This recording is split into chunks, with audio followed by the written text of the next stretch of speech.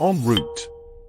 Raising Critical Confidence is inviting you to our Black History Month 2023 online event. Let's have an intelligent conversation about racism. We will be hosting a 24-hour, record-breaking talkathon entitled Eradicate Racism.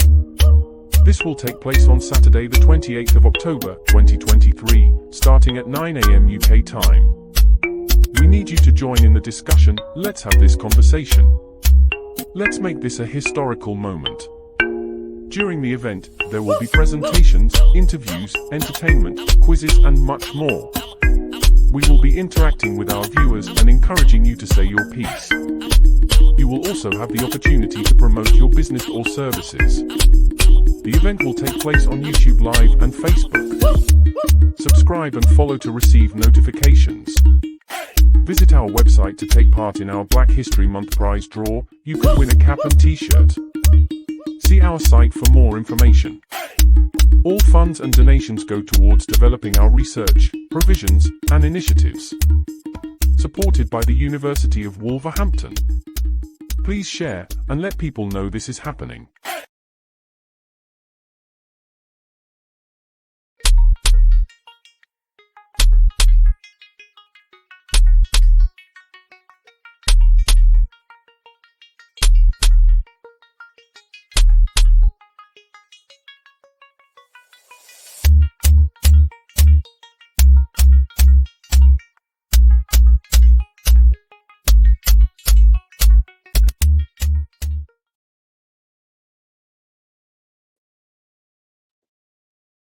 Hey, we're live. I hope you enjoyed that advert. I was here dancing away in the background. You know what? Even with myself, I was like, oh my gosh. But, you know, here we are. Here we are. Welcome, everybody, to En Route 23. I am MzRootz. And I'm Nathan Israel. This is the last weekend of Black History Month. And we're using this opportunity to relaunch the platform formerly known as MzRootz Online, now called En Route 23. This is a record-breaking event. We're going to be here for 24 hours discussing racism. I don't think it's ever been done before. So today we are indeed creating some history. Exactly. It's going to be, like, to be honest, the first thing that I want to say to everyone is that I hope you actually enjoyed Black History Month and engaged with certain events or anything that's facilitated or picked anything up. But guess what? It's the last weekend, so let's make it happen and make it continue as well. So please, everyone, start to share, subscribe, let people know that this is happening, because there's going to be a lot happening today as well. Right? We want to keep the algorithm going as well. And that's the main thing. So we're going to have people calling in, the opportunity for yourself to interact as well with the conversations that we're having. There's going to be talks, live presentations. And the main thing that we're going to be discussing is eradicate racism. Yeah. So have a look at what's going on at the bottom of our screen, scrolling banner. That's helping us out here to let you know exactly what we've got planned for the next 24 hours. We have a live poll taking place on Twitter. So if you are X fans or subscribers, please go along. Our handle is @root23, and that's Twitter. Go along and give us some feedback regarding the live poll. We would appreciate that. We also have a prize draw going on. So to enter the prize draw, go over to En Route 23, follow the navigation bar. It's entitled Black History Month Prize Draw. Select that link and it will take you through to the prize draw where you can purchase your ticket and be in with potentially winning an Eradicate hat, cap, and t-shirt. So take a look. We do have an advert, so you'll see it throughout the day. Yeah, that's excellent. Please, all you guys, if you do, whilst you're on the website as well, even including the prize draw, have a browse around in your just to see and have a feel around what MzRootz is actually about. We will be explaining more during the talkathon as well. So please do share it with your friends, you know. And it's going to be supporting a major cause, but we will explain more about that as well, exactly what MzRootz is about. And also, on top of that, we're going to have some nice bits of entertainment in and out as well. There's people that's going to be landing here from all over. This is a full global interaction. So guys, when you participate in this, you'll be interacting with people from other sides of the ocean, different borders, and that will be here, and you'll get to learn more. So yeah, please, I think this might be a good stage, bro, to show the program, because we do actually have the program here for a visual. So let's play that and let them see the plan for the day. Let's go for it.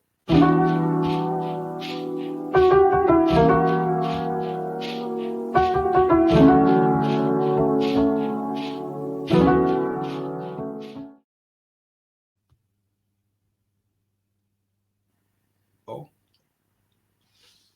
you see that? So basically, there's going to be some live talks. There's some very, very well-informed academics as well that's going to be here as well. So please, guys, stay tuned and just keep sharing.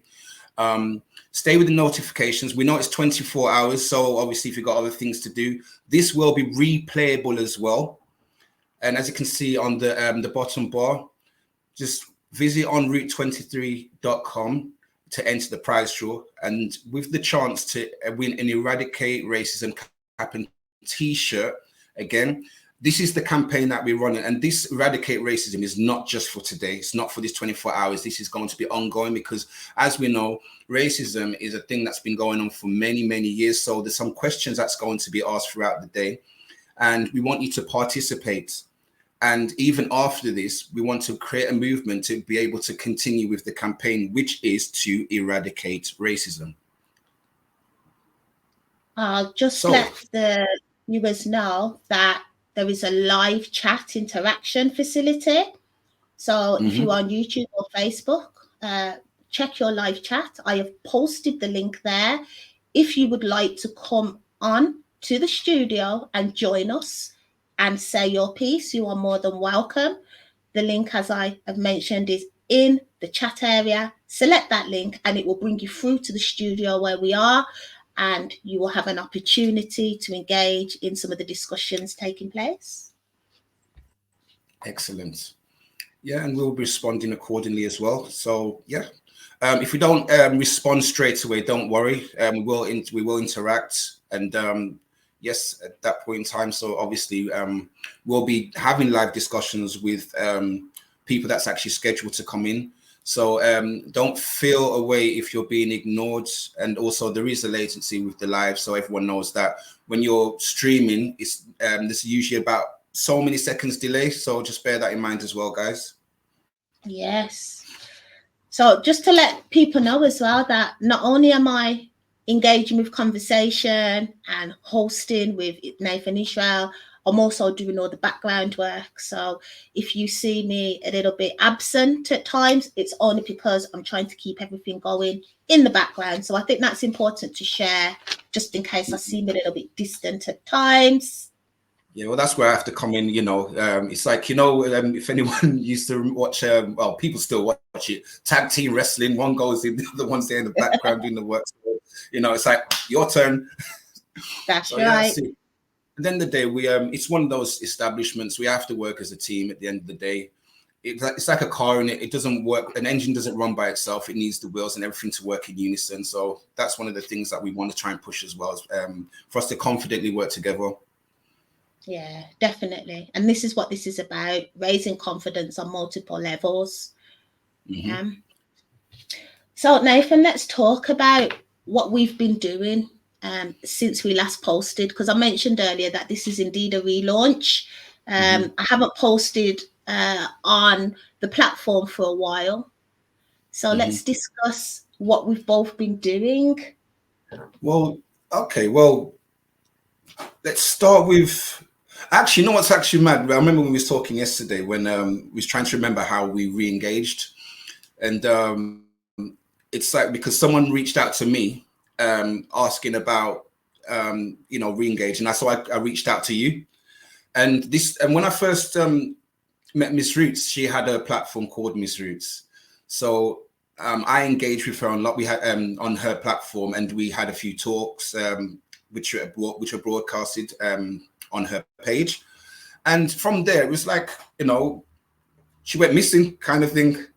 And it's like I was busy doing work and stuff as well. I was working as I've got my qualification as a life coach. And then after that interaction with this person, I reached out to MzRootz, and then we had a meeting. And she told me what she's been up to. So do you want to just give it to them? So where did you go when I met you? Yeah, well, it's important to say that during lockdown, as you know, I created that MzRootz Online platform, which was off the back of a course that I wrote in 2012. I digitalized it without any experience, just used the home tools, the webcam, the laptop microphone. And I used that platform to create a dissertation for my master's degree. I did have an interview the other day with the communications department at the university, where I feel I articulate that whole process very, very well. So I think at this stage, I would like to show that footage. What do you think? I'd say, yeah, just do it. So let it speak, because it's worth presenting. When I watched it, you articulated it very well. So let's go for it. Let's get that organized then. Okay, cool. But yeah, again, MzRootz, she's worked hard, and for her to get to the point that she's at, and to be able to use the tools to be able to deliver what she wants to do and what she's about. And she's very passionate, just like myself, with what we're trying to deliver. So when you're ready, MzRootz. I'm ready. Let's go. Cool.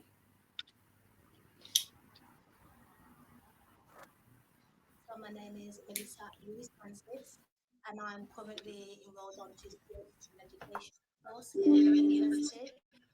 I started off at Warsaw College, where I did Cert Ed. I accidentally fell into teaching. My original career was as a business administrator, and realised that I had a talent for training, teaching. Within the office, I was training people how to use ICT, etc. And I realised actually I quite like this side of things. So I decided to take a Cert Ed course. I really enjoyed the Cert Ed. And then I kind of consolidated, yes, this is what I want to do. So topped up the Cert Ed to achieve the BA in post-compulsory education, and achieved a first class honours. At the time, my tutor was Dr. P. Bennett, who always encouraged me to continue writing. He saw the talent, he saw the passion, he saw my specialism that I was going towards within my writing, and encouraged me to come back, do a master's, like probably even just go straight and do a PhD, he was telling me. But personal circumstances, I took a break away from academics and sorted my life out. And when I did, came back and did the master's, achieved a distinction at master's level, sticking to the same specialism. So my research focus has always been Black history, African studies, understanding my identity, understanding what other people might want to know, and sharing what I've learned. Between my BA and my master's degree, I set up my own company. It was called Straight to the Root at the time. I wrote one of the first Black history accredited qualifications in the UK at the time, with OCN, Open College Network. They accredited it.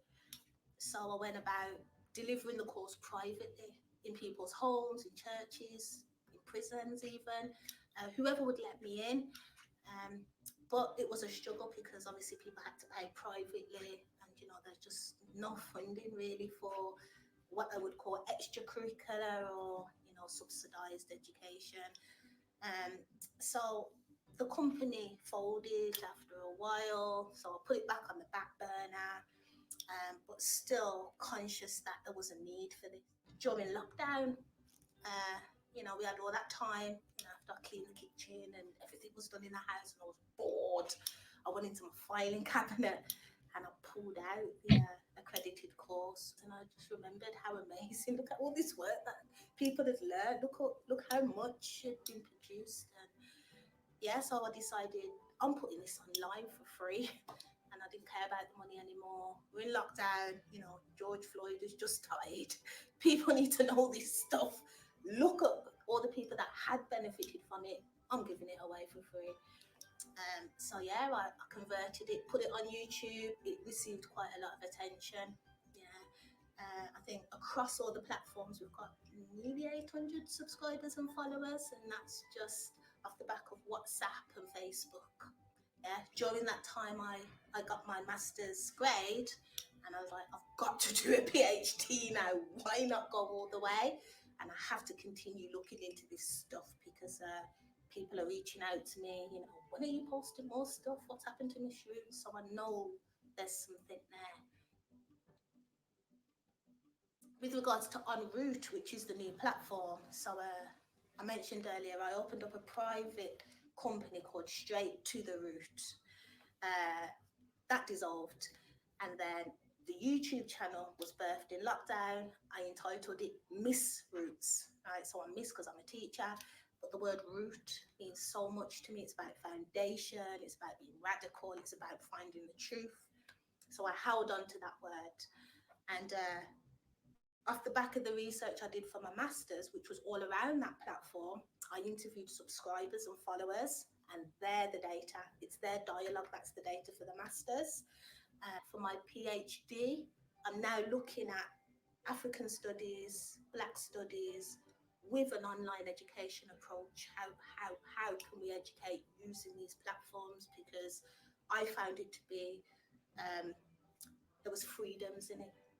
And so I want to look more at how we can use these platforms for education, such as Black studies. There has never been a 24-hour conversation about racism, and I think, especially in the UK, but globally also, we do have a real bad issue with racism. People are scared to talk about it. We need to you know, move that away and allow people to feel free to have these conversations. This is going to be the first time we go live on the MzRootz channel. It will be really well organized, you know, people will have respect for each other, but it is important that people learn to air their views and say what they think so we can capture what's going on. What are people's thoughts? I'm going to say it's going to be fun. We've got great guest speakers. It includes some of the academics here, some of the lecturers here, and some really great people who are going to either do a presentation or an interview. We have a prize draw because we have products as well. We sell hats, t-shirts, mugs and whatnot. So have a look on the website for what we're selling. We've got a quiz and a live poll. So it really is about hearing and collecting what people want to say and hear about racism. And I think the conclusion is going to be really interesting. When we wrap that up towards the end of that 24 hours, I think it's going to be really interesting what comes out of those discussions. So it will be live on the day, but it will be recorded and it will go back on the channel for anybody that misses. But also I want you to be aware that the subscriber and followers are international. So we will have people tuning in from America and from the Caribbean and from Africa. I have a lot of followers from those countries. So, you know, we may have a British discussion maybe during the daytime, UK GMT time, and then maybe towards the end of the day you may hear the voices from over the seas, from transatlantic followers. After the Black History Month event, we will be going live regularly, and I suppose we'll see what happens. That for me, that's collecting data, finding out what people want, finding out what people want to talk about. But definitely the podcast, the live chats is something that people are asking for.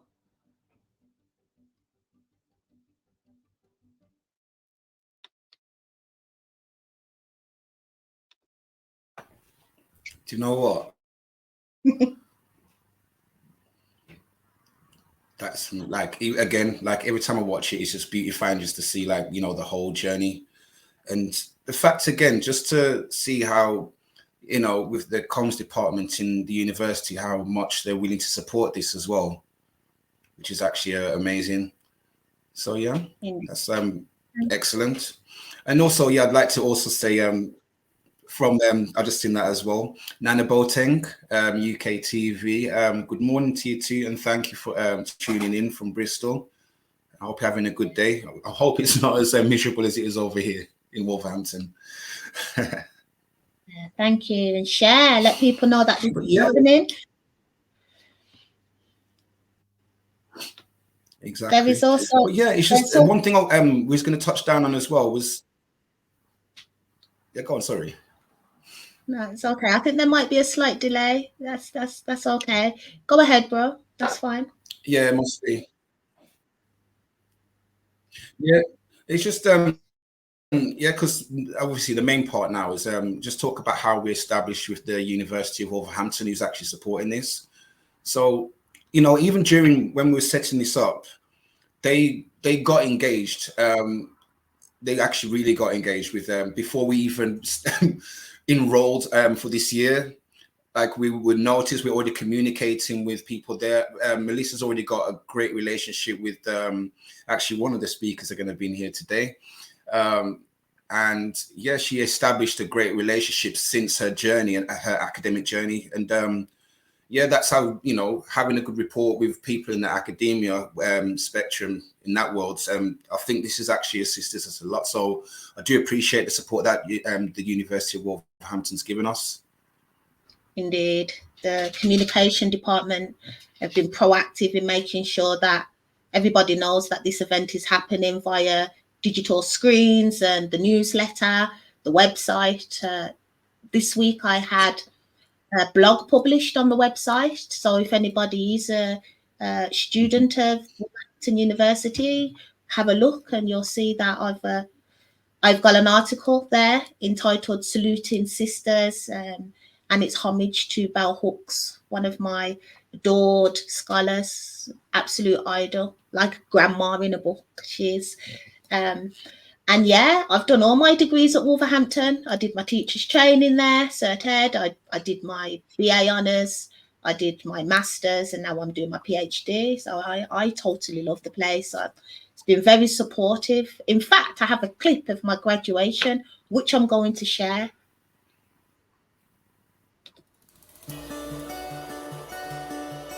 Please, please, please. Melissa Lewis Francis.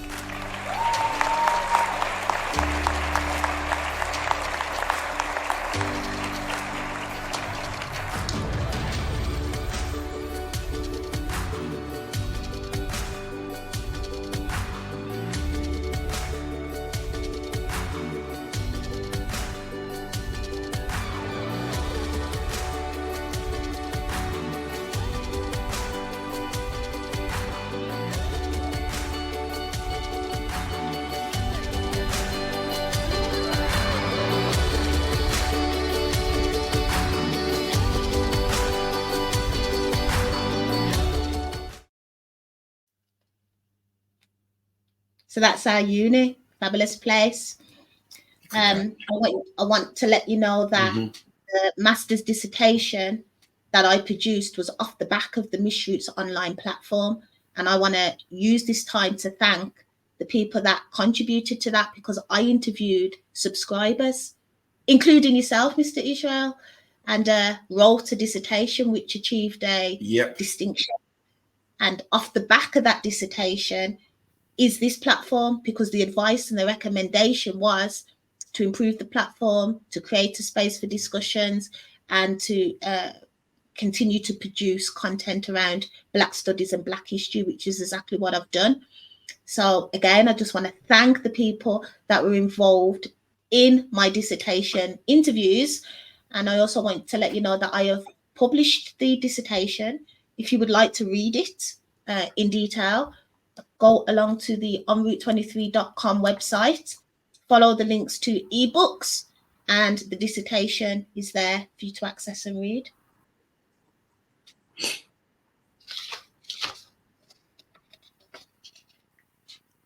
Yeah. Wow. See that? And also, even on top of that, like the fact that your mission, obviously, with the Black Studies, this is how we become good contributors. And the first thing, then and with that, it's just showing your achievements, and that, you know, this is where we have to promote the confidence among our people as well, because some people feel infuriated that they can't achieve and whatnot. But you know what's beautifying for me? You know, when we went to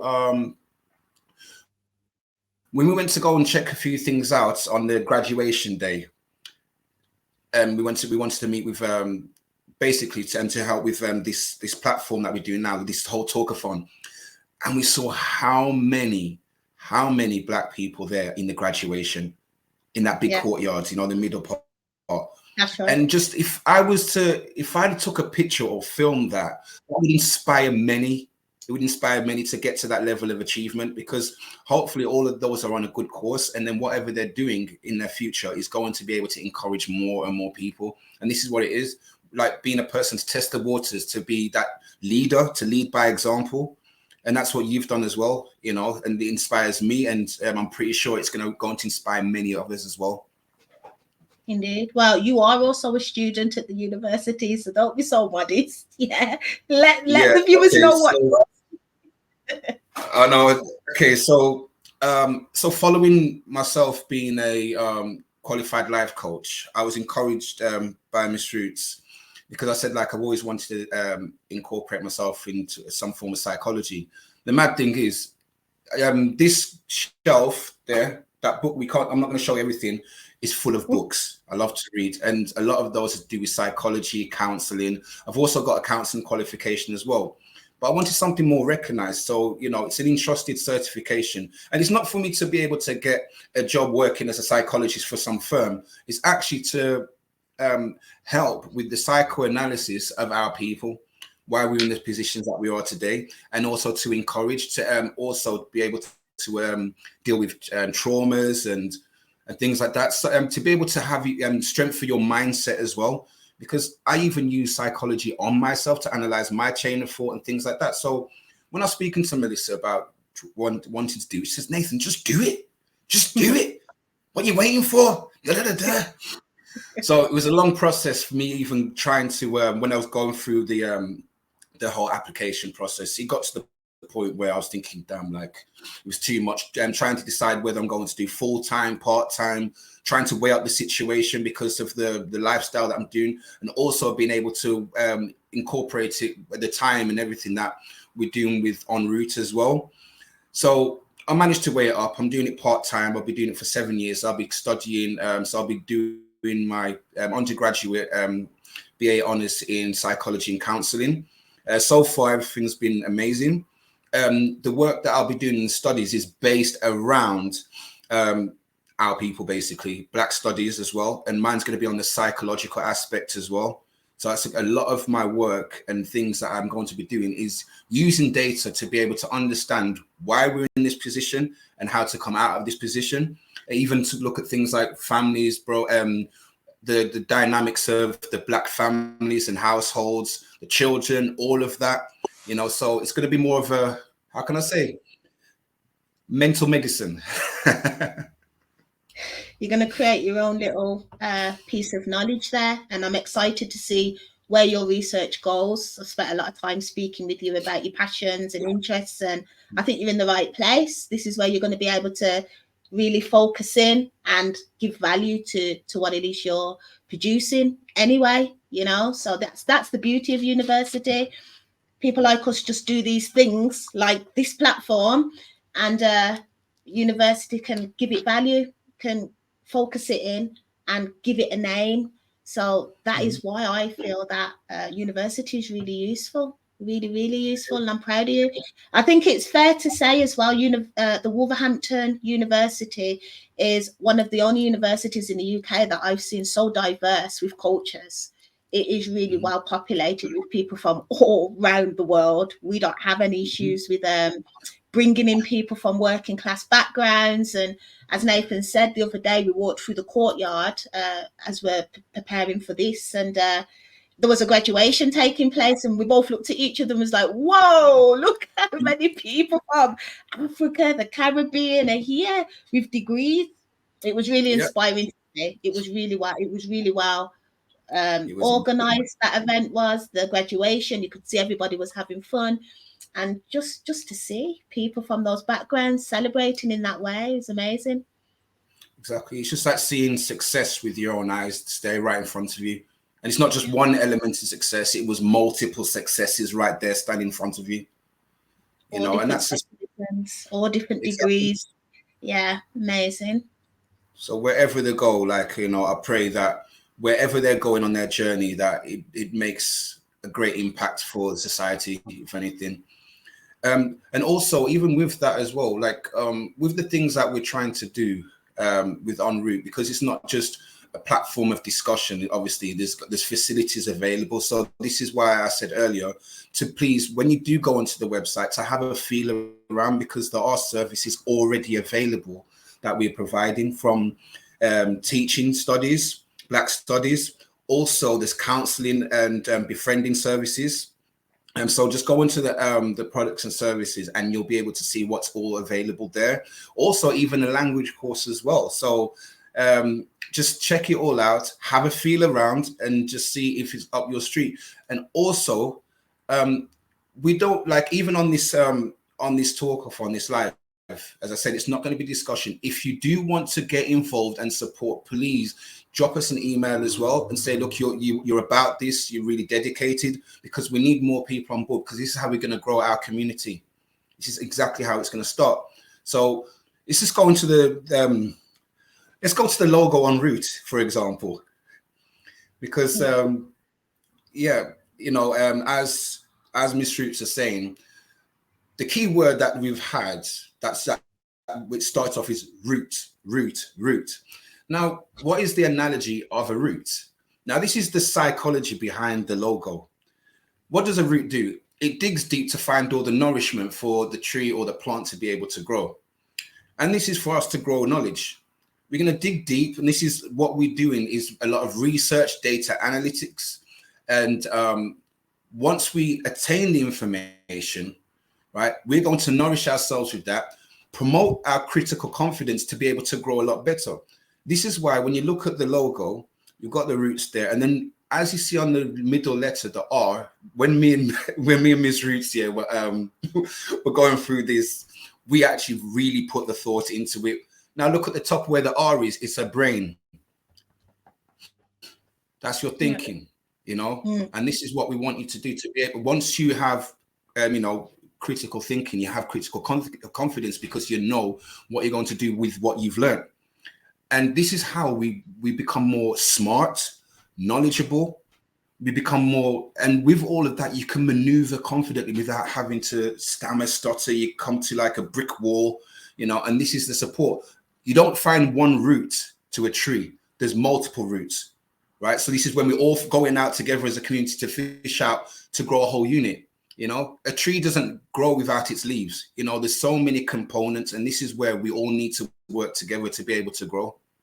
So we have to be en route. And then I remember when we first had I came up with the French version of en route, which means on a journey.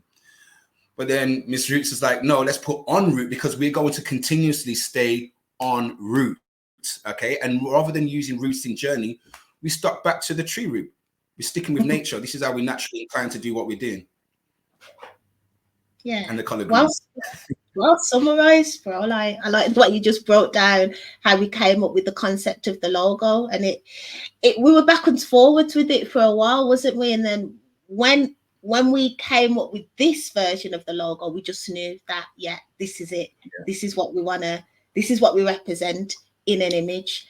So it was really well done, the way we worked together, collaborated, and that's what this platform's about, collaborating, bringing people who have a similar mindset and who want to actually, you know, contribute to change and if you are interested in producing any type of content or being part of the MzRootz network, please do contact us. Show us what you can do. Show us how you can contribute to, supporting some of our initiatives, which ideally can eradicate racism, can improve knowledge around Black studies, African studies, history, and all of the above.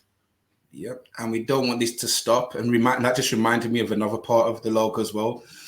Do you remember when you told me to put the two O's together? What symbol's that? Infinity. Yep. Right. Yeah. Meaning this is going to go on forever. Do you know what I mean? It's forever. Forever learning. There you go. That's amazing. So there's a lot behind that logo. So that's it. We are approaching time for an advert break, but before we do that, I want us to just have a look at that program again so people are aware of what's about to happen over the next 24 hours, because there is a lot packed in. So we'll play it, then we'll break it down a little bit, and then we'll go over to an advert break. Okay, no problem.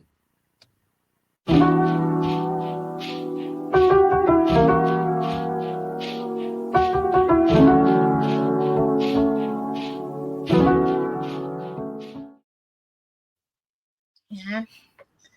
So let's break that down a little bit. We've got guest speakers. The first presentation actually is at 10 o'clock. And then we'll have a presentation by a scholar. Her name is Dr. Anne Grohl. Her presentation is going to be on spaces for change and resistance. Then after that, we've got a guest speaker at 10 minutes past 12. His name is Dr. Pete Bennett, and we're going to be having a conversation with him about racism in educational institutions. I have also posted the link within the live chat area for anybody that wants to join in the discussions. So please feel free to just select that link and you will come into the studio where we are and you can join us. So it's not just me and Nathan speaking for the whole 24 hours, which would be a bit boring, it'd get a bit dry. We need more people to come in and have a conversation with us. We're going to be posing 5 key questions around racism. Each are going to be discussed within their own sections of the day. Then we're going to open it up. We'll open the floor up towards the end of the 24 hours. It'll all become apparent as we go through the day. But that is, in a nutshell, our introduction done. So let's go over to an advert break. Celebrates Black History Month 2023 with a themed event called Eradicate Racism. Sponsor the event by entering into our prize draw. To enter, visit our website MzRootz23.com. Select the BHM prize draw link in the navigation bar. This will take you through to the page where you can purchase your ticket. We are aiming to raise £500. If we do not achieve our targets, anybody that has purchased a ticket will be refunded. Let's try and achieve the target of £500. Each ticket costs £5 with a £1 administration charge. By entering into the draw, you have the opportunity to win an Eradicate Racism t-shirt and cap, which you can customize with the color scheme of your choice.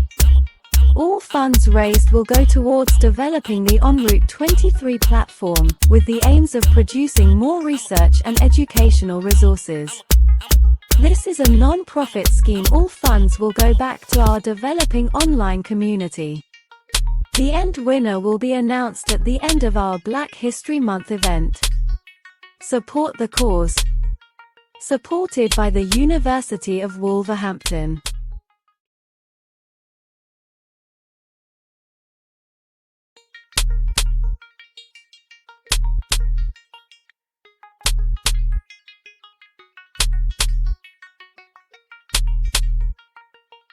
MzRootz23 now has a selection of products. Visit our website to access our online store.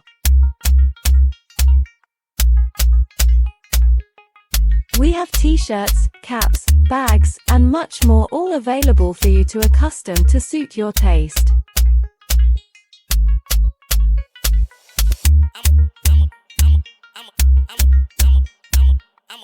We are also building a library of ebooks, also available via the MzRootz Products tab on the website.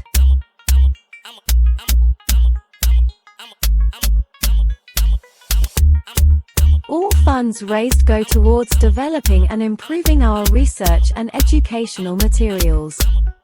Support the cause.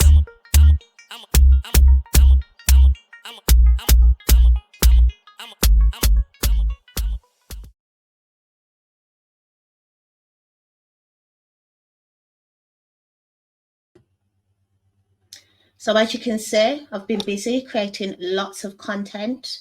Please do go along over to the website and have a look at some of the products we've been producing. At this stage now, I want to introduce the topic. Yeah, we're here to talk about racism. I want to just outline some of the expectations of the day. There really are no expectations. I'm not going to be moderating the chat.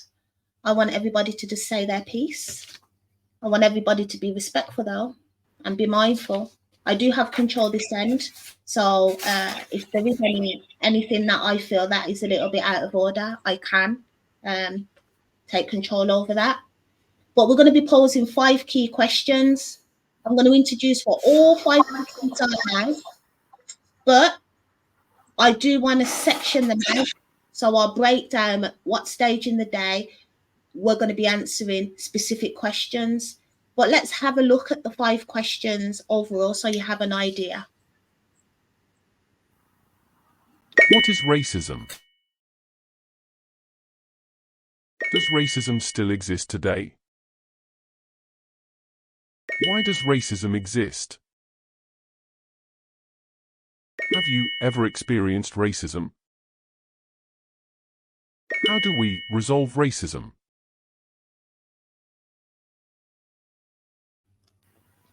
So those are the 5 questions. We're going to be posing the first question, what is racism, for public discussion at, I'm just checking my schedule. It's actually, it's after, it's 10 past yeah, that's 1. it. Yeah, exactly. Yeah, 1. there we go. So yeah, this afternoon. This afternoon. So the main part is that now you know the questions as well. Like you can, if you want to engage at that time, then you've got enough time to be able to think of the answers. Like, what is racism? Like, what is your perception of racism? Or if you want to just get the definition up from Google what racism is, then even bring that one out. But I think the good thing about it is when you ask someone that question, what is racism, on the spot, everyone's going to give their own perception of how they see racism from their perspective, right? So this is why it's going to be very interesting to hear everyone's answers to that. And this is very important because it's for us to understand how people perceive it. It's going to be part of our analytics as well, so we can understand this more. So it helps MzRootz to be able to understand more of people's perceptions of things as well. Indeed, I think you've captured that. We want to get a snapshot of what society thinks racism is, and all the other 5 questions as we go along the day. So it'd be interesting. So I'll repeat that there is a link in the live chat facility.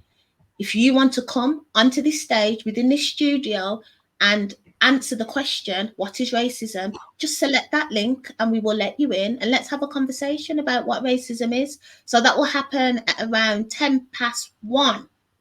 Okay. I'm also going to emphasize that me and Nathan are going to be here for 24 hours. Grand gesture. Yeah. Commitment to the cause. So, yeah, feel free to sponsor us, you know, go and enter the prize draw and contribute to ensuring that we can sustain this platform and continue our research. So that's our contribution to the Black History Month event. Yes, and it's going to be ongoing as well, because once this is over, as if you'd watched what Melissa's interview earlier on, she even said we're going to be doing more live podcasts. We're going to go live more. There's going to be more discussions. So please, if you do subscribe to the YouTube, you'll get notifications of anything that comes through. And speaking of that, the other thing that was mentioned also was the prize draw. If you subscribe, because the announcement's going to be on YouTube as well, if you subscribe, that's when you'll get the notifications of the announcement for the winner. So please make sure you look for MzRootz23 on YouTube, or you can just visit the website at www.mzroots23.com, and then you should follow the links to enter the prize draw. But if you subscribe, you will get the notification, so you won't miss out, because you could be a winner, but you'll never know if you don't subscribe. Indeed. And I'll mention again here that there is a live poll taking place on Twitter, X, right? And it's collecting some feedback, I suppose. So we'd like you to respond to the 3 questions that are there. So have a look on Twitter and see the poll, and it's a yes no answer. It'll take you 2-3 minutes just to respond to those 3 questions posed on Twitter/X. It feels a bit weird calling it X. Is it me, or Yeah, it'll always I'm be not Twitter sure. to me? Yes, exactly. It's Yeah. like I remember where, like in Wolverhampton, there's a bus called the X8, and it goes to Birmingham. Okay. Right, but I've always known that bus as the 126. So even to this day, I'm still saying, "Oh, you need to go and get the 126." Some people looking at me like, "There's no 126. It's the X8." So I'm just used to what it's always been called, because it's like a way of being conditioned, isn't it? If you've been conditioned to know this is this, and then all of a sudden they change it, Yeah, I that's don't know. what it is. Maybe they've done it for the X generation, Generation X, as they call them, Gen X people, Gen Zs. They got Gen everything. Everyone's just got new names nowadays. I just like to be traditional, old school, back to the roots. Indeed. There's nothing wrong. Change is difficult.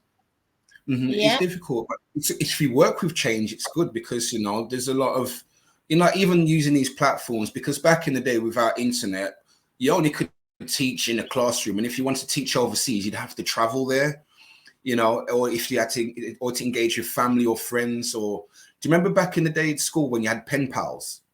Yes, of course. Yeah, so you had to write letters and you had to wait for a response. Now you can WhatsApp anyone, so the devices are helpful.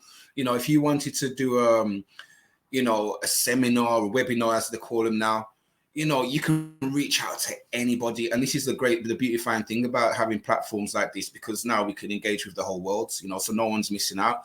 And I think it's been fortified more during lockdown, because especially when it comes to education, teachers couldn't go to school, social distancing. So now obviously they've got more online tuition facilities available and things like that. So it does help a lot, having to keep up with the times. Yeah, I think you make a fair point there, Nathan, and that's what MzRootz about, actually. And I'll be looking into more detail about how we can utilize digital technologies within my PhD research, because I'm confident that these platforms can be used to create change and definitely enhance education provisions. Like I said in my interview that I played earlier, that there are freedoms. There is no red tape. We can produce courses. We can really talk about what we want to talk about to an extent on these platforms. So I think it's definitely worth looking at from an academic perspective on how these platforms can benefit us, especially within the remit of things like racism and raising critical confidence, if you like, and informing people about our cultures. Definitely, these platforms are very useful. Exactly. And this is, and even with what we're going to be talking about, guys, if you feel that someone needs to be hearing this, please just share the link with them, and and they'll thank you later. If anything, they'll be like, what, this is what I needed today. I know there's because of the time we're in the UK, we know the demographics of and the behaviors of people. They've worked their Monday to Friday. They want to have a lie-in and things like that. So we're appreciating those that's coming, including Nana Boateng as well. That's coming now.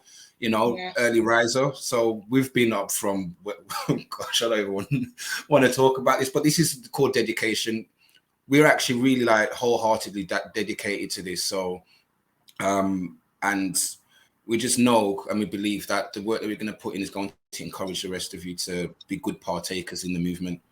So Definitely. again, you know, one thing we want to do, especially with our people, is to help society eradicate racism, so you feel a bit more, you feel more comfortable maneuvering around society, so you don't feel isolated, or how can I say? Because I know there's a lot of other nations that do experience it, but they've got more of a sovereign strength, you know, and things like that. So yeah, so just keep in tune, and hopefully, even if you don't tune in for the whole day, this is going to be rewatchable and available on YouTube. So yeah, so guys, please don't be afraid to join in these discussions once they happen as well. The link's going to be posted up, and do not be afraid to share, because we want full interaction, engagement throughout the 24 hours, and you'll be helping us out a lot, you know, because we, as MzRootz said, we can't be speaking all the time because she said it's going to be a bit dry. Yeah. So I'm intrigued, Nathan. How have you prepared for this 24 hours? Because it's no easy feat, is it? We're going to be sat here for 24 hours. So what kind of preparation have you put in place? How are you going to, you know, stay awake? Well, what I've done, yeah, because I've got, okay, one thing, I've got 2 cats, right? One now, yeah, just been playing with my door, so I can hear that. So I'm having to have a tentative ear for other things that's there. Food-wise, I ate practically a whole half of watermelon because I had some porridge oats yesterday because it's got a slow release and obviously of energy. Mentally as well, oh yeah, I've got food and stuff that's all prepared, because I know there's only going to be a short space of time for us to be able to like come away from camera and off cam and stuff, because I think that's the benefit of having, because there's some pre-recorded presentations as well, including mine and MzRootz, so we can use those opportunities to get around and probably stretch our legs, because we can't be sitting like this, because it's actually not healthy to be sitting at a chair for 24 hours straight. It's just not at all, because it's going to mess up the circulation. We'll be there with, you know, our cars will look like Popeyes. Indeed. But yeah, but the main part, I think it was the mental preparation. We haven't, for the past, you know, I'd say more than 48 hours, we've had to, it's not just having to dedicate our lives to this solely, because we've got our normal lifestyle. Going back to uni, MzRootz, she's got a lot, oh my gosh, she's got a lot going. I don't know how she's had the energy to even put this in. Right? No, do I. What else? I was just dealing with the daily stuff. So today I'm just going to be stimulated by background noise as well. So, you know, cars going past and that. So hopefully that'll keep me awake as well. Yeah, we'll have to keep each other going. Yeah. But I appreciate you being here, bro. Like, you know, this is charitable. It's done out of passion, and I think it's commendable. Mm-hmm. And I want to thank you now for, you know, being such a contributor. You've been part of the whole process. You've been amazing. It's been 4 months we've been planning this, I think, probably just over 4 months. Yep. And we've been very strategic. I mean, we've got a whole program. We've had meetings, and we've come up with ways to keep people engaged for the whole 24 hours. Nathan designed the logo. The theme tune you hear in the background of the adverts, Nathan produced that tune. So he's just such a valuable member of the network. So yeah, you'll probably hear me thank him throughout the whole 24 hours, because I am really, really appreciative. So thank you again, Nathan. You're amazing. Well, you know, likewise, I have to say it, because without yourself, even without you speaking, right? And even those times during the whole setup, we didn't communicate for a few days. But like every time we come back, there was something that was done. There was always progress. There was always, even the smallest amount of progress, we were always getting a step closer. So I like the fact that we had a good contingency time, because throughout the whole setup, I know we set targets and dates. We went a bit over, but we still managed to meet the deadline to make sure it was done during Black History Month as well. And what's the best time to pick? The last, because usually it's like when you go into a store, isn't it? usually the last thing that you see is usually the most memorable thing that comes to your head. It's like back in the day when I go into a store and they're playing music, that song stays in my head until I come out of another store, whether I like the song or not. So coming towards the end of this month, as I said with the people, this is like, it's not going to be the last thing that we're going to do, but this is the last weekend of Black History Month. So let's see if we can make this one go out with a bang. Definitely. And that's it. I can see we have a few people that have joined us now. So as you come in, please like it and subscribe if you're enjoying the content. As I say, we're here for 24 hours. Me and Nathan had an inkling that it might be a little bit quiet in the morning because it is Saturday morning. People would have gone out last night. I also know it's half term as well, so the children are off school. So I'm assuming it should warm up later on throughout the day. Yeah. But either way, we've got a whole program planned from 9 o'clock all the way through till 9 o'clock tomorrow morning.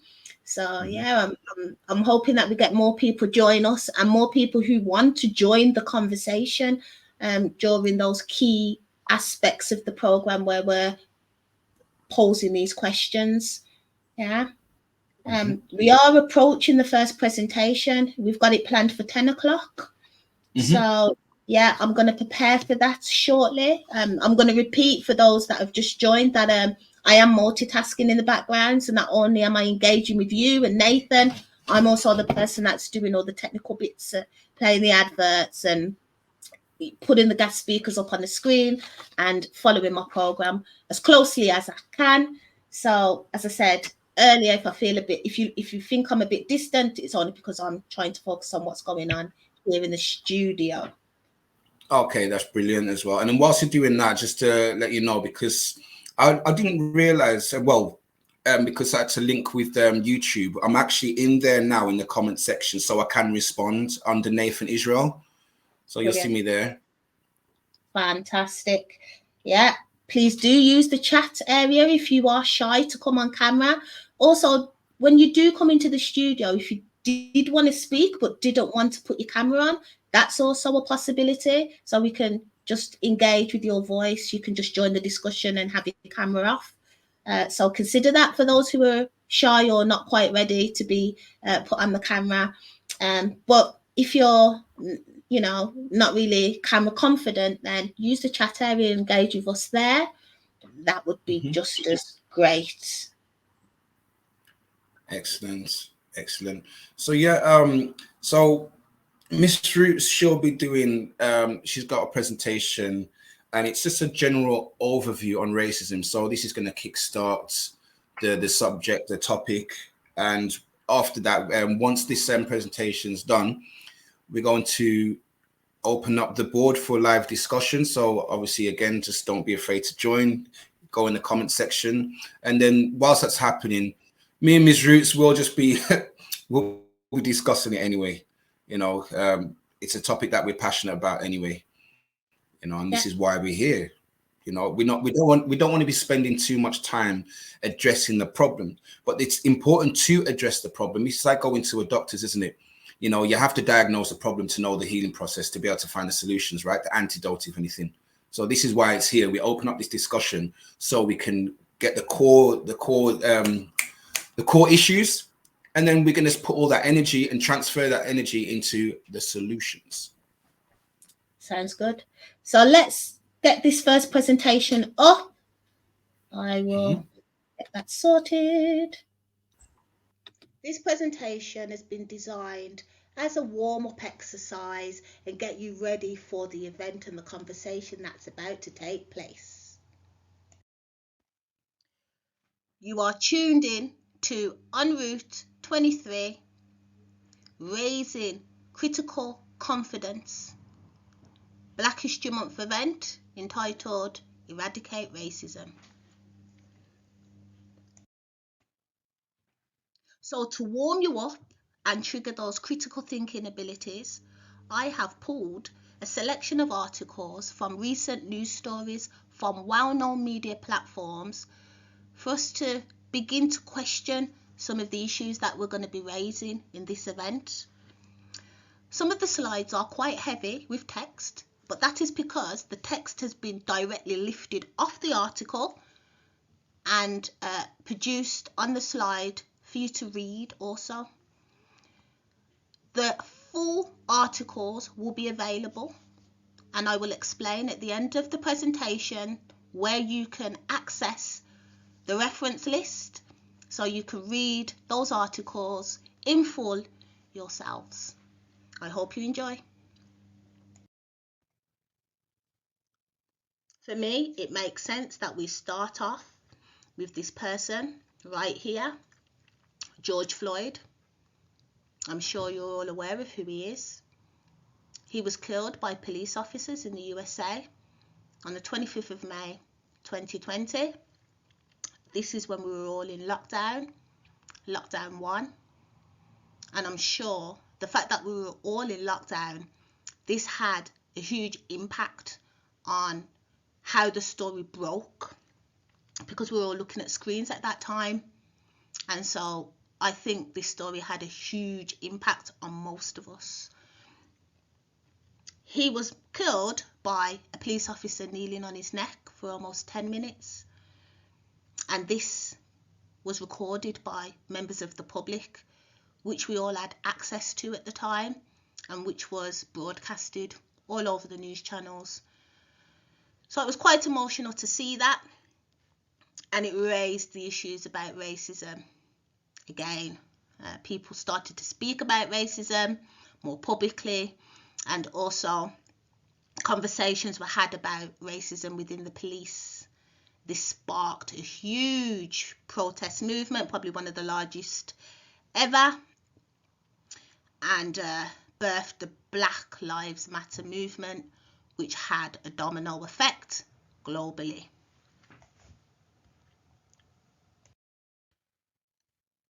More closer to home, a story broke in July of this year about the infamous Stephen Lawrence and how the detectives in charge of his case would not face any prosecution due to them being retired.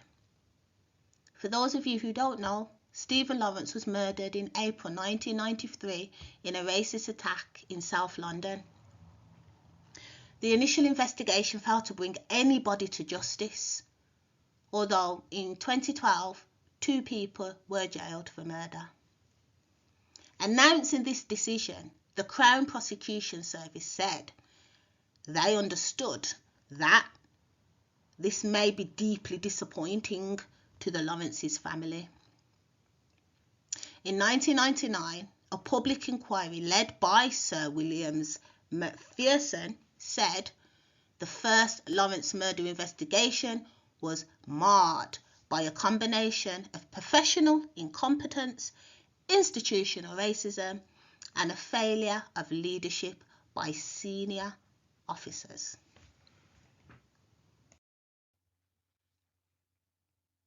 This next article brings us to one of the most famous universities in the UK.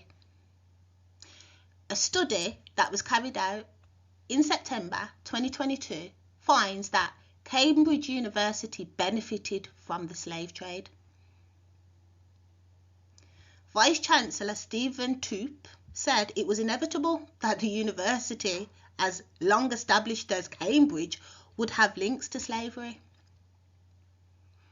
The study found that fellows from Cambridge colleges were investors in the Royal African Company and had links to Cambridge, who were active in the slave trade. The university did receive donations from investors and directly invested in another company active in the slave trade. The study also outlines that there was financial involvement which both helped to facilitate the slave trade and brought very significant financial benefits to the town of Cambridge. This article continues to look at some of the issues we face within educational institutions within the UK. This report, published in November 2018, details how we now have the first black female history professor ever in the UK. Ovetio Telly hopes she won't be the first one for too long. She was awarded a professorship and a chair in history by Bath Spa University. She quotes, "I think structural barriers prevent people who look like me and from other ethnic backgrounds from reaching the ladder and achieving certain things." She continues, "You have to work harder, much harder. I've worked very hard and kept pushing and had a family." She says, "It was hard. I'm tired. It's bleak." She continues, "UK academia is very hard in general for anybody," but she continues, "is even harder for people from other backgrounds." The article outlines that fewer than 1 in 100 history professors working in the UK today are from a black background. The Royal Historical Society recently found around 94% are from a white background. It also outlines within this report that 1 in 3 black and ethnic minority historians working in higher education said that they had directly been discriminated against or abused on the basis of their race or ethnicity.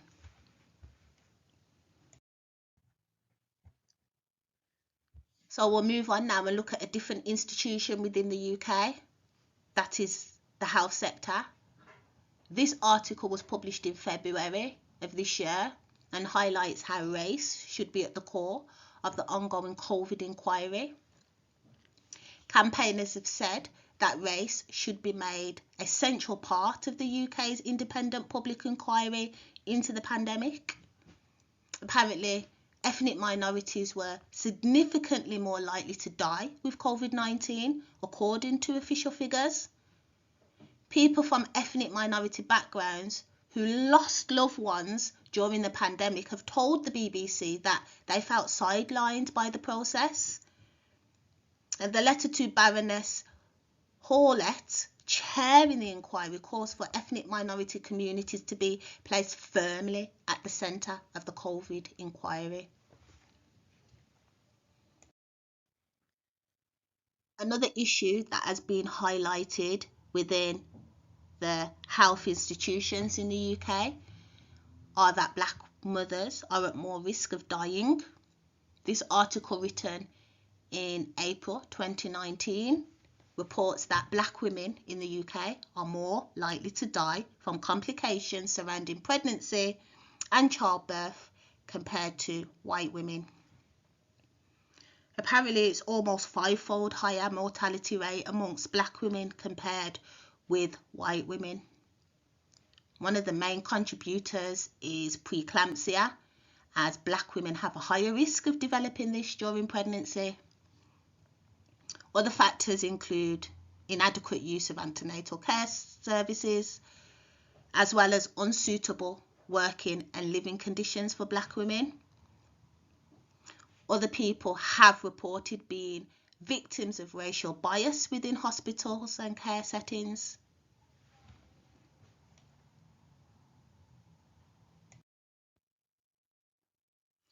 The NHS website, which I accessed this week actually, and copied this straight from their site, has a whole section documented regarding how they are trying to tackle racism and other types of discrimination.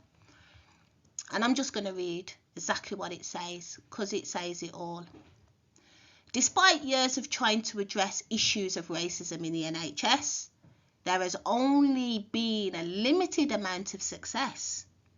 We have seen many short-lived race equality initiatives designed to improve the experiences of BME staff, but unfortunately with no long-standing or significant effect. Strategies are often defeated by deep-rooted cultural norms. I do not need to read on. If you want to read the whole of that, the link is there, and I will also be providing a handout for those who would like a reference list for all of the articles that I have spoke about during this presentation. So we move on to one of the oldest institutions in the UK. That is the institution of the royal family. You are all aware that Meghan and Harry were interviewed in 2021, and a lot of information was disclosed at this stage. This article was published in March 2021. The headline being Meghan and Harry interviewed, tabloid racism, large part of why we left the UK, says the Duke. So this article was written in a much anticipated interview with Oprah. During that interview, Harry and Meghan covered a wide range of deeply personal topics, one of them being that of racism. The Duke of Essex, Harry, said racism from the tabloid press that filtered into the rest of society was a large part of why he and his wife left the UK. He also mentioned that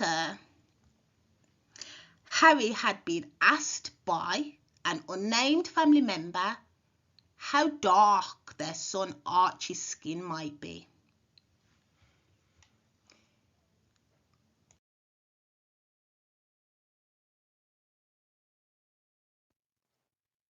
Closely related to the royal family, I found this piece on the BBC website entitled Britain's First Black Aristocrats, written by Fedora Abu, who explores the Bridgerton effect.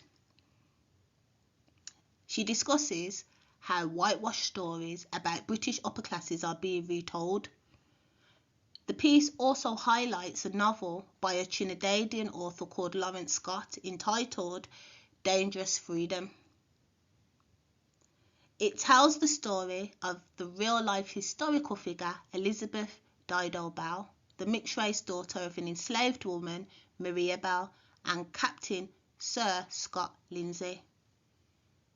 Elizabeth was born in 1761 and was taken in by her great-uncle, Lord Chief Justice William Murray, the first Earl of Mansfield, and raised amidst the lavish setting of Kenwood House in Hampstead, London, alongside her cousin Elizabeth.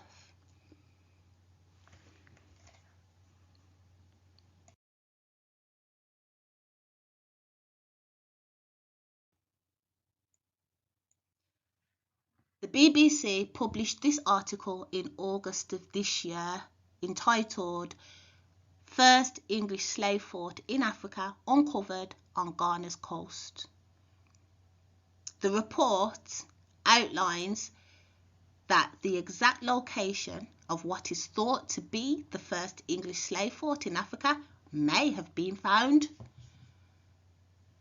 Upon the site they found gunflints used in old-fashioned guns, tobacco pipes, broken pottery, and the jawbone of a goat, apparently.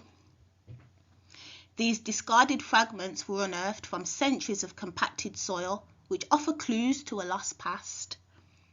These remnants point to an existence of the first English outpost established anywhere in Africa. The remnants are dating back to the 17th century, and this was a time when Europeans started shifting their interest from the trade of gold to the trade of humans. The discovery by the team of archaeologists may shed some light on the lives of those early traders and what they were doing, as well as those who were sold and the impact on the community around them. We move on and look at some of the politics occurring in the UK around racism and slavery. Our Prime Minister Rishi Sunak rejects calls to apologise and pay reparations. He dismissed a call for the government to apologise and pay reparations for the UK's historical role in slavery. A Labour MP by the name of Bal Ribeiro Addy asked if he would make a full and meaningful apology and commit to reparatory justice. The MP responded with a no, adding, trying to unpick our history is not the right way forward. The UK government has never formally apologised for its role in the trade. Laura Trevelyan, a former BBC journalist and reparations campaigner, said she welcomed Mr Sunak's commitment to understanding British history and not running away from it.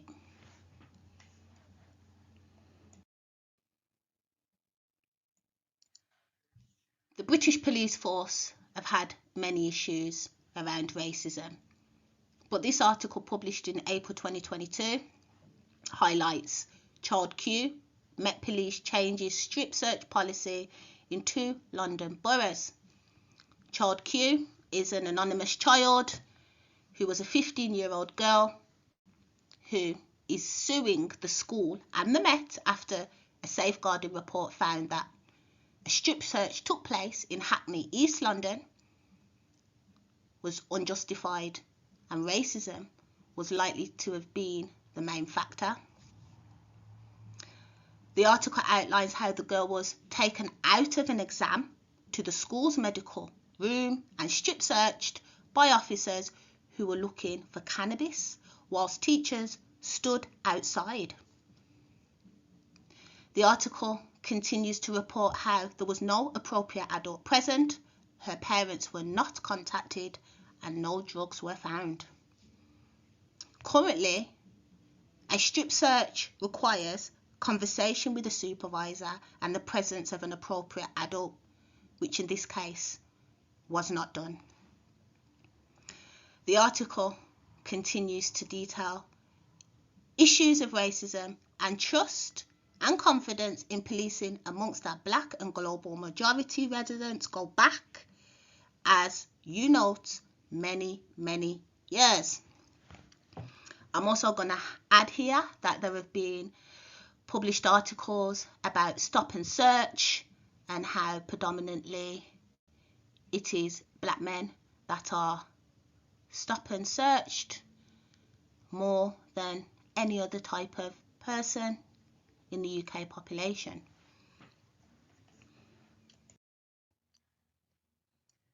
Here we have another political article which was published July of this year, entitled "What Will Life Be Like on UK's First Migrant Barge?" Details its densely packed rooms, which were previously housed by asylum seekers, homeless people and construction teams working off the Scottish coast.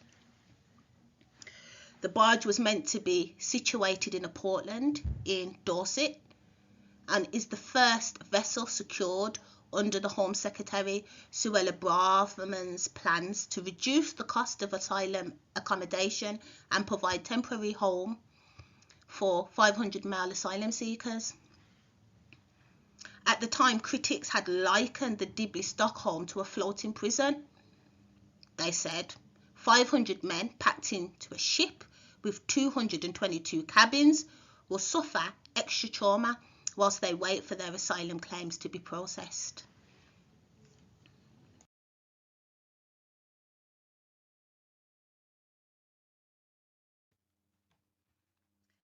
In our final slide of this presentation, I'd like to highlight the issues we have with racism in football.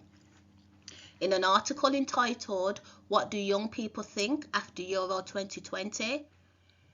it reports that this was the first time England had played at Wembley Stadium since Euro 2020 final, which was overshadowed by racist abuse directed at 3 of England's black players. Amongst those who suffered the abuse was Bukayo Saka, who marked his 20th birthday by netting the 4th goal in a 4-0 win, which was greeted by huge roars from the crowd. But England's players were again racially abused by sections of the crowd during their match in Hungary. This is yet another episode of racism in football, something which has long been a problem in the sport. And I would like to add here that it is not just football that we have reports of racism, but also cricket and rugby.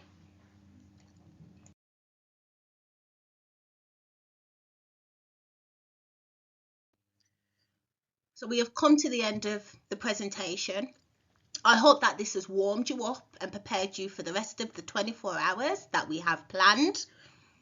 I mentioned earlier in the slideshow that if you would like access to the reference links that I have shown within this presentation, I will be making those available within the YouTube link at the end of this live recording. So be sure to check the description box once this recording has been uploaded, and those links will be available as a handout there. Enjoy the rest of the show.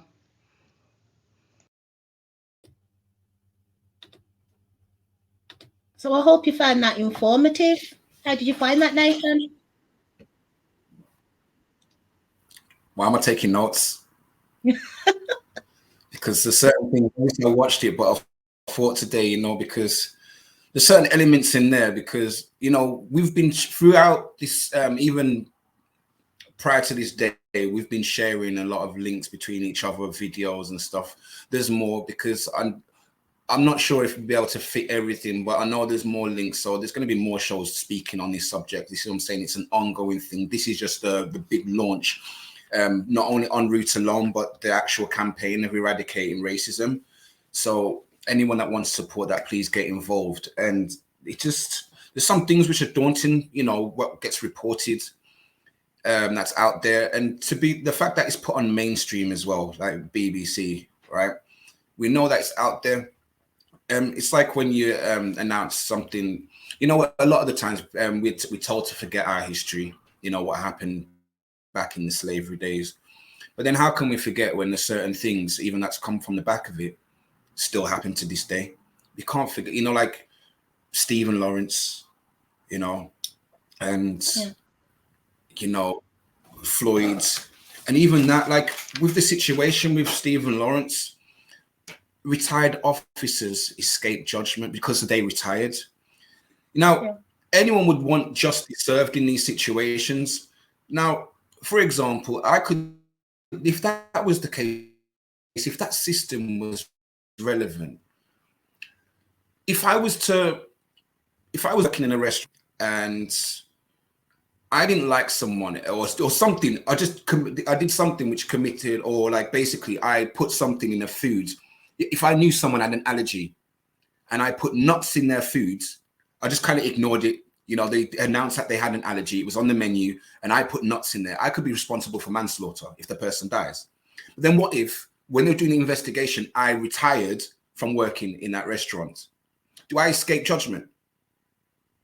Should I escape judgment for being the one that's done it? Do you know what I mean? Like, you got to think about it very critically, like these questions.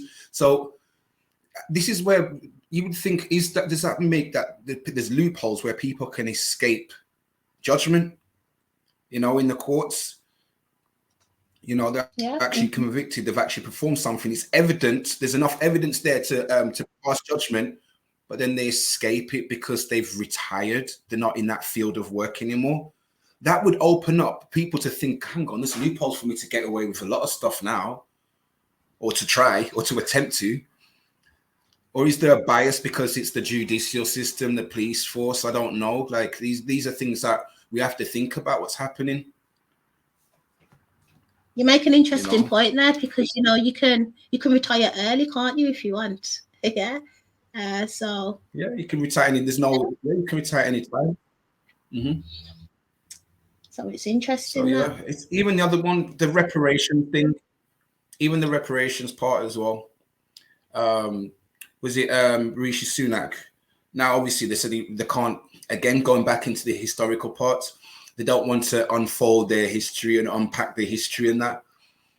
Now, again, let's look in fairness and judgment again. If you wanted justice to be served. Now, if I was to be given something, right, which was stolen, then I'm handling stolen goods, right? Now, I could be charged for handling stolen goods unless I could prove that I did not know it was stolen. But then if I'd realized, if I was a very, how can I say, just person and a fair person, and I didn't know, and this was precious to somebody who it came from, and I'd find out, I said, I didn't know it was stolen, if you were fair and sorrowful for handling it, even though you didn't know, then wouldn't you give it back to the person, the rightful owner, if you had, you know, a good heart with it? Or would you say, no, it was given to me, it's mine, you know, I'm the rightful owner? You got to ask these questions about reparations, because it's basically, it's, if you are able to give back, it's like artifacts in a museum. You know, they get funded for people to go and walk around finding artifacts which don't belong to people that are actually handling them. It's handling stolen goods at the end of the day, because it wasn't given to, right? It's like if we was to find certain things, say if you was to find money sometimes on the street, and you find out who it belongs to and you don't give it back, right? Even if it belonged to someone's, like if it belonged to someone that passed away, but their children are still there around, would you not say, all right, this belonged to your great grandfather or great grandmother, this, you know, this is yours? Or would you say, no, this is mine because I found it? You know, you got to think about, are people just and fair nowadays when it comes to these things? I mean, it's very deep, isn't it? Because, you know, it's intertwined with the economy and the wealth of countries. So reparations actually could really, really stir up the way things are currently if things were to get returned to their original countries. So this is why it's not so easy for the Western Hemisphere to provide that kind of support, I suppose, or you know, compensation, if you like, because it would create dense craters in society and change the way the world looks, you know. So you got to balance the argument a little bit. It's true. There are some out there. I remember there's an article that I shared with you a while back. It was a woman, and she found out that the estate that she lives on was built off the back of slavery. And what she said was that she found the family who it belonged to, like, you know, who was involved, like, so that the descendants of that family who was on that plantation. And she said she'll give, I think it was £150,000 of reparations. Now, the argument was there, is that worth it? Because their establishment is worth like billions, what they have now. And so they, out of those billions, they want to give back 150,000. Like, oh, here you go, you know, thanks. That's your pay for what your family, how for your family's help for building a power establishment. Now, again, it's like, is it like, I don't know how, well, it's publicized. You know, she actually went out, it was on the news and broadcasted. If anything, I know it's in our archive. I'll flag it back up and I'll send it to you. And we could probably make that discussion as well. Interesting. So, yeah. Yeah. So we're now actually approaching time for another presentation. Yeah. So I'm gonna prepare for that, but I am gonna repeat. I'm encouraging people to come and join these discussions. Yeah. So I'm about to prepare now for this presentation in the background, which will play. Excellent. Is this the one via Anne? It is. Yes. Okay, brilliant. So yeah, and here's another thing. Why is he doing that? It's that barge. I remember when we watched when you sent me the article about the migrant barge as well. Oh gosh. Yeah. It's sad because I was there thinking about, well, healthcare, and what if there's like an emergency repair or something that's happened? How is someone going to go out on this barge? Indeed. Getting all the tools. I don't know. It's like there's certain things that's happened and thoughts that are in society where I hope there's a good method to these madnesses. If anyone, when you say there's a method to the madness, you know, like what actually, what makes it viable? You know, when you think about making a migrant barge, like, did you go through the risk assessments like efficiently? It's like when you build a house, you got to make sure the foundations are well, like, in good. So, you know, these are a lot of things that, you know, we have to think about when we're watching these stories. Indeed. I've prepared this presentation. We'll play it shortly. What I'll do is I'm going to show the program again so people are aware of what time things are happening. And then we'll come back and talk a little bit more about recent news. And then this presentation is due to be aired at 11 o'clock. So as I say, I've prepared that. But let me remind the viewers of the plan for the day so they're aware. And then we'll come back and discuss a little bit more about recent news right up until the presentation at 11 o'clock.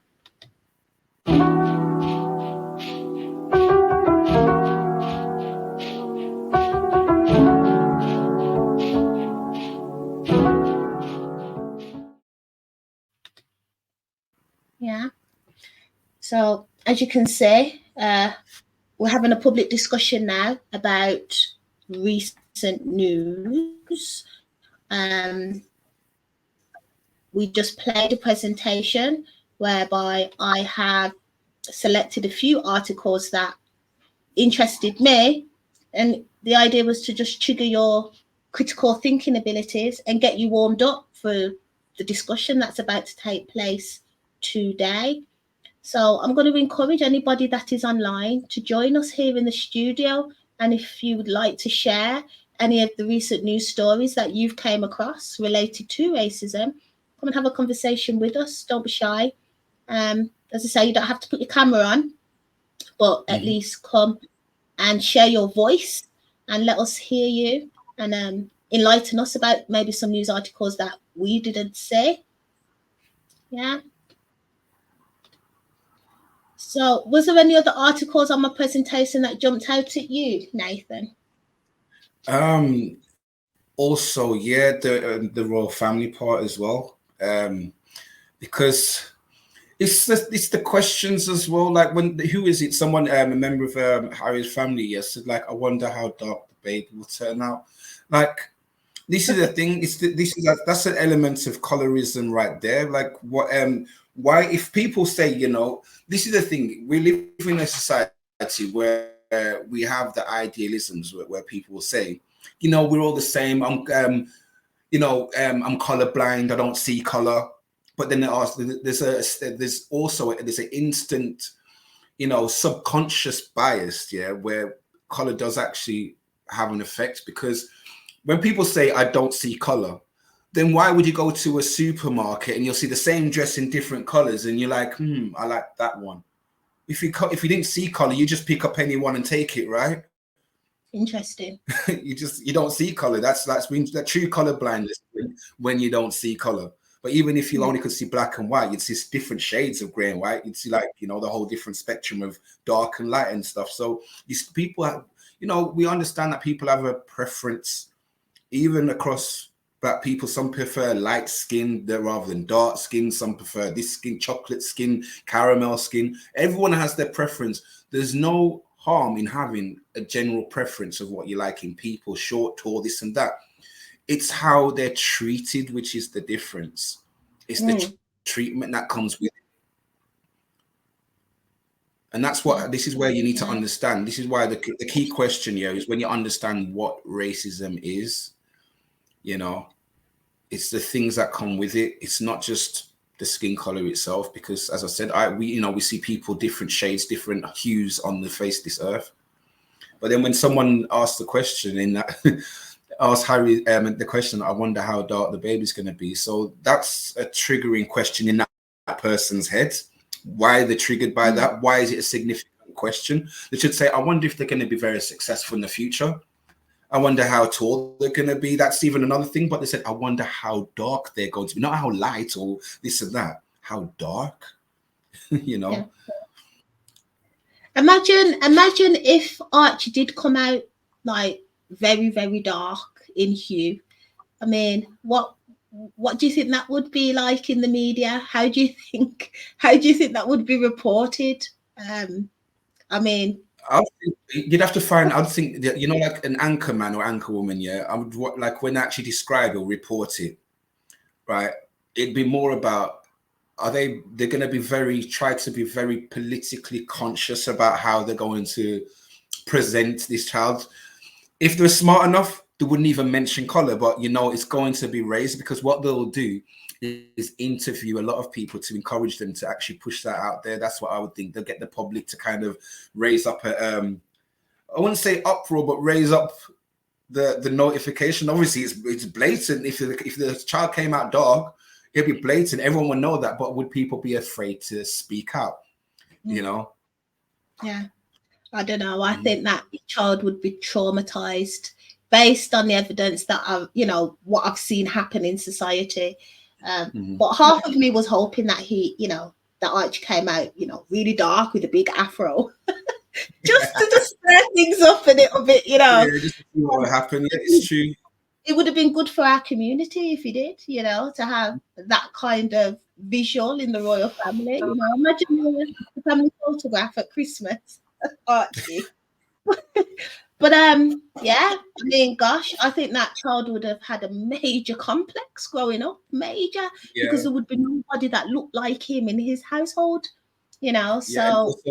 And even the raising as well, because you got to think you only can more or less raise your own. You can't. It's like you can't get a bird to raise a mouse because the mouse can't fly.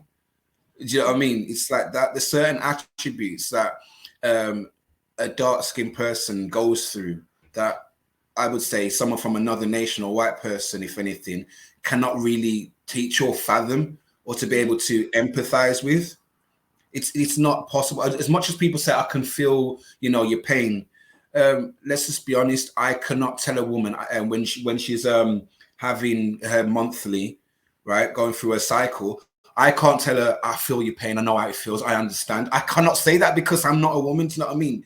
It's just as simple as that. It's being factual with it. So imagine the confusion of, I've seen struggles of where white mothers have tried to raise a black child and get their hair, and when they want to braid their hair and stuff, there's only so much they can do. I've seen a child have head and shoulders in their hair when I know scientifically it's not good. It is not good for their hair at all, right? But they'll do it because that's what they know. So they have to kind of learn the other part of the culture to be able to, or the characteristics and even the genetics of that child to be able to, have them raised. Yeah, indeed. It's interesting, isn't it? And I'd like to get other people's perspectives on things like this. I will constantly post the link throughout the 24 hours. I'll be posting it in the live chat and encouraging people to join in, because it's interesting what other people do think and what other people opinions are with regards to things like the royal family and what Meghan and Harry underwent, reparations. I mean, let's talk a little bit about racism in football. Oh, that's huge at the moment. Yeah, and that was another trigger. Why is it happening? What is it? And it's mad because obviously the coaches and the managers, they know what they're doing because it's like being an asset. Obviously, we know that in sports, obviously the talent and the skills reside more within the darker skinned people, right? Black people. And what I noticed, even with that, when they were cheered on by the fans, it's when they scored. That's like, and this is what triggered me is this. Obviously, when they missed, because I remember when he missed is it the penalty or something? And then he obviously got ridiculed, got called names under the sun, this and that, right? And the mad thing is, these are people that I know, these are people that will say, no, I'm not racist. I've got black friends, I've got black cousins, right? But when they get upset in their emotions, anything will come out their mouth. They do not care. And a lot of it's hidden underlying bias, calling them ape names and this and that and whatnot. And that just reminds me of this back on the plantations where you'd have to do certain things. And when you've done a good job, it's good on you, lads, well done, this and that. But then when you do something wrong, you stupid N-word, do you know what I mean? Look at you, you're just one of those, and that's what it is. So it's just that that bias that's there, and you know that's there, just typical racism in sports. Now we know as well, on top of that, it's also with amongst certain players as well. Like it's not just that the fans throwing racial slurs. It's also across the players, because some of them they are envious of the fact that some players, like the darker ones, are better. There are some good. No, I'm not going to lie. There's like, look at the Hispanic players and some players in Germany, like European players, which are bang on players. They're sportsmen, like, you know, they're really good at what they do. But we know across the board, the majority, right? If you was to put a ratio, right, the majority statistically, we know that there's obviously a more dominating race, and it's there across the whole sport. And even, what's the name of that? She does figure skating. Yeah. No, I'm not thinking of the figure skater. I'm thinking of the gymnast. Yeah, even the gymnast as well. All of them. That's what I'm saying. Look how they've got levels. But let's go to the figure skater one, when she done that mad back flip on the ice here, and they couldn't mark it because it was too dangerous. Right. Everyone knew. Yeah, she peaked it. She peaked everybody. Everyone knows across the board, but they couldn't allow that score. They couldn't score her. She knows. Everyone knows. Maybe she didn't get the medal, but she knows. You know, it is. You know the thing where you can't put a price on something. It's priceless, isn't it? Yeah. That was a priceless move, so they couldn't even value it. It's interesting. I mean, people are actually, as I say, scared to have these conversations, because it's almost it's there, isn't it? The evidence is there. We see it there.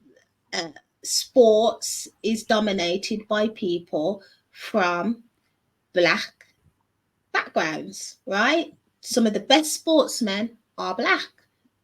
Why is this? Now, some of the theories around this are slaves were interbred, so that strong slaves and strong slaves made strong babies, which made strong slaves.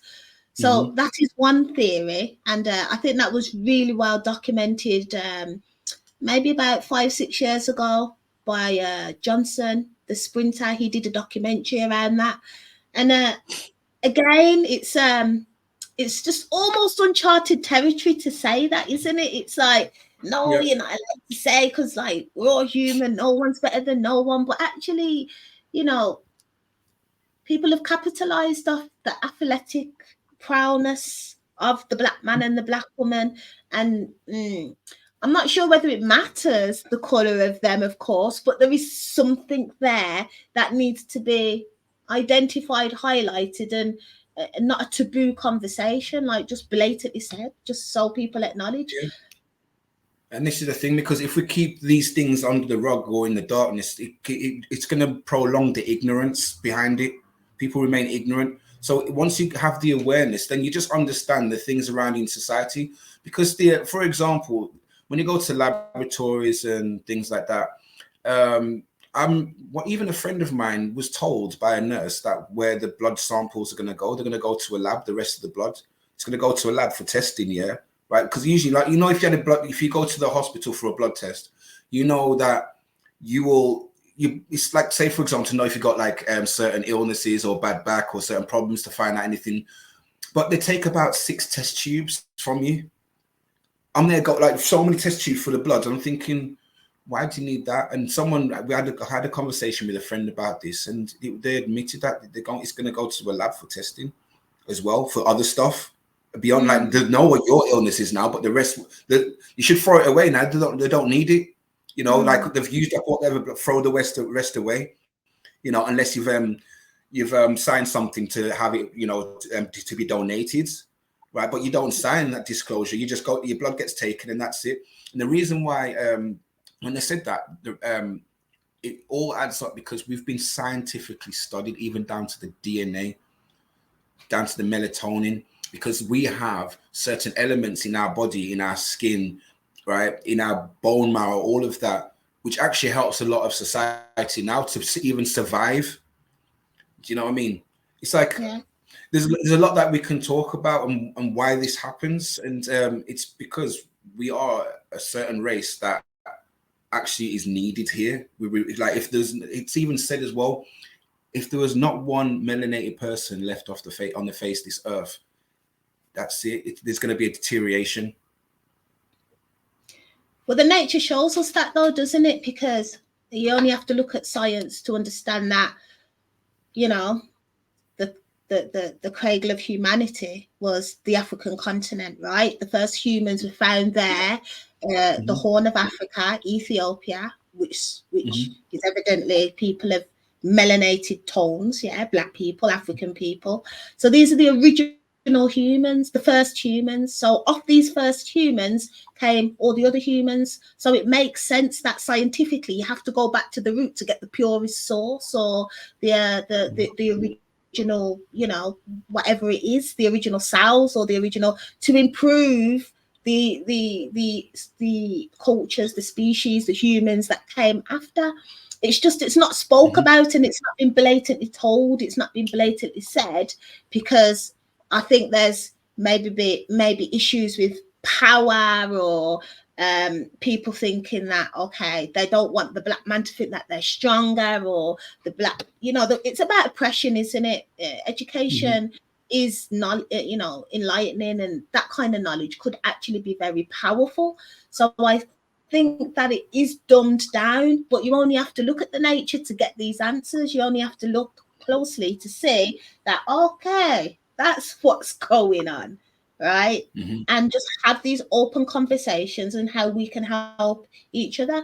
I say all the time that planet Earth is a rock, it's a sphere floating in the middle of space. We can't corner it off, and some of us live here and some of us live there and never see each other ever again and never interact. No, we need to find a way to work together, pull on each other's strengths, understand what each, you know, I don't even want to say each culture, because we're all human. Like, what is it we bring to the table to make sure that what we have here on planet Earth is sustainable, is comfortable, and everybody is entitled to their freedoms, and everybody knows who they are, and everybody's entitled to explore their identity, right?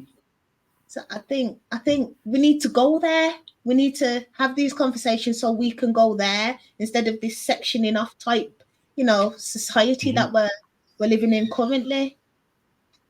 Yeah, it's true. And it's like the variations, because what's happened with the variations, see, I don't have any issue with the differentiations in culture, right? The only problem that we have with it is trying to, living on the same face this earth with different cultures is similar to having a vegetarian trying to live amongst a meat eater in the same, like, this is where the conflict happens, because you've got people obviously that put out the protests, and you know, you've walked down the you know, you're there eating a nice steak or whatever it is, and you're walking past someone with pictures of you know, animals getting slaughtered and things like that, and the third.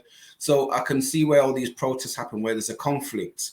Now, I have no issue with someone that eats certain things that I don't, but I don't want their agenda pushed on me. I can have other conversations, I can find common grounds with them, but then it's when they push their agendas or hate what I'm doing because I'm me.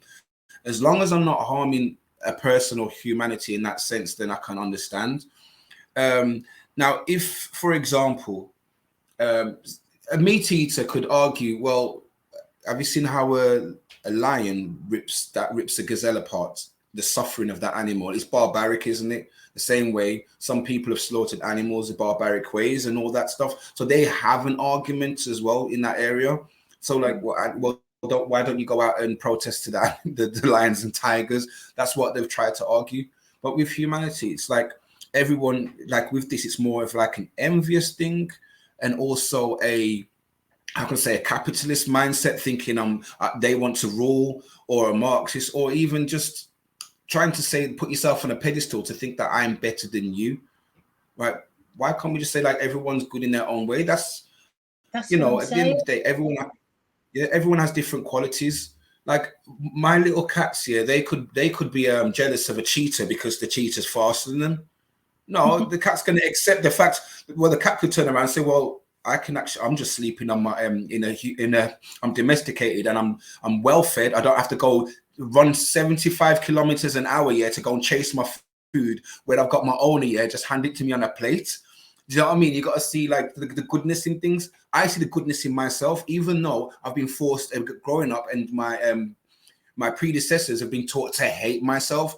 So when you're taught to hate what you're doing, right, you're going to infuriate yourself. But out of all nations, we're the only ones that's been taught, even though people hate us, right? And not say, and I know I've got friends of different nations, but ultimately, as a whole, we're hated. But then why are we forced to hate ourselves? So we're not even formed to, so then when we look at each other, we have hatred. But I can look at a group of, let's go to the Europeans, a bunch of Polish all together. Every time they walk past, they can just look at each other and they're like, they recognize it. It's like they see, you know, hello brother. The Arabs, the Indians, the Chinese, the Japanese. You see them when they see each other. It's always an instant connection because they've never been taught to hate themselves. I remember growing up here, I couldn't walk down the street. I could walk down the street and I'd see a group of my own, and I'll be just as shook and a bit apprehensive as someone from another nation walking past them. I'll be like, I don't even want to go past there. And that's my own. Nowadays, growing up, it's a whole different thing. Now there's some more of a movement going on and people starting to wake and acknowledge who they are. I can walk past down my street or whatever and give my brothers and sisters a nod, just like, yeah. And when that's happened in the past, it has had some ramifications from other nations, because China can build Chinatown in any city, anywhere. Look where they are now in Africa, Jamaica. People are buying their products, and even in England, going to the nail shops, going to the hair shops, that telling us how to have our hair, selling us hair products, giving us some impartial hair advice. Well, you know, you see all that, they've got sovereignty to be able to do so because they don't hate at themselves. They've never been taught it. You know, there's racism against them. I've heard people say stuff about Chinese and all the stigmas attached to that. Same with Indians, same with this. You know, people taking the mick out of accents and all that stuff.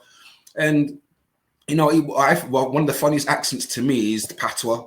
I think patois is one of the funniest accents, but I love it. I enjoy it. Do you know what I mean? I actually enjoy it to like the core. You could even now, I'm not around people that speak it constantly. But every time I hear it, even there's a word that I've never heard, I know exactly what they're saying. It's buzzing me, you know, certain stuff. So this is the thing. This is where you start as you get older, you start to learn to love yourself more. And when I see my own, I'm seeing my brothers and sisters, and this is what we need to encourage: the confidence amongst ourselves, you know.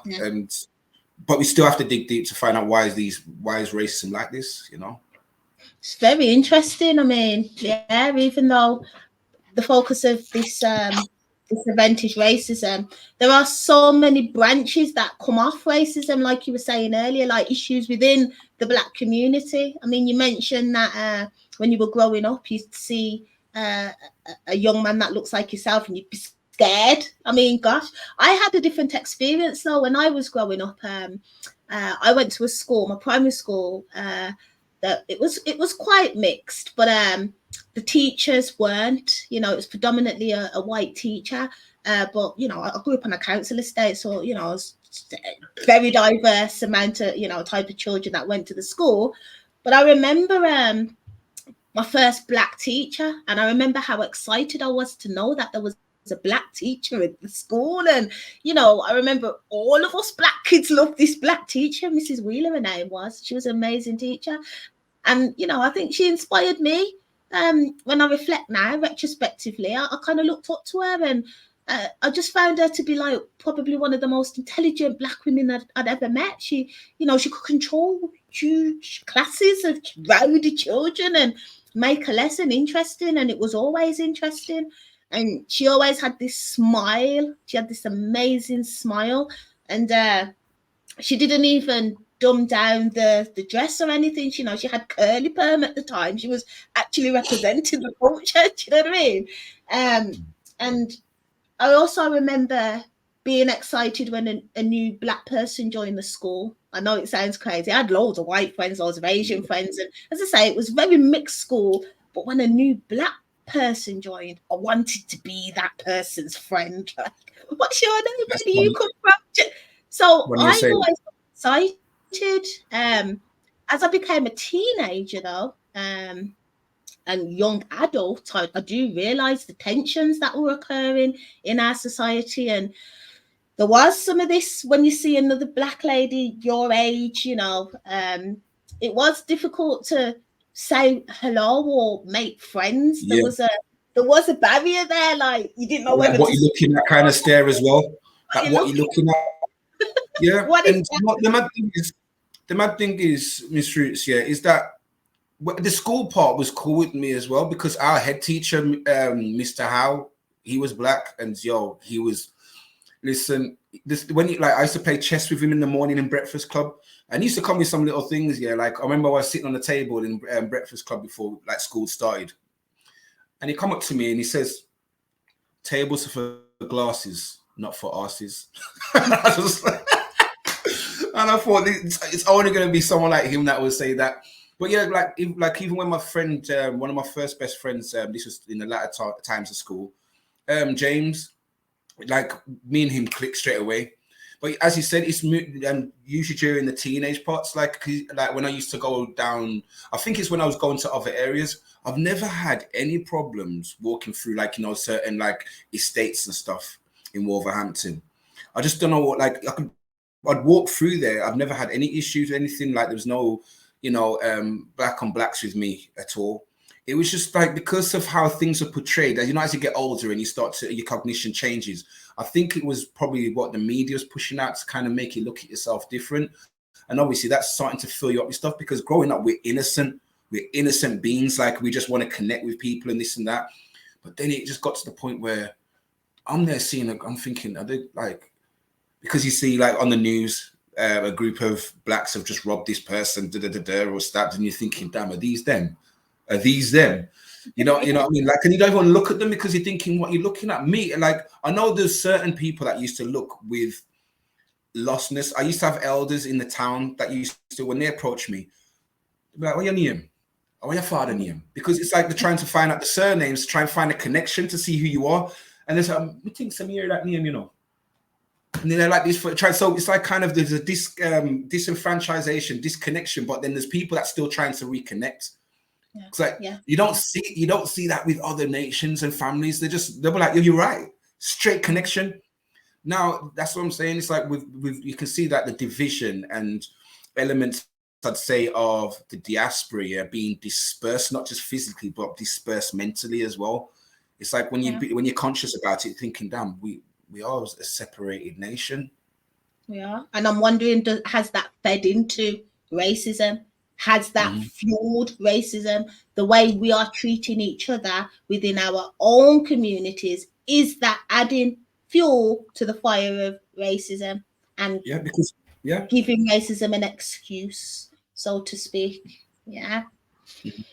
It's So true, because imagine, you're actually right. We have to, like, there's a lot.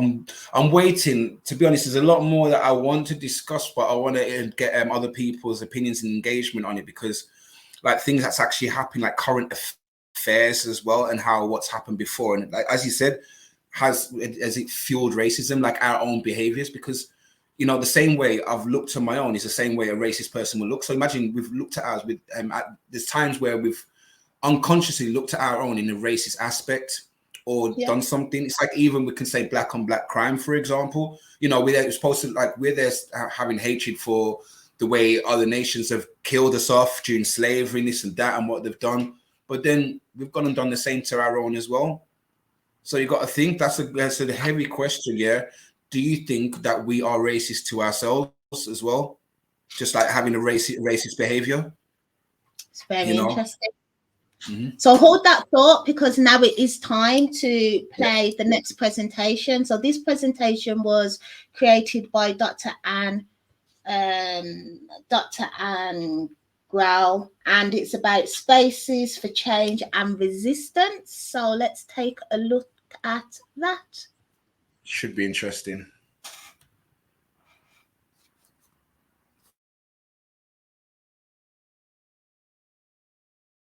Hello, welcome to my presentation.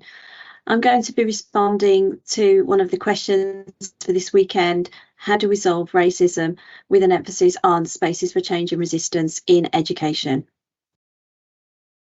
I'm Dr. Anne Grohl. I'm Senior Lecturer, Post-Compulsory Education at the University of Wolverhampton. I'm going to start by looking at making the connection between racism and inequality. And you don't need to look very far to see this connection. A considerable and long-standing body of knowledge demonstrates how structural and institutional racism have shaped ethnic inequalities in the UK and elsewhere. And for me, this is about the connection between racism and inequality, and how education specifically, in my case, can respond to that inequality.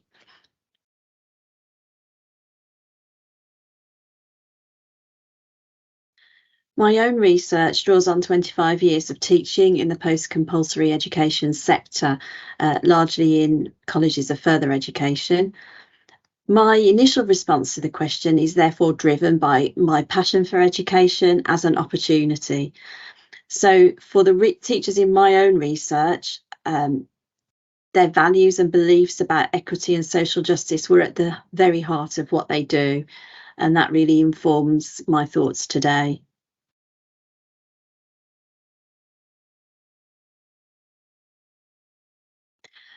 So I think the significance for the discussions this weekend is the advocacy for me that education is a vehicle for social justice. By opening opportunity, it enriches communities, not just individuals. It's also a vehicle for redressing deeply embedded systems of reference and historic hierarchies.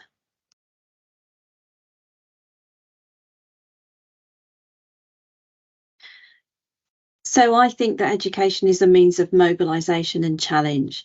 This quote from Bell Hooks, for me, emphasises the collaborative aspect of educational spaces and how those spaces can be agents of change, but it really is very much that collaborative aspect.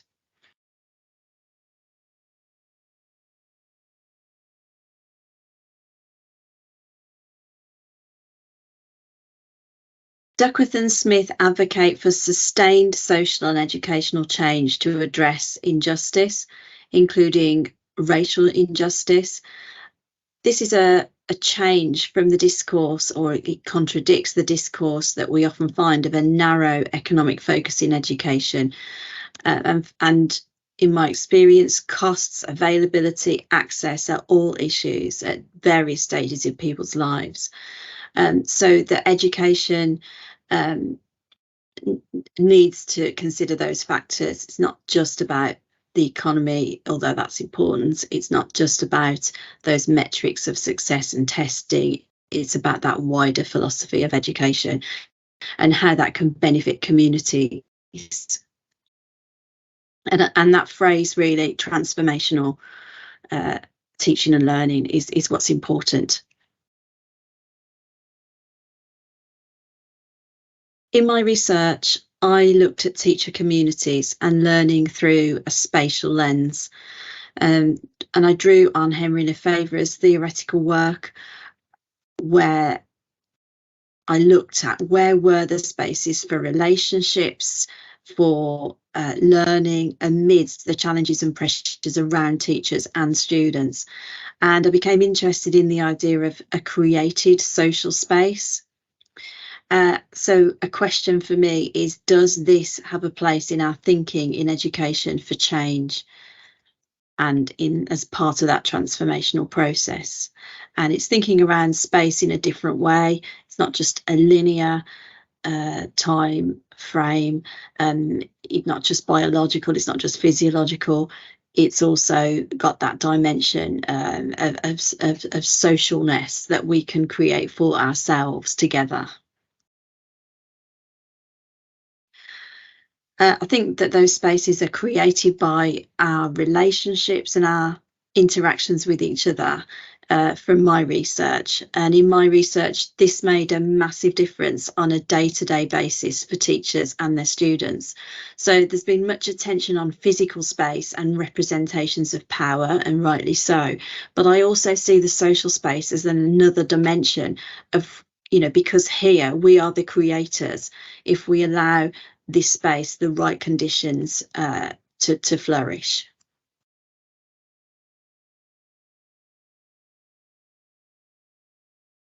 Also, according to the theorists that I looked at in particular, Lefebvre, when we interact with each other in a, you know, this idea that our own histories and perspectives all collide together in a even in a fleeting moment of exchange.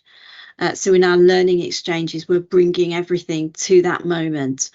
And this can be massively impacting. We're not always aware of it, but it can actually have a big influence on our thinking. So does this support our understanding of transformation in learning? Can it help us understand how our learning spaces have impact? And in this case, how that impact can include redressing inequalities. In my research, teachers experienced a unique entity with other built-on dimensions such as trust, and they felt that they had a safe space to talk. So nurturing our communities is critical, so that we have that safe space, and so that these interactions and discourses can take place, which we own and which can therefore challenge, prompt and transform.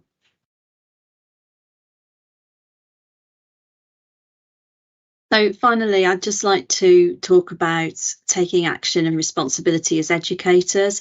I think that we need, as educators, to resist and challenge the economisation of education, which takes that narrower view of its purpose. I think that we need to take a constant evaluation of our own practice as educators, and thinking, what do I need to know about the theorists I connect with? Who don't I have access to, and why might that be? Have there been theorists and writers who have been more marginalised and had less of a voice that would be beneficial for me to connect with? In my own case, it's been said that Lefebvre valued human flourishing more than formal equity. So I need to process that and evaluate it at every step. It's only by challenging deeply held biases that we'll move forwards, I think, really. And, you know, being proactive and being aware of what I've put here as the deep inscriptions into colonial landscapes, education, policy texts and students' experience. You know, and thinking about things like how language might be embedded in the writing we use, the writing we produce, and how does this make everyone feel entitled to access things, or maybe only make some people feel that they're entitled to access those readings and that practice. So we're all change agents in our own learning is what the thought that I want to really promote for you. And I'd offer one final question for reflection, and that is, how can transformational education and shared social learning spaces help us challenge racism? It might be that we need new spaces. It might be that we need to think about how we interact in those spaces, and, you know, and owning those, and really maybe being reflective about the sorts of conversations that we're having and how those can be impacting on each other in a way that transforms and makes change. I have some references here. They're all available on request if you want.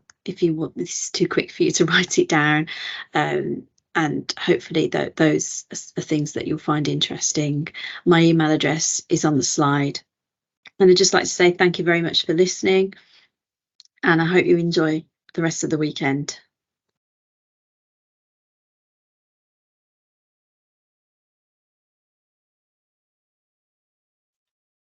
So that was Dr. Anne Grau. I think she did an excellent job there with that presentation. How relevant her discussion about spaces.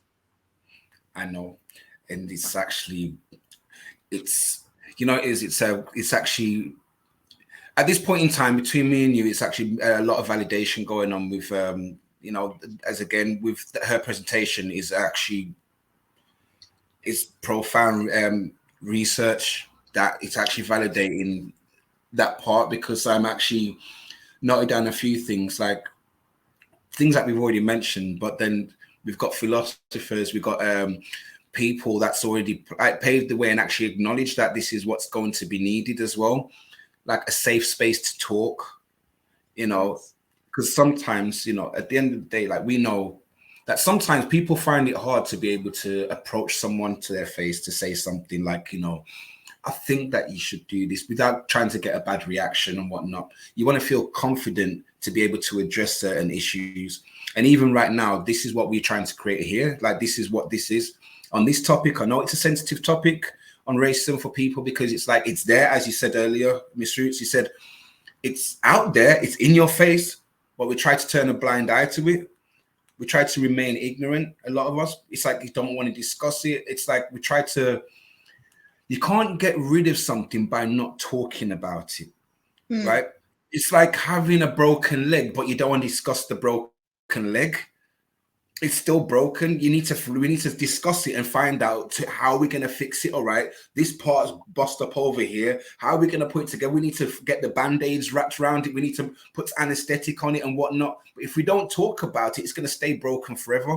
We can't turn a blind eye. The thing's going to turn septic. Indeed.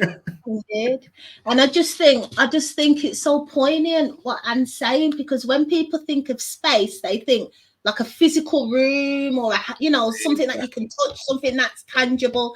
But actually, we've got a whole new world to explore now that we've got digital technologies, cyberspace. It's unexplored, or not unexplored, but there is so much space available. It's vast.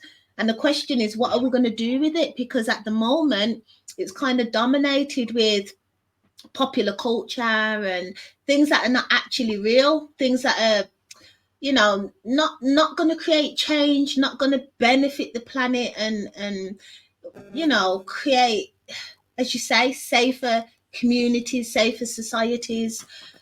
But it has that ability, it has that potential, because it is a space. So I suppose that's exactly what we're exploring here with MzRootz.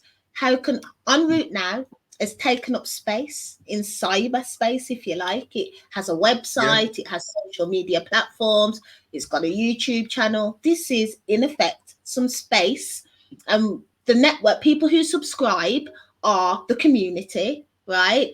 And when we come together like now on a live, this is a community event for those who are, who resonate with what we're trying to do, or resonate with the concepts, or even the topics. You are now part of a networked community, and in effect have the potential to be change agents through dialogue, just through talking, right? And even the part where she's talking about the process of social construction. So right now we're in the society that we're in. A lot of things that's existing right now, a lot of strongholds need to be torn down. Old buildings, it's like you have to demolish old buildings to be able to build something new. And that's where it is. And it's the social, social construction, where, as you said, the society that we have, the network that we build, is going to construct something new like this, and we have this space here to do so. Then what we do is the society itself will help us to create an even better and a more, an advanced space. Now, we know traditionally it's nice to meet in a big old building. You hire a venue to go and network and things like that. Now, we know it comes at a cost. Sometimes people can't make it because there's travel problems, the weather and things like that. There's a lot of there's a lot of factors where it can't happen, but we can always make it available. For example, nowadays, because we've got digital technology and all that, and live streaming, when there's weddings, funerals and parties and stuff, what are people doing? Live streaming the event. Yeah. So then people that are not there can still get a feel, and they feel a part of that atmosphere.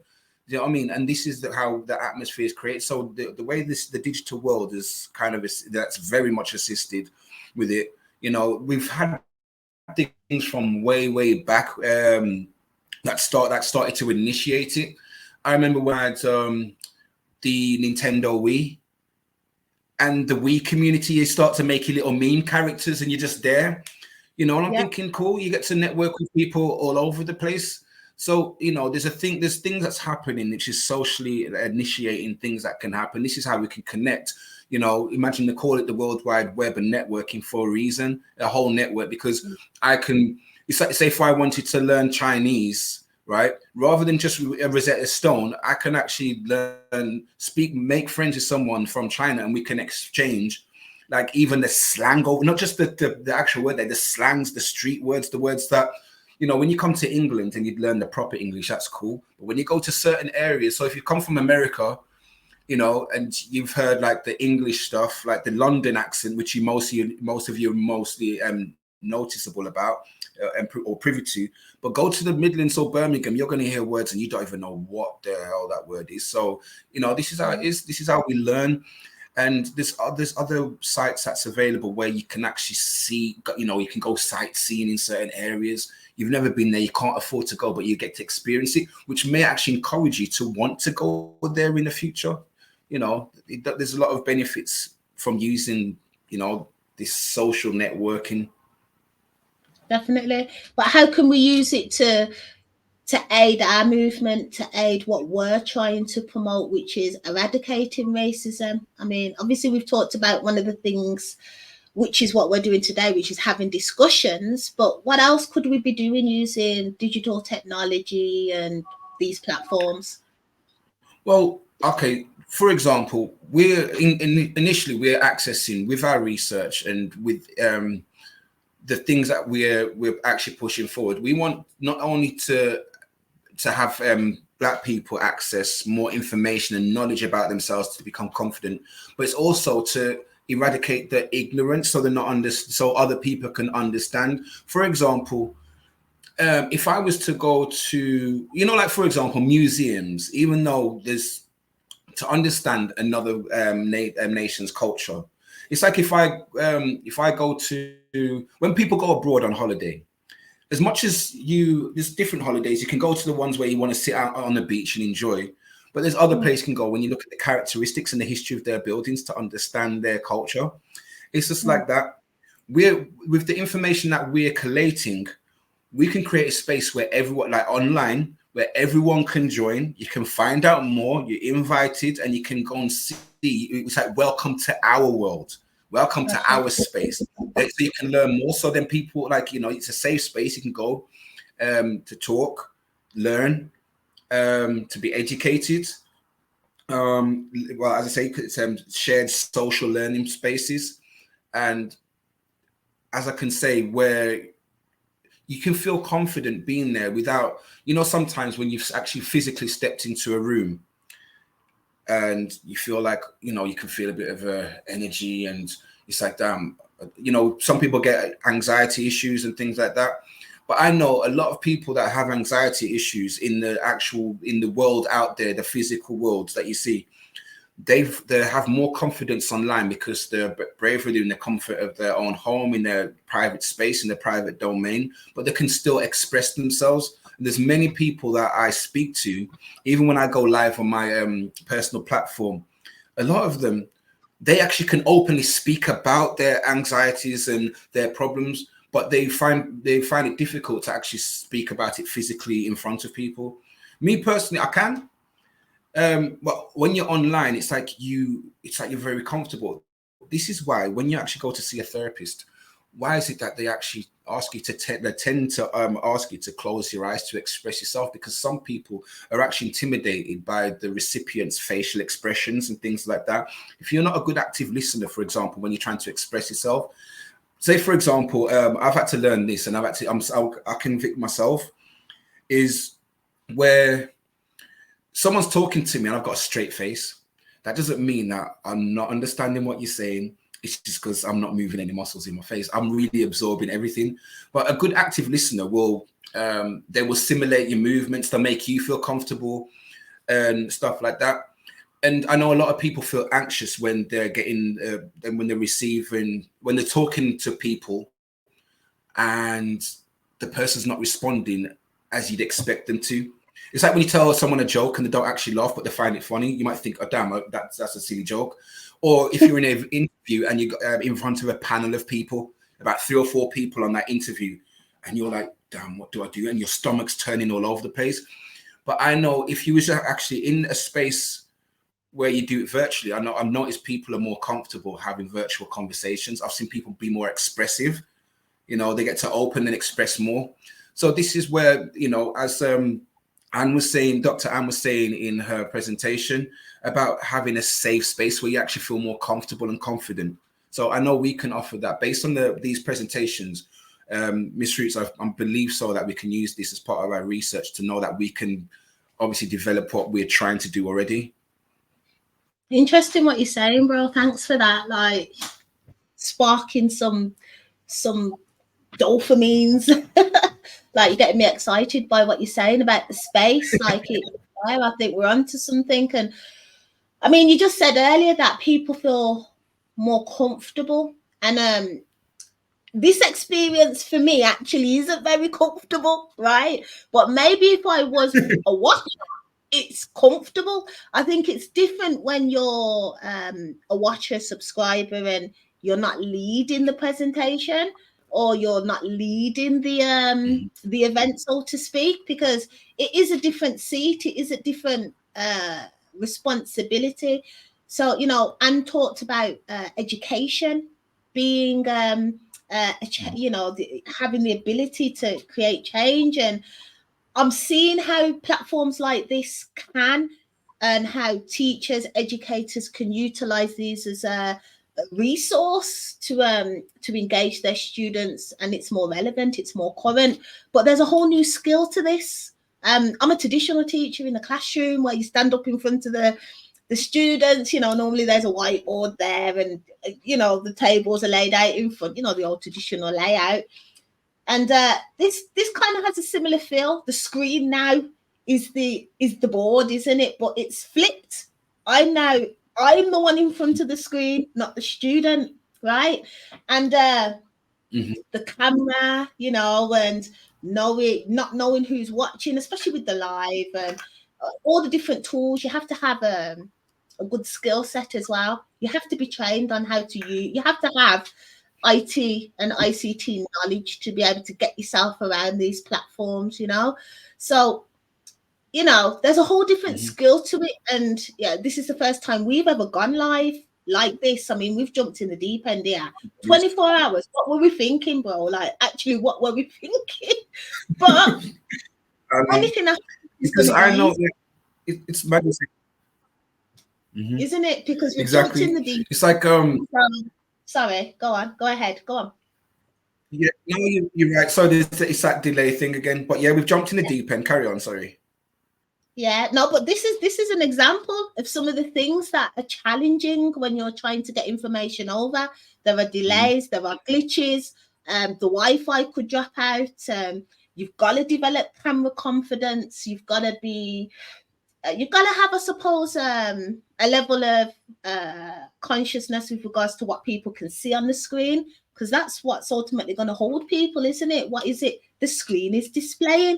So I just think there's a whole science to this, using these platforms to engage people and pass information over effectively, efficiently, and ensuring that people are learning. And the only way you're going to get that data, I feel, is if people feed back.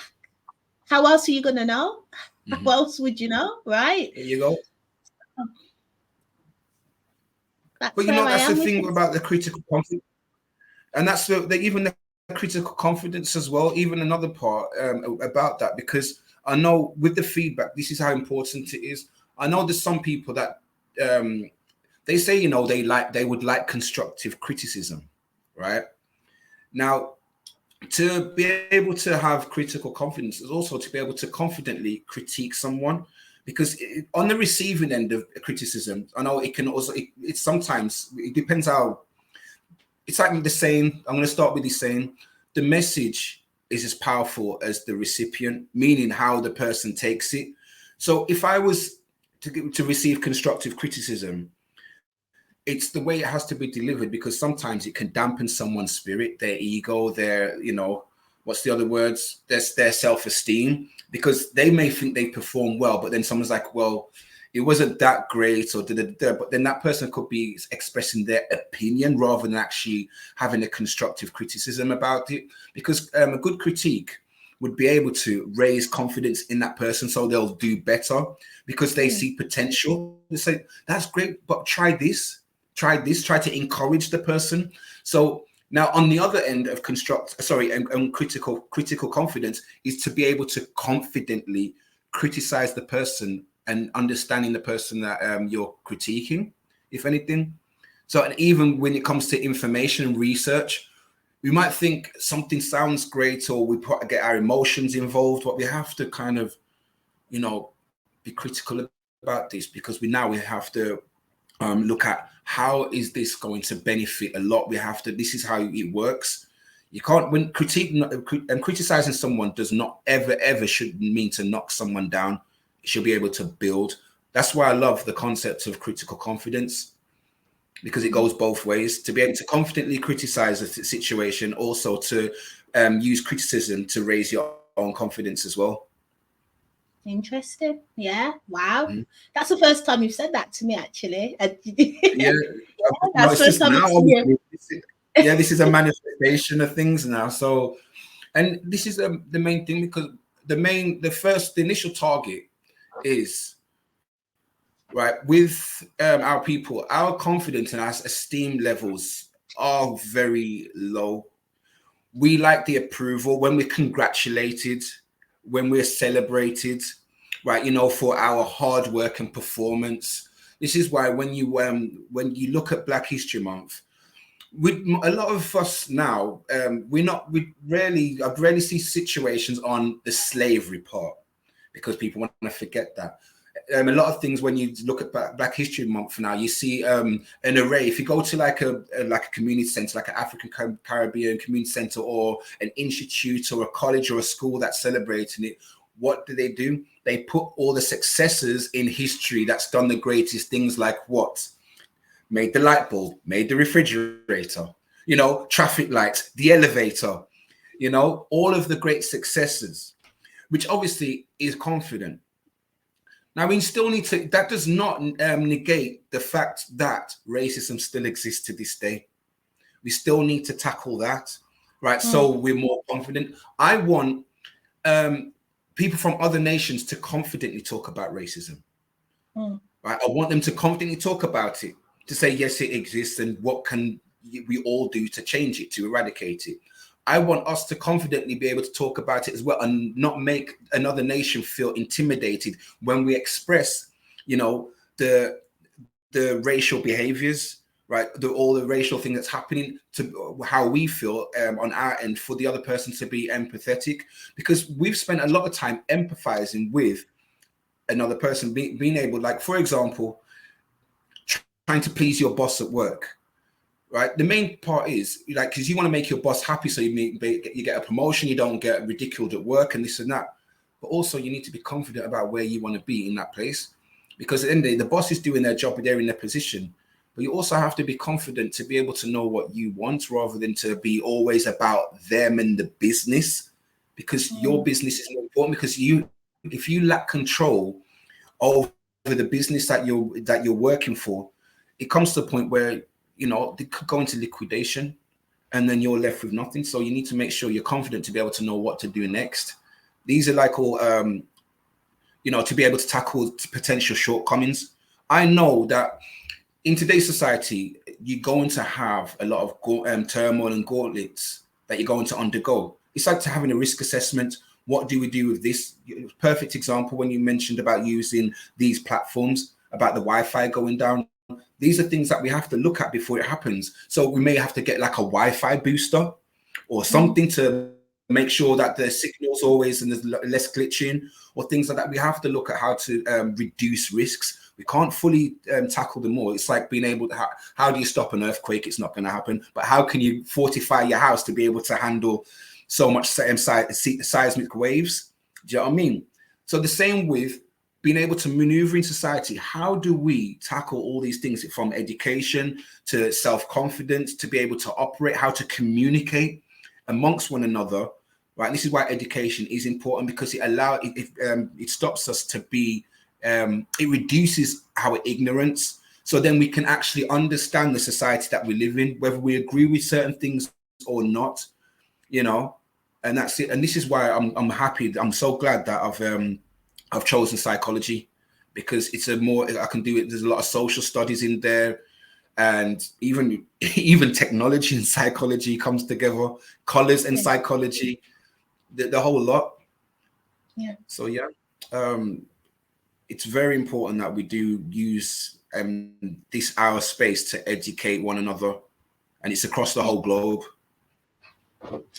It's nice what you were saying about confidence, because in my experience, confidence comes when you practice something regularly, right? So I mentioned earlier, like, this is not me. I'm not a performing arts student. I'm not very good in front of the camera. I'm an educator. That's what I'm good at, and I'm just I'm experimenting. This is a huge experiment for me. Like, how can we use all this technology to bring forward new types of education, which is what Anne spoke about in her slides, like new types of education, new spaces. Well, this is new.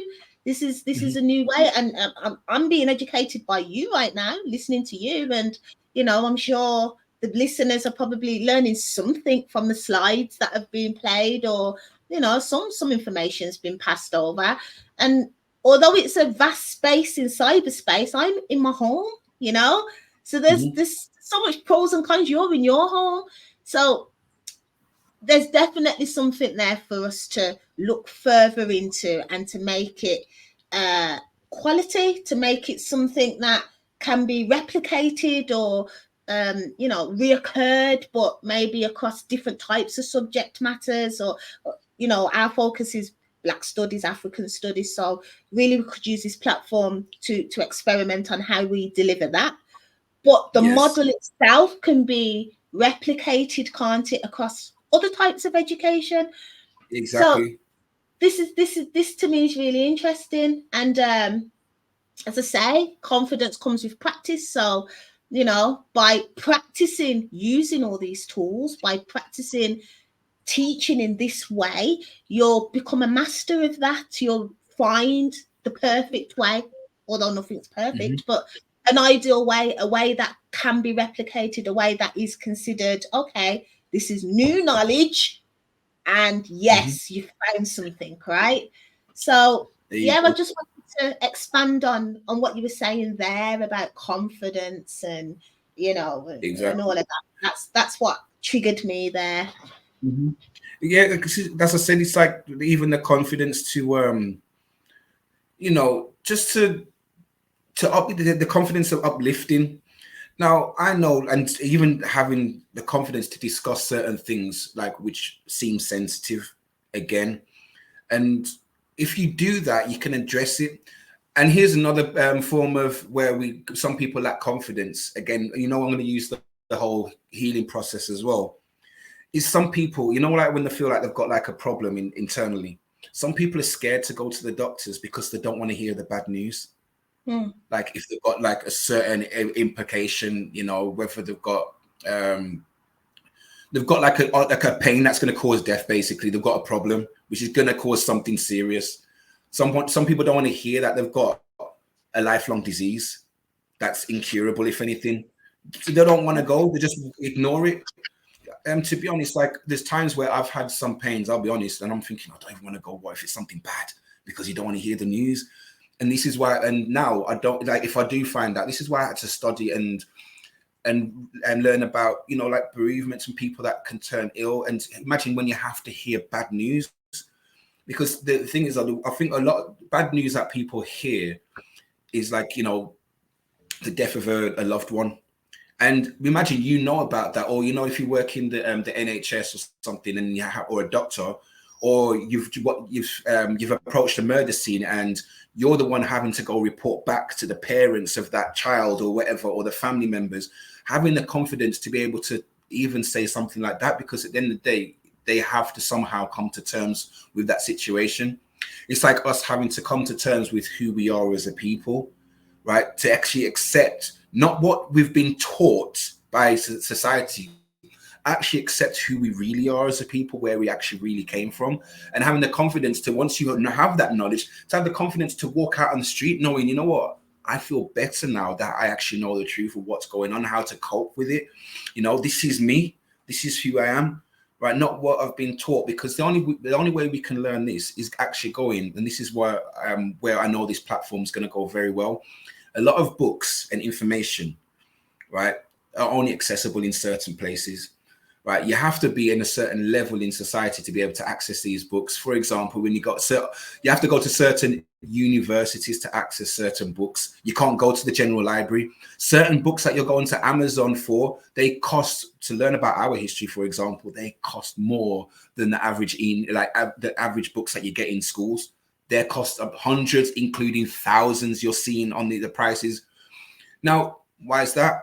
Because there's a certain thing that's been suppressed. There's knowledge that's trying to be not handed out on a plate. But I can easily go and get a book on certain traditions from other nations.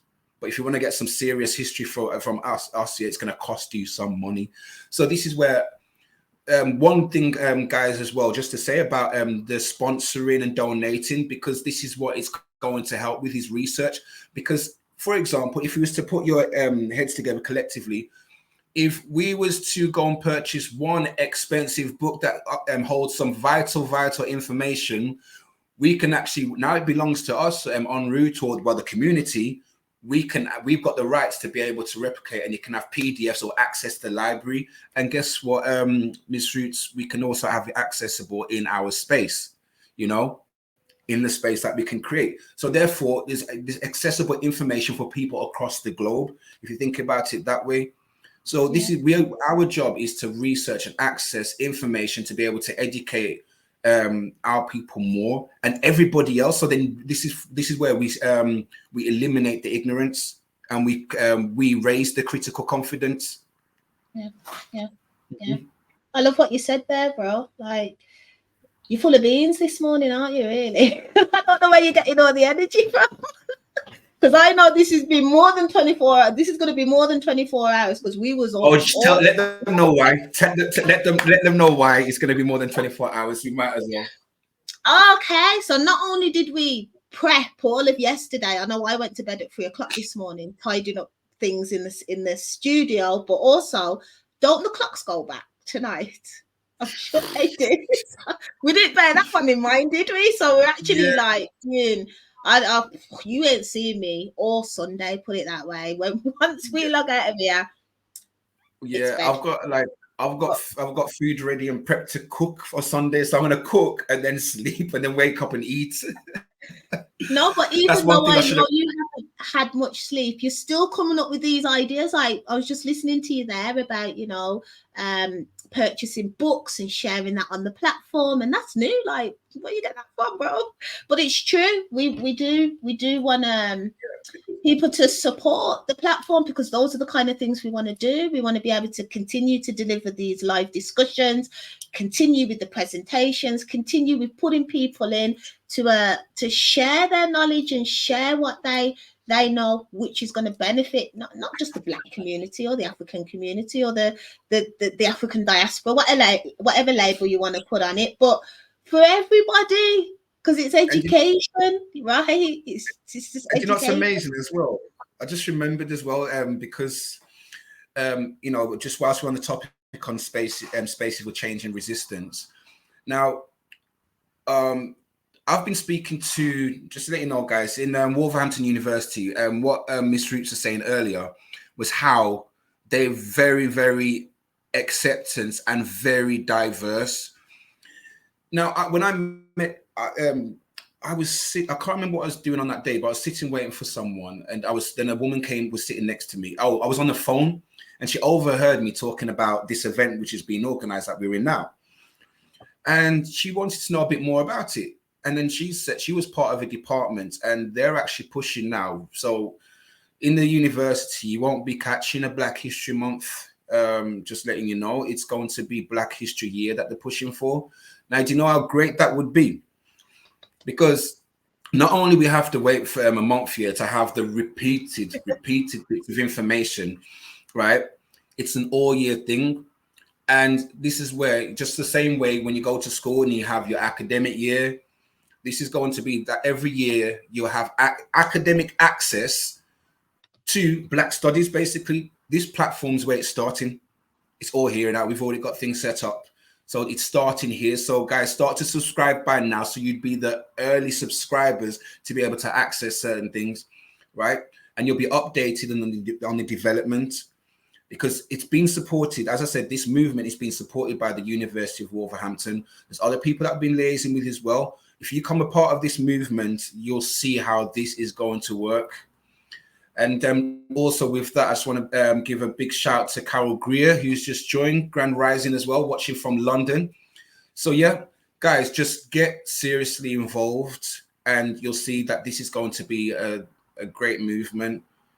So that's one part as well, just to add on the subject of spaces for change and resistance. So there are changes being made.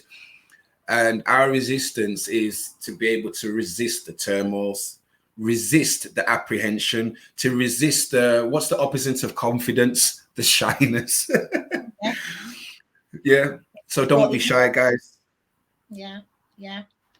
No, I think that's great. I have had these conversations about Black History Month, right? Why is it only a month? Why is it not embedded in curriculum? I've been talking about this since 2010, I think.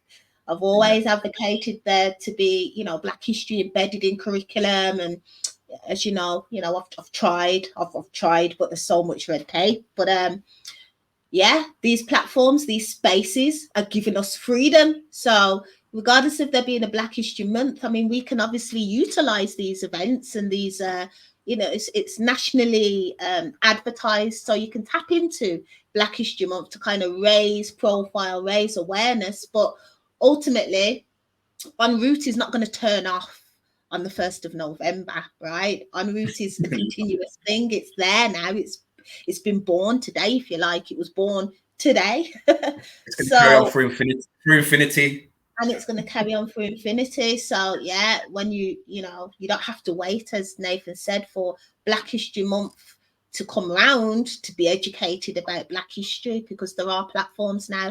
Not just MzRootz, there are many, but MzRootz's definitely got a different angle, a different approach to things. So yeah, I just wanted to kind of chime in off the back of what you were saying about spaces for change and resistance. Very good. Again, I'd like to thank you, Dr. Anne, for that presentation, because it is very beneficial. So thank you so much, and it's very much appreciated. Definitely. I think at this stage now, I'm going to show the program again, just so people are aware of what's going to happen throughout the day. Then we're going to go for a short break. Yeah. And then we'll come back. Hopefully, we've got a guest speaker waiting. Can't see he's arrived in the studio yet, but we have a guest speaker, Dr. Peter Bennett. He's from the University of Wolverhampton. We're going to be interviewing him, and we're also going to be posing some questions around racism in education institutions. So I look forward to seeing when he arrives. But right now, I'm just going to show the program and play a short advert.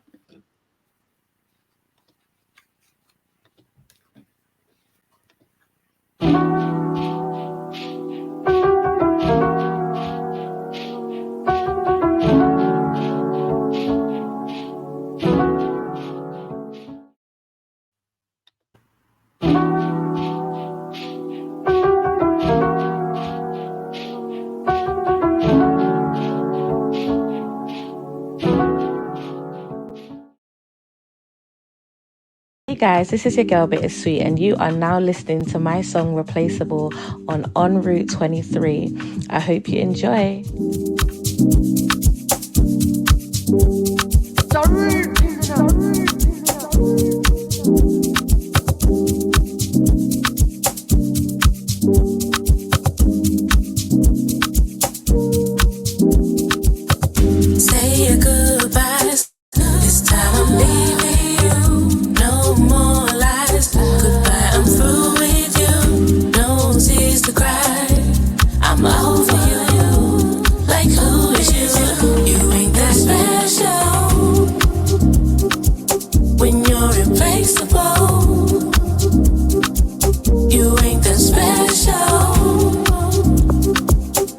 you're replaceable. You ain't that special.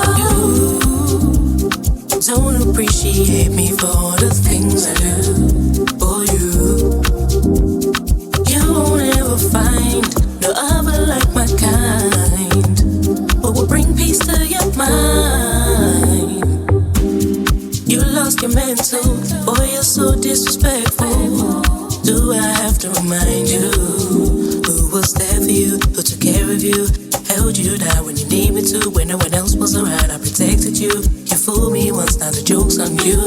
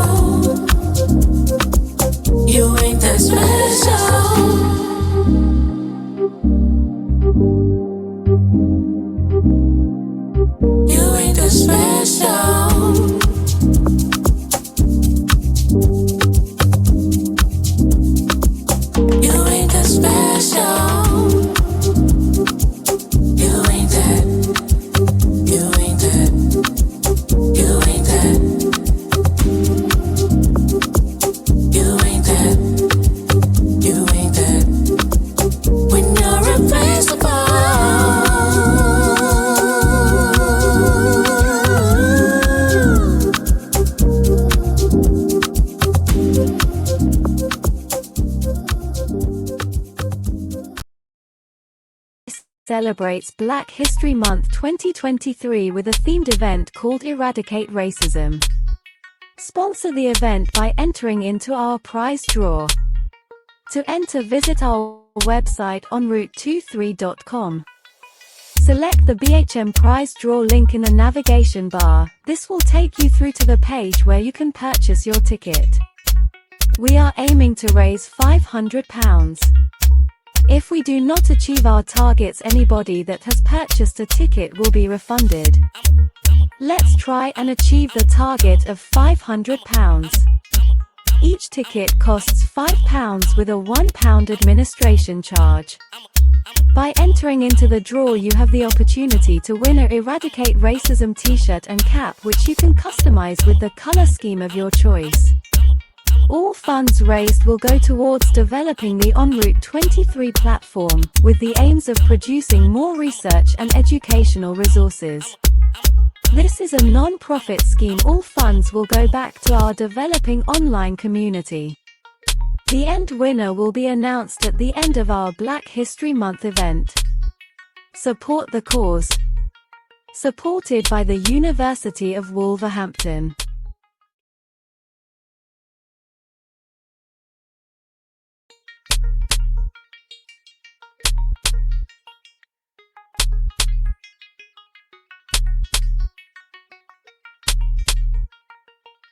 MzRootz23 now has a selection of products.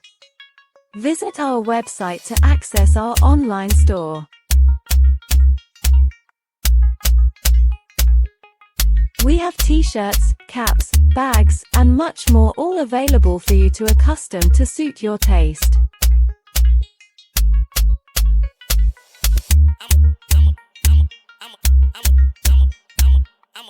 We are also building a library of ebooks, also available via the MzRootz Products tab on the website.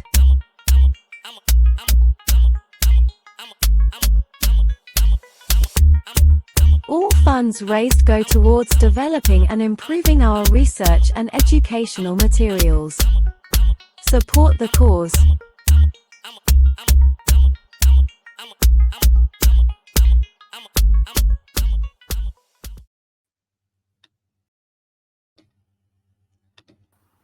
So we're back. Mm-hmm. I'm thinking it would be a good idea to remind the viewers of the questions that we're going to be posing today. So I would just want to quickly present those for those that have not had the chance to see that yet. Mm-hmm. What is racism? Does racism still exist today? Why does racism exist? Have you ever experienced racism? How do we resolve racism?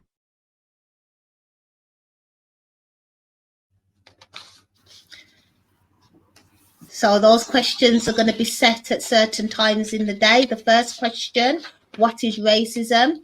We're going to be putting that to public discussion at 10 past 1.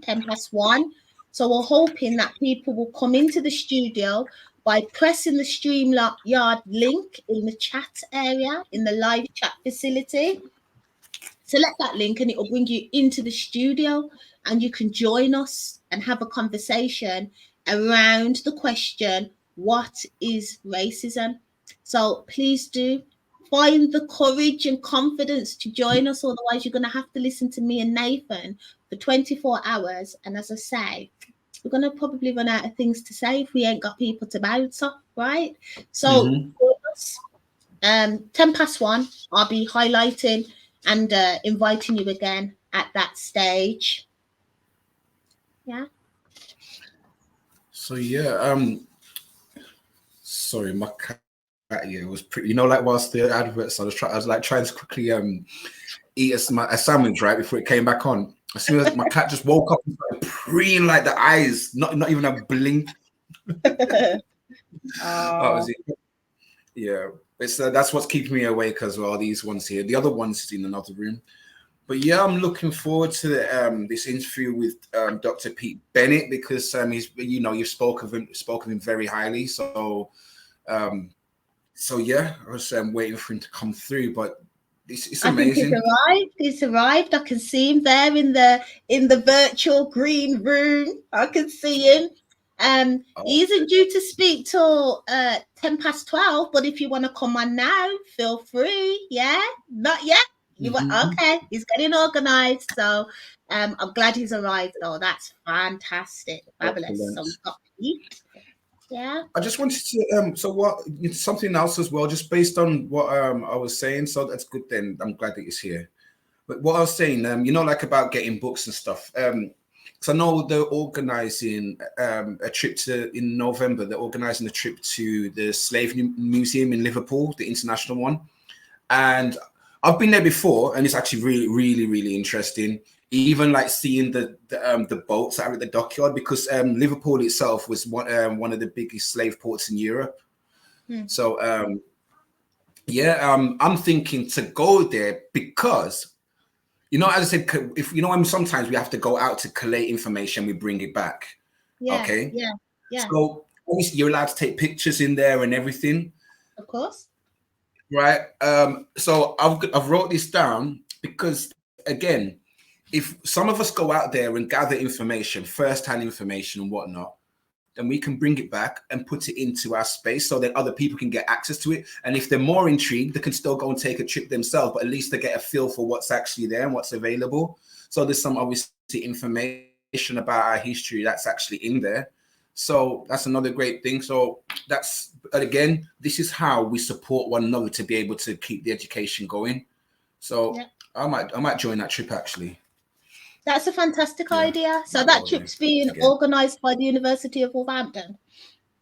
Is that what you're saying? That's a great idea. I'll send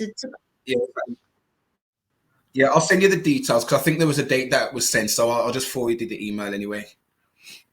It's just amazing, like the interactions where, you know, when you're in the academic world, the interactions that you have with people, you know, to be able to achieve your goals, because the main part, when you already expressed it to me, university is a whole different ball game, you know, being in there right now. Because when I was in there in Thames Valley, I think I was just more inclined to just get in getting the work done for my PhD in music tech specialist, just so I can carry on teaching. But I didn't complete the other year because I'd already had the job that I wanted. I was already teaching music tech and all that at that time, and I'd already had another job as well, which was really great. So I was like, okay. But obviously now pursuing it on this level and knowing that you can actually divert your research into what you want to do in the future, your specialism, and my specialism, within Black Studies and Black Psychology as well. Obviously the service can be offered on a broad aspect, but obviously my specialism is going to be here. So it helps you direct yourself where you want to go. And with the support external to your actual course itself, it's amazing. Yeah. Definitely. I'm just still there with you when you said you want, going to the museum and creating content there and bringing it back and sharing it on the space. Because if you think about it, not everybody's going to be able to go to Liverpool, are they? Not everybody. I mean, imagine if you are somewhere else in the world, for instance. We've got viewers that or followers and subscribers that are in America, in Africa, in Jamaica, and they we'll get a peek view of what it's like in that museum. It's really interesting. Yeah, because you can get I can do a visual walkthrough, just get your phone, so you can just do a visual of what it's like to be in there, to have a feel. And also the fact that it's called an international slave museum, there's artifacts from all over the world. Yeah. Really interesting. It's a good idea. Very good idea.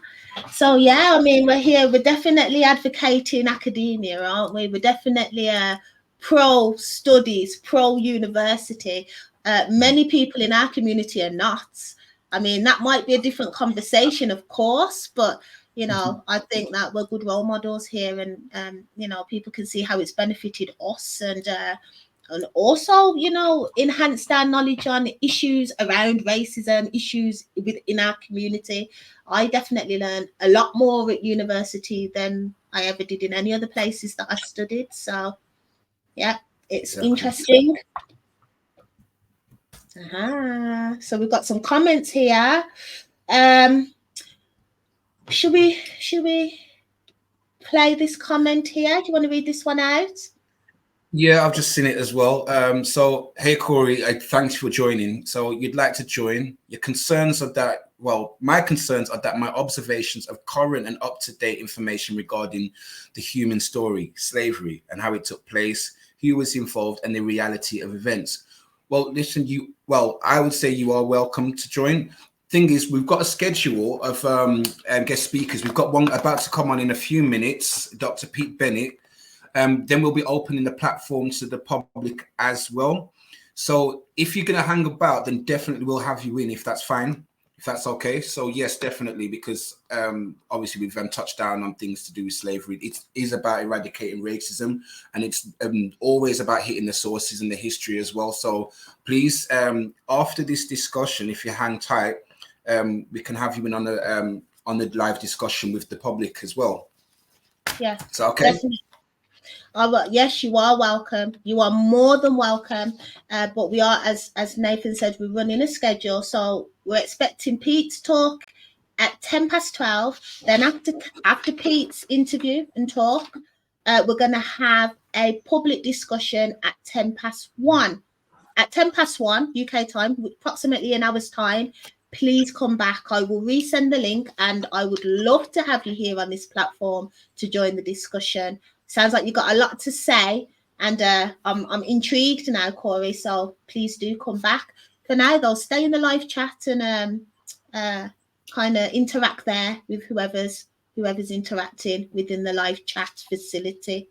So thank you for that. I will send the link over. Thank you. He's responded. Yeah. So within the next hour, please come back, and you are most welcome. I will send you the link. Okay. So we are preparing.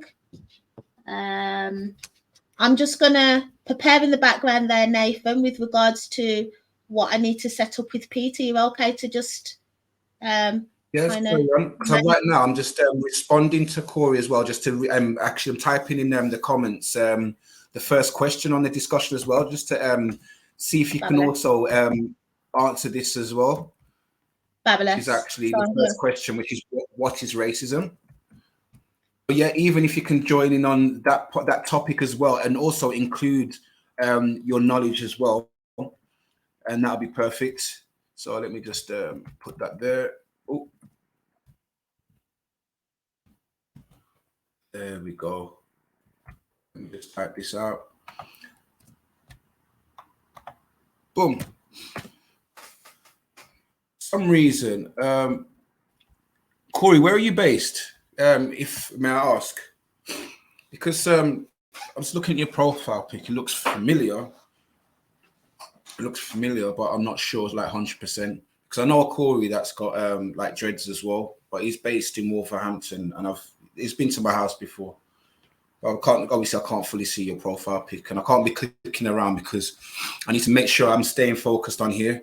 But as guys, before Pete comes on, I just want you to know that after, if Pete wants to hang about, Dr. Pete Bennett, to discuss the topic as well, based on he's going to be talking about racism in educational institutions, and if obviously we know this is an important fact, so please share this live on YouTube. So look for MzRootz23.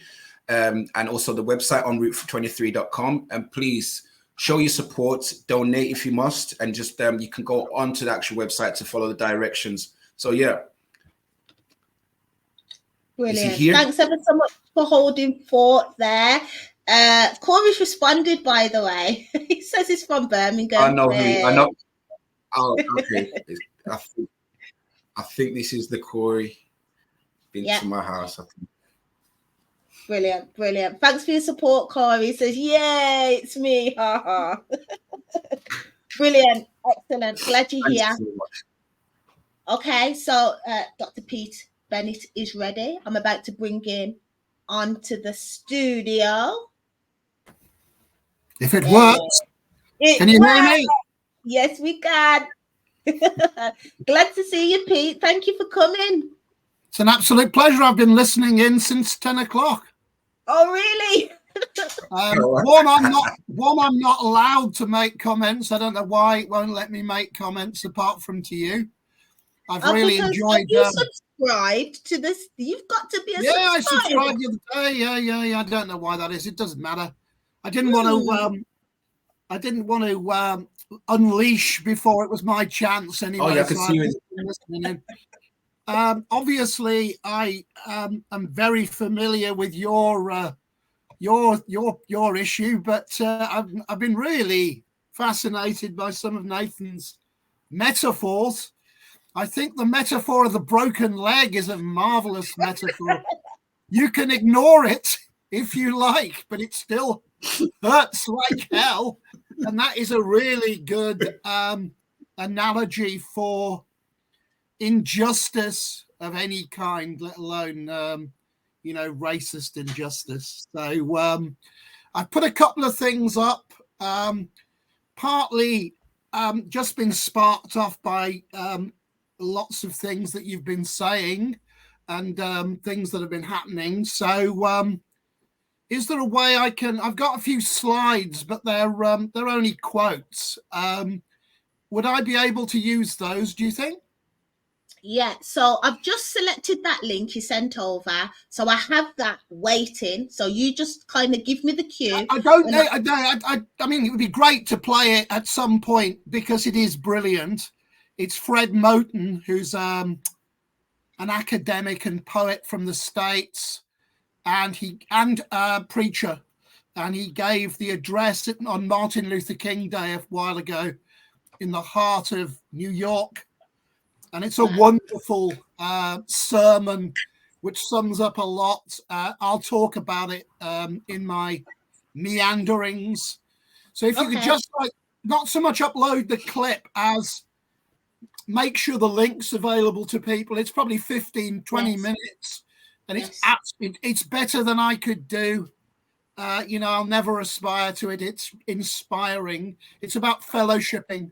And I'll tell a little bit of the story in a minute when I'm not going to give a lecture. I'm just going to talk around issues. They are related, I guess, to education. Are you happy for me to do that? Of course. We have got a little bit of a structure though. Okay. But definitely there's going to be space within the structure where you can go ahead and do that. And with regards to if you have slides, I can show you how to do that from your end. So I'll quickly tell you now that at the bottom of your screen, do you see there's a little toolbar? In the middle of that toolbar, you have an option to present. I can see that. When you select present, it will give you an option to present slides or a video or share your screen. So it is through that menu there, okay, when you're ready. Absolutely. But we do have a short interview that we've prepared for you, Pete. Oh, God, it's questions, is it? Question and answer. Well, that might do the job. But before we do that, Yeah, but first to start, Dr. Pete, is just call me Pete, Nathan, please. You don't need to bother with the doctor. I'm not. I couldn't fix your broken leg, mate. Unfortunately, I'm not a doctor of anything useful. I'm a doctor of philosophy.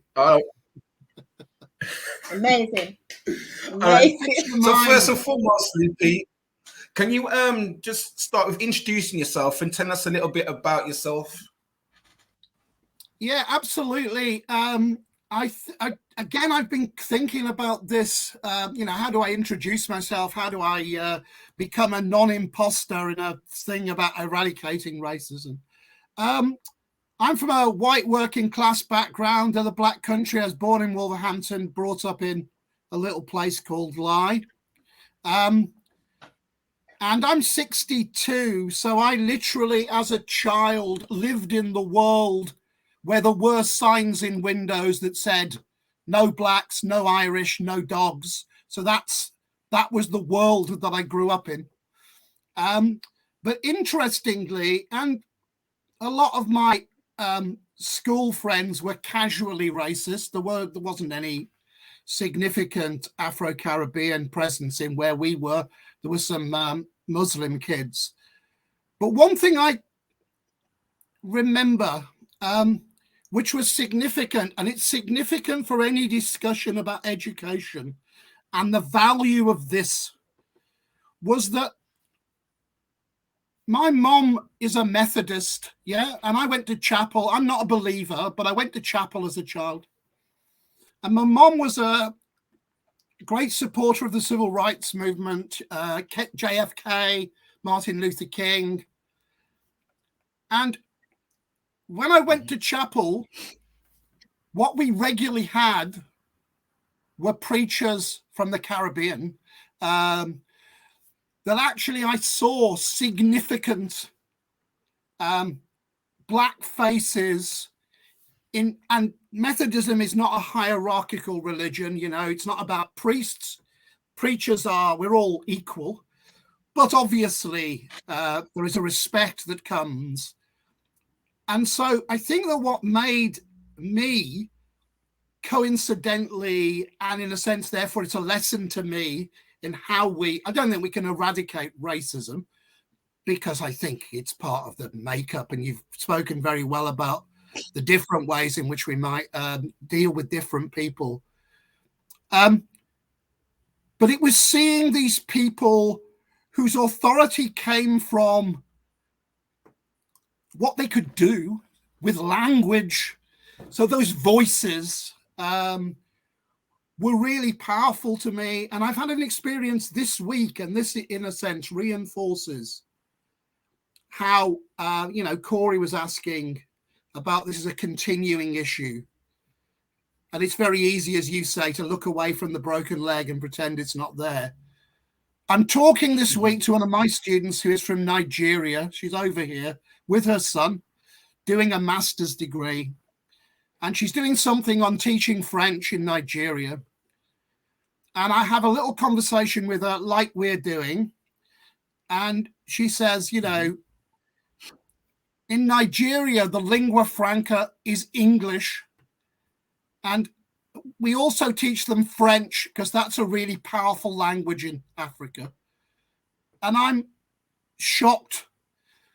And she says to me, what a relief. You're the first person this side of the journey who thinks there's something terribly wrong in learning English as your first language in Nigeria and learning French. And I just thought how ironic it is that two countries who have caused so much damage in Africa are still having their languages. And there are 250 native Nigerian languages that are devalued by this kind of thing. And it struck me, and even worse, Nathan, she said, you need to talk to my son. And that's an interesting thing. As an old white bloke, I need to talk to her son about, because her son was up to do a presentation at school the next day and he didn't want to do it. And the reason he didn't want to do it was because he felt he sounded too African. And I kind of think, oh my God, that's the central problem. This is not something that is about big arguments. It's about little issues, about making people. Derrida, who's a philosopher, said there's no participation without belonging. And I think it's the degree to which you can help people to belong. Because I was saying to my son, who's 30 odd, years ago, I did a presentation on non-verbal communication with some teachers. And Michael Guile is like the expert in non-verbal communication, says there are 10 forms of non-verbal communication. And number 7, I remember, is skin. So I said to this group of people, obviously we communicate through our skin. And a bloke put his hand up, white bloke. How can you communicate through your skin? And the only woman of color in the room stood up. And she said, I swear she said, Mister, I communicate through my skin in this country every single minute of every single day. And he's, in his case, it was not a case of malignancy. It was a case of pure ignorance, of not knowing what it's like, of not considering the, and I've heard a teacher being criticized this week by a Tory MP for talking about white privilege as if it's a fact. And it's like, for God's sake, can you imagine in this country if we went to school and we were forced to learn Spanish, that we weren't allowed to learn English? There would be a revolution in this country. And yet in Nigeria, of course, Kimi Badenoch has told us that Britain's the best place in the world to be black. I kind of think there must be places in the world where it's better to be black, you know. But it is, in Nigeria, it's taken for granted that kids need to learn English first, because that's how they'll have purchase in the world. And nobody's critically examining that. It's not about one thing or the other. It's what kind of education do we need to have if we're going to not eradicate racism, but if we're going to actually have a stab at equality. You know, we're not having a stab at it at the moment. What we have is, that's right. You know, exactly. Because there is like a misconstruction of equality. Because I can understand. Let's go back to the language part. I can understand. And historically, we learned one another's languages, and that's to be able to trade and communicate. You know, that's trade goods and things like that. So, you know, if I could have been, you know, Greek, but then I wouldn't learn another language. Like I wouldn't go and learn Japanese as my first language. I'd be able to just communicate, but I'd still stay sovereign to my native language, if anything. And that's it. So to have that born or infiltrated self-hatred, as you might call it, to actually think I want to go there, because even that was funny. England's the better place. Wait. Yeah, it is funny. A better place to be a black person. That's, you know, that to me is like, that's like a grizzly bear saying the North Pole is a better place for me to be a grizzly bear. Look at the climate over here is not good. We've got vitamin D deficiency over here. You'll be having to eat extra spinach and stuff to be able to survive here, you know. It's true though, like, you know, the racism here is immense, and it's in different spectrums. And this is why it's I'm glad that this topic, you know, I could speak about this for years, because it's been going on for how many years? So 24 hours is probably scratching the surface. But there's a few other questions on the introduction here, because I know you've got MzRootz spoke highly of you, right? Yeah, very highly, right? Good. So it's good to see it's good to see the face, the description, to the adjectives. So let's reverse it. How do you know MzRootz? I know MzRootz because she was a student of mine. She was, in my opinion, is a force of nature. And it's interesting that I was at a book launch yesterday for another of my former students, who is equally a force of nature, Chantel Brooks. I've put her book as well, The Pursuit of Success, Grades Don't Define You. And she was another student who came up through this top-up degree like Mal did. So she was, she's got a talent for teaching. And once she got a taste for teaching, she also thought, well, you know, I need to also develop, not necessarily academically, but you need some qualifications in this country to do anything. And she did a degree with me. She got a first. She was brilliant. And we've been in touch ever since. She then did a master's, and now I'm a tutor on her PhD.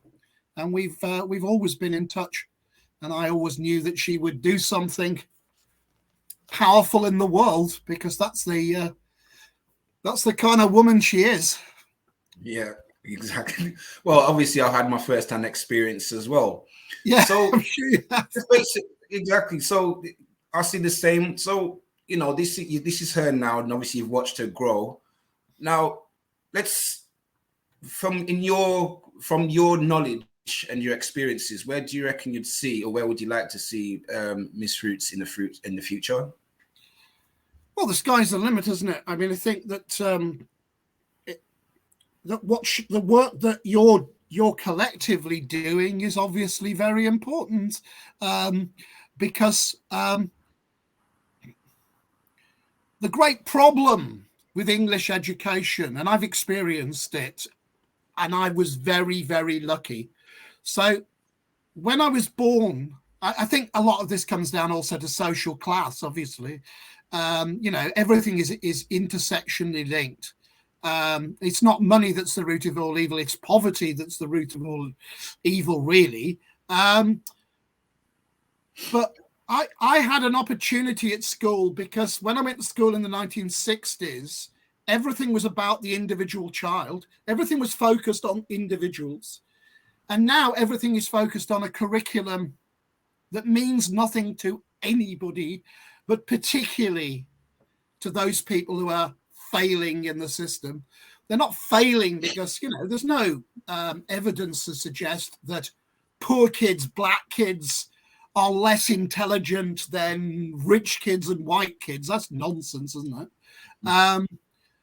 But it's the degree to which you feel, you know, I've said it, belonging, isn't it? It's the idea of who's taken any notice of you. So I was ashamed when we brought in Prevent, because I understand, you know, the need for protective gear.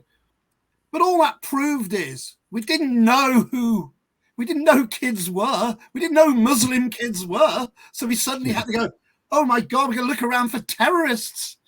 And that was because we never started in the right place. Actually, what all kids need is to talk to one another, to find out about the peculiarities of the way in which we, from different groups, and we're like, in some ways very different and some ways the same. And it's like, and it's not, as you said, you made a good point a while ago, you know, it's no good doing this, oh, we're all the same, we're all, that doesn't actually mean anything. That's, you know, and, you know, my favorite philosopher, Rancière, says, equality is either today or it doesn't exist. So don't give me a plan. Don't tell me that we'll all be equal in 100 years, 5 years, 7 years.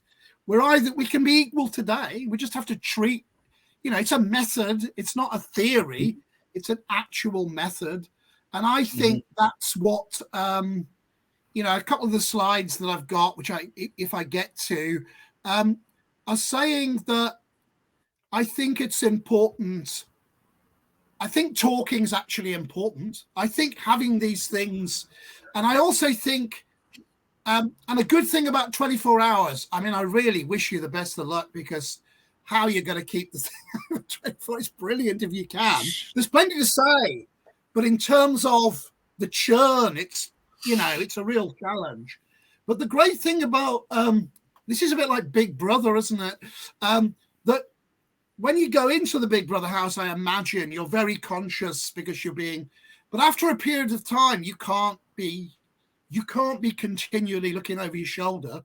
And I think that one thing that needs to happen, and this kind of event can do it, is to just start to get people to speak openly and to admit that we're occasionally going to say things that upset people, and we can always apologize, can't we? We can always get the wrong word. It doesn't matter. And one thing that, you know, the only thing I share with the right is my suspicion of certain kinds of liberal, left-leaning people who are bothered with stupid things instead of the, you know, are not out there looking people in the eye. You've got to look people in the eye, and you've got to have a conversation with people. You've got to say, you've got to ask the most important questions. What's it? As you said, you made again another good point. You can't. You can have a level of understanding that women may, in fact, suffer monthly from pain, but you can't understand it. But you can actually talk to them about it. You can actually, you know, one of my students did some work on the menopause and got the college that she was in to have a policy on the menopause, giving time for women to cope with the.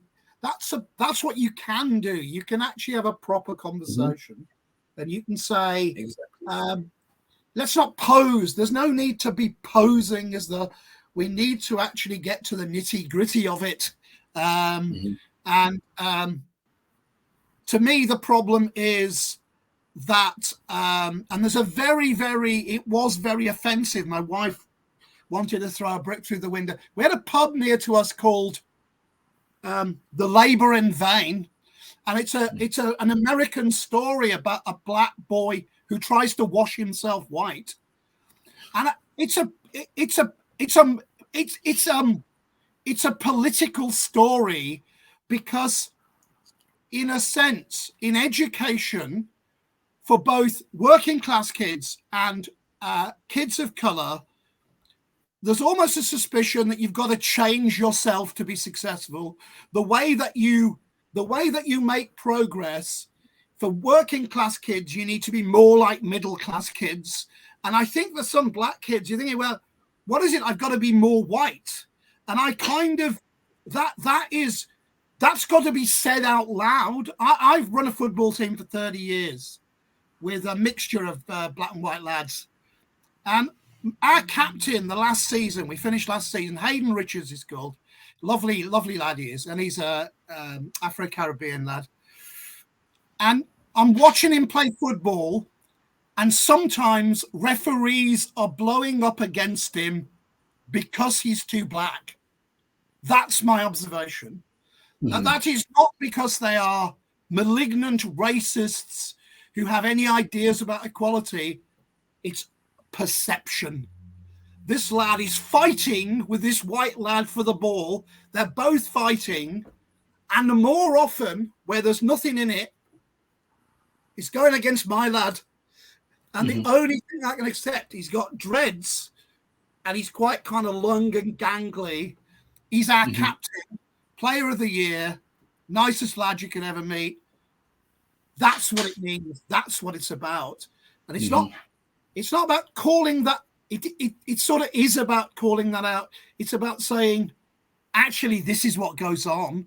And, Pink Floyd talked about dark sarcasm in the classroom.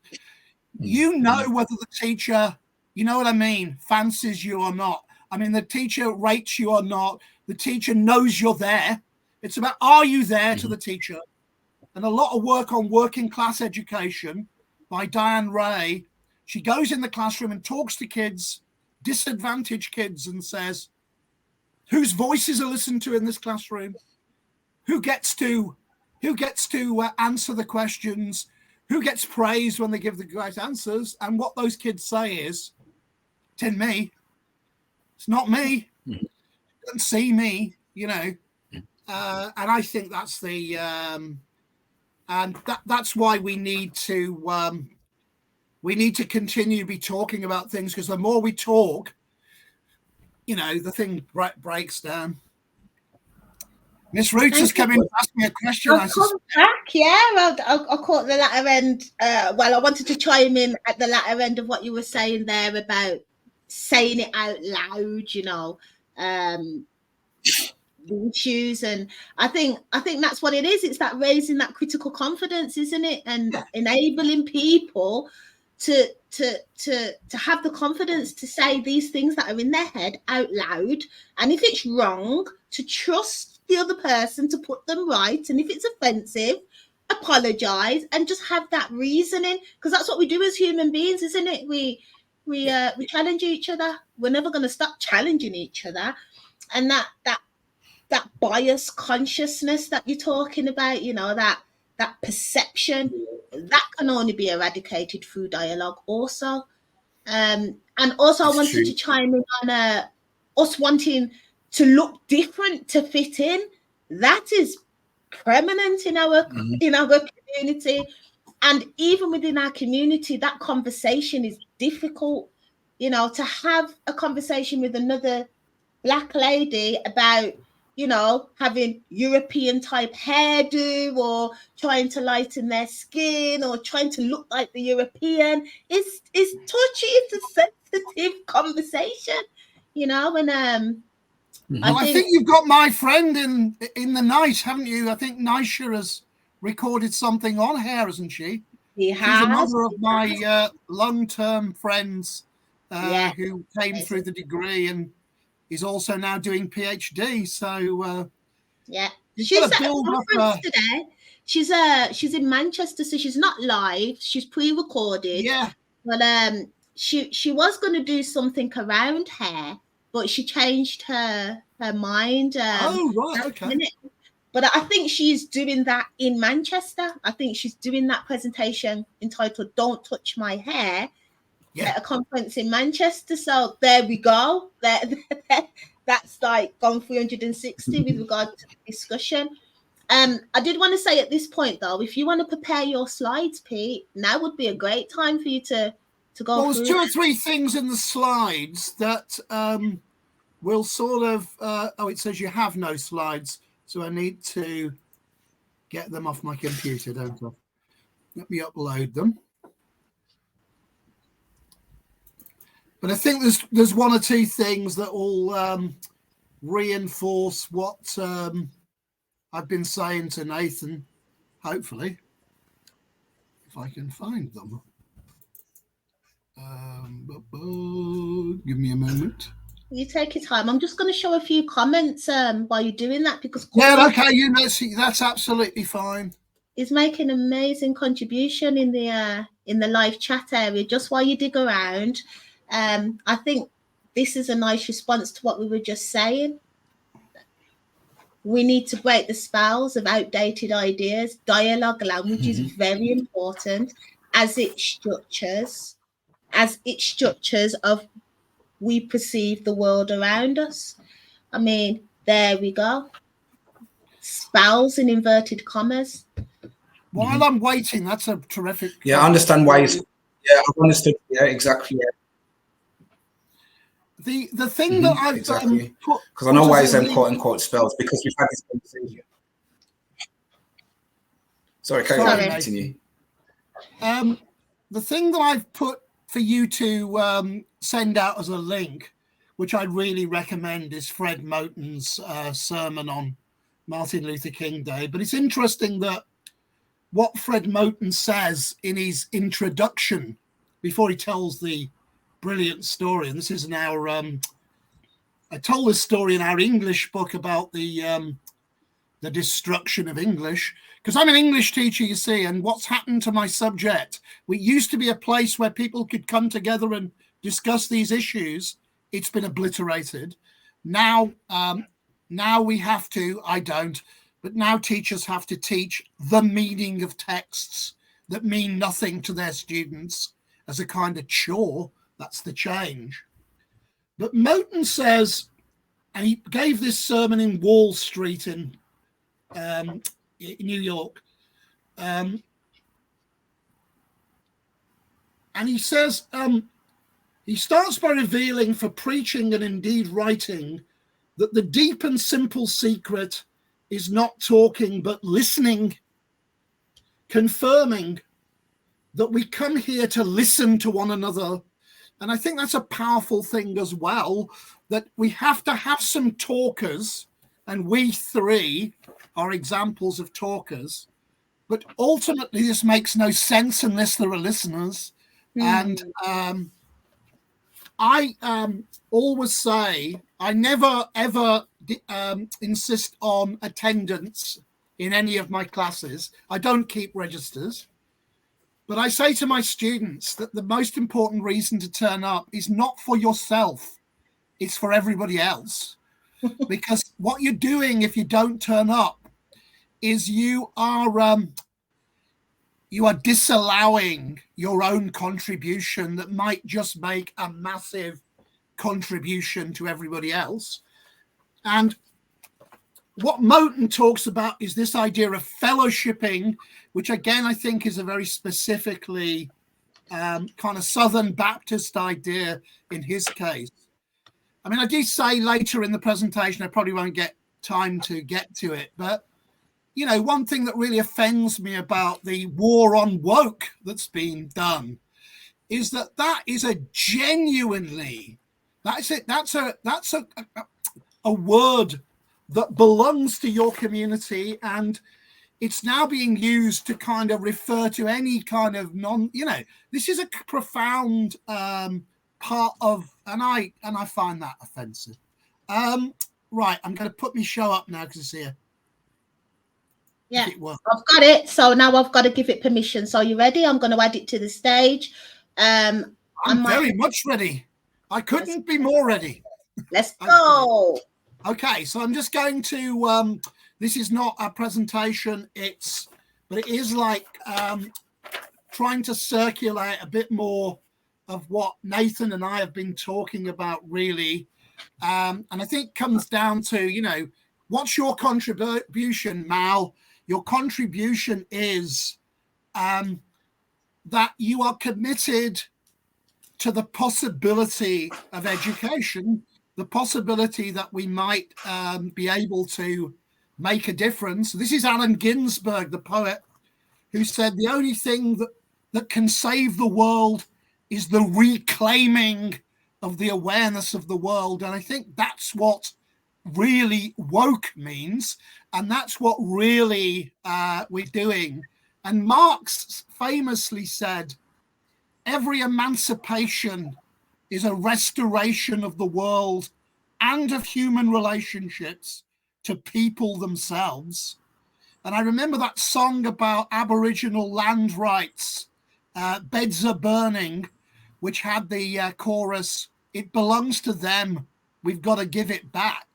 And in terms of the stuff you've been talking about, slavery and how we address it, it is about that. It is about recompense. But in this case, it's about saying who's this belong to? Who does our own experience belongs to? We've got to claim it. This is Paulo Freire, who worked entirely in his life with peasant communities in South America. He was a supreme educator.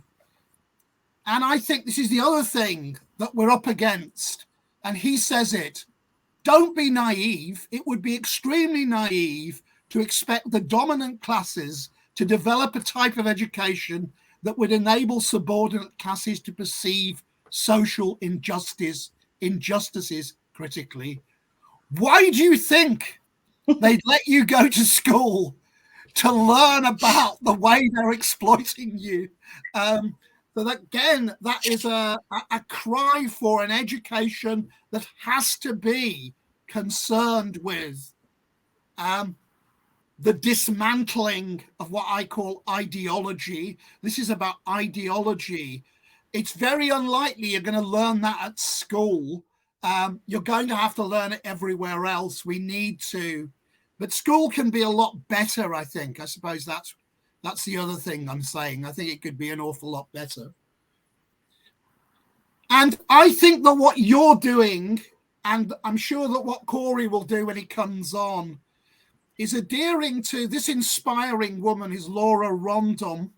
She's from a Latina community in America, you know, much despised kind of subordinate community. And she rose to become a professor of education, and has written a series of books about, you know, the girl from the barrio. And she says, we need to validate students' capacities for intellectual development at the beginning, not the end of their academic careers, since many students feel that who they are and what they represent are not valued. Everything that MzRootz represents is entirely that, is saying it's about heritage, it's about history, it's about identity, and it's expecting not that our system for all kids is kids feel they have to prove themselves.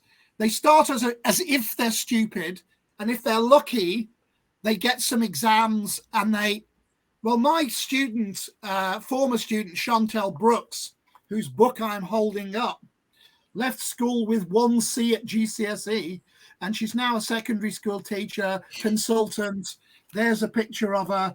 She was out last night, and her community came out to support. There were 2 bishops at the book launch.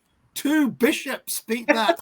And in a sense, that she's proved you can, but you ought to be validated when you walk through the door, not for a lucky few who and we don't even send kids out of school thinking they're clever. Even the kids who've got GCSEs don't think they're clever. They've been so badly battered by the community. Because the truth is, for any group of people to get an education, the first need is they have to have a say. You guys are giving them a say. And it's a long-term project. It's not something that is quick fix. That's why you put something on that's crazy, like a talkathon. What on earth were you thinking when you get 2 hours into it? It's like not eating for 4 days. It's all right in theory, but when you get to day 2, and there's Rancière, who says equality is a presupposition, an internal axiom, or it is nothing. Do not give me this nonsense that we're heading towards equality, because we know that some kids are 3 or 4 years ahead of other kids by the time they go to school. And I was going to say, if I'd got time, that the advantage that I had as a kid was everything was child-centered. So I had a great time at primary school. We're all interested in one another and who we were. Whatever communities we came from, we talked about it forever. And that was made my education. I'm supervising a year one teacher, Kelly Pitt, she's called. And there are 4 children in her class who are at the national curriculum level they're meant to be, and the other 26 are not.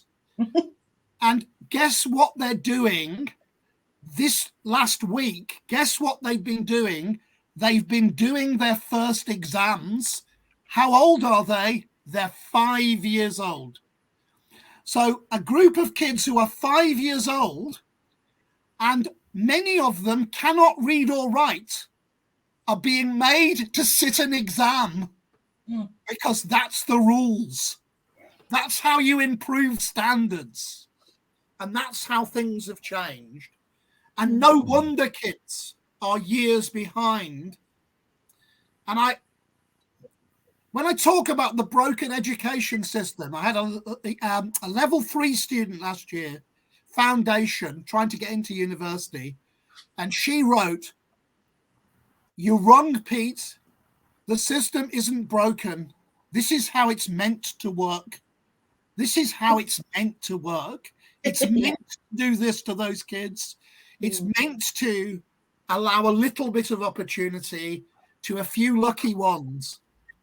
If you remember Toy Story, there's a scene in the restaurant where there's aliens in one of those hand grab things, and the grabber comes down, and all these aliens go, "Take us with you, take us with you." That's an image of the black or working class kid in education.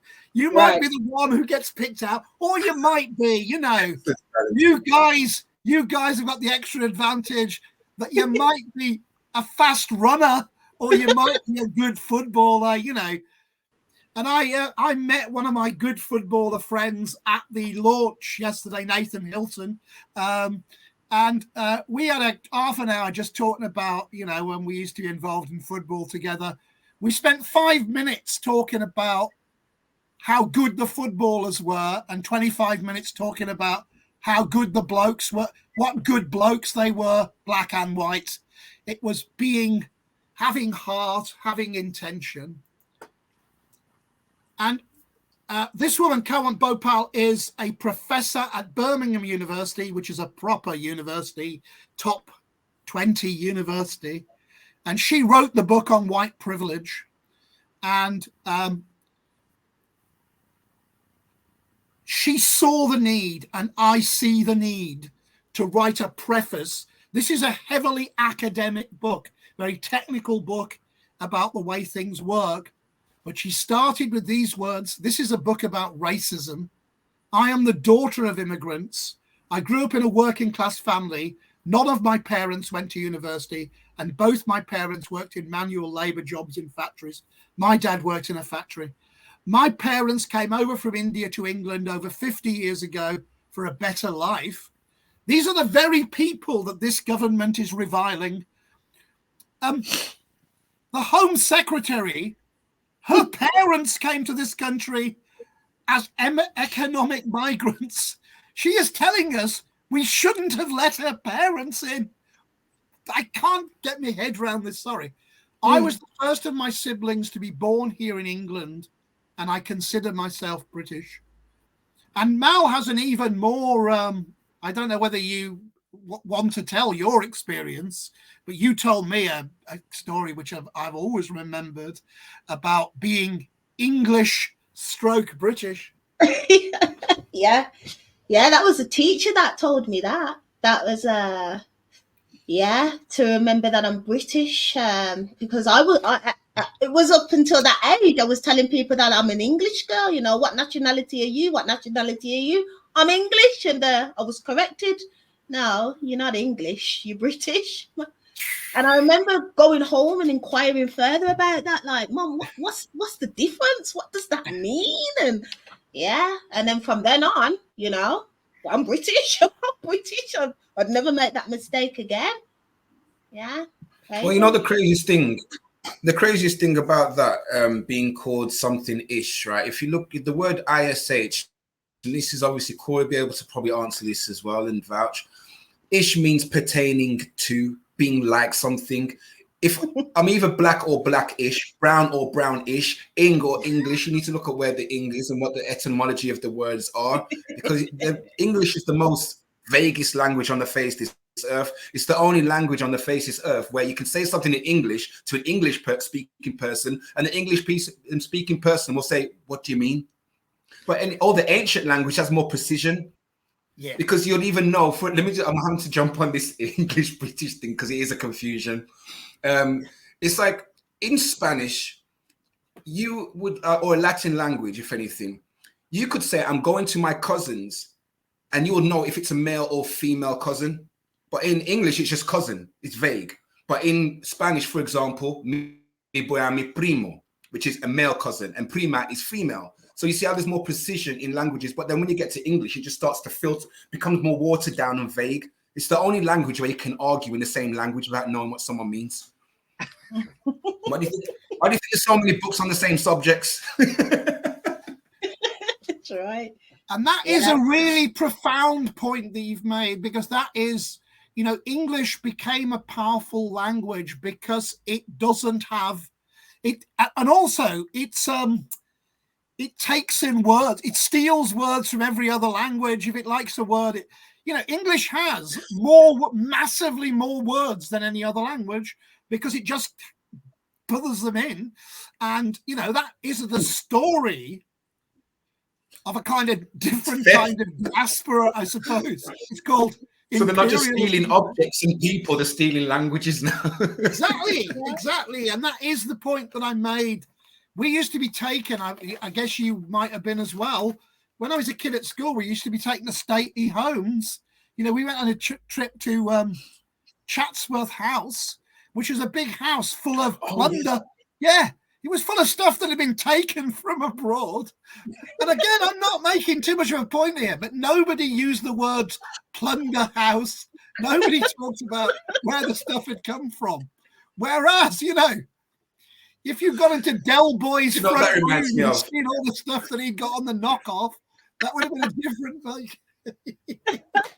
But the guy he pulls out his jacket and he's got the stuff that he just got from the shop around the corner. It's like, yeah, look at this. Exactly. He'd be in prison. but the Duke of Derbyshire's and the House of Lords, that's the difference. It's the two things. And I think it is this. So here is a woman like Suella Braverman and Priti Patel, who is from an Asian heritage background, and all the best has got on, education, etc. But she is absolutely firm. However, from a very early age, it was apparent I would never be accepted as British in white England. From an early age, I realized they would always be judged on the color of my skin and nothing else. And if the danger is that if you allow a system, which I've benefited from, so I'm from a working class background and I'm a university teacher. And the question is, what are my responsibilities? I think my responsibilities are greater. I instilled in my kids are middle-class kids, because my kids haven't been born into, I ain't a factory worker. My dad was a factory worker, but my kids know where they come from. They know what and that's the issue here. That's the issue for MzRootz. It's about having pride. That doesn't mean that you're forever wedded to a set of issues. I mean, probably the greatest book I've ever read as an English teacher is Toni Morrison's Beloved, which is the most beautiful book, which is a book about slavery. And her conclusion is, this is not a story to pass on. At some point, you have to get on, but you can only get on once you've fully experienced it. You can't avoid it. You can't look away from it. You have to look it deep in the face and then you can move forward with strength and not and not with weakness. And I kind of think that that's it. I still continue to experience racism, often on a daily basis, but it is more subtle and nuanced. And I will continue to name racism regardless of the negative repercussions of doing so, because you're not going to be called the N-word as a university lecturer by your colleagues, but that's the easy part, in a sense. Malignant, outrageous, straightforward racism, you can deal with that stuff. It's the insidious stuff that that only education can and it's about understanding. There's a slide there on double consciousness. Paul Gilroy wrote this great book, There Ain't No Black in the Union Jack, but he also wrote the distinctive study of the Black Atlantic slave trade. I saw him give a lecture at the Sorbonne. He was a keynote speaker, incredibly inspiring guy. But he talks about double consciousness, the idea that, and it's an idea he got from Du Bois, the important Black American sociologist, who talked about African Americans forever being in two consciousnesses, it being American and Black, and the being attention. And Gilroy says that about European. Being Black in Europe is about this double consciousness. It's about reconciling yourself in the context of a society that doesn't fully. And Du Bois' classic study is, it kind of like, this was written in 1903, and therefore it has kind of language which is even the title's lovely, isn't it? The Souls of Black Folk. I love that as a kind of title. And he says one ever feels his two-ness, an American and Negro, two souls, two thoughts, two unreconciled strivings, two warring ideals in one dark body, whose dogged strength alone keeps it from being torn asunder. And it's like Howard Smith, my colleague, often makes the point that it's the day-to-day visibility. Like I was saying, when I went to chapel, there were these prominent Black voices and Black faces. These people had respect, and they spoke in a distinctive way, and it was magical, and it was the words of the Bible that were being used, but it was about representation. And my colleague Howard, the point about decolonizing the curriculum is partly just about, how many people have heard of Du Bois? How many people know about Gilroy? These are two very important voices, but they're often voices that are neglected. And this is from 2020, so this is 80 odd years later.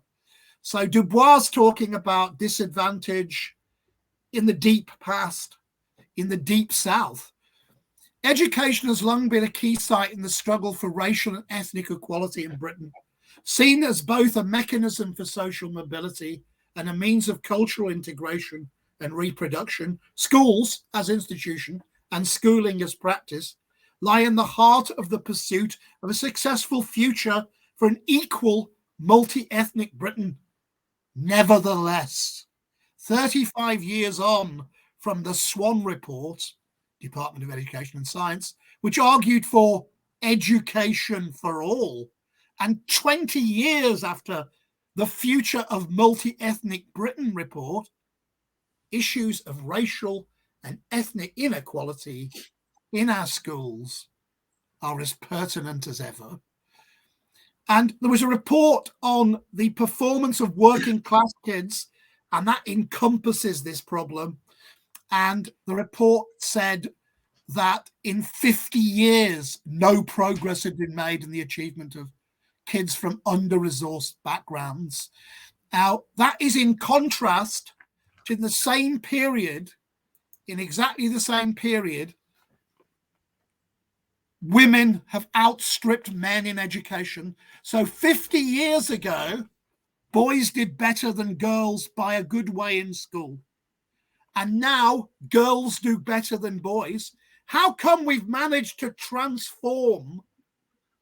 Not we, women have managed to transform their lives, and yet we haven't managed to address these issues. That gives a little bit of hope, because honestly, when I was growing up, it was generally believed, without question, that men were more intelligent than women. And now women are doing better. Nobody's suggesting that women are more intelligent than men. And that some of these racist tropes are based on ideas of superiority, racial superiority. That hasn't gone away. It's just been poured into the system. And this notion that, you talk about stop and search. At least the outgoing female head of the Met admitted that, it's much more likely to be stopping and searching young black males.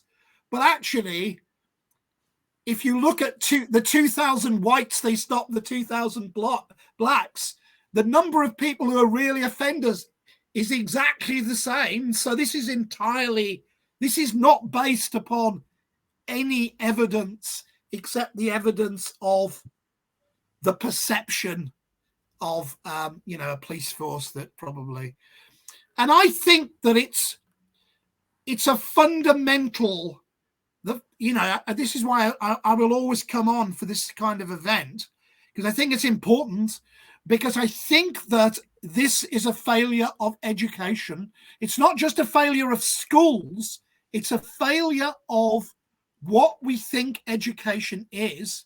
And I subscribe to Gert Biester, he's that Dutch guy, and he said, we should think of education as the situation or process which provides opportunity for individuals to come into presence. That is, to show who they are and where they stand.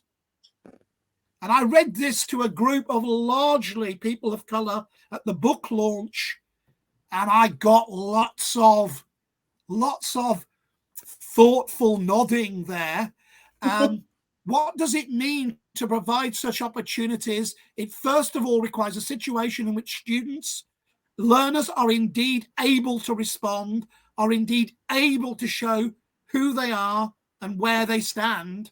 And I send that out to every single one of us and say, did your education give you the chance to come fully into presence as who you are? And rather like my captain Hayden, so when some people appear, they're immediately perceived in an unhelpful way. And moreover, more than that, there are all kinds of ways in which they are dissuaded from coming into presence. Because as you've said, all of you this morning, even in an event like this, the idea of coming on camera, it's easy. We're running the thing, we're prepared, but the idea of switching your camera on and coming into presence, to stepping into the place and standing up for what you believe. And the more we can fill this screen with faces and people, the better it will be. And we need to listen to all opinions. So if Kimi Badenoch would come on and tell us why Britain's the best place to be black, I'd be happy for her to come and argue this with us. I think she'd get a good Wolverhampton welcome. And I think that what we have is, going back to Laura Rondon, which is the next one. I'll come back to Dubois. Is what Laura Rondon argued in America was, we need to change the curriculum. We need to get control of the curriculum, and we need to change it. We need it to reflect. We need it to reflect all of us. We need to reflect who we are.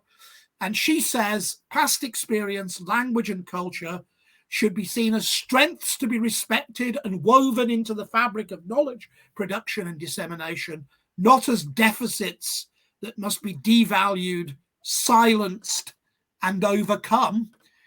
And that's, you know, all of those little ritual things where kids are sent home for having $ shaved into the back of their heads, or whether, you know, it's a ban on hoodies. That was a clearly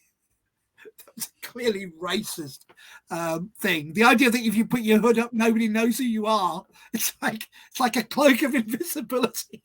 So put your hood down. No good reason for that. You're just trying to, and because I'm a scruffy person. You know, I taught in shorts at college. I usually have longer hair than this. I've usually got a t-shirt on. I was very naive, and because when I was growing up, I was like heavy metal, and still am a heavy metal devotee.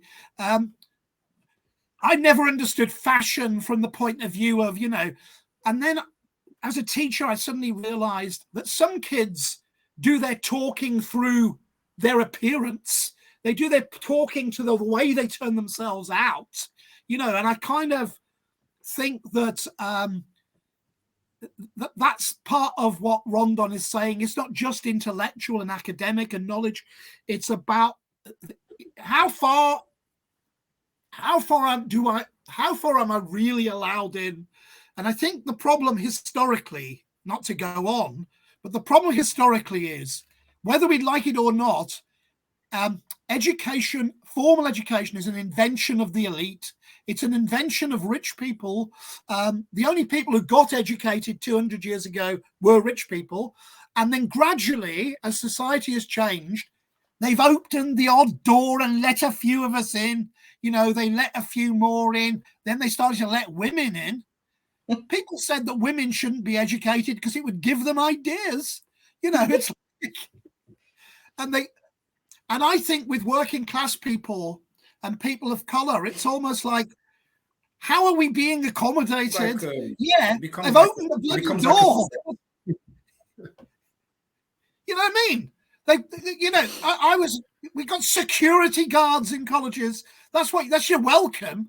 Yeah, you're welcome, but we're keeping an eye on you. They're keeping an eye on you.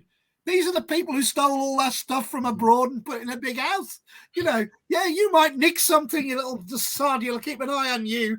You're likely to nick. You guys have been nicking things for centuries. What are you talking about? We got it from you. But it is seriously about how do you properly accommodate people? And I go back to Dubois. And he said, and I absolutely agree with this, and Roncier says the same, now is the accepted time, not tomorrow, not some more convenient season. This is not something to put off, because what you're doing today, believe me, will make a difference. It's about sowing seeds, and it's about, and obviously she has it, Mal has it, it's the idea that you have to keep going, you have to develop, you have to have patience with it, but you have to make a difference now. And you make a difference now by giving people a platform, by giving people ideas to percolate. And with that, we can, because this was the report that said that basically poor kids have not done well in education for 50 years, and we spent a load of money doing nothing. But what was neglected was addressing working class young people as a group. And this is also true of people of color. It's the idea of being interested in, you know, the great thing about the book launch was one of the most successful book launches I've been to. I wrote the foreword to the book. The community came out. Actually, the community came out. Now, that was a very church-based community, as it often is in Afro-Caribbean communities. But they were all out for her, with her, collective solidarity, and we had an event that enriched them. I had another student who comes from Montserrat who did the degree, another Chantel. She arranged at her local church a poetry reading of Afro-Caribbean poetry. We'd looked at a stirring poem by this guy, John Agard. He wrote this poem, checking out me history. Dem tell me what dem want to tell me. Bandage up me eye with me own history. Blind me to my own identity. And I use this every year with the foundation students, and I always read it myself, because why wouldn't I? If it was any other dialect, I would read it. What is the problem? And the problem is some teachers feel embarrassed. You're better off having a go. People can always correct you. Then pointing to the first black kid you see and ask them to read it, because they may not be any better at reading it than you. It's not like that's their language, you know. I had this discovered memory years ago, but I went to grammar school and was only one black kid, and he happened to be a friend of mine, Stephen Hopkins, but his parents were like surgeons. He was 100 times posher than me. He was a posh kid. He got no racist abuse at all from the kids, but the teachers referred to him as Darky Hopkins. Now, I only thought about that later and kind of went, why was I not aware? Why did that not? Because nobody ever. He's just a normal lad. But the teachers, this was 1970s. When I discovered this, there were teachers who were still at that bloody school. And I just kind of think that's the filter. But Chantel went down to her local church, arranged a cultural evening, and she read this, and she recorded herself reading it. And she read it in like not a schoolgirl outfit, like a sexy thing, but like presented like with a satchel.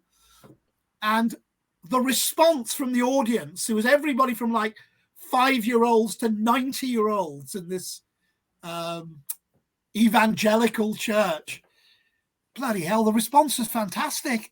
People just like nodding along, because Agard, you know, we can put the poem up. Agard talks about the idea that history, you know, they tell me about Columbus, but they don't tell me about, you know, they tell me about Florence Nightingale, but not Mary Seacole. You know, this is what the thing is about. And John Agard hasn't written in this sort of faintly sort of patois form, because that's the only way he writes. He writes in all manner of ways. It's not like, it's not narrow, but it's about, I had a student from Anguilla who, inspired by this, wrote a poem in the class. And it was so brilliant. I wish I'd brought it along with me. It got published, and it was the central feature of our Black History Month things a couple of years ago. But she'd never written a poem before, because she hadn't realized she could write a poem in a version of her own voice. That wasn't the only voice. I saw her at graduation a few weeks ago, and we both embraced and just remembered the experience. And she said, I'm so glad I've seen you. And I only taught her in the foundation. She'd done 3 more years. And she just said, oh, that was great. It was John Agard that I recommend him. So I don't know what the time is. Am I running in? I'm nearly there. Yeah. This is Rancière, my favorite philosopher. And he says, and I didn't understand this for a good while, but now I understand it entirely. Reason begins when discourse is organized with the goal of being right cease. And what that means is we need to destroy and dismantle the preordained curriculum. We need to make curriculum about discovery. We need to co-create with our students. As long as we're As long as we're knowing in advance what people need to know, we'll never change anything. Because he says, begins when equality is recognized, not an equality decreed by law or force, not a passively received equality, but an equality in act, verified at each step by those marchers who, in their constant attention to themselves and in their endless revolving around the truth, find the right sentences to make themselves understood by others. And I think that your endeavor, one thing I've always valued, and I know from working with Muslim students that this is very strong in Islam, is heart. I think heart is really important as well as brain. And I think the striving to make ourselves understood, Nathan's made some great points about English in this respect, but those interactions are the ways in which you won't eradicate racism, but you will make it, you will create a context. I'm not going to read the whole of this because I know you need to get on to your discussion, but kids should be reading what Dr. King said at Morehouse College in 48. And he says, it seems to me education has a twofold function to perform in the life of man and in society. The one is utility and the other is culture. Education must enable a man to become more efficient to achieve these things, the legitimate goals of his life. Education must also train one for quick, resolute, and effective thinking. To think incisively and to think for oneself is difficult. And that's where we've gone wrong. It's the idea that we've made education into a chase for qualifications, and we've made everything seem like not problematic. We need to realize that doing anything valuable is difficult, and we need to be collectively engaged with it. And he says, and I am finishing, we must remember that intelligence is not enough. Intelligence plus character, that is the goal of true education. Really old-fashioned idea, but actually, I'm an atheist, but when the bishops come down for the community thing, they definitely bring that. These guys bring the idea of character, the idea of behavior, the idea, and that I find that inspiring, because they were exactly the same people when I was 7 years old who were stood in the pulpit, you know, being very big and very black in my experience, and booming voices. And we also had local preachers who broomed in black country accents. So we had black accents and black country accents, you know, going back to that bloody idiot UKIP MP who told Lenny Henry to go back to a black country, and everybody in the black country was up in arms because he's from the black country. Lenny is one of our own. The complete education gives one not only the power of concentration, but worthy objectives on which to concentrate. And you guys are providing worthy objectives. That was the first use I could find of the word woke.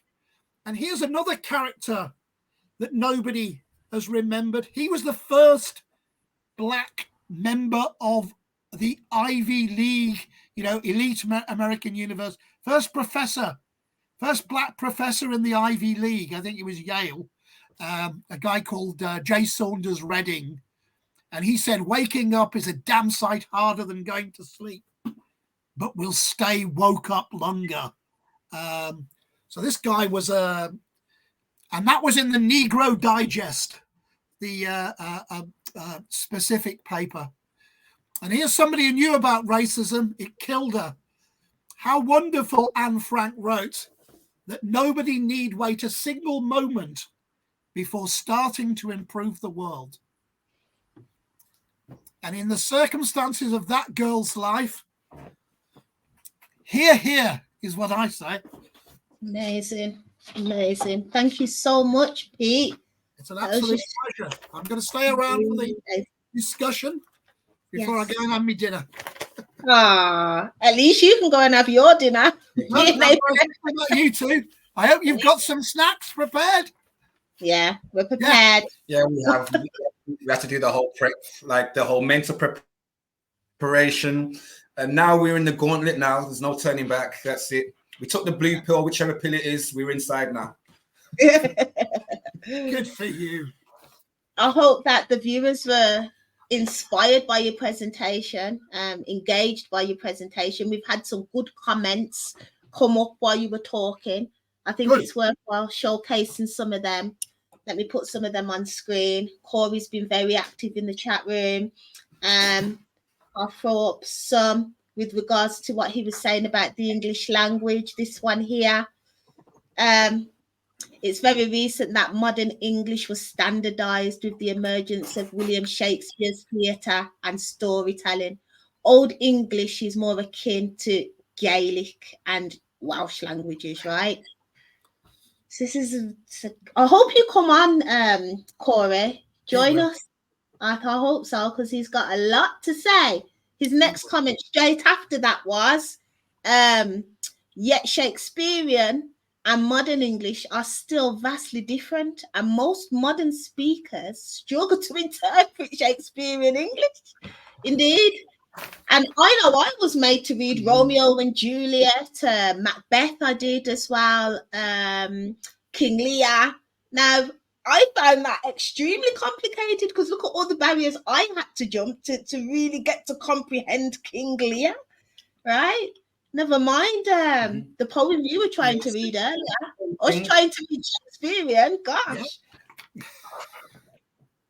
Very interesting. Well, it's like the King James 1611.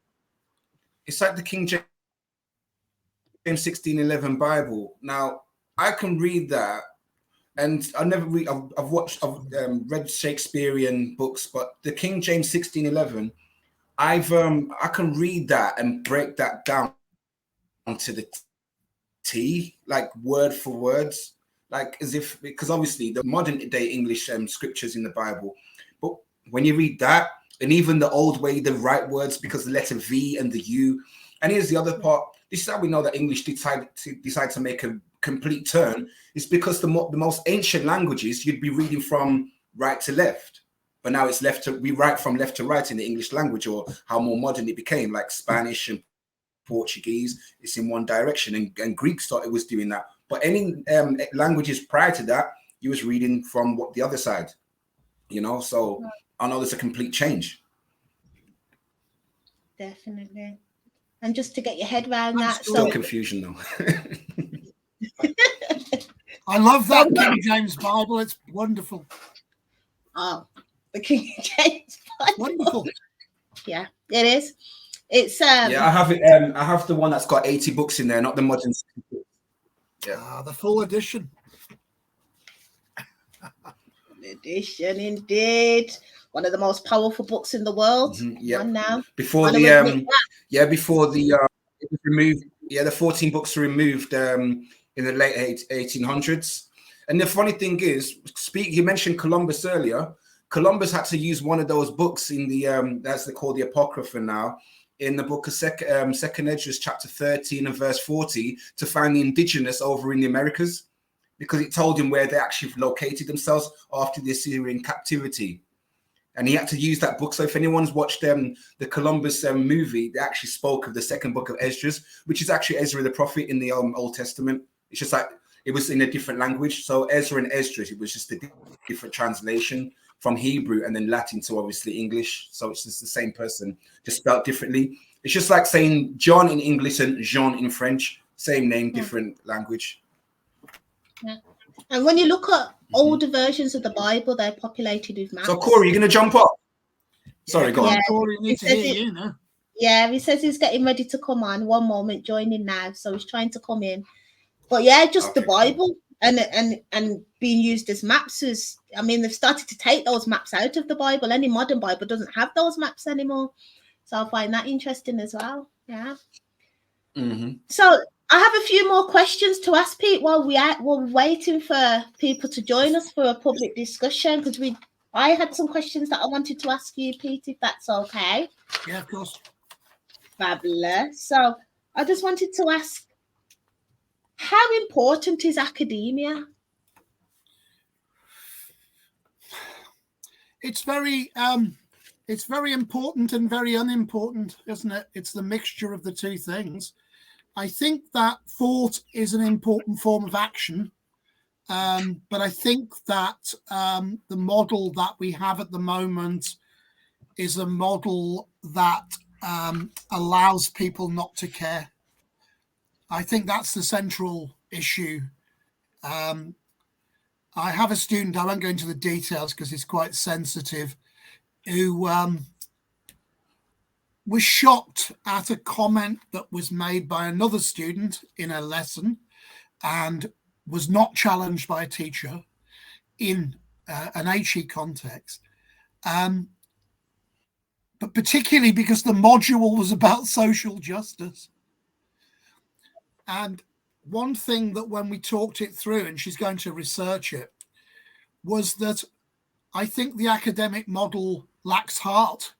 I think the heart in the academic model comes entirely from individuals. So people get into the sort of habit of teaching things without really caring. I'm not saying they don't really believe what they say, but it actually becomes a kind of rigmarole. So you make a comment about equality or justice, but then when the chips are down, when something happens, it's a little bit inconvenient, things get a bit tense, people say things that they shouldn't say, and there are all kinds of ways in which of dealing with those things. You don't have to be confrontational. But I think a lot of, well, let's say not a lot of academics, but the academic approach is almost to deal with this in an impersonal way. And these things are personal. So I hate the term academic. I much prefer the term intellectual. I don't think academic knowledge is really all that important. I think that I think it's not about knowledge, but knowing. It's a process that you need to be involved in. And I think universities can be massive forces for good, but only if they remember that qualifications are the icing on the cake. But now, in fact, there's no cake. There's just the icing. And icing on its own is all right, but you can only have so much of it. We're buying students off everywhere, every level, saying, oh yeah, but it's just important you pass the test. It isn't important that you and I think to teach you to be an educator, you have to care. And it isn't just caring about students, by the way. It's caring about the project of education. It's caring about the stuff that Nathan's been speaking very well about, which is the integrity of the process, the idea that you have to have a space, to listening to Anne's presentation earlier this morning, Lefebvre's notion of a space. You've got to have a space where people genuinely feel that they can participate. But then when they do participate, they're going to get challenged. It's not once you've, to me, the job of a teacher is make everybody really comfortable. And then you can start making them uncomfortable, because you can't make people uncomfortable until you've made them welcome. So you can't be challenging people and saying, what do you mean by that? You can't say that. You can't do that until you've said, hey, we're not gonna fight about this, but we are going to argue right to the nth point, and I'm going to tell you exactly what I think, and you're going to tell me. Well, you've obviously always told me exactly what you think. You've never held back, and I'm sure that Nathan will be the same. Well, you're not going to get authentic challenged if you don't keep it real. So it's important to keep it real, isn't it? So that it's you get realness back. It's an energy, isn't it? So thank you for answering it. How do you keep it real? The problem is if you predicate everything on assessment, even with you, there is a context which says the teacher is the person who marks your work. So you've got to try and get rid of that. That's why Roncier talks about the discourses of being right, because you've got to know that you can say exactly what you have to say without that being ever in any way used against you. And that's hard. That's hard for a lot of people. They go, oh, it's easier to keep the peace. It's easier to go along with it. I won't challenge that. But if you don't challenge things, I have this horrible analogy, and I'm going to use it because Nathan's used some formidable analogies today. So I'm adding mine. When I went to Bourneville the first time, Cadbury's, and this is not there anymore because it's all development. There was a massive chocolate pot full of chocolate bubbling they used for Cadbury's chocolate. And I said to my students, if you allow things to pass, if you allow inaccuracies, imprecision, it's like going to that chocolate pot and spitting in it. If I went and spat in the chocolate pot, it would make no difference. It would make no difference to the taste of the chocolate. But if I spat in every single day, in the end, that chocolate will taste of spit. And because we allow little indignities to go over a period of time, you don't challenge this, you don't challenge that, in the end, you end up with spit-tasting chocolate. I'll leave you with that analogy. Oh, God, how disgusting, but I see your point. This is why we got to push those barriers, though. Like, I mean, I just want to chime in off the back of that before we let Corey in, because I can see him waiting there patiently in the green room. Yeah, but with regards to my degrees, we've always challenged the assessment process. I've always tried to not conform. Like, why does the right thing like this, Pete? Why? And my dissertations are like dissertations that you won't have read before, because I don't stick to the framework ever. But you are confident, and that's why you are. That's why you're sponsoring critical confidence, because that is the key to it. It is about critical confidence. You know, that's a wonderful idea that is yours, because that's what we want. We don't want people to be critical in the lay sense of negative. We want them to be critical in terms of reflective and open, and, you know, and the idea that learning is collective. That we've learned, you know, we've definitely learned something today, because the one group of people who always learn most are the people who are doing the speaking. You know, teachers learn more than students, because you know, we've all three of us had the chance this morning to get some of our ideas in our mouths and see how they taste and listen to other people and have a little bit cut. That's, you know, to me, God Almighty, you'd pay for this, wouldn't you? But it's trying to get more people to experience this bit of it, like Corey will in just a moment. Yes, let's let Corey in. Let's let him in. He's there waiting patiently. That's Welcome, okay. Corey. Hi. Thanks for coming on. You are our first public speaker, our first person to join us from the public. So you are welcome. Hi. Hello. Right. Okay, Nathan, you good? Hi, Pete. Hi. Boy, man, it's been a moment. It has. I hope you're good though. I hope you're good. I want to try and keep it concise to maybe 3 primary points. Fine. Thank you very much. Okay, that's good. Okay. So can everybody hear me okay? Yeah, I hear you very well. Okay. So like regarding the construct of race itself and the impact and implications it has implications on all people, believe it or not, of all races, believe it or not, of all races. Obviously, if you're a person of color or black, then that's usually quite obvious for an individual who's black or a person of color, because structurally in other incidences will force you to identify or acknowledge things that are happening directly. If you're not black, though, for example, let's say you're white or another group, you still experience this in many ways. It could be the shame or the guilt of what's perpetuated as being part of your story or your lineage and so on. And so it has implications on all sides of the spectrum. So I think it's quite important to know it affects everybody in a not great way, we would say. And I've sent a link earlier on in the chat about how race is a man-made structure. And so this is like, there's no so-called specific race gene. We have phenotypes and we have structural biological types. And usually my example is to try and explain this is if a small family, for example, let's say a family that had 2 children, 2 males and a female, maybe, for example, they all had wives and a husband. They went to a specific area of the world, and then they settled in that area, and then they had more children. That family's phenotype would perpetuate in that area. And I think we would probably all agree that, yeah, you would see similar characteristics in that tribe that was settled and formed by that initial small group or family. It doesn't mean that we don't have specific groups or ethnic or cultural background and heritage. Oh, we do.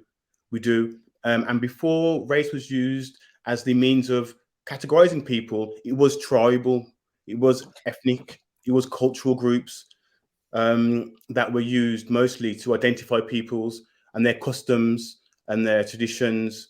I think that's really, really important because people at the moment find it very easy to identify with the term race because it's a very modern construct that seems to be everywhere, and people find it challenging to sort of think outside of that construct, even though there's no genetic or scientific backing for those categories themselves. So if you look at, say, the genetic structures, say, of so-called race, no one person can really fit into those structures. I think that's probably important to know. And we're truly kind of one big human family. Is quite to start off with. I'll jump right into some of the harder stuff now. I hope you're okay with that.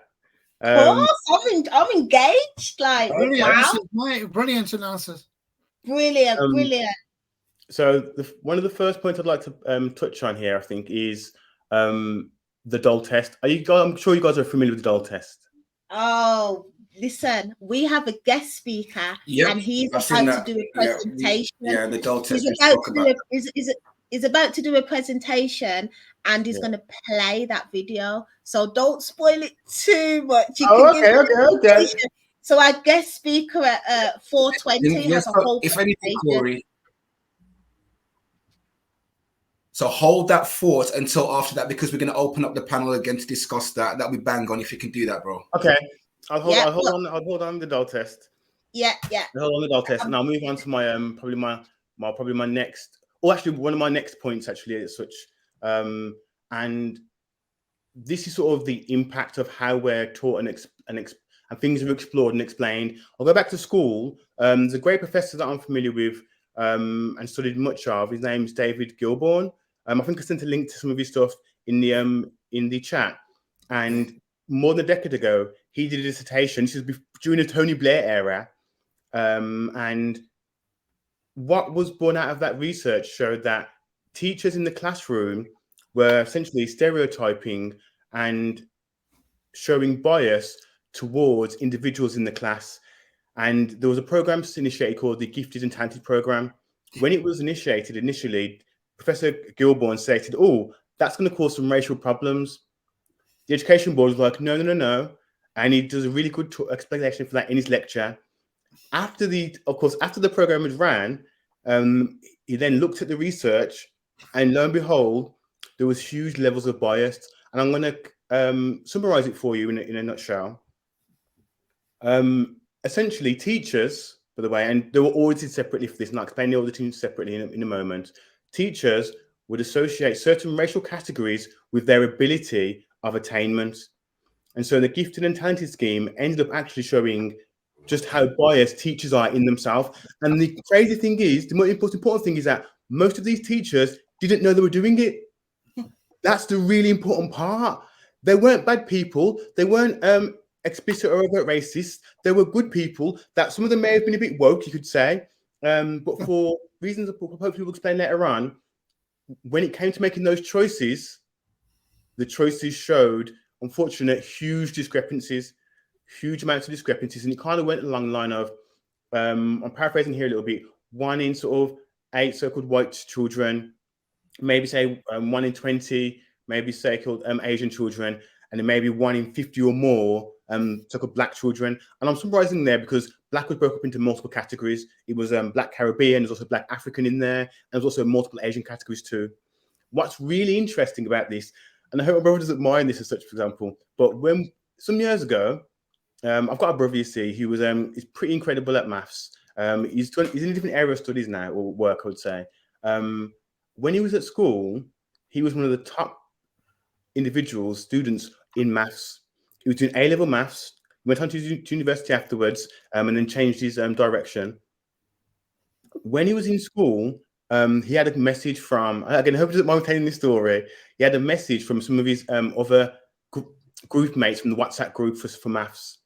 And they were like, gosh, I won't mention his name. We got the scholarship, we got the talented the gifted and talented scheme. And my brother was like, oh, I haven't had any message. And they were saying, quote, you must have, because you're our mentor, you're our tutor. And so he was one of the main tutors in the group. And as it turned out, that for reasons that David Gilbourne's study will show, that he was passed over initially. It's okay, we got there in the end, but he was passed over initially. And so the white and Asian members of that class were selected for this program, and he wasn't.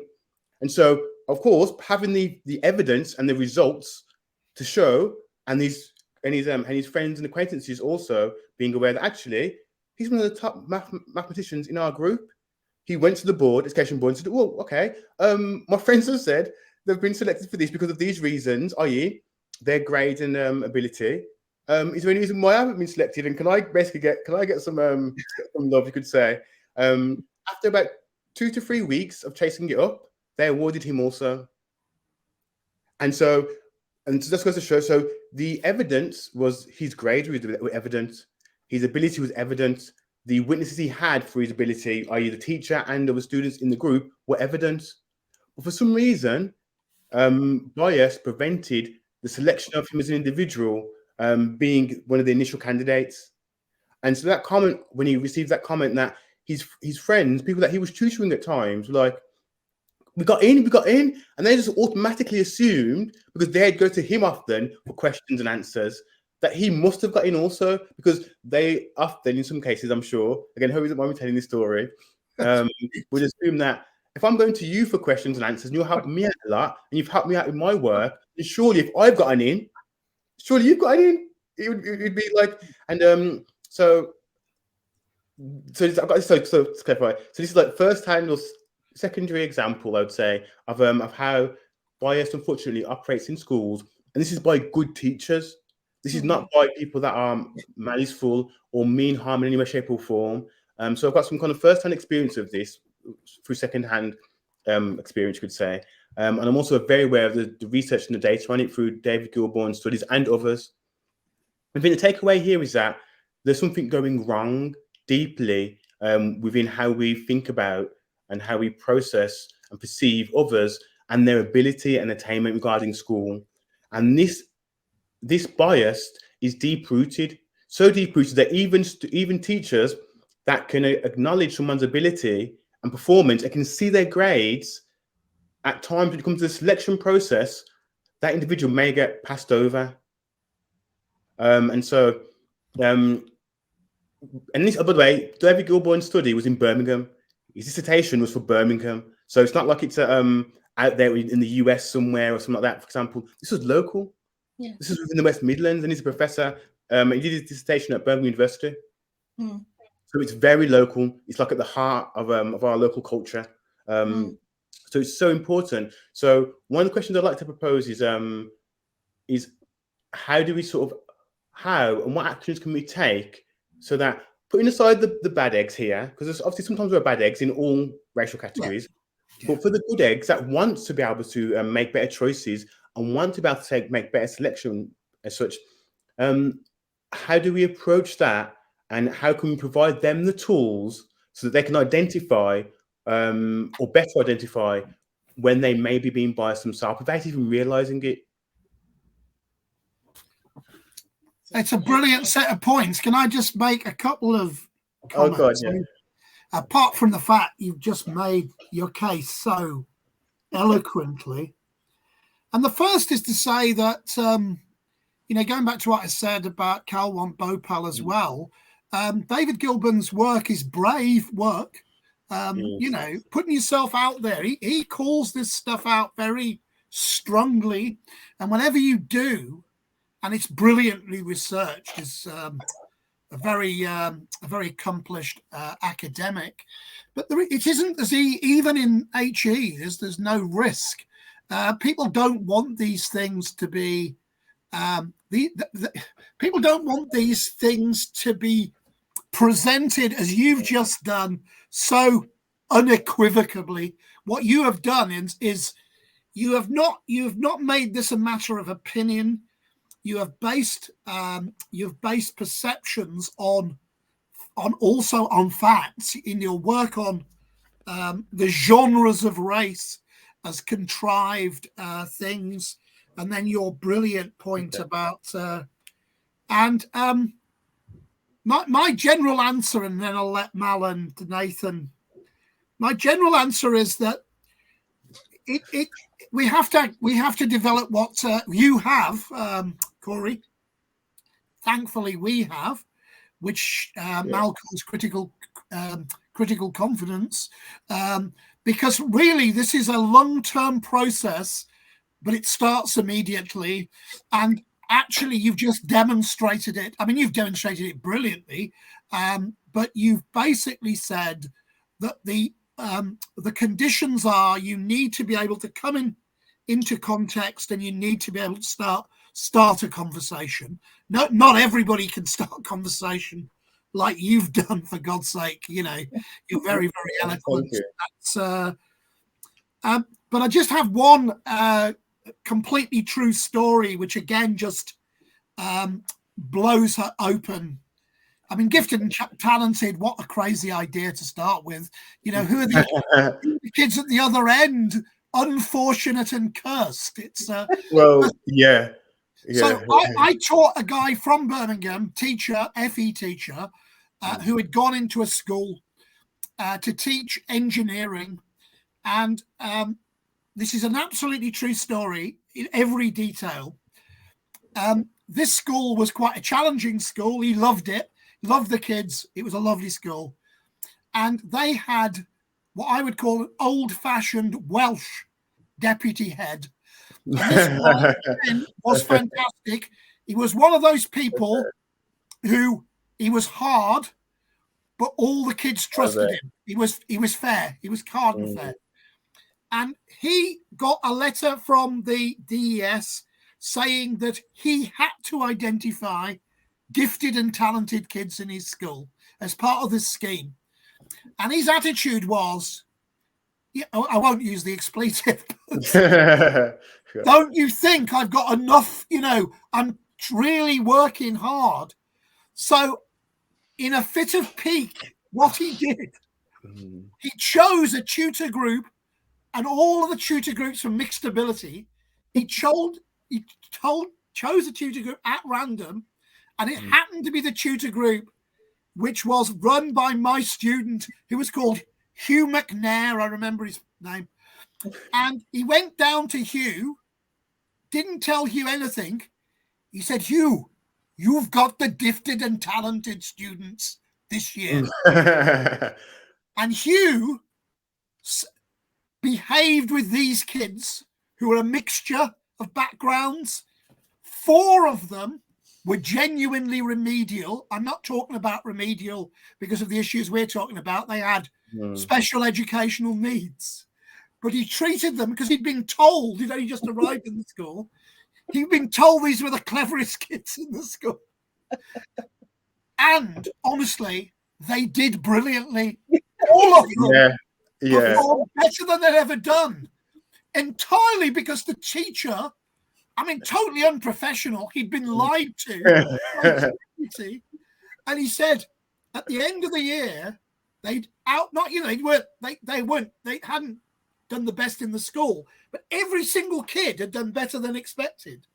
And then the deputy head came down and said, no, that wasn't real. I just chose that at random. And it just shows you the degree to which these kinds of decisions can really, what we need is for teachers to invest in every single kid, don't we? And be positive. Go on. And that's a really important point, because people have talents in different areas. And so some people have more academic talents, some people have more hands-on skill talents. And there's nothing to say that a child who has hands-on talent that could become one of the greatest architects of our time has less ability or skills than somebody who can read 1,000 books in a year, or sorry, maybe 100 books in a year, for example. They're both really important skills. Without shelter, you won't have the leisurely time to read books, for example. And I think that hands-on skill, trade and crafts are just as important, but often they get missed out if you don't have the academic ability to be able to communicate that well. Sure.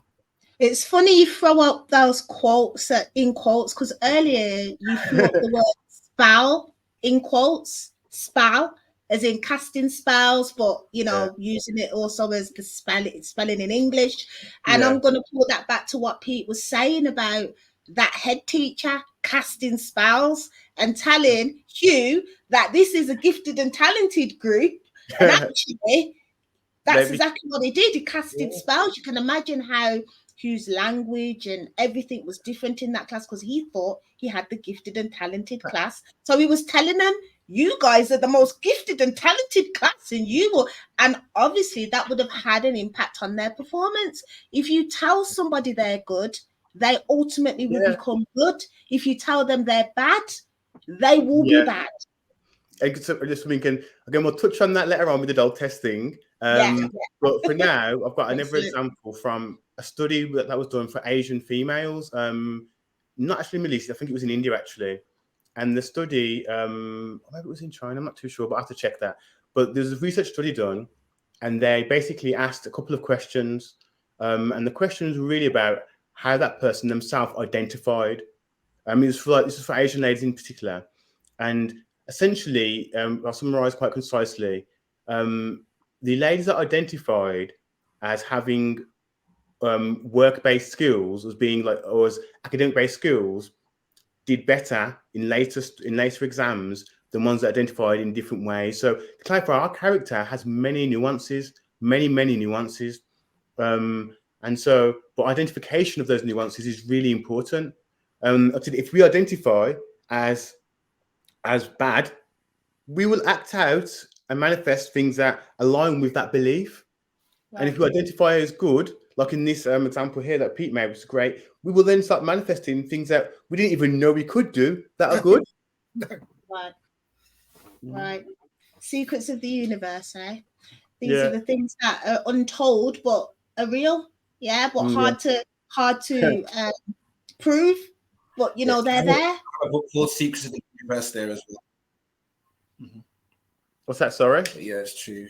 But I like the question as well. About Secrets of the Universe. When you quoted that, I called that in my library over here. Oh, okay, maybe in another talk. That just triggered. But on another talk. So, anywho, just based on the question, how can we approach, to make people, as we would say, the unconsciously biased? And you've just kind of nailed it with what's been said. So, even with that, I'm going to use an example. I went into a supermarket, and it's happened to other people on occasions. It's happened in the policing system, and it's a shame that it's happening because of these bias and lack of knowledge of another. And this is why, I'm going to start with the first example. If we all look at an elephant from different angles, who's right to say what they see is wrong? Because what I can see from my view and my perspective in this, and someone can see only the tail of an elephant, but we're all looking at the same thing. Someone only can see the trunk, someone can only see the leg, but we're all looking at an elephant. So to acknowledge everyone's perception of the same object, we get a more of a 360 of understanding. The same with the different people's walks of lives. So this is where bias would kick in one sense. It's lack of knowledge and ignorance that comes with it. Because obviously, if you've been brought up where this is known as a car, then no one's going to take that away from you for a minute. You can't teach them that that's not that a bottle where I'm from. This is a bottle. We can't argue that fact. We both look at the same thing. It's the same thing that happened in one of my lectures as well. And the lecturer actually said she's going to run with this and that. Well, this what I said, and it was more of it was basically numeracy in psychology. And she was doing a thing about data collection. You don't need to be a mathematician to collect data because everything's there. They've got devices to help. So what she did, she showed us. She put a diagram of a quarter, 0.25, 25%, and something that which meant the same thing. So she was trying to explain it, and she was going all the way around. And then she said, "Do you guys understand what this is?" And I said, "Well, basically, it's just a translation of the same thing." And I said to her, and I got nervous at first when I started saying it. And she's like, "So can you elaborate more?" I said, "Well, can anyone speak Spanish in here?" And I pointed to the color blue. I said, "What color is that?" And there's one person said azul. The woman said azul. So that's exactly what it is. It's the same thing, just a different language. We're all looking at the same thing from a different perspective, or have been brought up to look at the same thing. So this is where the ignorance in language comes as well, because there's a lot of people that go abroad, right, to countries and don't actually learn the other language. They expect them to speak English, say, for example, the ignorance.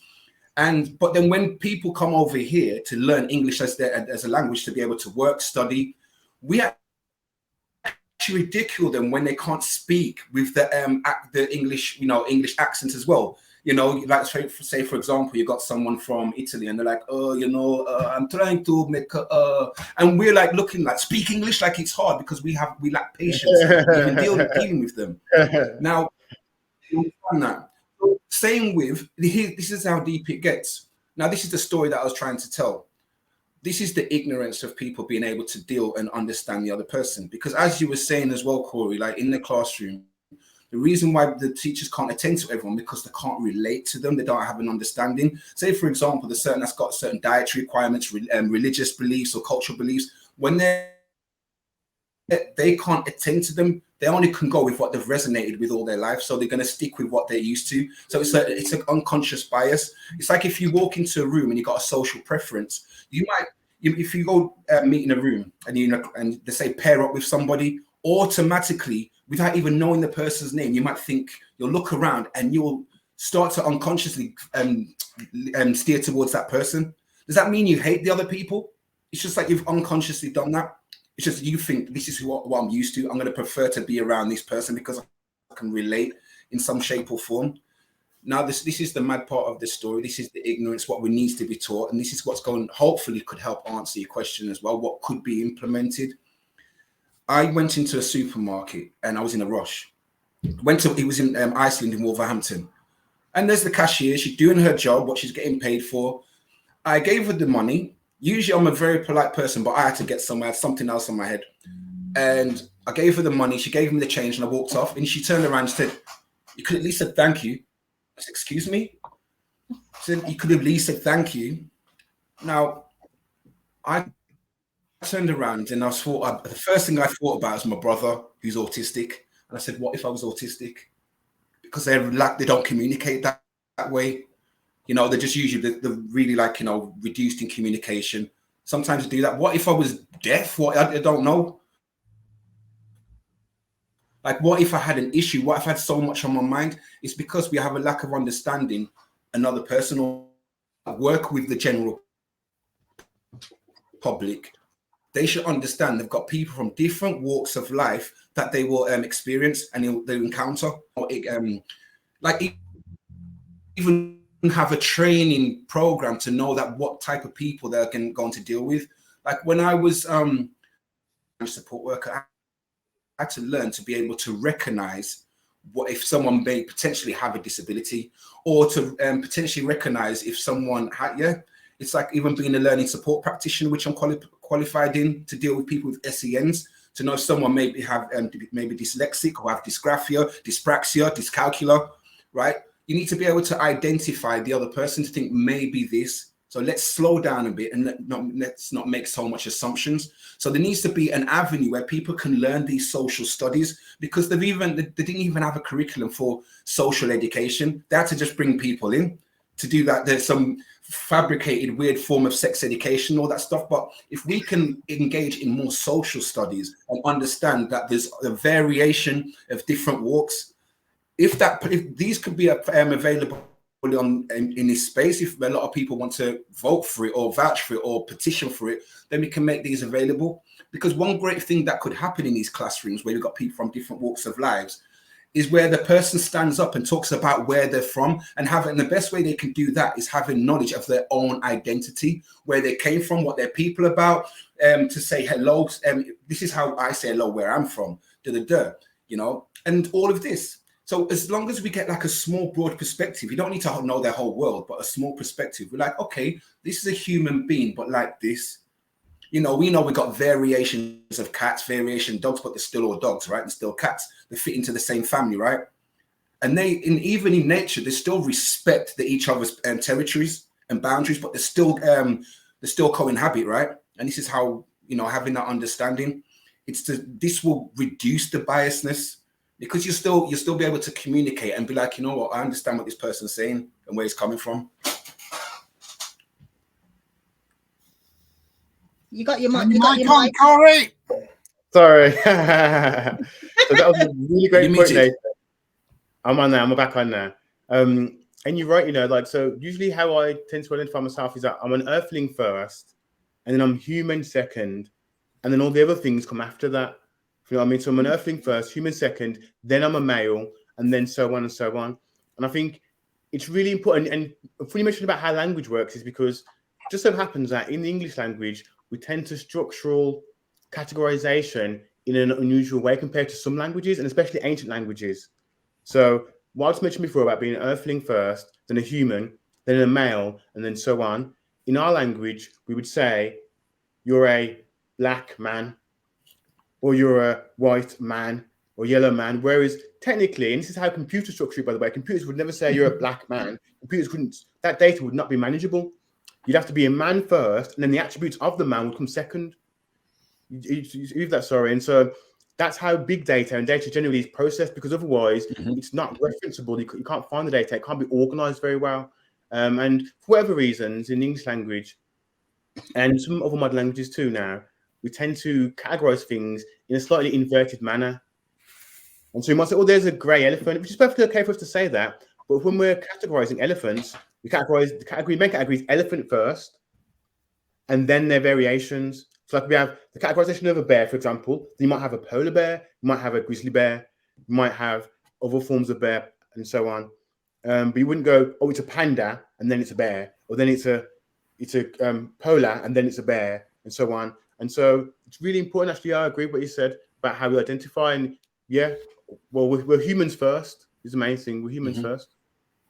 So in terms of, if I can just come in at that point, I agree with what Christine said on the chat, which is the important things to talk about it, isn't it? So structurally, the issue is curriculum. So you need to decide. And we had a system in the late 60s called the comprehensive system, and it was dismantled by the Tories. But people think it was about getting rid of grammar schools, and it was partly about that, but that wasn't the main thrust of it. The idea of the comprehensive system was that every school would have control over their own curriculum, and therefore what was taught in a school would be not entirely individual, because there are some things, obviously, that you are going to teach, you know, like reading and writing and basic maths and stuff, but the flavor of all the subjects. And I think you two guys have just made a really good case, and it sits nicely with Mal's idea of critical confidence, because actually what you two guys are talking about is thinking that actually what we don't do is, it's not like teaching people to think, it's giving people space in which to think. And thinking is exploratory, and Corey's done a wonderful job of giving us a kind of lesson, really, in a certain way of thinking. That's not like he's trying to sort of force it on us, but what Corey said made the rest of us think. That you're thinking through, man first, that's interesting, isn't it? And education really should be that. And just a really, really low-level example. It's always struck me as bizarre, really. So that at the college that I taught at, there used to be the opportunity kind of like develop your own GCSEs, and a really kind of nice kind of lower middle class white bloke developed a GCSE in Afro-Caribbean history because his students came from a variety of places, and he thought, before I can teach anything else, they'd teach about not where do you come from, no, originally, not that stuff, but in terms of the idea of movement of people, not only, and, you know, I just think it's weird, isn't it? I lived all my life in the Black country, but when I went to school, I didn't learn the history of the Black country or the geography of the Black country. It would make a lot of sense to start with. And then you start, as Nathan said, and Corey's develop that point. You start with who's in the room. So who's in the room? Everybody in the room should be involved in the creation of curriculum. So everybody should be able to have their say. And that's where things like culture and religion might come in. The chance to discuss those things, the quaint things that we all do in our own little families and stuff. And then that gives you a wonderful opportunity then to go out from there, because we're already going through Corey into computer analytical thinking. He's taken us on a little trip down the old analytical thinking. And so I'm really interested with that. And Nathan's Mala looking at kind of historical issues, and those things can come naturally out of, but the only way you can do that is if you clear a space, because at the moment teachers, the space is full of stuff that's got to be got around. I'm a literature teacher, and the idea of compulsory Shakespeare is just a bad idea for Shakespeare. It's like, it doesn't mean, it doesn't make anybody appreciate Shakespeare. People appreciate Shakespeare later. I took my younger daughter to see a Hamlet years after she'd left school. She'd done English. She hated Shakespeare. She saw it in the theatre. She absolutely loved it. Just a story about some guy who's being haunted by his dad's ghost. And I think that it is about that opening up of, it's that opening up of space, which says, let's hear everybody. And then we can ask they're not difficult questions, are they? It's not a difficult question to ask somebody why they're wearing a hijab. It's only a difficult question if you've never had any contact. If you start, asking people slightly personal questions is all right, because in a good atmosphere, they can say, well, that, I don't really want to talk about it. And that's fine, isn't it? It's like, and we've not found those spaces where people can go, tell me what it's like. Tell me what it's like. You're talking about, tell me what it's like to be a woman. What's that mean? It's just a word. What does it mean, though? How do you live it? What does, we've got these kind of tangential conversations about trans rights when we haven't even ever talked about being men and being women, as you say. We get crappy which shows us awfully embarrassing pictures of penises and so on a diagram. You don't learn about sex from having a picture of a we kids have got access to hardcore pornography, and we're not addressing any of those things because we're not preparing the ground. We're not having that Dr. King talks about character. We're not developing character, and that's not about moral rules and saying no, you shouldn't be doing this. It's actually saying you can develop attitudes towards these. In the end, people will make their own decisions, won't they? Sorry, I'm going to have to go in 10 minutes. That's why I'm throwing myself in. No, thank you. But that's an excellent point that you've said. Oh, sorry. Sorry, there's a slight delay, I think, with Nathan. I've noticed you have you noticed? Probably. I just He's in the wanted States. Yeah. I just wanted to acknowledge the reference to nature that Corey was making about Earthling, and I'm there. Look at the logo. I really resonate with these verifications by looking at the nature and trying to get answers, because as far as we know, we are of that nature, right? So the answers are there. So I just wanted to add that. And also talking about clothes, hoods, I've been one of those teachers that have been in a class and seen my colleagues tell, predominantly Black children, to take that hood off, take that hat off, right? Not really understanding the real issue there. It's not to look cool half the time. Half the time it's because their hair's not done. Mum didn't do their hair, Then they're trying to disguise the afro and they've got a way of making it look cool, but actually it's embarrassing. I'm not taking my hood off because my hair's not done. So these are the kind of conversations that need to be had, because if you walk into my classroom, I'm not telling the children to take their hats and hoods off, but leadership will look at me as if to say, why are you not implementing the rule? They're supposed to take coats off, take hoods off, and I just think that can disturb learning even more. I'm now having to battle with people having to take their hats and hoods off before I've even started my lesson. Before you've even said good morning, the kids are walking in, hats off, hoods off, where's your tie, where's your shirt, tuck your shirt in. You've not even said good morning. You've not even said, how are you? Yeah. These are the issues of mainstream schooling. I said to a teacher,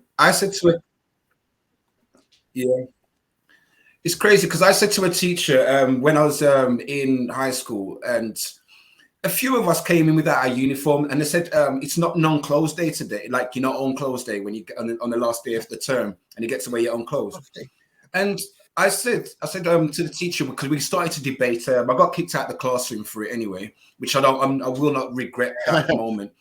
And I said to her, he said, because I was wearing a different top, because the truth was my t-shirt, my school top was left at my cousin's house.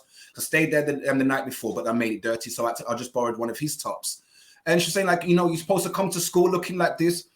And then it was getting on my nerves because I said, all right, I'm sorry, I gave my excuses. Well, next time, don't do this. And it got to the point where I had to say this. I said, look, if you can prove to me that no matter what I wear is going to affect me being able to hear you, what you're saying now, and being able to absorb your information and learn something, then come and tell me, give me some facts. If you can prove me wrong, right? If what I wear is going to affect my studies, if I can hear you coherently and I can still write, it's like now when you finish going to schools, you can go to uni dressed as you want, all right? Then if you're working like in certain fields, yes, you have to wear PPE. I can understand PPE, helmet on a work site. I can do that. I can understand personal protective clothing. But if you're in a place where you're at no risk or anything like that, there should not be any issues. I can understand one reason why people wore uniforms to school, because of the different classes of people, whether your parents can afford decent clothes and things like that, people would get like ridiculed for that. I can understand that. So everyone's more on it in unison. I can understand that part. But then people could be in university with the same struggles financially, where they get ridiculed in their studies. Maybe because we're more mature. But either way, I know. Go on.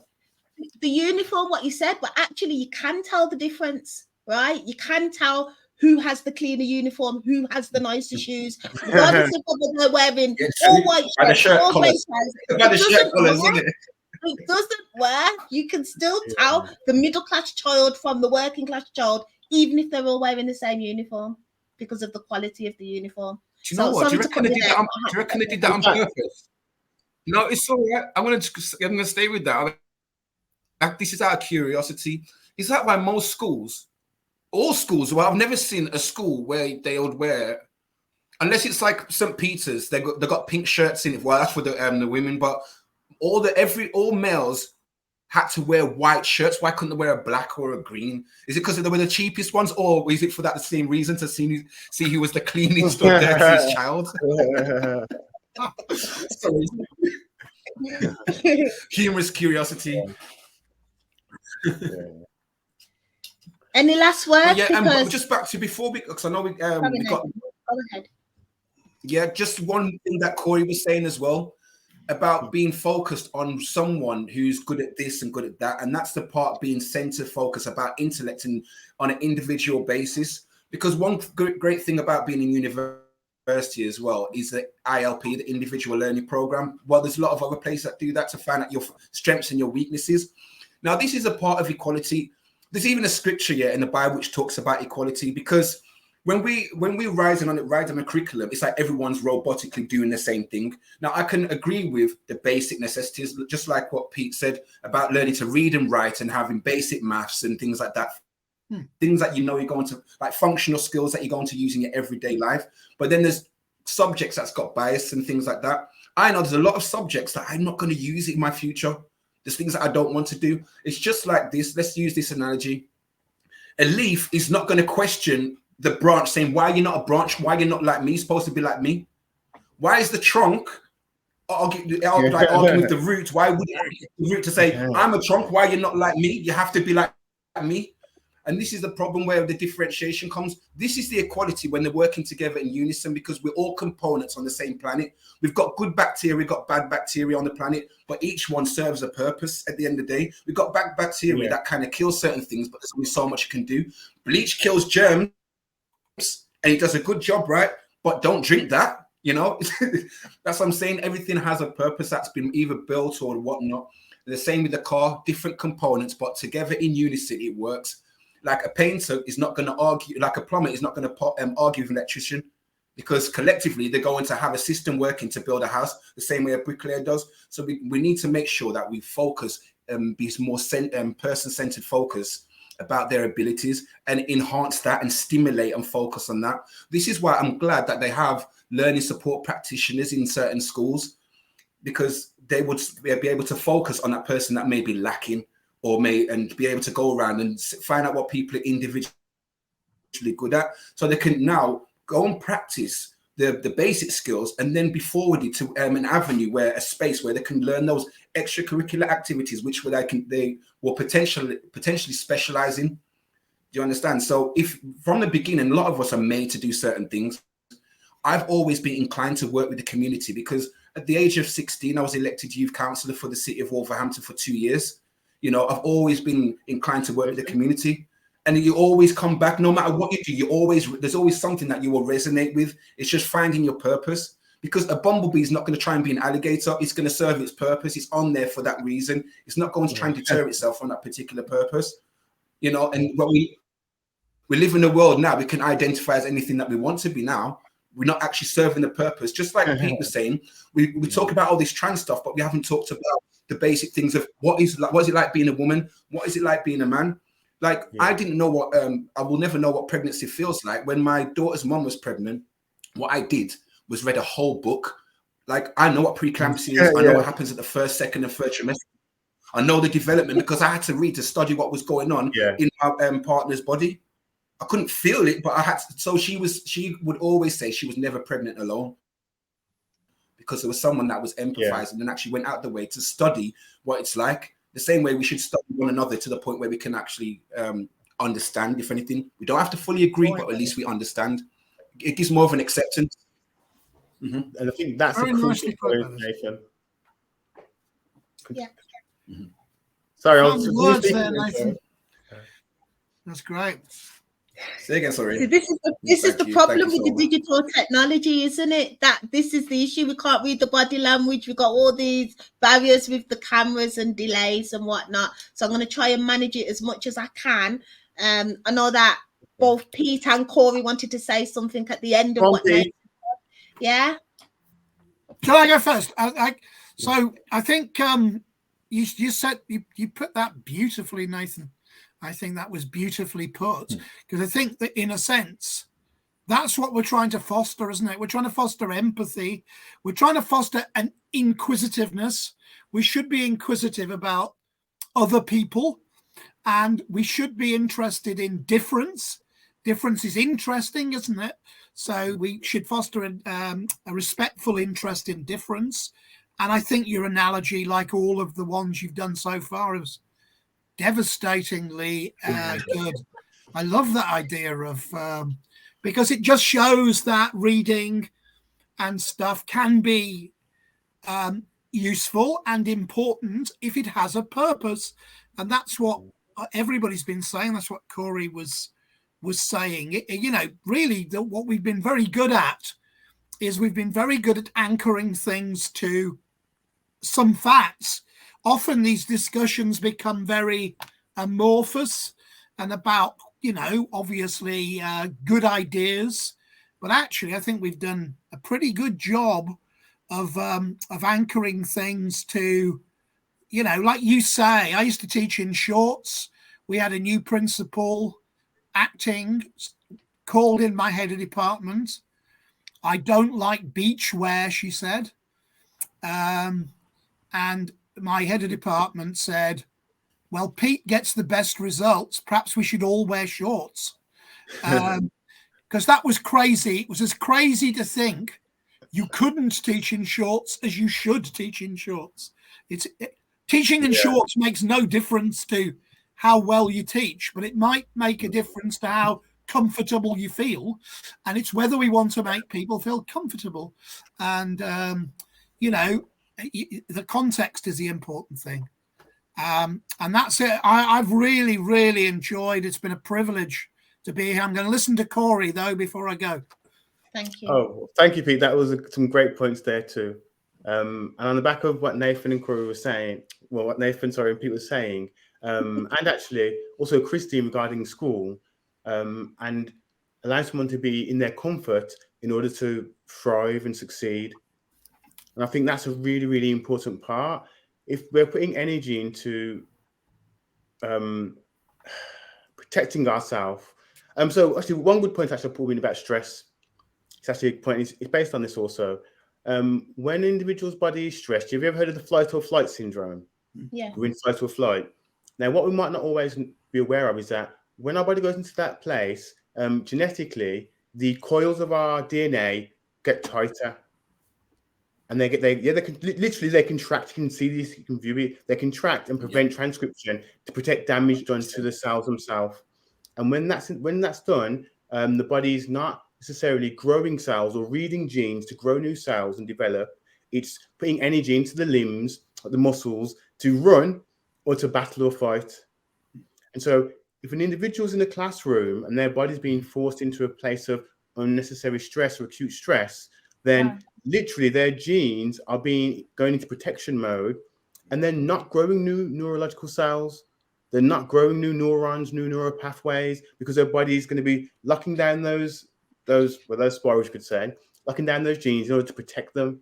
And it's really important that the genes are available and open so that new cells can be created and generated through the transcription of the genes itself. And so being comfortable in a classroom and being like in homeostasis is crucial for learning. It's absolutely crucial for growth. And I think that's a really, really important point. So really, that's it. You know, that's such a perfect way to just wrap up this part of the discussion. That's brilliant. Well it's said, perfect because we're talking about space and utilizing this type of space. Do you not feel a bit more free here? Yeah, even though we know we've got more eyes, there's people watching that we don't know. I don't know who these people are. I don't know who's online. I can't see, but there is some freedoms here that I'm feeling, and it's very real. I've never met you before, Corey. You've entered into my classroom today. Yeah, and I've learned from you. I've learned from you a lot.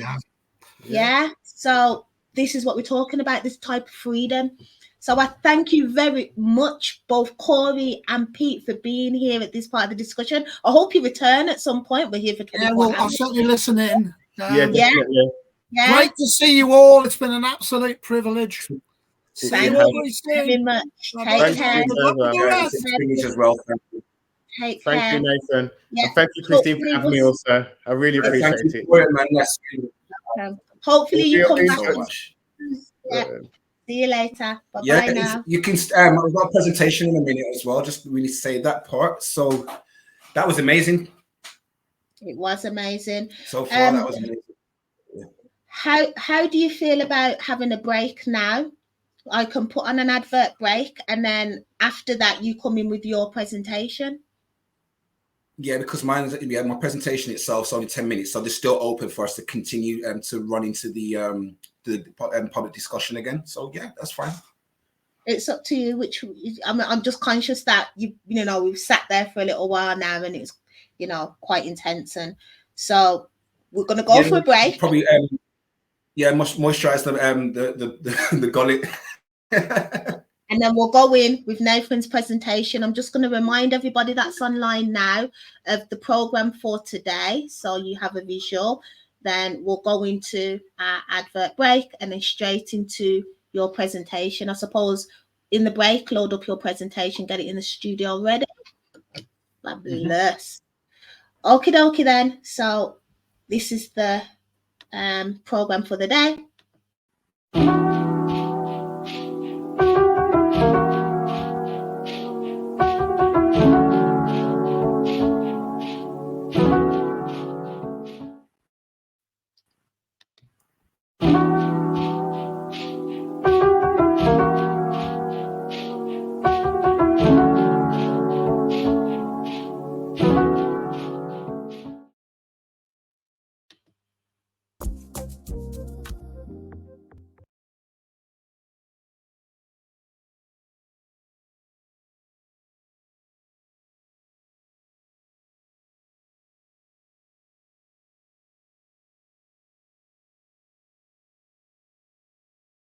Hey guys, this is your girl Bittersweet, and you are now listening to my song Replaceable on MzRootz23. I hope you enjoy.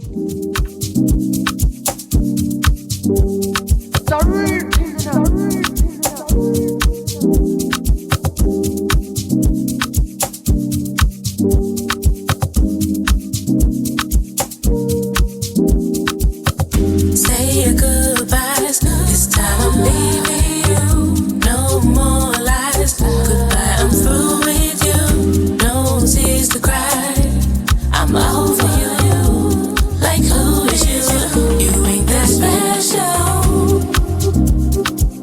When you're replaceable, you ain't that special. When you're replaceable, you ain't that special. You don't appreciate me for all the things I do for you. You won't ever find no other like my kind, but will bring peace to your mind. You lost your mental, boy, you're so disrespectful. Do I have to remind you who was there for you, who took care of you, held you down when you need me to, when no one else was around, I protected you. You fooled me once, now the joke's on you.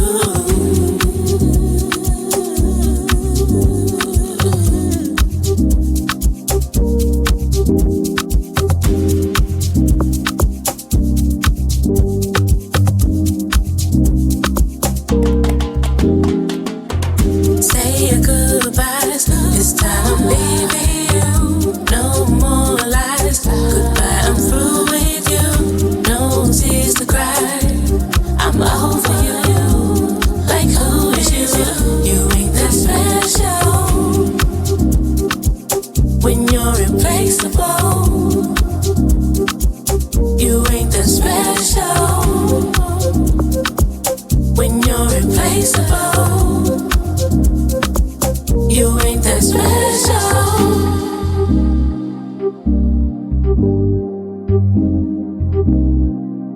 You ain't that special.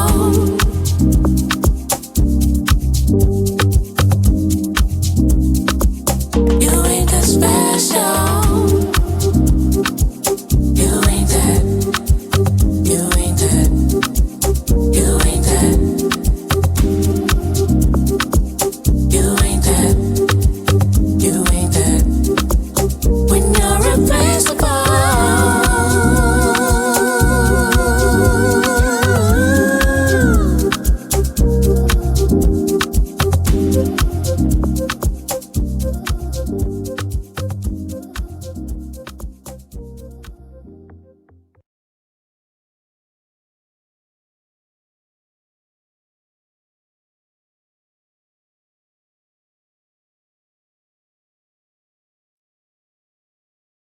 So I just want to let you guys know that Bittersweet has actually arrived live and direct in the studio. Come on up, Bittersweet. Are you ready? Are you ready to come and say hello? Let me know.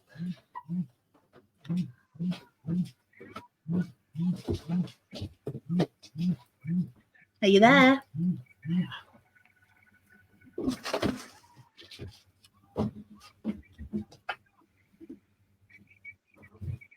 I don't think she's ready here yet.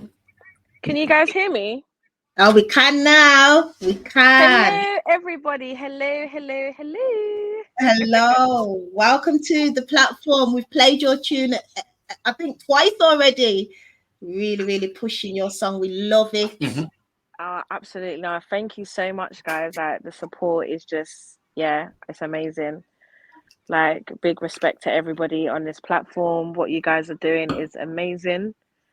And I'm just grateful to be a part of it. Have you Sorry, been I listening? can't put my camera on right now because I look a hot mess until later on. It's okay, no problem. Have you been listening in? Have you been following the conversation? I've literally just tuned in now. I've got another show that I'm actually performing at tonight. So I've been rushing around like a headless chicken, trying to get ready for that, get the nails done and the outfit last minute. Part of my outfit hadn't come, so I had to go and get something else. It's just been a bit of a rush. So I'm literally just tuning in now. Oh, wow. Your support is just, just you being here and sending over the track and allowing us to, put it on our platform. I consider you now part of the network, and I hope we can continue to support each other. 100%, we will. Definitely. Brilliant. Nathan, you can say something? He's got a slight delay. Before you go, yeah, what's your Yeah, I've got a bit delay on my end. I'm not sure why. Can you hear me? Yeah, I can now. Yep. I think I've got some delay. Okay, it must be something up on my end. But yeah, how are you though? I'm good. Rushed off my feet, but I am good. How are you? Yeah, I'm good. Like, we've still got another about another 20 hours on live, but obviously we're just hoping that we just get to achieve what we're aiming to do, and that's just to be able to sow some seeds out here. And obviously the main part is to uplift our people, and I'm so glad that you helped to bring some entertainment as well with that, and even last night we was playing it in we had a meeting and we just thought we'd finish off the meeting playing your track. No, I love that. I love the support, honestly, that's what it's about, supporting each other. Do you know what I mean? Elevating, supporting, helping each other to push through, get to the next steps of what we're trying to achieve. And that's what it's about. So it's only right that I've come in I wish I could show face, but I'm not trying to scare people. It's only right that I've come in. Obviously, I know say that again, Nate. Yeah, I just remember because obviously getting prepared for this event. Actually, where is it held? So it's being held at what's the club called again? Atlantic Bar in Croydon. Well, it's Croydon postcode, but it's actually Thornton Heath. And it's a album listening party for an artist called Carter Jr. And I am one of the artists that is the supporting act. So there's about, I think, 8 other acts that's going to be performing on the night. So I'm actually going to be performing 2 of my other songs that's out now. One is called High With You. That's the latest song that I brought out. And then the first song that I brought out, which was last year, which is called Make Me Feel. So I'll be performing those 2 tonight.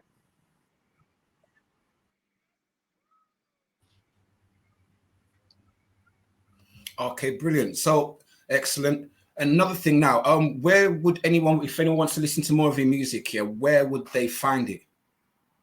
So my music is on all music streams. So Apple, Spotify, Deezer, Tidal, YouTube, SoundCloud. It's literally everywhere. Just type in Bittersweet with 2 3s instead of 2 E's, and you will find me there. And I've actually got a new song coming out next week. It's called Repeat Offender. Excellent. So guys, stay tuned and look out for that one. Oh gosh. Oh, Fabulous, fabulous, fabulous. yeah, I've Well, heard it already, and it's a banger, guys. Listen, just make sure you listen out for the advert. We're gonna play Sweet's advert again at some point, so listen out for that and make sure you follow her, right, to get hold of some more of her music. She's an amazing singer. She's a beautiful artist as well with what she does, and she's been working very hard up and down. Thank you so much. Thank you. Appreciate that. you're welcome. Thanks ever so much for being here. I'm gonna play some more adverts, and then you get organized for your presentation. Bittersweet. I hope you hang around up until you've got to go. And you're welcome here anytime, of course. Okay, yep, I'll be here. Brilliant. Thank you ever so much. Thank you. Okay, excellent. It was nice having you on here. Really appreciate it. No, definitely. take care. What do I do? Do I just press this leave button? I don't know how this Yeah. works.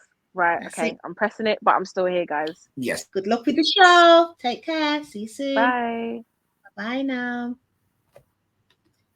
So I'm going to play another advert. And Yeah, I've got some weird latency. You have? I'm going to promote the bee market. I wonder when.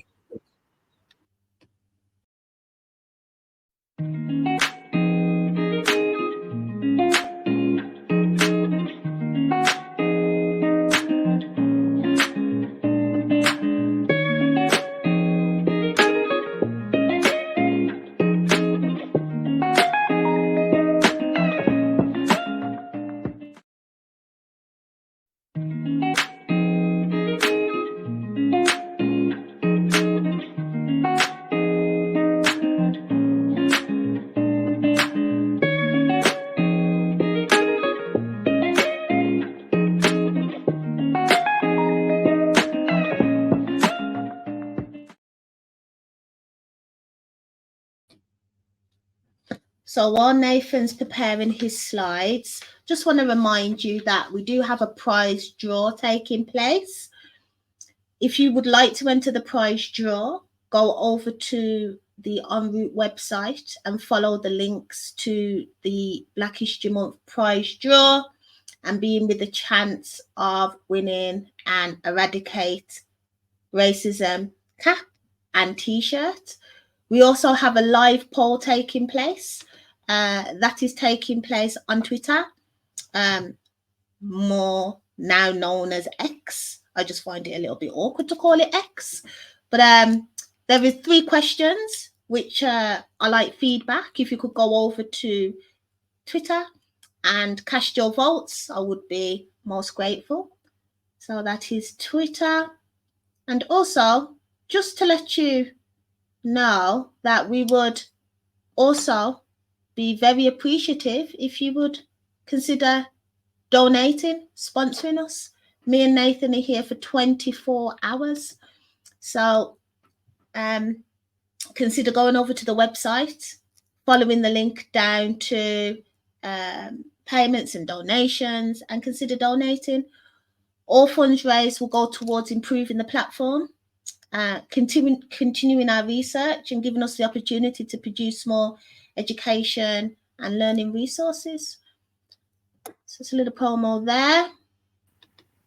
Are you ready? Yes, so I'm ready when you are. So just hit the button now. Okay. I haven't. Your presentation hasn't arrived in the studio. There it is. All right. Okay, we know when it's there. Oh. Okay. Everyone, this is Nathan Israel, and this is a short presentation on racism in the judicial system. Now, among the many questions concerning racism, I decided to collate some information and show numbers within the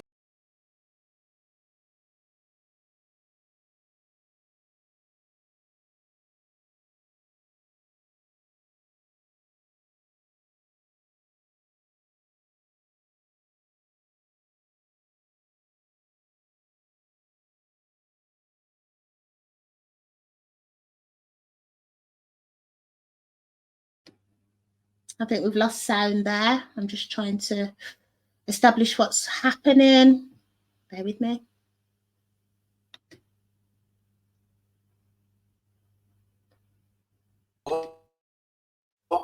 mixed ethnicity and 82.8 whites. Now in 2017, there was 80.3% Asian, 78.7 blacks, 79% mixed, and 85.3% whites. Now, obviously, looking at these stats, you will see that more whites are either persecuted or convicted amongst England and Wales. But why so? Let's find out. So, one thing to look at is the demographics based on population within the various ethnic groups. I chose Wales because it's actually concerning England and Wales. So let's look at the demographics of Wales. And if you can see the population in relation to the whites as opposed to the other races or the ethnic groups. So in 2011, there was 95.6 whites, 0.6 blacks, 2.3 Asians, and 1.6 mixed. And in 2021, you had 90.6 whites, 0.9 blacks, and 2.9 Asians, and 1% mixed. So that large percentage of whites residing in Wales equates to the part of the 2.9 million, or 3 million, as a part of England and Wales. So let's look at the demographics of England the same way. Now here for England and Wales collectively, it's just the year 2021. So it matches up with when there was statistics posted out via the Ministry of Justice to the gov.uk for the same year, 2021. So we make sure the numbers correlate. Okay, so in England, we have 81.7 whites, 4% blacks, 9.3% Asian, and 2.9% mixed. So we're getting somewhere. And here where we're going. Back to this slide about the prosecuted or convicted defendants by ethnicity in England and Wales. If you look at the closeness in the percentage of the convictions and prosecutions for the other races as opposed to the white race or the white ethnicity, they're quite close. However, when you go back to the previous slide, you see the big difference in population alone. So what I did for the year 2021 was put the population against the conviction rate for both England and Wales. And look at the difference, you know, for the whites, blacks, Asian, and mixed. Now check this. So with the 86% in population, there's 83% conviction. There's not much difference in the rates. Now with only 3% in population, but 79, woo, that's all the way up there. And with the Asians, there's 9%, again, all the way up there with the conviction rate. Now with the mix, you got 2% in population and 79% conviction rate. Also, if you do check the government website or census, you will see that the most common mixed group are mixed with black, just to let you know as well. Okay, so before we move on to more data collection, as you can see, I just want you to have a look at this. So some factors behind blacks within criminal justice. Racial profiling. Black individuals are often subject to racial profiling by law enforcement, leading to a higher likelihood of being stopped, searched, or arrested. Economic disparities. Socio-economic factors including limited access to quality education and employment opportunities can lead to higher rates of involvement in criminal activities among some black communities. Sentencing disparities. There is evidence of racial disparities in sentencing, with black individuals often receiving for the same offences as their white counterparts. Drug policies. The war on drugs has disproportionately affected black communities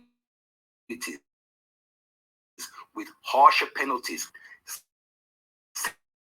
systematic racism, structural racism within the criminal justice system,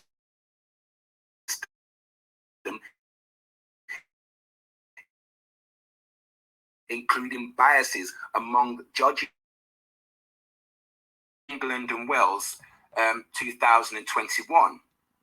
So the whites arrests per 1,000 was 9. The blacks per 1,000 was 21.2.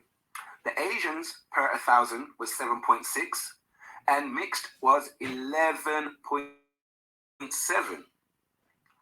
This is why it was important that I did the population as opposed to conviction, the population against conviction slide, because it shows you that there is a heavy significance, not concerning the population, it's also the rate of the arrests and convictions. Now let's go to the convictions and sentencing part.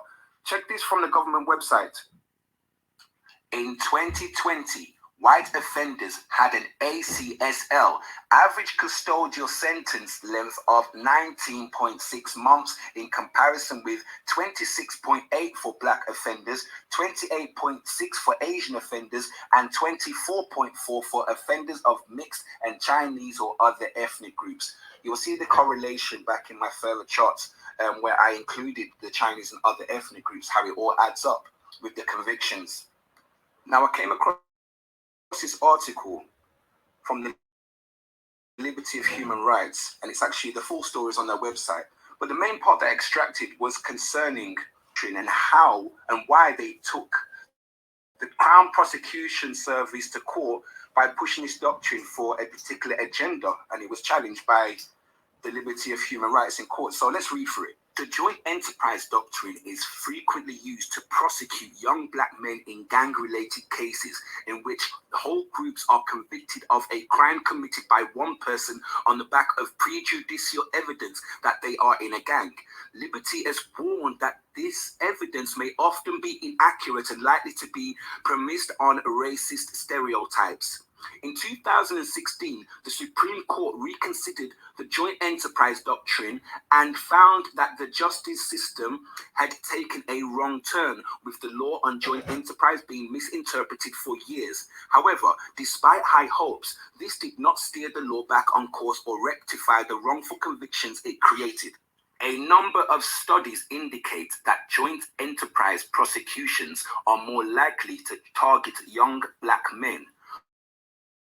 One study found that of young male prisoners serving 15 years or more for joint enterprise convictions, 38.5% were white and 57.4% were from black, Asian, or ethnic minority backgrounds, BAME, despite less than 6% of the population being from BAME groups. Another study found that joint enterprise prisoners who identify as BAME were significantly younger than their white counterparts and were serving longer sentences on average. In spite of these concerns, in a letter to Liberty, the Crown Prosecution Service admitted that neither they, nor to the best of their knowledge, the MOJ records or monitors data regarding joint enterprise prosecutions. Liberty say that in failing to do so, the CPS and MOJ are breaching their duties under the Equality Act 2010. So just to ask the question at the beginning, is there fairness here? And they're breaching their duties under the Equality Act. And just to, if anyone didn't know, the MOJ put together in this short presentation on racism in the judicial system. Can you answer the question to see, based on the data, if there is fairness, equality within the judicial system? And here are all the sources and reference that I used to help collate all the information to help put together this presentation. And if you like, please pause this section to take note of the site to research more. If you have any questions, please do.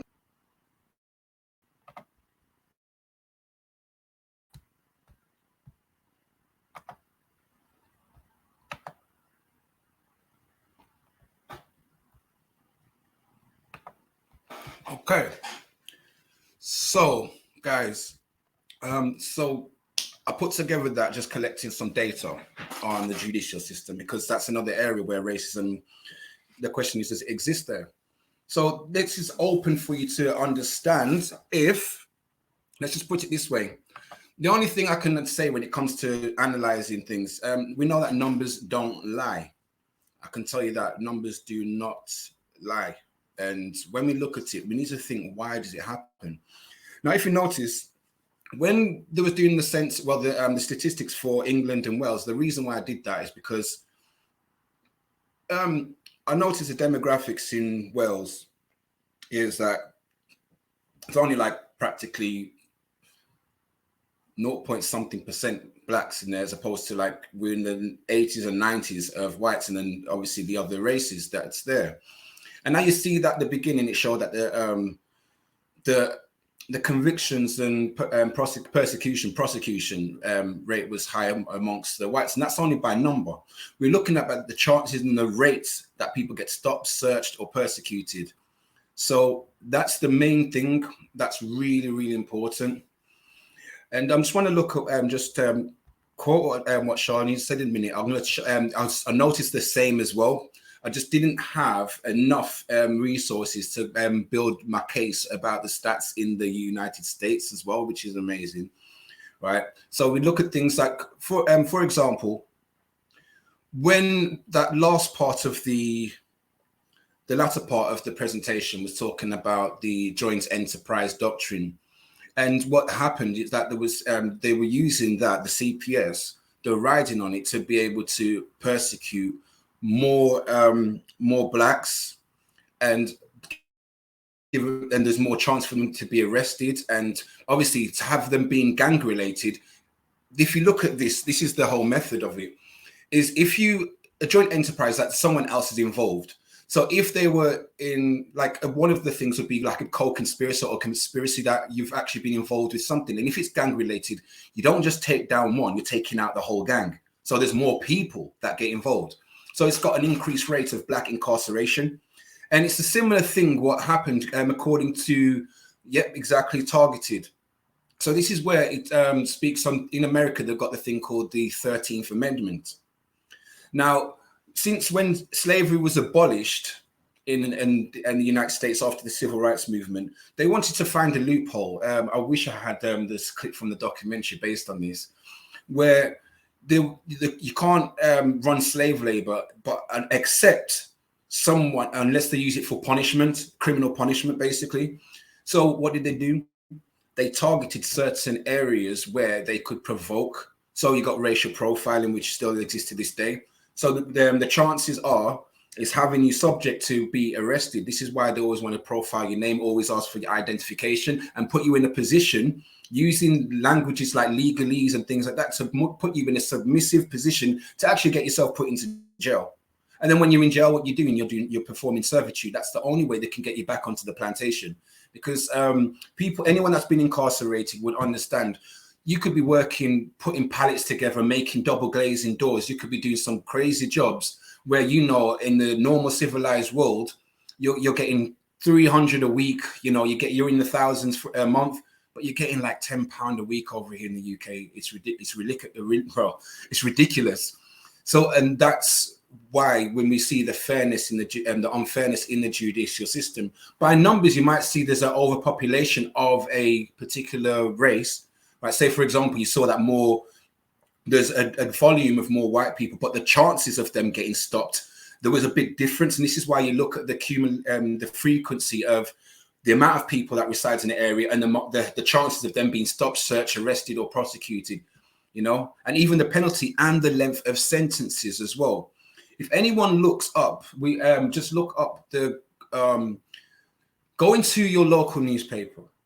Or even just look at the stats. It even said on in my presentation that there's as opposed to the 20-something% of the whites that were being sentences, there were the 57 point something of the other races. Even though there was less, there's only like 6% in that area, like in England and Wales, who had longer and higher sentence lengths. And what was even disturbing is that there's 15-year-olds getting longer sentences than the adults. So imagine you're in a juvenile, and you're serving longer sentences than people who are 21 and above. So this is the crazy part about it, and just showing that if the reason why that, because obviously the the slavery didn't want to be abolished. Radicalized racism, but it's performed in different ways. You know, so that's the one thing that I want to do, show the numbers first. So, you know, we cannot argue with that these are the facts, because some people said, well, I've done this and I've served 15 years. That's a lot, you know, I'm IPP. You know, I've met people that IPP means that you haven't got a sentence date. You have to go through parole. But more than likely, more of them complete their IPP, they actually get their parole hearing, the whites, a lot quicker than the blacks do. I've met someone that's been on IPP for 7 years without getting parole. For 7 years on top of his sentence. He was there still waiting for you know, imagine being in a room locked and you don't even know your release date. People that's been sentenced, they're looking forward to that date to come out, you know, back out in the open to their family, friends, or unless you want to be a prolific offender and carrying offending, that's on you. But at least you know when you're actually going to be released. But imagine being in that position. Well, that's the same thing that was happening on the slave plantations. Right, being on IPP, because there was no way out. You die in that environment. You would die in that post. You know, so this is. Let me just go back to what Charlie Mellon's just about to just say there. Yeah, the 13th. I've watched the documentary, the 13th, and that's exactly what it is. When they after abolishing slavery, they found the loophole to be able to target. Now, in the drug area, if anyone knows about what they did to Baltimore, how they actually just they flushed a load of drugs in that area, and it was actually if you've watched, there's a documentary on what happened in Baltimore as well, and that crime rate was ridiculous, and it was just like, you know, how can I say, it was like a pool full of opportunity to, you know, for more mass incarceration. It was a field day for the police. You know, there was like, okay, we're going out because this is how the police get the promotions. It's a business at the end of the day, right? Even though it's taxpayers, it's a business. You have to have criminals, right, to be able to occupy the prisons. So what is a prison without criminals? It's just a derelict building, you know? So that's where it is. They needed to target, and obviously because we're in a privileged society, a society privileged and biased towards one particular race because of the supremacy, they're not going to do it to their own. They're not going to, because obviously it's a legacy that's been lived on for many, many years, right? So they've had to just find ways to sugarcoat it. Yes, you'll find a bunch of whites and other races in prisons, but this is just like this. It's more or less like a game of chess. Sometimes you have to sacrifice your own pawns just to keep at bay and keep winning, right? And that's what it is. Some people have to get rid of their own. It's like on the chessboard, you'd want to keep all of them on the table, but to win, you might have to sacrifice a few. So yeah, they'll put some of their own in prison, and because there's a law and a judicial system that's there, they have to do it. But then you can have a bias. The same way you'd have your favorite piece on the board, right? You want to save those ones for later, like, you know, let them go last. The same with the privilege. Certain people go first and they'll save the best till last, right? Let's read Moorish Britain. And actually, thank you for being on the Talkathon as well. So collectively, our people are treated as outlaws that our very ancestors created using racism to score away from, as it is our inheritance, to enforce authority. And you know the crazy part where you said outlaws, because how they made us exempt from certain laws by, for example, being classed as 3/5 of a human being. So therefore, it was like license to kill. We're, you know, there was more license to kill us, and you know there wouldn't be any problems with that. The times when we were lynched in front of families, you know, just hung there, and there's the children watching, and they would be raised to think that it's the norm. It's the norm to see us less than human beings. Because then they'd pass laws where we can be just shot down dead, and then no one would be accountable. You know, it's like MzRootz. She posted up on her presentation about the police that were that they managed to escape judgment. And that's the Stephen Lawrence case. They managed to escape judgment because they retired from their post. You know, now how would that actually become, is the fairness in the judicial system in judgment. Because when it works for one person, but for the other, it's not, there's unfairness. We could say, all right, the law applies to everybody, but then one becomes more privileged than the other. And this is where the fairness needs to come in. Is there true equality?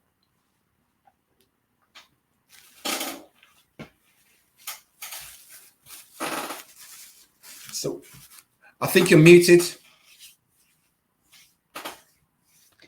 I think you're right.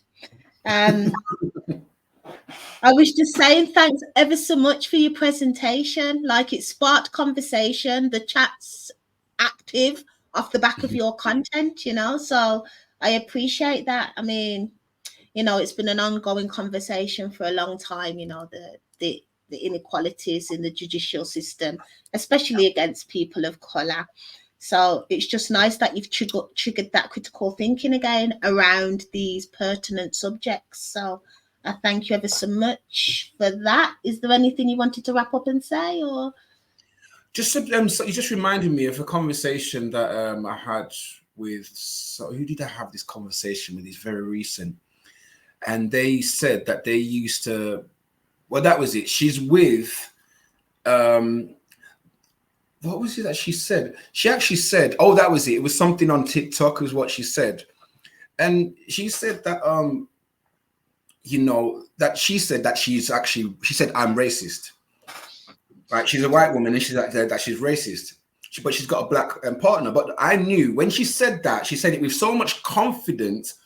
I knew there's a method to why she said that. So for, let's listen on, because anyone could be triggered by, oh, I'm racist. Oh, why are you racist for? No, she said basically, even she knows that her being a white person, she was understood that how it is. She loves being around, her partner's black and that, but it's being around her partner more that made her realize how racist she was unknowingly because of the bias that she had attached to her. Right. The way she's performed and been raised, and the type of things that she's adopted through a cognitive upbringing, and it's just instilled in her. As much as by feelings, you might turn around and say, well, I'm not racist. I don't like the idea of being racist. But naturally, people are. So this is what she said, that, it's like when, for example, the whole being stopped and searched and being face planted down and seeing all the murders and, deaths by the police and, shooting on blacks and all that, especially in America. She was like, it's easy for one to say, if they would have complied, it would be easy or this and that. But she's never walked into the shoes of a black person to know how they're traumatized when they're trying to, they're trying to cooperate, but they're scared at the same time. And then they use the body language against, because if you're scared thinking, damn, what's happened now? Fear's instilled, and it's hereditary as well. When you're approached in that same way from centuries ago, when you're there shaking, the response, they use that as an avenue to say, oh, you're a bit jittery, seem a bit nervous, I'm going to have to restrain you. But you're actually genuinely scared. Mm. These people are genuinely scared. So, and that's what it is. So that's the main part. It's like this, the whole system there for, the fairness, it's being used against as an actual a weapon. And, these are things that we need to bring into the light so we can help to eradicate. Indeed. Well, listening to Pete and Corey earlier, I'm not sure whether racism can ever be eradicated. I don't know whether that was just, the ideal. That's the ideal, isn't it? That we can eradicate it. When me and you came up with this event, that was the aim. Is there a way that we can use this platform to see if there is a way that we could eradicate racism? And so far, from what I'm hearing, we can improve by reforming education, people's knowledge, but I'm not sure about eradicate. Corey's disagreeing. Corey's saying it can. He's saying truly it can through education, right? Because this was my thinking earlier. When we was designing this event, I'm thinking, yeah, anything's possible, right? Anything's possible because we're human, but I just think listening to the reasonings today, listening to Pete, I'm not sure, I'm not sure whether it can be totally eradicated. Well, one thing I could say, if anything, one thing I could actually say is the effects on racism. Now we know it's more powerful on the way we respond to like racial activity.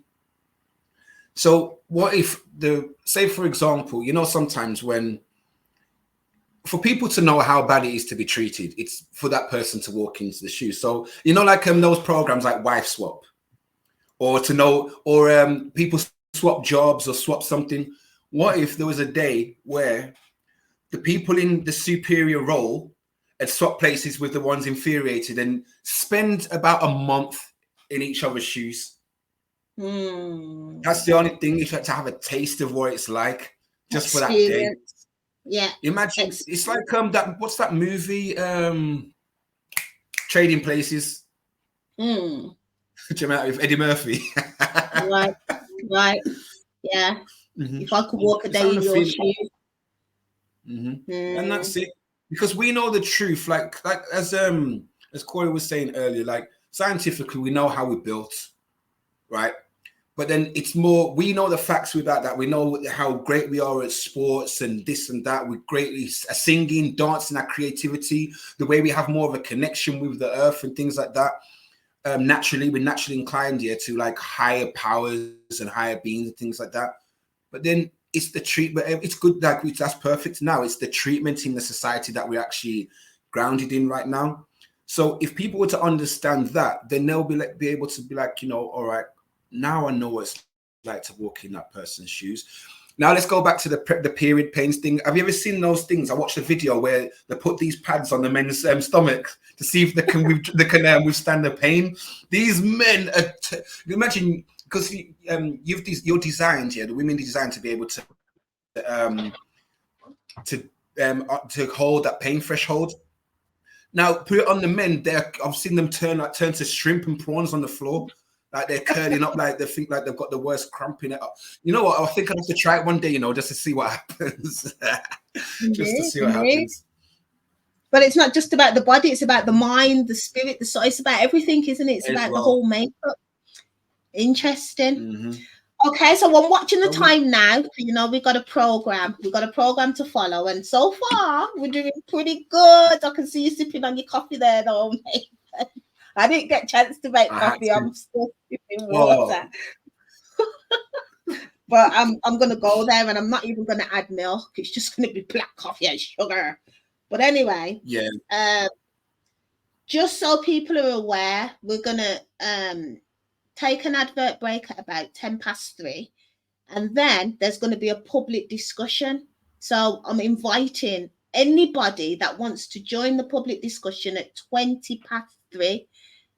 You're more than welcome to join me and Nathan on screen. This is where we're calling the studio, and we're going to be posing the question: does racism still exist today? Right? So let me, for now, play today's program again so that people have got that visual, and then I'll pose the question slide. So we've already spoke about what is racism. We're now at the section where we're talking about does racism still exist today? And we'll open up the floor. I'll post the link so it's fresh in the chat area. And I hope that people join us in the studio. Just press that link. You'll be invited into the area where me and Nathan are, and I'll put you on the screen and allow you to have your say. It's vital that we talk. It's vital that you come on and talk, because that's how we're going to learn. I understand that the camera and the microphone, because I have these issues myself. You don't know who's looking. You don't know who you're talking to. But the thing is, you also don't know who you might impact. You don't know who you might educate. So if you don't want to put your camera on, you can come and just use your voice. I encourage that. But definitely the dialogue is what I'm after, the conversation. So really consider it. Get that confidence up, and if you can, join us. So I'm going to put the program up, Nathan, if that's okay. So people are aware, got the visual. and then few questions that we've covered and about to cover. All right. So I'll do that now.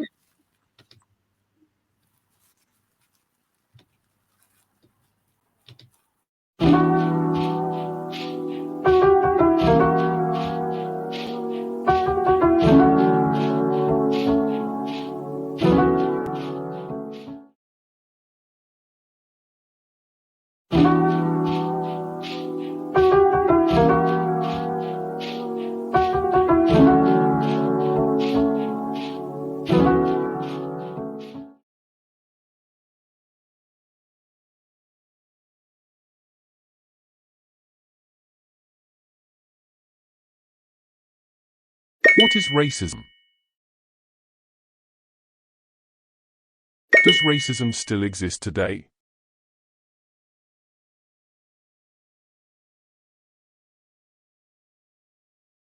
Okay, so I'm going to play the next set of adverts, approximately 10 minutes, and then we'll be back at 3:10 for public discussion on does racism still exist?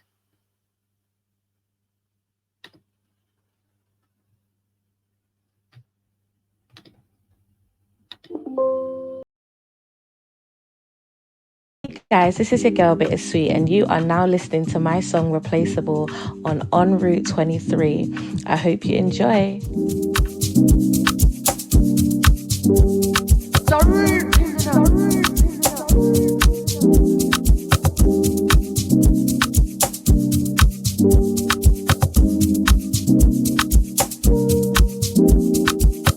Say your goodbyes, it's time I'm leaving you. No more lies, goodbye, I'm through with you. No tears to cry, I'm over you. Like who is you? You ain't that special. When you're replaceable, you ain't that special. When you're replaceable, you ain't that special. You don't appreciate me for all the things I do for you. You won't ever find no other like my kind. What will bring peace to your mind? You lost your mental, boy, you're so disrespectful. Do I have to remind you who was there for you, who took care of you, held you down when you need me to, when no one else was around, I protected you. You fooled me once, now the joke's on you.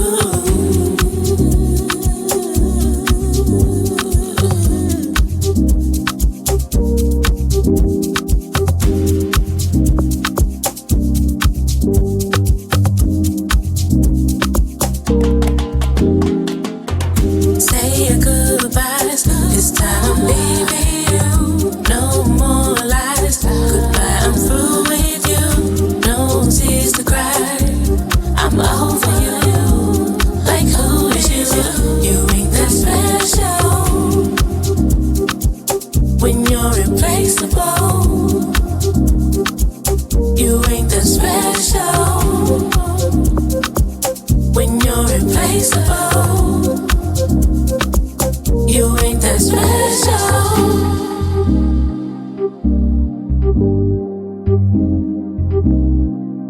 You ain't that special.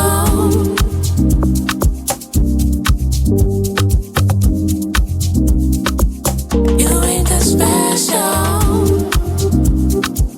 You ain't that. You ain't that. You ain't that. You ain't that. You ain't that. When you're replaceable,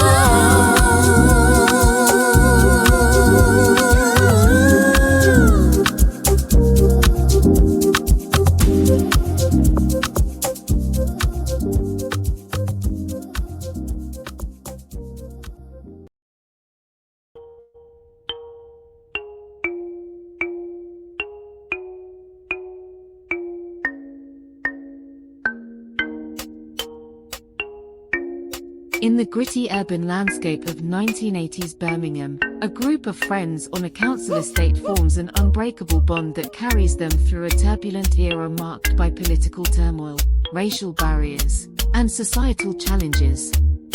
At the heart of this gripping coming-of-age tale is Nia, a young Afro-Caribbean woman who emerges from the shadows of her upbringing to chart a path of success, driven by her connection to her friends and a newfound spiritual awakening. Nia's life story unfolds as she reflects on her journey during an interview with a renowned podcaster. At the age of 40, Nia is a symbol of triumph over adversity, having risen from the ashes of her humble beginnings to achieve remarkable success.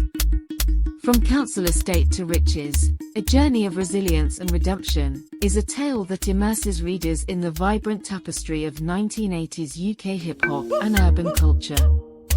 Through Nia's lens, the narrative subliminally educates and enlightens, shedding light on the challenges and triumphs of Afro-Caribbean Black communities while celebrating the bonds that transcend barriers. With every page, readers are invited to witness the transformation of a young woman who turns the road to riches into a path of self-discovery, inspiration, and the pursuit of a better future. Get your copy now. Celebrate 50 years of hip-hop with this gift. Available on Amazon or via MzRootz23.com.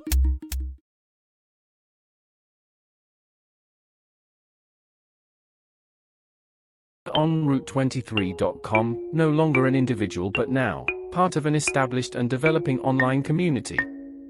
Welcome to the new MzRootz23 platform designed to accommodate our networked online community's needs.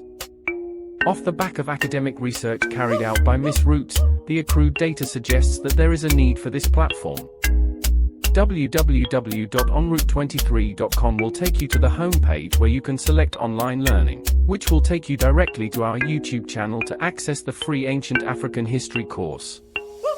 See the description boxes of each video to download your free learning material. All we ask is that you subscribe, share, like and comment. Select the prize draw link to see what competitions we are promoting. All funds raised will go towards further research and production of educational materials. Read about us, which includes our philosophy, mission, and focus.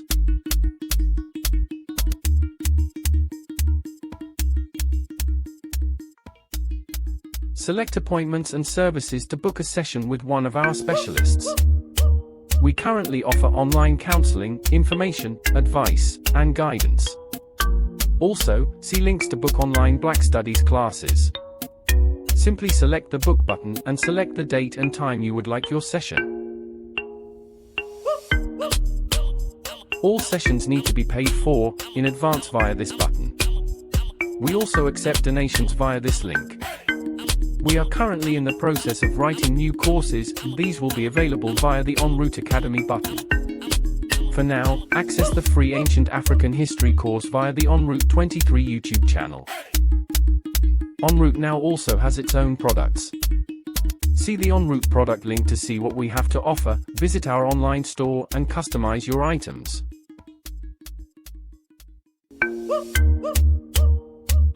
We also will be producing blogs. If you would like to publish your blog via MzRootz23, contact us and we would be happy to showcase your work.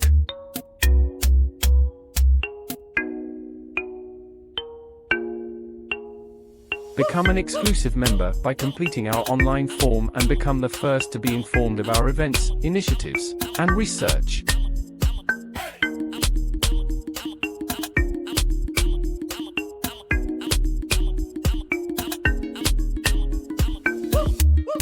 MzRootz23 is available across all common social media platforms. Select the icons for direct access to follow.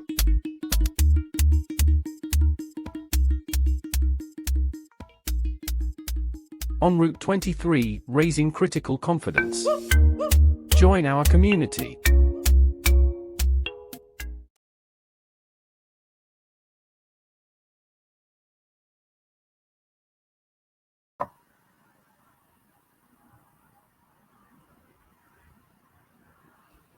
Do you know what? I just love the R logo thing. Yeah, it's good, isn't it? That's the power of collaboration. That's what you can achieve when 2 brains, 3 brains, more than 1 brain meets. That's what that is. Of. So well done you though for executing it. That's your design, really, isn't it? Like, I mean, you put it together. I gave you the vision, you put it together. So well, that's like basically back to it's basically back to what Corey was saying earlier, like, you know, when one person has one part of the skill, but collectively we can make some great things happen. Do you know what I mean?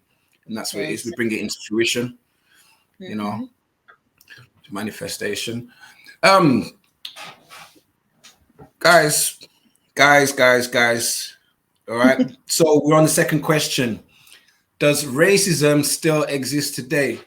I know people that's in our shoes would know the answer to that, right? So I don't want to answer it as of now. I want to more or less, before I even answer, or even MzRootz, to get people into the box. She's posted up the link to jump into StreamYard right now, into the studio, and you can come and join this discussion and get up on the screen.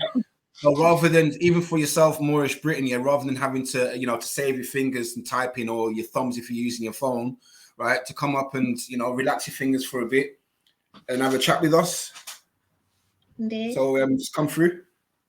I remind you don't have to put the camera on. I understand it's Saturday and whatnot, you know, probably having a chill day. But come and at least share your voice, share your opinion. Yeah, that'd be great. Otherwise, you're just going to have to put up with me and Nathan talking for the whole, how many hours do we have left now? And obviously, exactly. Well, we're still in double figures, so I'm not even saying how long we've got left. No, it's like we've still got 20 something now. 9 in the teens now. We're in the teens somewhere. I would love Moorish Britain and Corey to come back on. I mean, they're quite active in the chat. Moorish Britain more than Corey. Sorry. Yeah, so let's Moorish, do you want to jump into the in the box with us in the studio? And we can discuss whether does racism still exist today, and how and what do we see, and just different perspectives, because we want to get an all-rounder perspective of, because, you know, there's so many different types and different classifications, modern day classifications of blacks, and they've had their own experiences. Blacks, even whites have said to me they've experienced racism. Even Asians, Indians, Chinese have experienced racism, right? So it's all around perspective of, does it exist? Obviously, we know that's it. But yeah, come on, Moorish. Come in the box. Just click on that link. Yeah. Click on the link and come in and have a discussion with us. Let's talk. So whilst we're waiting for people to join us, obviously, you know, me and you have spoke about this many a times. Do you know what I mean? My opinion's my opinion. Your opinion's your opinion. But together, it's good. And the more people that can bring and add to these perspectives and opinions and balance each other out and, you know, come to some sort of conclusion, or even if you disagree, you're still aware of other people's opinions, which I think is very powerful. Yeah. So while we're waiting for other people to join us, like, let's share our opinions on, does racism still exist? Well, I'll show you something. And I want to know how to classify this, because I remember having telephone interviews, right? And I've spoken, had a good dialogue with the person about my experience, stuff like that. And they've invited me into a face-to-face. And I've sat there in the room waiting, just waiting for my interview. And the funny thing is, when the person said my name, they didn't look at me. They looked at someone else, assuming that person was me and that person wasn't black, right? And I stood up. They looked shocked, like, because they're thinking, hang on, is this the person that I was speaking to on the phone? So therefore, you know, like when that question that was asked that Pete was talking about, you know, communicating with the color of your skin. And that's exactly what it was. I didn't open my mouth. I didn't get to confirm that my name, that I was Nathan. All right. Because they didn't look at me to see that that was me, the person that was talking on the phone, because therefore my voice communication, right? It was an assumption that I wasn't the person that I was when he saw me, the employer. So I already knew from then I wasn't the person that he was looking for. So imagine you've done all your research, your CV was bang on for them to give you the call, the telephone interview. They enjoyed everything about you, right? Until they saw the skin color. So, and that's recent. I'm talking about a couple years ago that happened. So it's still like in today's day and age. So it's still there. So yeah, you're sharing stories there. Like, I think that's where knowledge comes from, isn't it? Experience, when you're able to share a story, and that kind of consolidates, doesn't it? That that's fact, that did happen through experience. And I want to share one of my experiences. And I wasn't even sure whether this was racism or not. You put me right. I've not told you this one before, Nathan. I've thought of one that I need to share with you that I've not shared with you yet. But and it's relating to this hair situation, right? So what happened to me was, you know, morning briefing, you know, I'm a teacher in the staff room, morning briefing, everybody's congregated in the staff room about to get briefed on what's going to happen that day, you know, any new students, any absent students, blah, blah, blah. And yeah, I kind of sat by a member of leadership that day. So this is the, I suppose, the assistant head she was. And she asked if she could touch my hair. Can I touch your hair? Right. And I allowed her to. And then, you know, she touched it, and she was describing it as she touched it. Oh, it feels like, you know, going in with a description. And at the time, I just, you know, I embraced it. I understand that she's probably never touched hair like mine before. I didn't mind. But it wasn't until afterwards that a colleague of mine pulled me to one side. She's a black lady also, and says, "Why did you let the teacher touch your hair? Like, that's kind of rude. That's racist." And I'm like, racist? And yeah, she kind of said that it was like passive. And actually, it was mocking me as opposed to complimenting me. And the fact that she did it in the middle of the staff room for everyone to see it happening. And yeah, it made me reflect. And I'm not sure it was racist, but I can actually see how that could have been done differently. Because me and that lady don't normally speak on that personal level. We don't enter each other's personal space normally. So why did you want to touch my hair in the staff room in front of all these people? So I just want to share that story. And I'm sure many black women have these types of stories, but it's unsaid. We kind of have these experiences and then keep it inside and then try and work it out in our own heads. And don't really bring it to platforms like this. So, I mean, I know you're not a woman. You don't have long hair. You definitely don't have locks. So I'm just putting it out there, you know. Is that racism? Yeah, I've had the hair experience before because my hair. Yeah, I've had the hair experience. Yeah, I've had the hair. My hair used to be like out here at one point. So I know people trying to run their fingers through it, and it just weren't happening. The only time I'd let someone else touch my hair is if they were braiding it for me. Not used to go to actually permit someone to do it.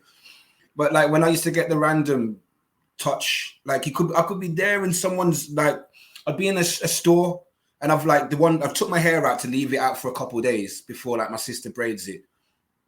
And then I felt someone go, "Oh, your hair." I'm like, you turn around. I'm thinking, damn. And it was a woman as well. I'm thinking if I went and touched you, I'd get done for sexual harassment. But they think they've got the privilege to do so and get away with certain things like that. You know what I mean? So that's the crazy part about it. And this is the thing. It's the spectrums of racism, how subtle it is. Because someone doesn't have to be blatant and say and call you a racial slur or anything. It's their activities. I'm saying that again. It's like, you know, when someone tries to resonate with you as a black person, like they think like, say for example, I'm walking, even, you know, I used to have my times where I used to smoke the good stuff, whatever it's called, yeah, right? Smoke that, right? And I stopped a while back, but even then when I did, right, I'd have, you know, white people coming up to me talking about, you know, talking about how good it is to smoke that, like, you know, and even now to this day, I have people talking about that. I want to have a conversation about Bob Marley, assuming that I like to listen to Bob Marley. It's like all of that. So therefore, it's like basically it's giving that stereotypical value. What if I grew up here? What if I grew up in like somewhere like Essington or Cornwall, and I just grew up knowing to speak like that and didn't do anything? I haven't opened my mouth, and someone's assuming that I say Wagwan. What if I say like hello, sir? Like, you know, what if I speak like a connoisseur? Like, do you know what I mean? What if I was like an aristocrat or something?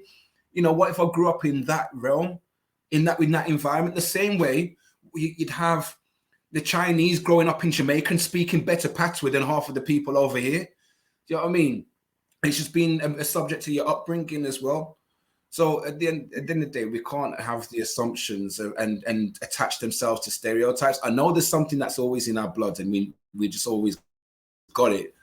But at the end of the day, the people that are just automatically, like unconsciously racist in general, and that's it, and they don't realize it. So, and the only way to be able to, as to help eradicate it, is to acknowledge it and then to kind of diminish the concept of it.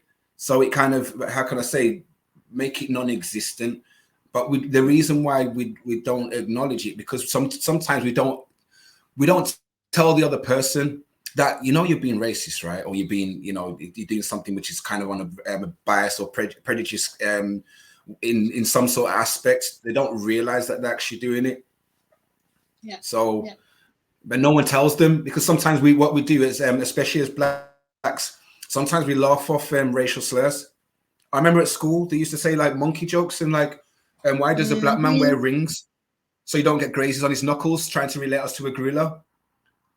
Why? Because the rings, to protect your knuckles from dragging off the floor. And there's another joke, why do black women like to wear high heels? For the same reason as well. The whole monkey thing. But I know the scientific truth. Well, we know now growing up about monkeys. We're very far apart from them. Very far apart. And that's truth. Corey's entered the room. He wants to come back on stage. I'm going to let him in. We can continue this discussion as the Three Musketeers for now. Anybody else that wants to join, feel free. I can have up to 10 of us on screen. So join us. Oh, there's a private chat. Yeah. He's just finishing some food, so we'll give him that break. He's just private chat to us. All right, cool.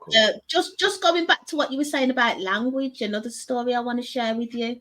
You know how at the moment our culture is quite fashionable, right? So the music, the UK rap has birthed this type of language, right? That's now British. Yeah, it's British. It's a British slang. It's British culture. And it ain't going nowhere. As long as there's music, that culture's going to stay. It may evolve, but it's definitely not going anywhere. And a lot of white children, Asian children, all sorts of children are enjoying this culture and embracing it. So it's, you know, seeping into their clothes and definitely seeping into their language, right? So one of the and I'm with it as well. Like I listen to that music. I'm of that culture. You know, that's our generation birthed that culture, so to speak. So I'm that type of teacher that will play that cultural capital in the classroom, right? So when my students come in, I will get down with them and what okay, fish pumps and all of that, and it just builds rapport straight away. Yeah, it's something that works in my favor. Right. 100%. So where I'm going with this is to keep my students engaged, right, I will use that language to break down difficult concepts in the classroom, things that are normally dry and boring. I'll tell the students in layman language, and I know they've all learnt, right, and they've all engaged, and I've made them laugh, and they've left with that memory, right? And I remember one time, I heard one of my colleagues tell my students to stop talking black. Stop talking black. What? So again, was I supposed to take offense to that? Is that racist? Or, I mean, I wasn't sure whether I should approach her and ask her to, you know, to kind of elaborate. Let's have this conversation. I just left it. I just came home and told my family about it, and we had a little laugh about it. Like you say, you just laugh it off. But actually, it's like, no, you can't talk to a child like that. This child, white child, was about 13 at the time. What are you doing to his confidence? Like, what are you saying? You know, another white teacher telling a white child to stop talking black. What? So I just want your feedback on that, because I've never brought that to a public platform before. How would you have dealt with that? Well, if a white teacher told a white child to stop talking black because they're just talking black. So, as I say, you know, I hear people, if they're raised around here in Wagwan, they're going to end up saying Wagwan, and that's it. It's going to just be part of it. There's certain words that I never used to use growing up here, but now I've adopted those words that became part of my lifestyle. Even with slang and vernacular terms, you know, we like, let's say, growing up, I never used to say, that's peak, but now we say peak. So, you know, I know it came from our culture, but then if you're surrounded by people that say peak, eventually you're going to start saying peak as well. Oh, that's mad things are going on. Like, it just come out. It's like me, it will come out. It's just there. At the end of the day, there's how many languages on the earth here and different dialects. For you to be able to engage with certain people, you might have to adopt the dialect. If I spent enough time down in London, my London accent is going to come back again. And then come back up here, it's going to start to sing all over the place. It's going to be a mixture between the two, you know. So that's what's going to happen. If I start to live up Scotland for another 10 years, I'm going to start sounding Scottish and starting saying certain terms that they only use up there. You know, that's what's going to happen. Right, at the end of the day, we've got an ultimate thing, which is a cultural appropriation. They love what we do. You know, look when Ed Sheeran first come out, and now listen to the music that he's doing and the people that he's rolling with, and now look at him. You know, and that's what it is. I know we're the most the substance that we have are the most appreciated. They want to take from us, but not want us. So they have to keep us so we can keep bringing the things that they want to appropriate. They want to know the language. They want, you know, they used to call my hair unprofessional, but now they go and pay how much to go and get perms, you know, which don't last too long if the rain comes in there. Now we've got the, I watched some video. Because, you know, Chinese is so scientifically intricate. Like the dude, there's a whole treatment to get them having afros. Next level, I'm thinking, and obviously it's like they want it. Like, and that's what it is. It's like the appropriations there. They want the language.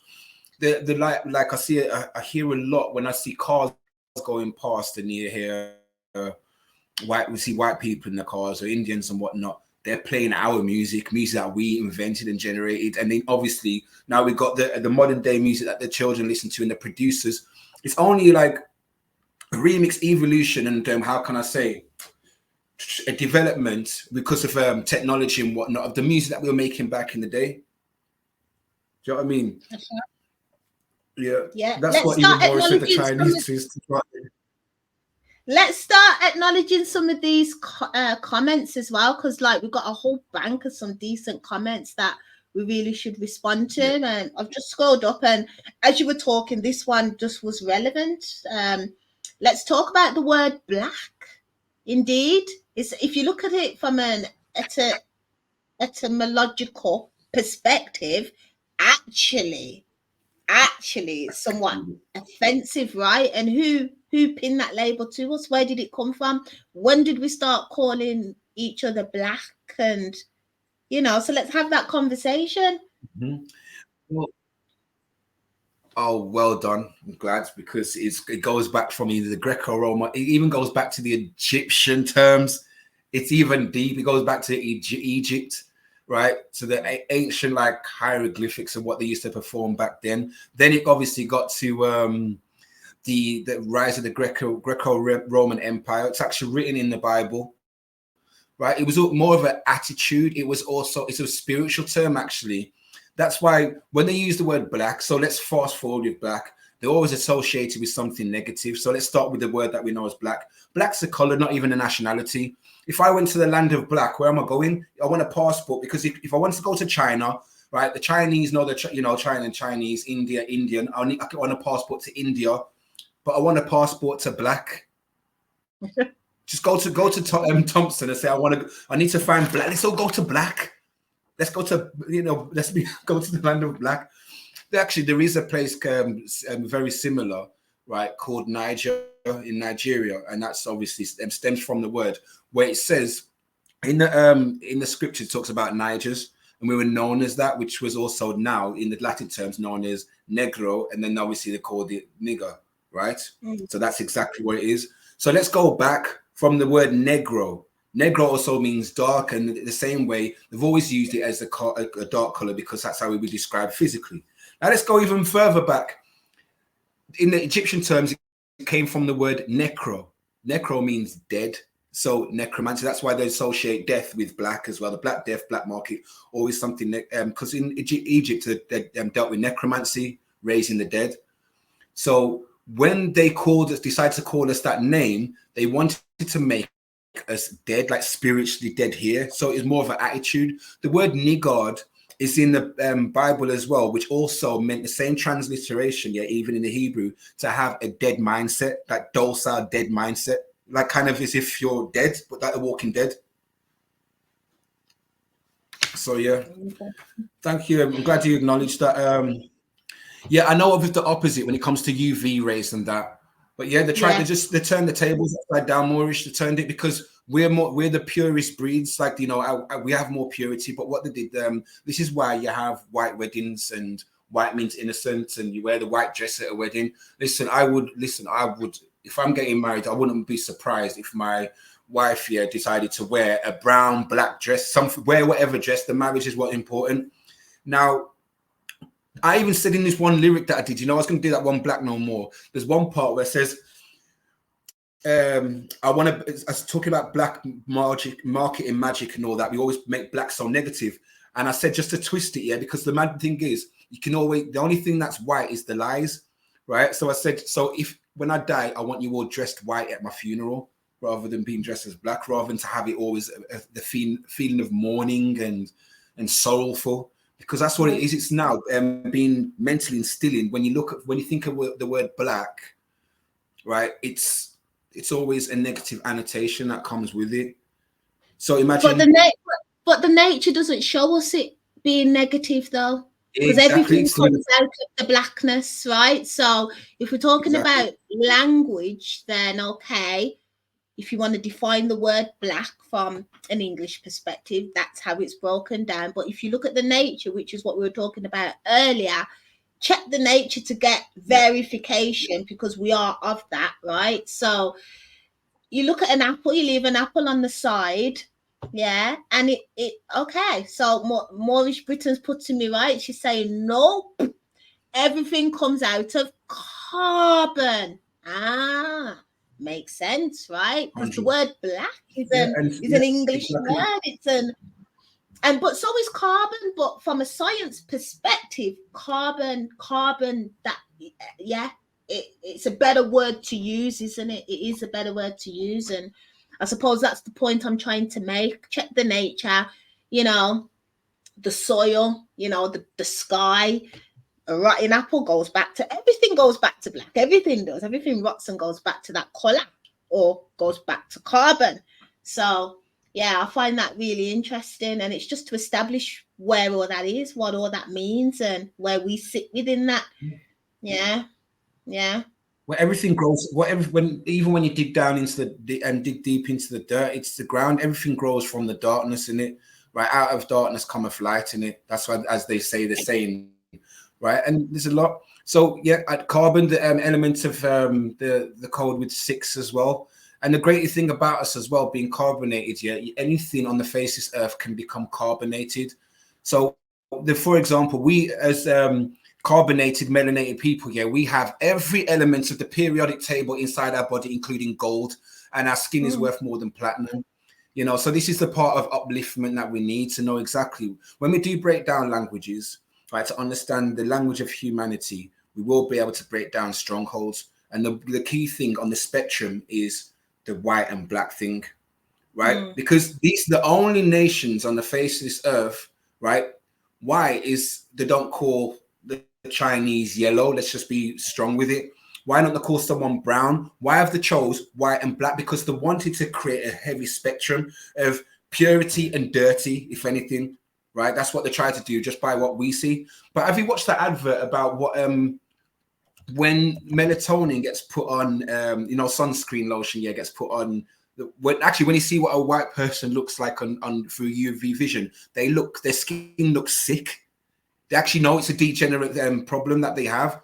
This is why the whole thing, rather than making us embrace our superiority as human beings, you know, as beings, as earthlings, as if anything, right, in nature's terms, it's hated on, because it's like, why can't I have these qualities? So what they do is extract our qualities, put it into them, and then where they got it from, it's like the source has been disrespected. That's as bad as picking an apple off the tree, but not planting any more seeds to have grown any more apples. You're taking from the tree, right? And it has to keep producing more. Do you know what I mean? We're not helping to replenish what we've given. Interesting. You know? So, yeah. Let's welcome back Corey. Yes. Glad to see you. I hope you had a nice lunch. Yeah, it was good. It was good. Thank you. It was good. Good. I think you had some really good points regarding topics and the whole sort of black and white thing and terminology. I think you mentioned a good point, Nathan, about it polarizes people. It's like a black and white, it's like good and evil, right and wrong. And again, if you look at the sort of terminology of the whole sort of right and wrong, you might not know this, but linguists know this, that and also there are different spellings of the word right or white, for example. Did you know that you can spell like you can spell like WRIGHT. Right. And so when children lose their teeth, usually, which happens to all people, they have a lisp, and it means that the initial letters are usually lost, and the "ite" part is a significant psychological marker for the phoneme and for the actual word itself. And so a lot gets lost in that. And so the word right and white tend to become one when they're said, spoken, and sometimes thought about, for young people. Now, whether that's accidental or not, that's another story. But unfortunately, it exists. So if you think about when people have their front teeth and they're talking, yeah, things get mixed up. Some people don't say the W, some people don't say the R's very well. And then it kind of collapses into the sort of the iteness or brightness, and it ends up collapsing all into one. And so mainly for young developing minds, differentiating that is very, very difficult. And this is, again, won't go too much into it, but leads to the dial impact, for example. And other things which we won't go into too much. Mostly, though, it's a big polarization of mindset. And we've previously, so to clarify, most complexions, also probably worth noting that how concepts are translated into English, modern English, is not always very consistent with ancient languages. If you have any familiarity with other speakers or speaking another language, there are some concepts that simply can't be translated well into English into one sentence. You have to communicate, or you have to explain multiple concepts in order to construct the idea of what that one word may mean, because not all the words, not all the ideas are currently present and available in English. And so mostly it creates a polarization and also a huge differentiation, like you said before, about what black is associated with and what white is associated with. And so previously, in fact, I will mention a very famous statement actually, which comes from the North American colonization process. And this statement's a famous quote from Chief Powhatan at the time. And I actually got a reference to, but I won't go to it. It's a comedy reference actually, but actually like a recorded show from a famous comedy company that put like a little stint out about it, because it's a very famous quote. And the quote goes something along the lines of, they was referring to some of the new settlers, and they were having a conversation about the settlers, and Chief Powhatan described them as paleface, and that was a term that was generally used regarding complexion. And so the terms that we use for complexion then and now are very, very different. The quote further goes on to say, "Oh, they're not white, they're paleface," unquote. So Chief Powhatan was stating here that this term of white being used for them, they're not white, they're paleface. And that's because previously the term white was associated with holy and with purity and those things. It wasn't associated specifically with complexion or a specific group of people like that. This was brought around much later. In fact, technically, I'm not sure if you're familiar with Tim Wise. Are you familiar with Tim Wise at all? No, never heard of him. Well, Tim Wise does some really great talks, and this is an American, economic journalist and activist, and he talks a lot about what's called Bacon's Rebellion. And so prior to Bacon's Rebellion, there wasn't really, in paper, a classification for white people, not in that term. The term white meant holy, it meant pure, and we'll come on to that, what that meant separately. But regarding what we think of now as a racial category, there was no such racial category. And during Bacon's Rebellion, what happened was there was a situation where some people had power and they wanted to encourage other members of a certain group to align with them. So essentially, there were people of many ethnicities and color and complexions, black, brown, and white mixed together, suffering a lot in the Americas. You could have been Irish, you could have been Caribbean, you could have been African, you could have been even Indian and Asian, for example. And they brought this term of white racial categorization in, and it then gave a preferential treatment and created like an intermediate layer between those that actually ruled and those that they wanted to rule. And this point is called Bacon's Rebellion. And basically what happened is that the forced servants were rebelling a lot. And the idea was that they brought this in to prevent more further rebellions. And by doing so, created that additional caste system, if you like, of the white race. And then that's kind of what led to how we are today. You look it up, it's called Tim Wise, Bacon's Rebellion. You'll talk about that quite a lot. On the back of that, I'd like to talk about a slightly separate topic, but I think it's connected because it's about black and white. And so are you guys familiar with the whole Hindu caste system? Yeah, the Indian. Is it the same? The Indian. Well, we have an idea of India having caste systems. Yeah, we're familiar with Indian caste systems.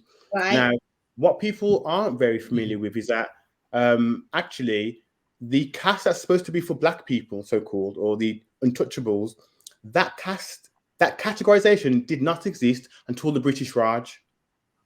They took a Sanskrit term. You can look this up for yourself, you can reference it yourself. Even on Wikipedia, it will show this. They took a Sanskrit term and they repurposed this term as a human racial category. And this was during the British Raj. And so, and what that did was that created a sort of, again, hierarchy and put people of a certain appearance at the bottom of that hierarchy. And just to explain, previously, the caste system was more like roles of trade. You had architects, you had seamstresses, you had doctors, you had roles in society. And of course, depending on what your role was in society, you may have sometimes certain privileges. Farmers would have certain privileges. Of course, architects would have certain privileges, as well as people who did textiles, for example, would have certain privileges. These are all very important parts of our existence: shelter, clothing, food, and of course, there were many others. And so This is an example. So during the British Raj era, they created a whole new caste system, which was to categorize the very, very deep skin individuals.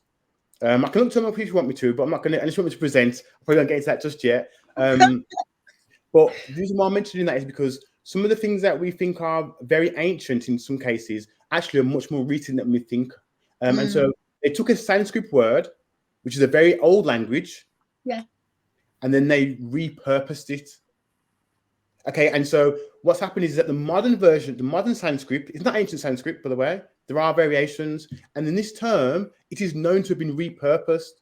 Before, it did not refer to human beings at all like that in a racial category. It meant people that were, it meant actually meant divided and dismantled and other terms, but it was not a racial category.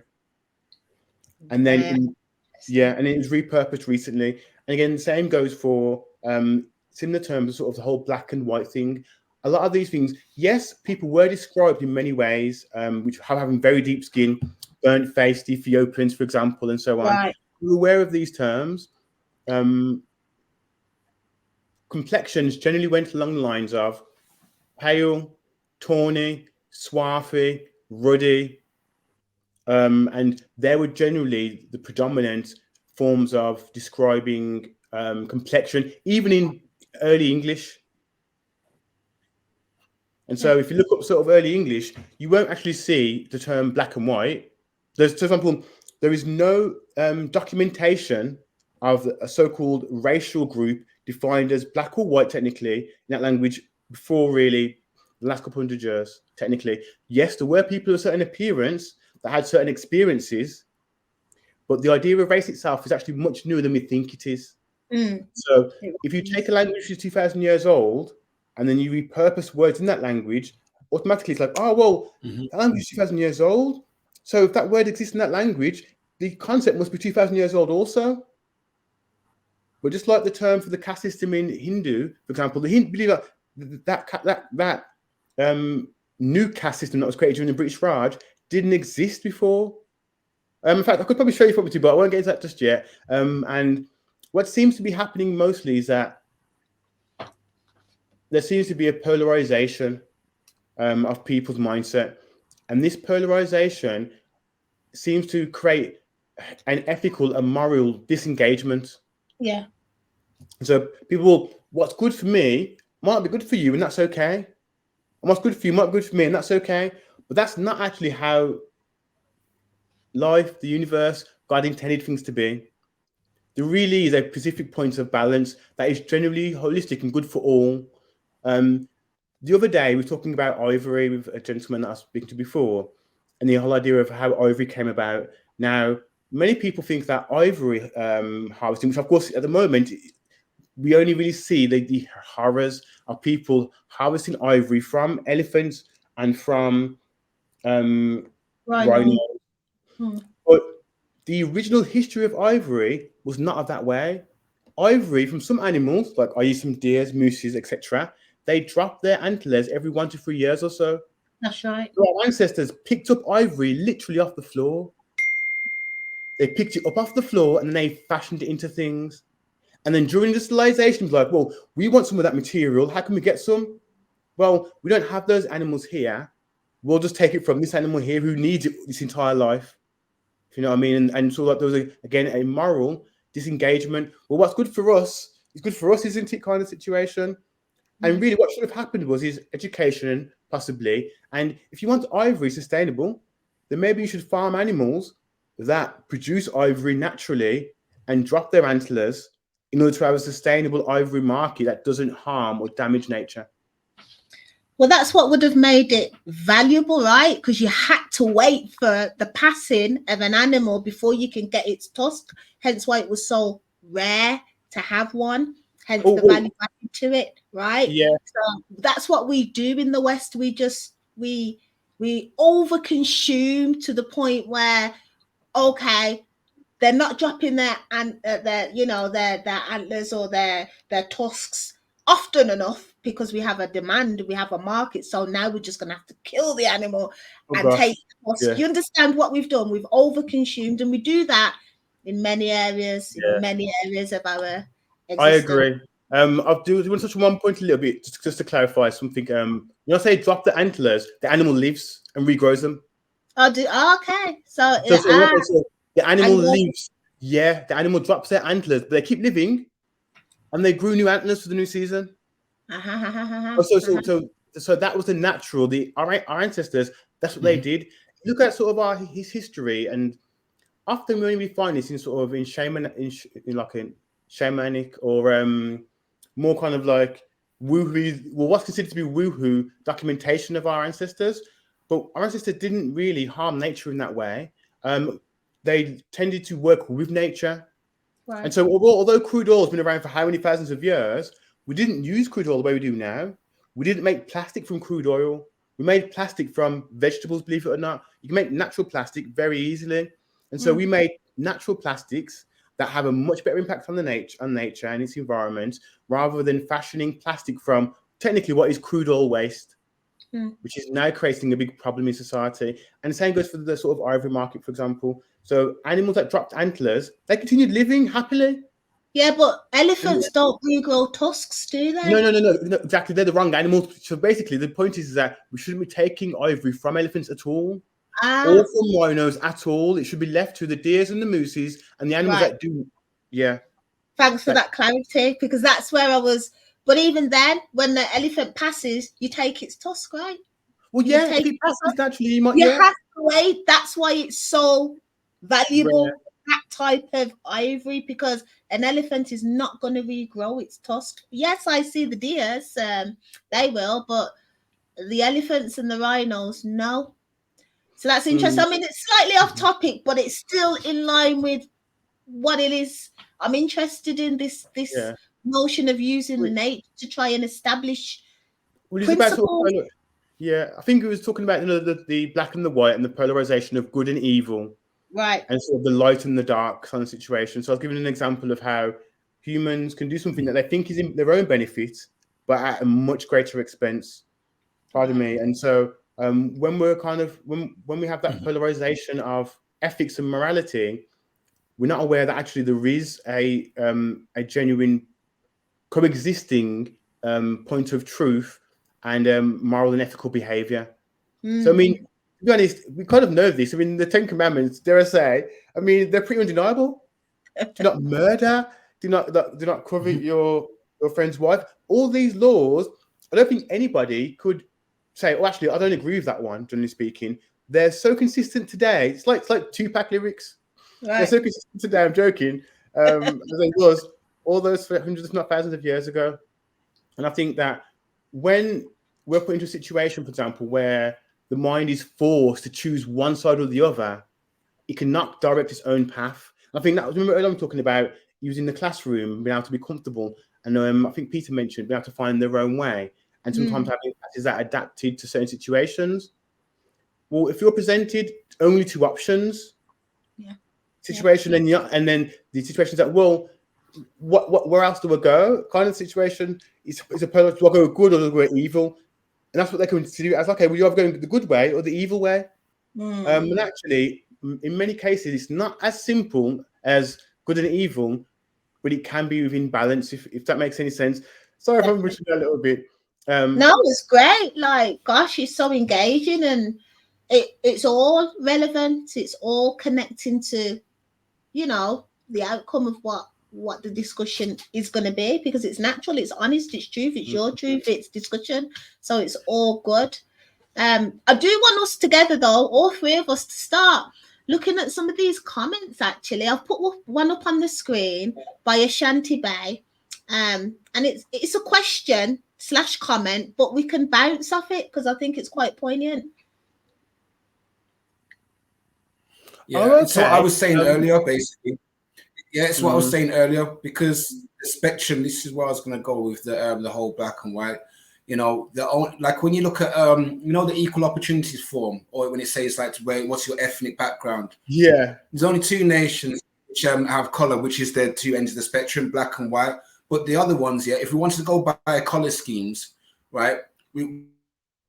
Where's the yellow and where's the brown? If it's going to go to the whole color spectrum, because white is not a nationality and black is not a nationality. You cannot find that there on a map.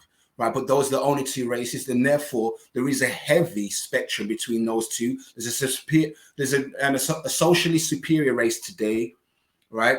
And there's a socially inferior race today. But there's a naturally superior race, right? If you just use race for like a common terms, just to make it easier for everyone. And there's a race which is not so superior naturally, and they know that because there's certain things that they can't do that we survive in naturally. We know that. So therefore, what's happened is they've tried to just make the tables turn and just use those two things. Now, I was in a conversation, and this is the funny thing about the color thing. I was in a live on my TikTok live, and there's a new thing that they're trying to push here, where they don't want to be referred to as white people. They say YT, like another term. They want to like give themselves another term now. It's like enter into the world of this non-binary and identify yourself as you want to be identified. And imagine now, I don't want to be identified as this. Well, I can just be honest like this. Guys, I know what the color red looks like. No offense to anyone who's actually naturally colorblind, right? I know what purple looks like. So if anyone was to call me black and I was to actually really be specific and be precise and have precision in my speech, then I would say, well, I'm not though, because my phone case is black.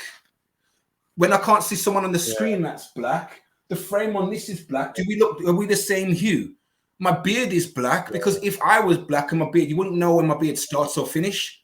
So let's get that. Let's be correct now. It's like the saying the correctness, but rather than saying he is not white or she's not white, they're pale face, they're pale skin. Like you say, ruddy and this and that. I'm very familiar with these terms, which were more traditional and more precise. We've been able to describe someone. Because now if you put a whole spectrum of different hues of brown and classify them under black, you know how easy it is to start to use that as a profiling. Because anyone, I could be a bit more dark, like mahogany, and then someone's like my skin color, but we're all black. So therefore, when it comes to profiling, for example, looking for someone, there's a whole spectrum of black people. Yeah, but they put them into one categorization. So it's like the one. Yeah, that's it. 100%, and that's exactly what it is. So who we got in the box now? Who's joined us? We've got Maurice Britton. Are you there? Hey, Maurice. Peace. Can you hear me? Yes, we can. Welcome to the platform. Very active in the chat area. I'm glad that you've decided to come and share your voice. Yeah, man. I thought I'd jump in, man. When your fingers get tired in the conversation. Typing? Nah, not even, man. You know what? I prefer like when I go on listening on podcasts, whether it be Clubhouse or whatever. You know what I mean? More time or Instagram Live. Like more time, I'm just in the chat. You know what I mean? I just like hearing the conversations mathematical. You know what I mean? We come from a mathematical people. You know what I mean? Like we went from building pyramids that are apparently lying to stars that are millions of light years away, but yet we're dealing with issues like this on the earth. Like at some point, the mathematics, you know what I mean? Algebra is our language. You know what I mean? It's our understanding of universal past, present, and future, how we deal with each other and all these other things. But for some reason, we can't deal with post-Cold Wars and the foul language that's in music today and just the degenerative mentality. But yet we've got pyramids that were built by our ancestors that are like, you get what I'm trying to say? Like at some point it's got a you know what I mean? It's got to be balanced on one side of the scale to the other. Like we got to make it make sense. You know what I mean? So when I heard the conversation getting mathematical, I just jumped in. Okay. Thank you, that's good. And I want to go back quickly to the point that Pete made about when we're speaking about his students that when his head teachers made up that category of who was gifted and talented. And because they were identified as being gifted, they performed exceedingly well. And so one of the things that we probably should be aware of, if somebody's identifying as a categorization, which is deemed by the majority of their group, i.e. societal group, as being less than, their behaviors may not be at its full potential. Do you following that? Sorry. Mm-hmm. So yeah. In the same way that if you took the term black out, for example, and said, oh, slave, just randomly put out there, we're going to call you slaves, forget about the term colour, we're going to call you slave, okay, then unfortunately that individual will may behave in a way which is in line with being enslaved, even if, for whatever reason, because not every person who has colour was family or a slave. Unfortunately, some people's family were slave owners. and that kind of is a bit of a wide spectrum.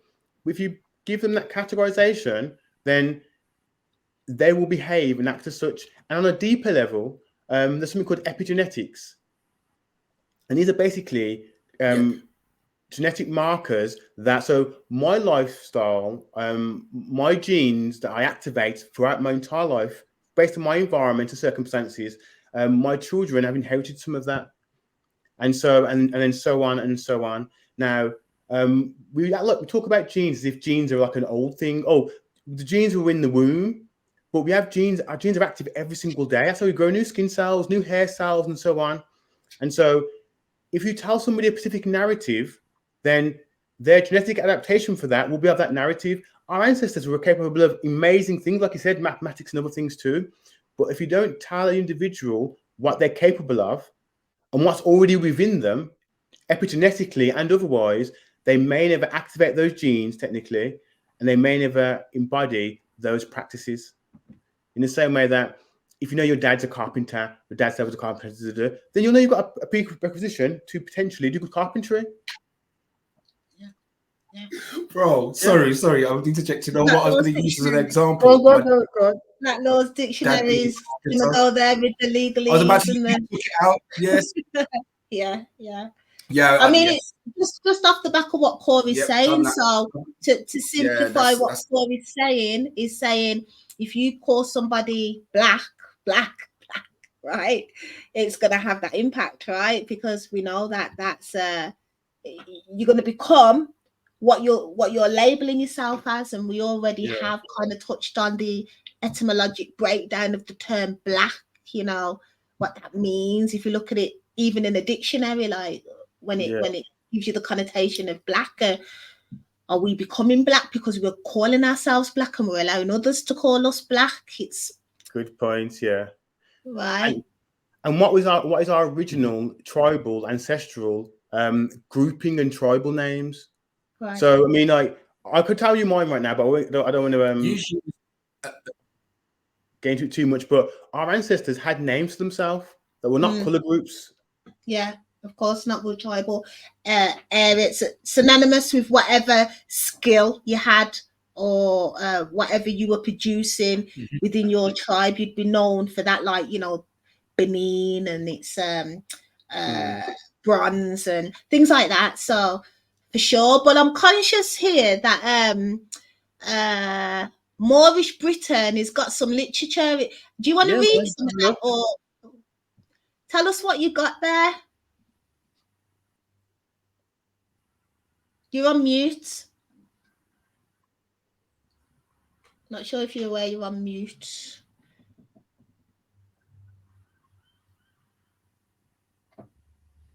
You have to unmute yourself if you are.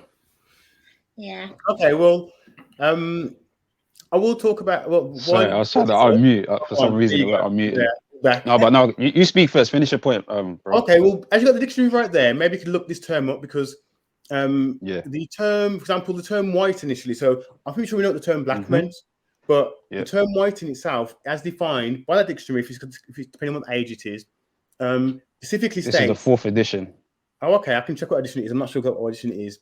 So the term white, for example, meant many things, but mostly anybody that came from Europe, including the Moorish inhabitants and otherwise. Oh, you're talking free white person. Yeah. And the specific reference is that actually it does not mean Caucasian race. Yeah, it does. It explicitly says it doesn't mean Caucasian race or the Indo-European races. Exactly. Yeah. So maybe you can pull it up for us right now, because that'll be magic right now. And so the way we conceive and think about how race is now is not really how it was originally utilized or what it meant. It's been repurposed.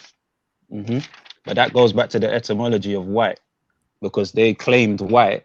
Remember, there's 2 types of white. There's WIGHT, which means creature or creation, which goes hand in hand with what Dr. Sabi said, because there's a point that Dr. Sabi said with, I just call them hybrid albinos. Do you know what I mean? Albino Europeans that we call white.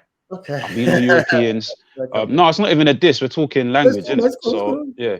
Like we're being real because we're not black. Like we know what black means, but we use it connotatively. So we can't use white for them because they're not pure. If we're going by the etymology of white, we are the white people. Or in holy. Context of purity.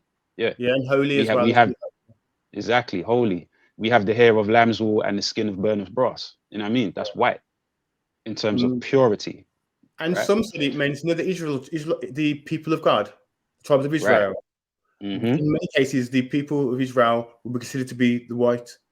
And that's what the swastika guy said, right? You know, the swastika guy, he said that, you know, the quote unquote Negroes are the Jewels of God, the true Jewels of, right?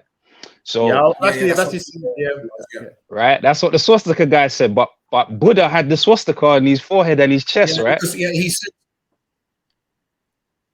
because he said, he turned around, he says they have stolen God's jewels. Yeah. Jewels, right. Jewel Santana. But anyway, right? But so white. Yeah, you see the power of words, man, and we love to rap because we're the wordsmiths. But check it, right? So white, you got two types of white. Now, Dr. Sebi said by the age of 7, because they lack the carbon in the blood, their thyroid gland stops working, and that's what makes them like barbaric. We have the power to be barbaric, but we're carbon, so we have the power of choice, negative or positive. They're predominantly negative, trying to be positive. You get it? There's something that lacks them to tap in. We're just talking simple science here now, right? So at that point, they are also known as a Cretan. Cretan goes hand in hand with Christian. So we could never be Christian. Yep, and it means poor fellow. It means poor fellow. It means like basically kind of retarded, not like fully functional. Okay. Because Nostradamus, right? When you look in the scriptures, in the scriptures, it says King Antiochus, they were called Christians, known as Christians in Antiochus. Now, this is where the misconstruction of the Christianity today, they happily call themselves Christians the same way we happily call ourselves niggers, but they're not forgetting where it came from. So when you call yourself a Christian, you're calling yourself a cretin, which is also known as a poor fellow, kind of a retard. Right. I've got the definitions there as well. But it's exactly what it is. And what they've done now, they've tried to take the labels because they've tried to turn us to the degenerate race, which they are. They've tried to just turn the tables. Right. This is it. It's like the word Britain, I'm saying. So being British. The word Brit actually means black. Yeah. Well, British goes back to Brutus. So we could never be quote unquote British, but we know that British is also French, coming from Brittany. Well, we'll talk about that in a French. Go on. Yeah, go on. But essentially, white just means pure, innit? But this is the thing about English as well now, that, you know, you could take, because I've come across two different, what do you call this, that kind of contradict each other, but it's perspective based. Okay. Our elders, our ancestors they said they didn't use vowels, and then there's others that disagree with that. Pardon me? Say again, Nathan. Did you say, bro? Yeah, you know, I've established as well, right? Basically, like, you know, yeah, I know I've got a bit of a latency or delay on my end for some reason, but what I was saying just now is just based on the question that we're on in this section. Does racism still exist? Well, as long as this type of language that we're portraying today still exists, exactly, it's there just unknowingly to many people that don't study. Right. Exactly. Like I got this law dictionary off of eBay, right? No, actually not eBay, sorry. Well, it was sent to me via eBay, but it was, do you know about Black and Nobles in America, the bookshop? Yeah, of course, yeah. Yeah, so I got this from there. I paid like, I paid, you know what I mean? I paid a little bit for it. So there's that. And then I started going to, because I was listening to a lot of the elders, you know, we all came up off of like, Phil Valentine, the Bobby Hermits, the Asher Kwazis and that. But then I started listening to a lot of the Moors. And one thing that stood out to me the most was our language. And the reason why I started to take language serious, and even when I talk to the youth, them in the hood and that, like, is because language shapes reality. You know what I mean? We live by what we think we know or we believe in our head. And that's based off of some type of communication, usually documented with words, whether it's history, information. And you know, my man's got that over there. You got some kind of words in your head of information. You get what I'm trying to say? So that woke me up out of a certain level of mind control. You know what I mean? Because thinking it's true, you know, someone could say something to you and it might even be real. And then now you've taken yourself down a whole path that's like, it's brought you to a whole nother place in reality. You get what I'm trying to say? And time is what we can't necessarily get back, but it's all centered around what we think we know and what we believe in it. So I started to take language, or the studying and history of language, more serious. And something that was said to me was, go to your car boot sales, go to your heart foundations, look on eBay for people that are getting rid of books. And it's usually people that kind of maintain having libraries in their house, have a bookshelf. So I thought, if they're dashing away these dictionaries and encyclopedias that usually cost like £200-300 and I can go and buy it for £5, I'm buying it, bro. Because if the internet shuts down, you know what I mean? I can't just rely on the internet. But it went from that extreme to them realizing, oh, this is, when we're talking about stop and search and stuff like that, we go straight into emotions. We've been manipulated emotionally, and it's because we've been cut away from knowing certain aspects of history and how it relates to present day and how present will affect the future. Do you know what I mean? It's a domino effect.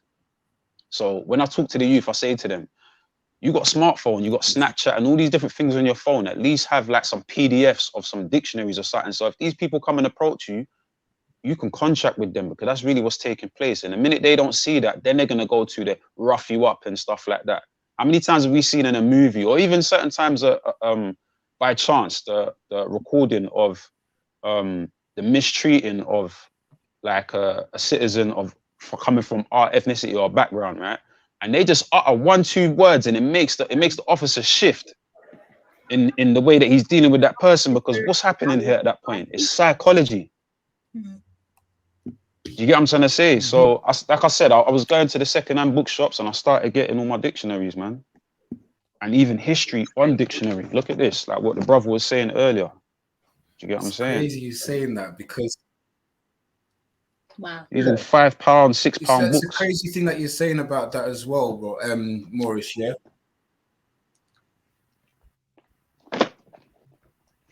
No, it's just, it's actually the same thing that I have. Oh, okay. So you got some books, since you must know about, like, so you mentioned before about being in Britain and colour, and there are some really interesting things about Britain and its history that aren't always acknowledged. One of the things that I find like quite interesting about sort of Britain, people of colour, and even biblical context is, yeah, man, you got some selection, bro. Where about are you based? Are you based in England or Britain? London, isn't it? London. Oh, okay. You can tell by the accent straight away. Oh, I've got that book. That book's powerful. Let's have a look. Oh, okay. Yeah. Destruction of Black Civilization. Okay, that's an interesting title.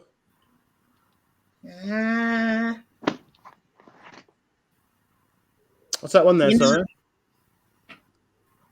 Okay, the Jew and Negro. Okay, well, a lot of Sephardic Jews were technically appearances were like circle black people, lots and lots of them. And so that's actually an important point we can touch on in a second. Well, although we'll go back to the point in a minute about does racism still exist? Because I'll keep on that point for now. amazing book. That book there, they couldn't get him for Columbus, but they were already there, bro. We were already there.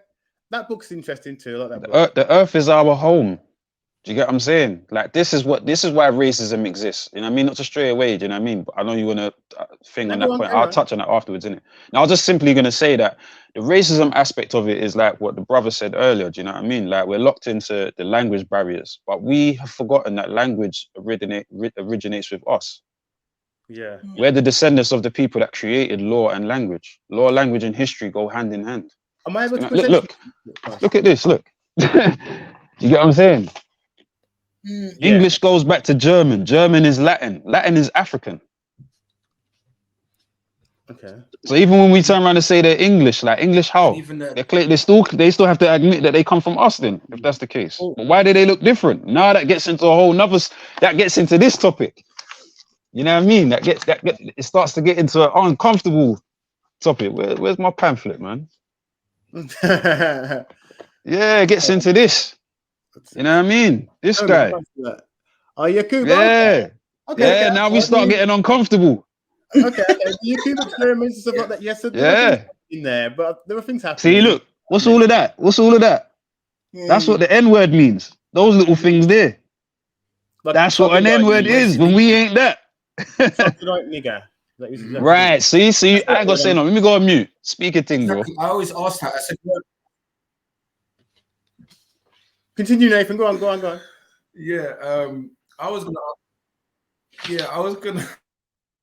ask myself. Growing up, I used to always ask myself, why I'm not. Look, this is a true question of curiosity. I said, Mom, I've never seen a black caveman in my life.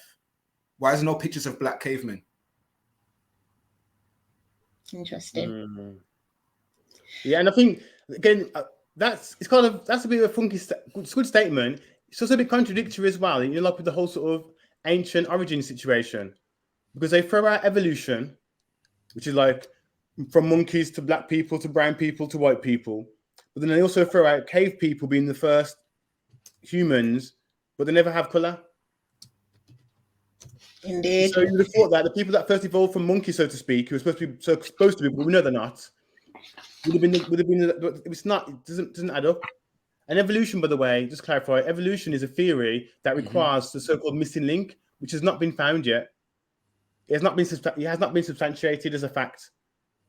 Yeah, just to clarify, evolution is not factual without the missing link being presented, which is, i.e., the genetic link between apes or great apes and the human being itself. Until that's found, unfortunately, it's going to stay in that theoretical space forever, never being substantiated. Also, evolution usually depicts the previous species to be annihilated as part of that process. When something evolves from one thing to the next, the previous version is no longer remained. Yeah. And on that point, I need to kind of manage the program now, right? So we've got another guest speaker. Yeah, he's got a presentation to kind of elaborate on does racism still exist, right? His name's Dave. After Dave's presentation, we'll go back to a public discussion, okay? Approximately, oh no, that's not right. It's Dave. Then we've got Jules' presentation, Jules, and then we have another public discussion at around 7:30. Okay, so it is now 20 past 4. Yeah, sure. So I'll just repeat that. 20 past 4. We've got Dave up next. He's going to deliver his presentation. Straight after Dave, we've got Jules and the Wolfpack. After Jules and the Wolfpack's presentation, then we go back to a public discussion. Okay, so please hang around.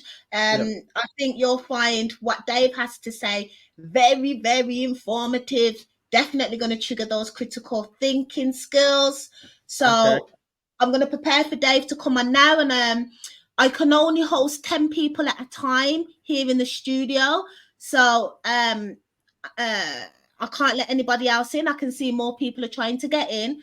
It's probably best if you either watch via YouTube, and then when it's your turn to come into the studio, select that link and come back in, no problem. Okay, so I'm just gonna prepare for Dave now. Dave, are you ready? I can see you. Can you see me? Yeah. Have you got your presentation loaded? Can't see your presentation, Dave. There it is. I can see it now.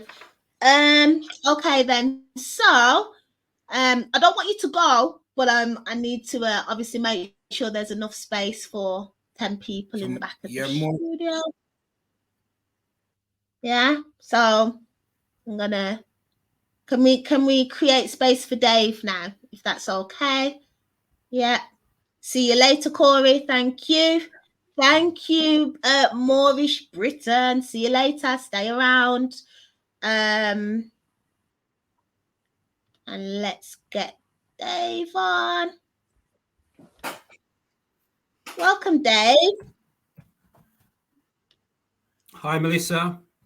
Good evening. Hi to everyone out there. Thank you for being here. How are you? You well? How are you? I'm well. You well? I'm getting tired now, though. I'm going to be honest. I didn't go to bed as early as I wanted to last night. I went to bed around 3 o'clock this morning. Some matchsticks. I've got some matchsticks on my side here, so you're I'm gonna welcome need to them. borrow them to keep your eyes open, and some Pro Plus. I'm gonna need them, bro. I'm gonna introduce you to Nathan Israel, and then I'll load your presentation skills up. So Nathan, Dave, Nathan. Hi Nathan, how are you? You well? Nice to meet you. I'm fine, thank you. There might be a bit of latency or delay on my end for some reason. That's technology for you. Definitely. Dave, before you get into your presentation, do you want to just quickly introduce yourself, tell us a bit about what you do, your background, and then we'll get into your presentation? All right, that's cool. Yeah, my background, I work as a quantity surveyor, also project manager. So I build buildings for beautiful people like yourself. I am also I got my own business, so I left my job several years ago or just recently, and I'm a developer as well. I'm also a nutritional therapist, a non-practicing nutritional therapist. So, you know, you can only do so many things in the time that you've got.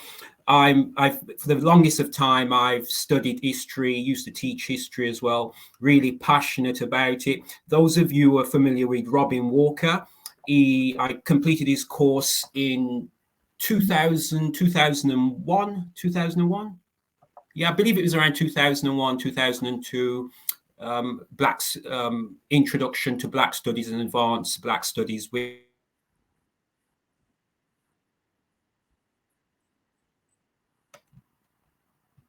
Am I frozen or is that Dave frozen? Are you there, Nathan? I'm not sure. Can you hear me? I can hear I'm you. here. Yeah, can you hear me? I know there's a big delay, like someone. You guys just disappeared. It's 2 minutes. Oh, it's not. It's not me. I think that's your connection, but don't worry. I think there's a glitch in the matrix. Yeah. Thanks, Jules. Jules has confirmed it was Dave. Yeah. Oh, yeah. God. So yeah, I studied history many years ago, passionate about it. Don't really look at history so much now. I'm more into consciousness and the true essence of who we really are, which is an element of spirituality, and we're all really consciousness or God, if you will. That's my take on the entire thing. So I've kind of moved away from history, even though I'm still passionate about it. And Melissa approached me and asked me to have whether I would be interested in having a look at this. And I said, yeah, definitely. So I've actually put a presentation together. She's asked me to look at, does racism exist? And I know we've had different experiences, and there are even those who will profess that racism doesn't exist, black as well as white, and it's really down to how you have been affected by it, because I think there are many of us who are in denial. And when I was actually teaching Black studies, the areas that I was really passionate about in terms of teaching, because I have an interest in psychology and sociology. I think if I wasn't a surveyor, I would have studied and taught psychology and sociology. It's an area that I'm passionate about. So this presentation is looking at, we've asked, does racism exist? And I'm going to prove that it does for those who have any doubts. And it really hits to the core as to how pervasive it is, and it really starts at a young age, the age which we don't even consider our children.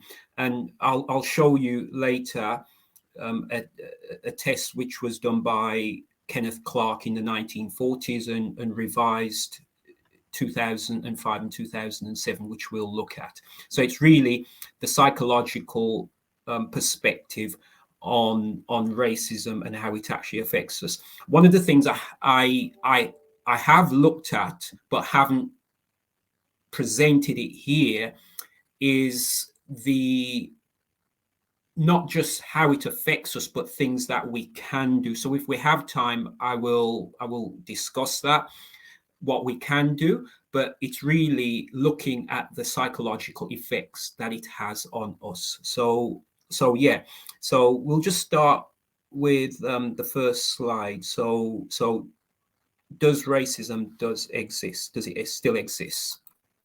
Right. The first thing I think we need to look at, because people talk about racism, and we have to kind of understand where it actually came from. And I think many of us kind of go back or think that it started with slavery, and the basis of it kind of did start with slavery, or it started with the idea of justifying slavery.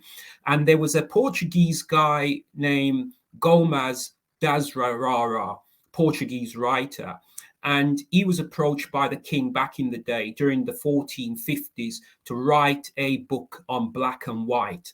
And the Portuguese were one of the first ones who got involved in the slave trade, and the whole by coming up with this book Black and White by this Gomes guy, it justified the reason for the slave trade. So you can kind of think of racism as it was brought into existence really on the back of capitalism.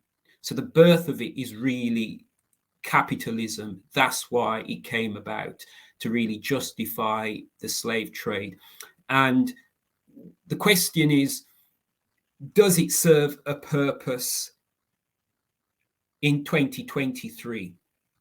And the question, yes, because of capitalism. Obviously, if we have two people fighting over an issue, over a racial issue, one will be prisoner, one will be placed in prison, and go through the court system, etc., etc. So by that very nature, it's actually feeding the capitalist system, if you will. So yes, it's served as a purpose, and I truly believe that it could be gotten rid of overnight, but it's the people at the top. It serves a purpose, and because it drives the capitalist system, then I don't see racism disappearing anytime soon.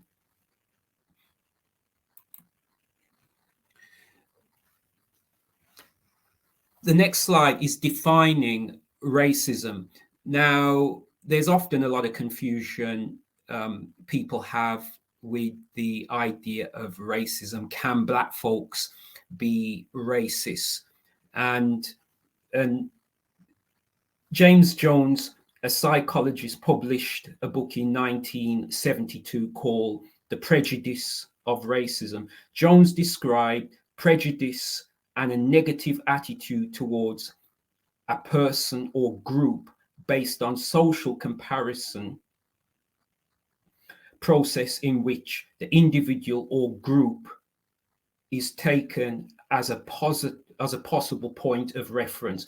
Jones argues that racism is the result of certain transformation of prejudice.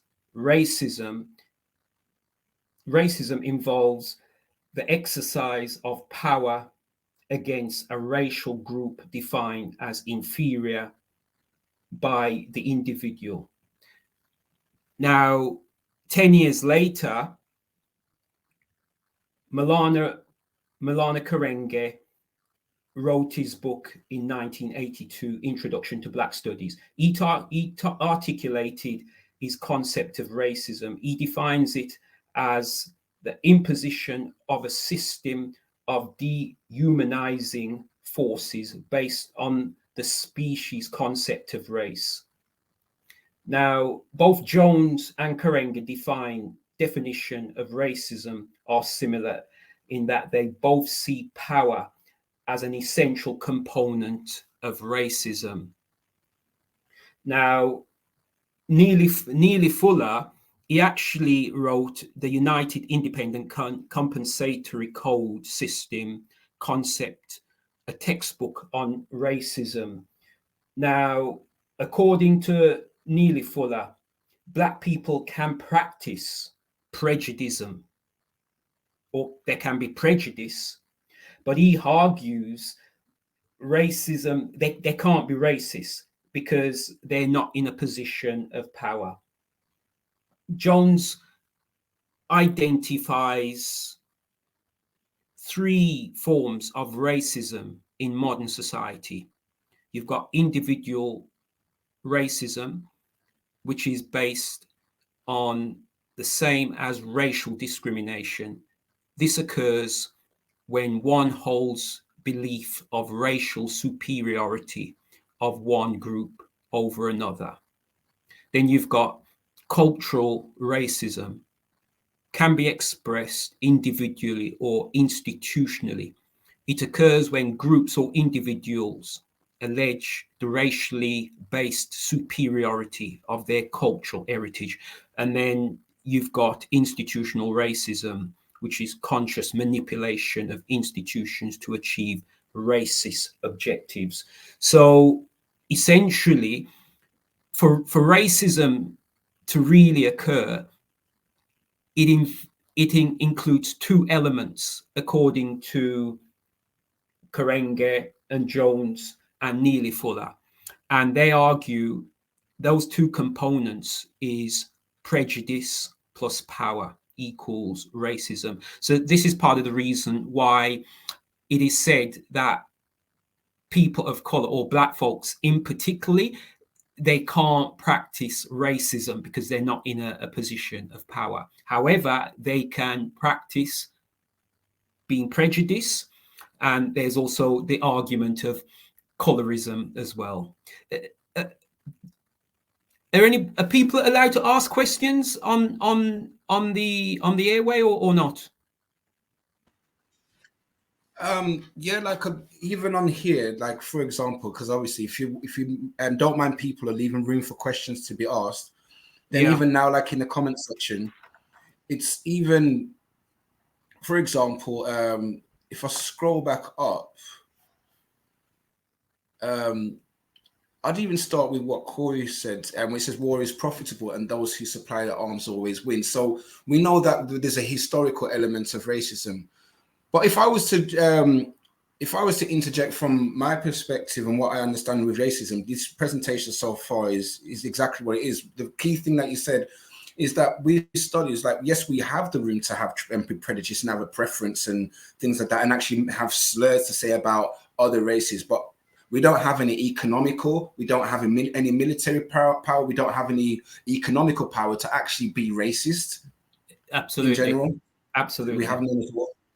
Yeah, absolutely. I think it would probably be better if I just deliver the presentation, and then if people want to ask questions, you know, and I can perhaps answer the questions that they've got, because I know initially Melissa mentioned about an hour. So if there's too many questions, obviously I'm going to go over. So it's probably better if I just deliver and then answer any questions. Fine.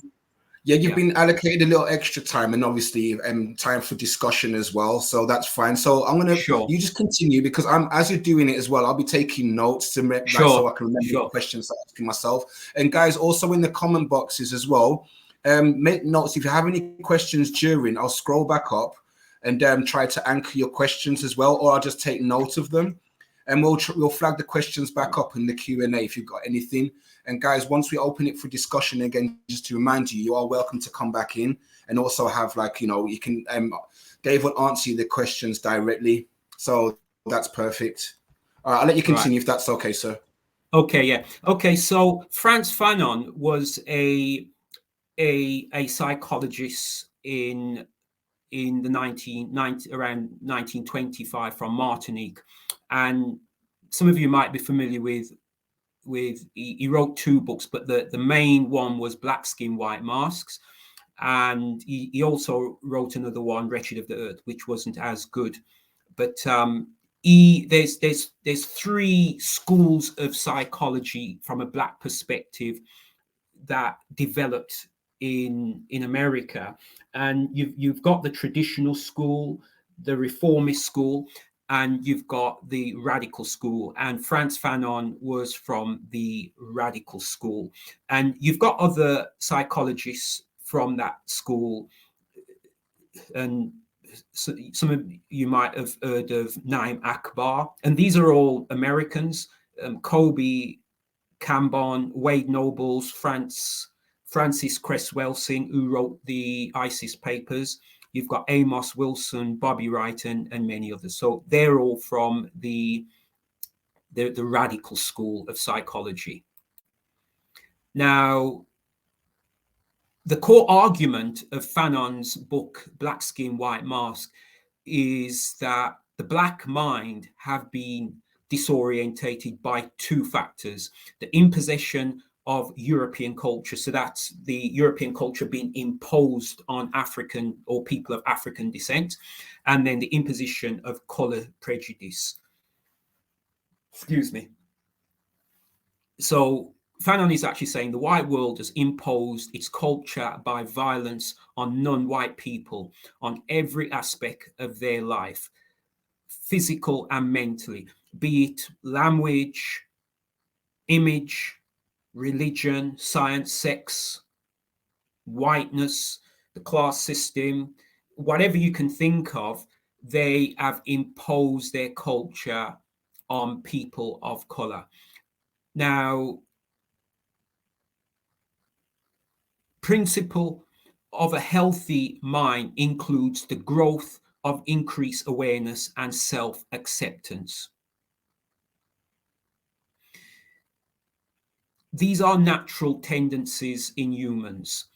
Now, pathological state exists within a healthy human being, albeit it is less likely to exist in an environment free of racism. And one of the resounding argument of Fanon in Fanon's book, Black Skin, White Mask, one of the things which is quite resounding is what he says is a normal Negro child or black child, having grown up within a normal family, will become abnormal. Remember, become abnormal on the slightest contact with the white world. And that's primarily what he's saying is, if you're brought up in Africa or where there are no Europeans, what he's saying is your mind, mentality, your outlook will be black or African, will be your reference point. What Fanon is saying, the minute you become or have contact with Europeans or the white world, then you're looking at psychological problems. And some of the issues Fanon talks about is mental health problems, post-traumatic slave syndrome, which again, I don't know if anybody's familiar with Dr. Joy Leary. She does an excellent, she's written a book on this, post-traumatic slave syndrome. And then you've got depression. Now, I mentioned earlier when we started about Kenneth Clark's work, in 1940, Kenneth Clark done a test with some dolls, and it's called the doll test.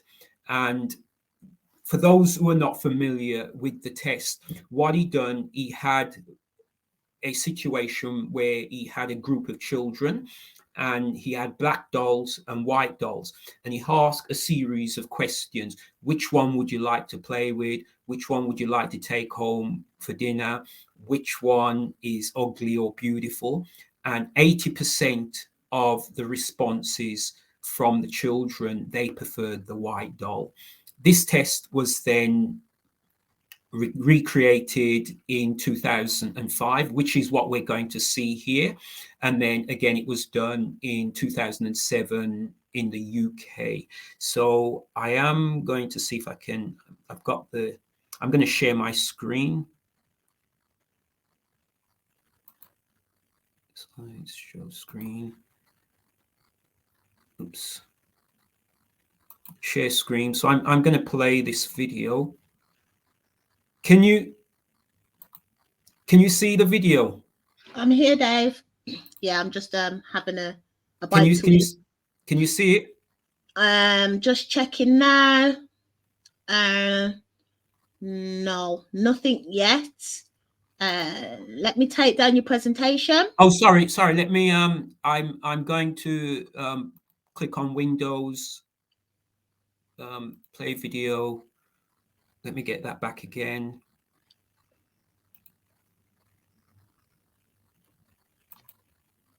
Share. Can you see it now? Something's come up. Yeah, hang on. Yes, here it is. Right, so I'll play this now. Can you all see it? Yes, we can. All right.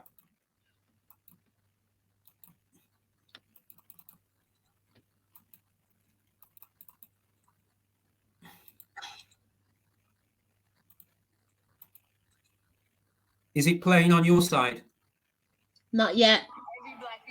Yes, it is. Good. All right, excellent. Light skin being more attractive than dark skin, but we're not smart.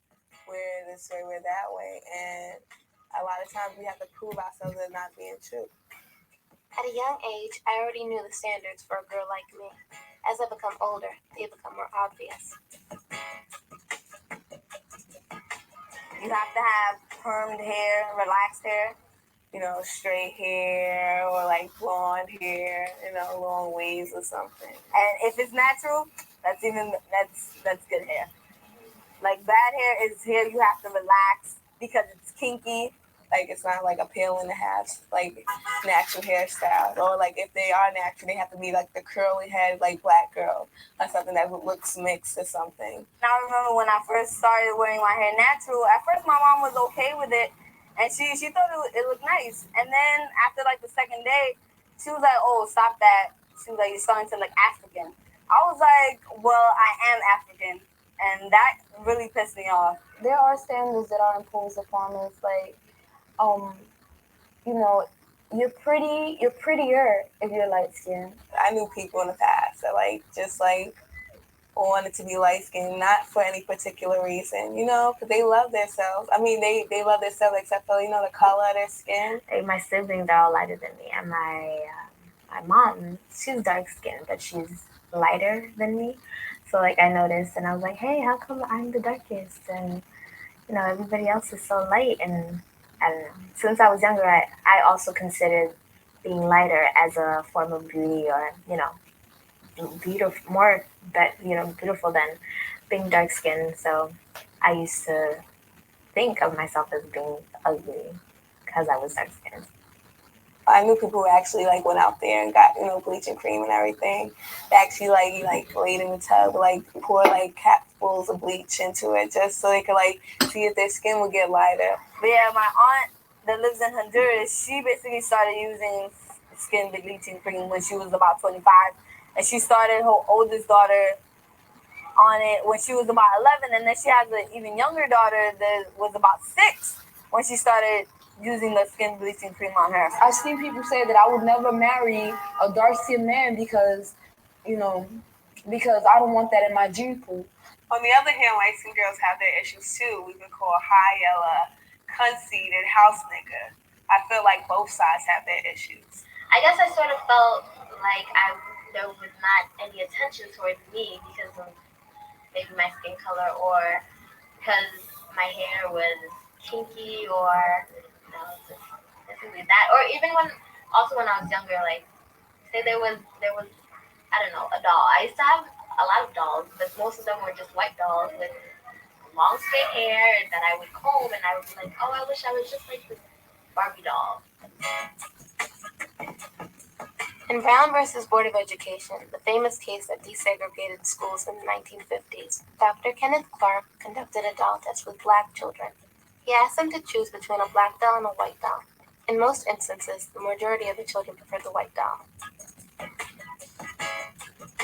I decided to reconduct this test as Dr. Clark did to see how we've progressed since then. Can you show me the doll that you like best or that you'd like to play with?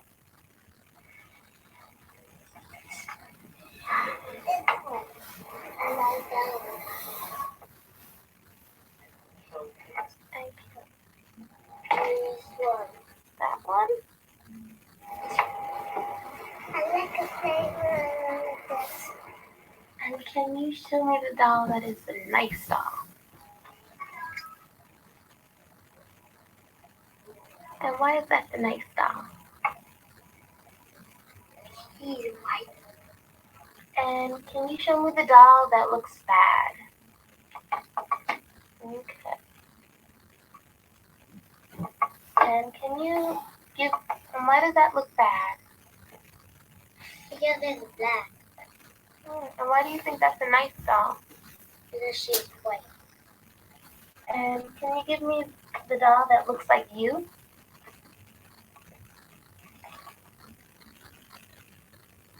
"15 out of the 21 children preferred the white doll." Our ancestors came to this country and they were pretty much ripped out of their culture.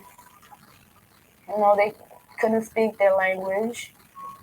They couldn't, you know, they couldn't be themselves. They had to be like what everybody else told them to be. When you don't know where you're from and you don't know what country you're from, all you know is basically you're from Africa. That's all you're given. I feel like it brings on like a lot of ignorance and it builds a lot of anger.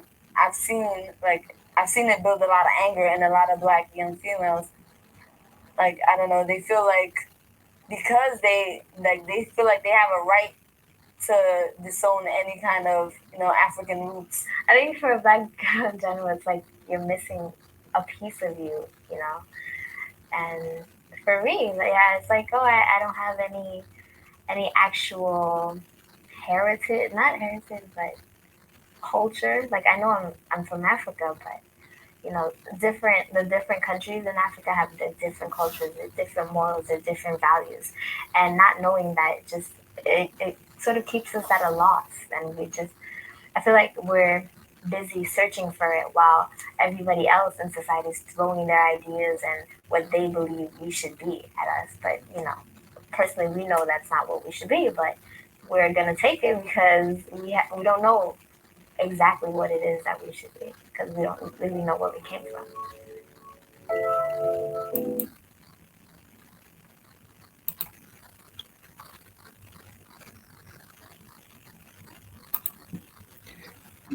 Can I pull my presentation back up? Yes, you can. Is it in the? Yeah, I can see it in the studio. Here we go. Do I do that? All right, I excellent. All right, thanks for that. So yeah, I mean that was the doll test that was done by Kenneth Clark, 1940s, and then repeated in 2005, and it really drives the point for anyone who might think that or deny the existence of whether racism still exists.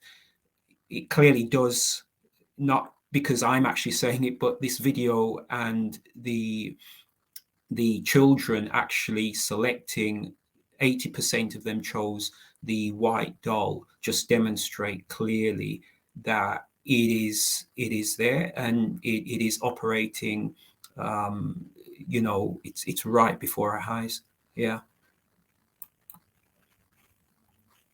And incidentally, I'm quite sure if this test was done with adults, they would, I think they would choose, they would probably style it out and choose the black doll, but deep down, I think they would actually, they would actually choose the white doll. And when we look at beauty in my presentation, it will just demonstrate clearly, drive my point home clearly, because of what we gravitate to in terms of beauty, features, etc., etc. It just clearly demonstrates that we've bought into the European culture and the whole racist ideology. Right. So what I'm going to look at now is racism exposed. Now, as I mentioned earlier,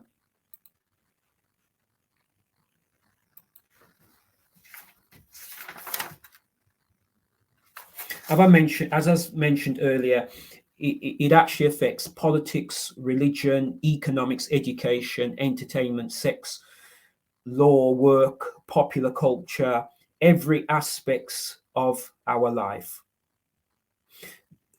What is so insidious about today's racism is it's part and parcel of the battle of literally your mind.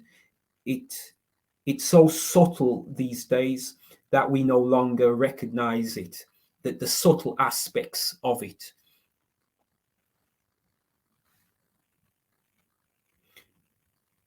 It affects our mind, physical life, our emotional well-being, and so much that we've actually bought into the concept of racism.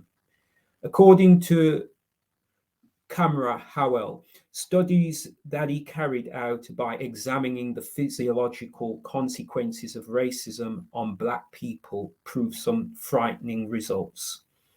In measuring digital blood flow, blood pressure, heart rate, facial activity, and brain activity, he found that encounter with mild forms of racism had a significant impact that caused a disruption to the nervous system. He found that when participants reported hearing negative emotional words, even though the participant did not process the negative emotional responses consciously, they processed it subconsciously. Now, those of us who understand anything about the mind and the subconscious, we know that even though you might not take in things consciously, everything that's actually happening around us is recorded subconsciously. Howell notes that the immune system is quite sensitive to psychological events, and the body's defenses that protects it from diseases. He says that as well as racism being part of the matrix of disease, it may cause pathological behavior and result in individuals to engage in self-destructive behavior, such as substance abuse and violent behavior.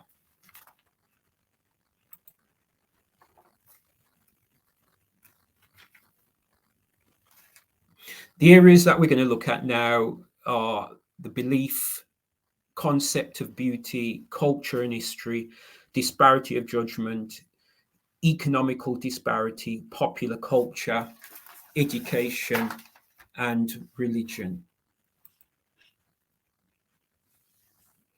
Now, essentially, dependency and doubt are distinct cousins. However, in the European world, they reside in the same house. Now, you might say, well, what does that mean? To give you an example, the victim of racism learns to associate competence and effective behavior with the white world. In other words, to get a job done right, you must employ a white person to do it. Therefore, the ultimate power rests within the white hands. Otherwise, if you give the job to a Black person, total chaos will inevitably arise. And this is how some of us will tend to think. And we've bought into the whole concept of racism, and many of us are even practicing it amongst ourselves and don't even realize it. Now, we find this when we need a job completed by that. We often doubt the competence of our home Black people and would rather put our trust and dependency in a European because they are better doctors, electrician, accountants. You may even have a situation where you say morning to a white person at work and they totally ignore you. And then you begin to think consciously is there something wrong with me?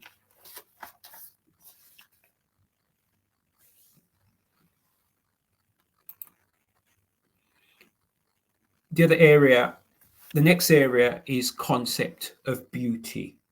Now, it's a fact that Black people have developed a mindset, that will accommodate the racist information about beauty. On the other hand, social ostracism stalks the Black woman who refuses to physically change her features to be in line with Europeans. Now, in the West, there is a virtual obsession with physical and facial beauty. Now, it is quite likely that values related to body and image influences one concept of self, self-esteem and racial esteem.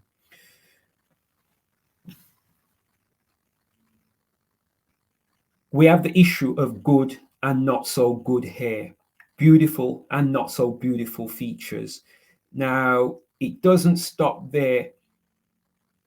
It affects our choice of partners and even how our children will look when they're born.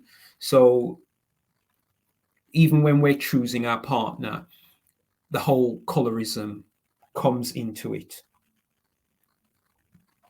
The fact of the matter is we are popping up the whole pillars of racist structure because we have all bought into it, even though we may not realize it. The third area is culture and history. From a very early period, Europeans have undermined and discredited African history. We see this in Egypt, where they blew off the facial features of African heroes and sheroes. This is what Jones referred to as cultural racism, the suppression of one culture while glorifying the other. They do this because they know that history and culture provide the launching pad for which individuals and people can propel themselves into the future. Hence the reason why they won't teach African studies in schools.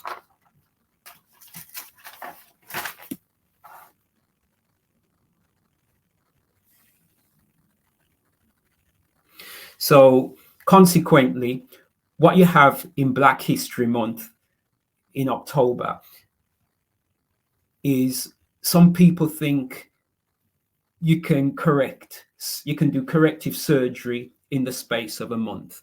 And I'm not here to knock Black history. My personal thoughts is often, or what I've actually seen is that there's not much emphasis placed on great civilizations of ancient history in terms of,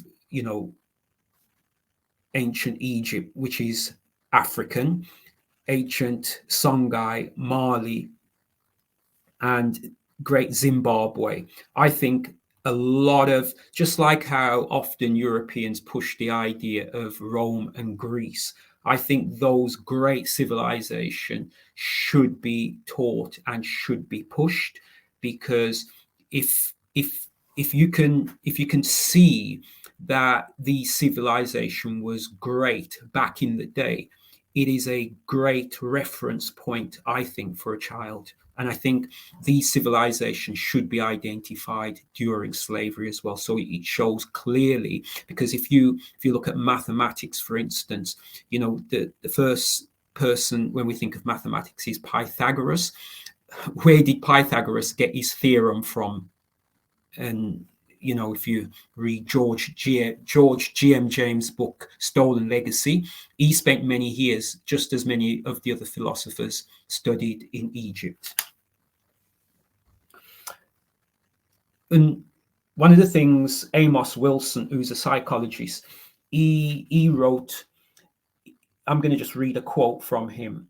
And he says here, the study of history cannot be a mere celebration of those who struggled on our behalf. We must be instructed by history and should transform history into concrete reality, into planning and development, into construction of power and the ability to ensure our survival and the people, if not, Black History Month becomes an exercise of inflated egos. He goes on to say, the fact that other people celebrate it with us tells us it's not a treat, it's good business.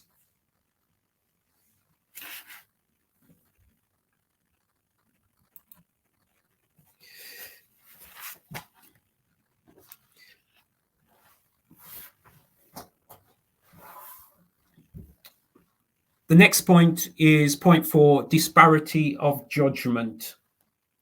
The best example of this is in the media, where you hear constantly how African leaders and countries are corrupt. Now, anyone hearing this constantly would automatically think that all African leaders and countries are corrupt. This is often one-sided. What we need to understand is that corruption occurs also in all the Western countries too.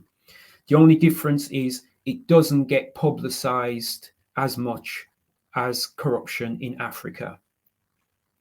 We need to understand, firstly, that with neocolonialism, Europeans still have some economic role in Africa.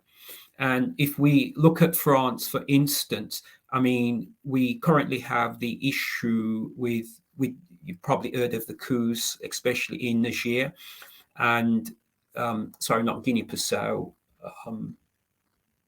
I forgot the other country, but there's several coups that has actually happened in the last 2 to 3 years in West Africa. And what we're not hearing in the media is why these coups have occurred. And it's primarily because of puppet leaders which have been put there, and they've occurred in the Franco countries which are controlled by France.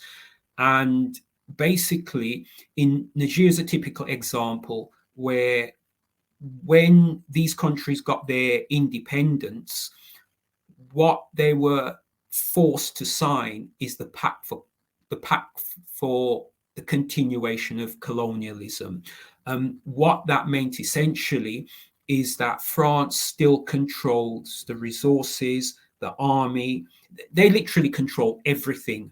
They even print their money in these Francophone countries. So if that is not corruption, I don't know what is.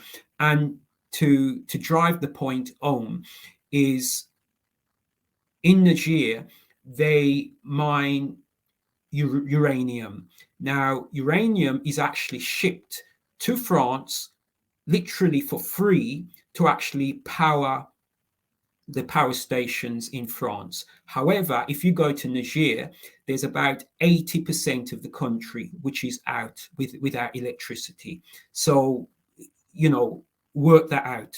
Corruption or what?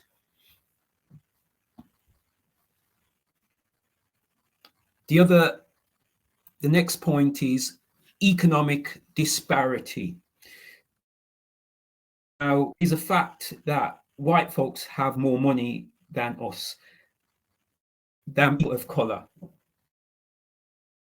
Jobs, churches, schools, etc. When we send our children clear out of, say, the neighborhood, especially if you live somewhere like Answorth, for instance, to schools in Sutton Coldfield or Solihull, what that does is tell our children, firstly, it tells them who's boss, who's running things, and that we lack commitment and responsibility to fix up our home schools and community. The child quickly learns that our area is more these areas are more affluent than our areas where we live. Now, in a society that values everything by money, there is a risk of devaluing those who don't have it, and to conclude that those without money lack the energy and intellectual ability to acquire it. Now,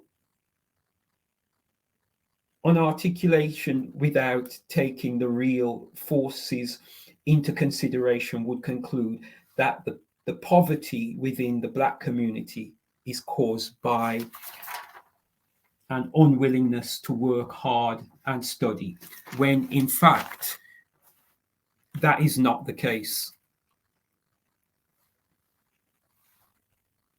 If one intends on making a fair assessment and judgment of the Black community's plight, historical information is an essential part of the context, which is often not done.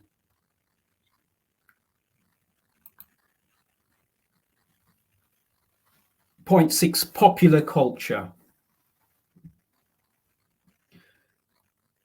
The primary manifestation of popular culture is mass media, including recording industry, radio, TV, films. The media use both kinds of symbolic processes, images and words, to get their message across. Images and information coming from the popular culture have tended to reinforce the development of Eurocentric mindset, whilst undermining African people. Most of the media, if not all, is either racist by projecting only one side of the story, sexist, or dehumanizing African people in some way or another. And if we look at the news, for instance, you often see racist material. Westerners kill thousands. I mean, you'll see like where Westerners kill thousands and they are heroes. Others kill and they are terrorists, murderers, etc. Westerners bomb a country and they are civilized. Suicide bombers are uncivilized.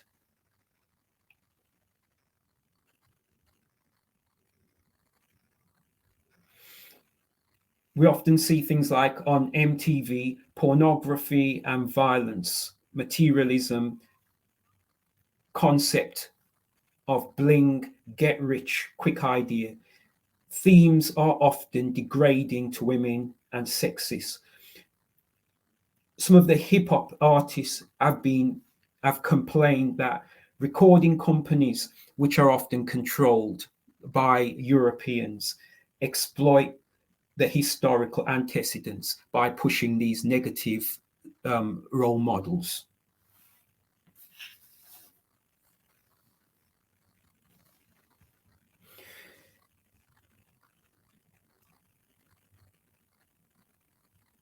Films. According to Cameron Harrell, there are 5 stereotypes stereo characters that are depicted in films that are part of the racist agenda, which undermine African people. And let me push that there. And you've got the loyal. You've got Tom, who is often loyal to the death. Yes, massa, no massa.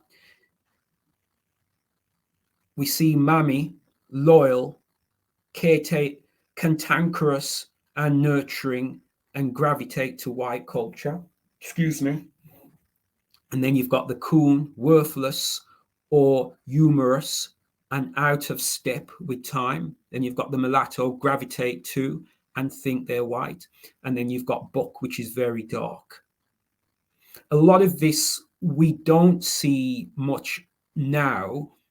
Well, it is still, we don't see these characters as blatant as we may have had back in the perhaps 50s and 60s, but they are still there. The only difference is that they are very, very subtle, and we tend not to see them. And I've got hip hop music versus classical music. One of the tricks that they often do in films is when there's a say, for instance, a character is about to be attacked, or some act which is quite vicious, they will play perhaps some hip hop music, which then one will associate with violence. Whereas if it's something more mellow, they will play classical music, which often classical music is associated with Europeans. So you can see clearly a level of manipulation using music. People are being manipulated, even though they may not realize it.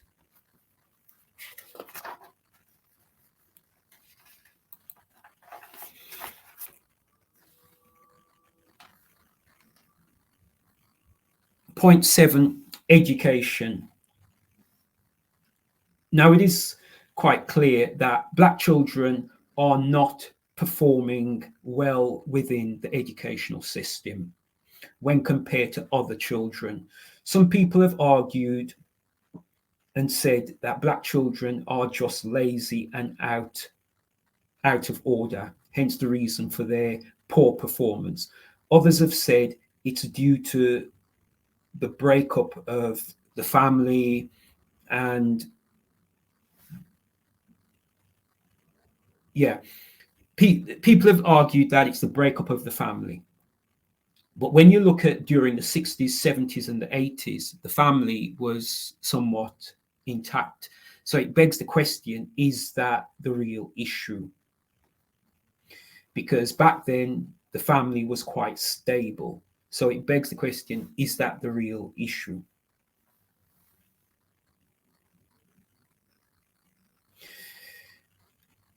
And if they were stable then and Black children were not performing, then it tells me that there is something wrong within the system.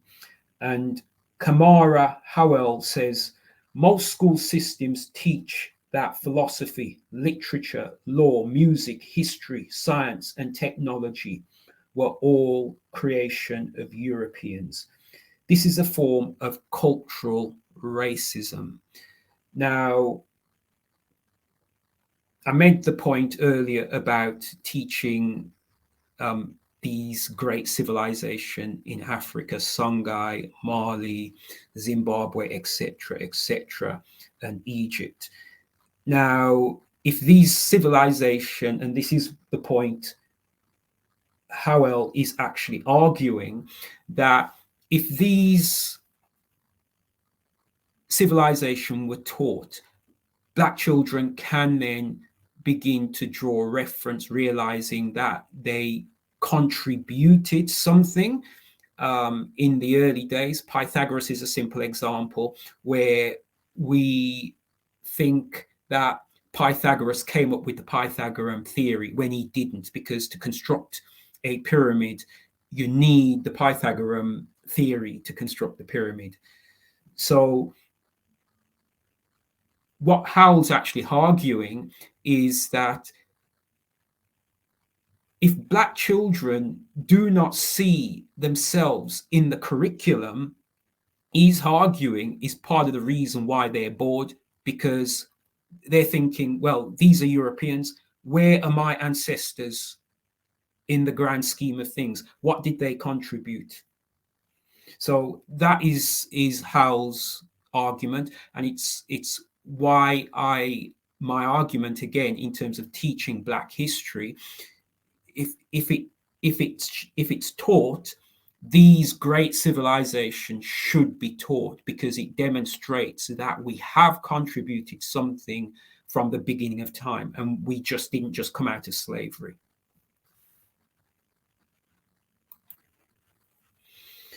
Point 8, religion. I won't really say much on this, and primarily because often when you talk about religion, there's a lot of conflict on people's, thought and belief and what have you. And what I would say simply is that when you're pushing a man's religion, someone else's religion who doesn't look like you, that for me is a racist behavior. And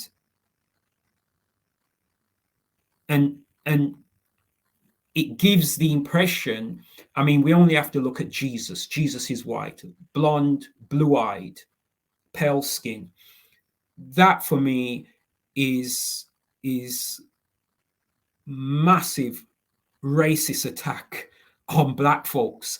And even black folks who are fully aware of the white Jesus, they try and justify the whole concept of Jesus being white by saying, well, the color doesn't matter. And my argument is, if color doesn't matter, well, why not change Jesus to black?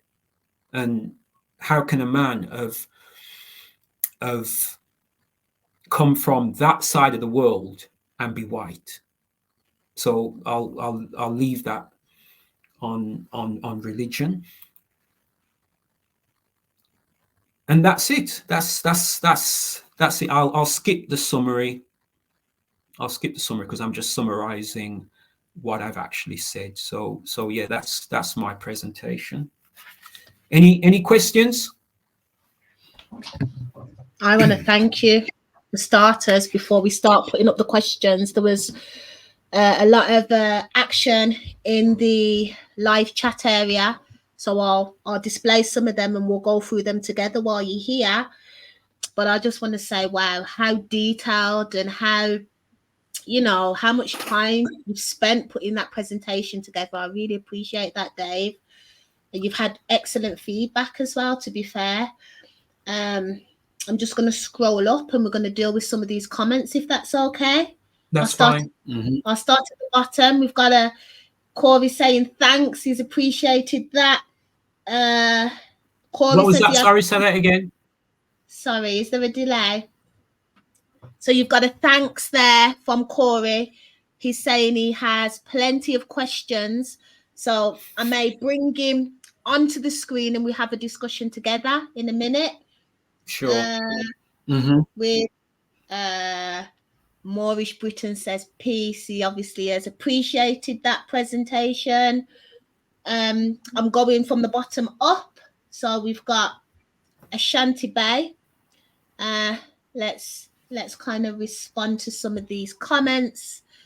She's saying, or he's saying, I'm not sure if Ashanti Bay is a woman or a man, I'm not sure. But hence the word black is not the word to use. If it's anything like African American, it's a pattern that means owned, right? That's interesting. I think this came in the middle of your presentation there, Brutus.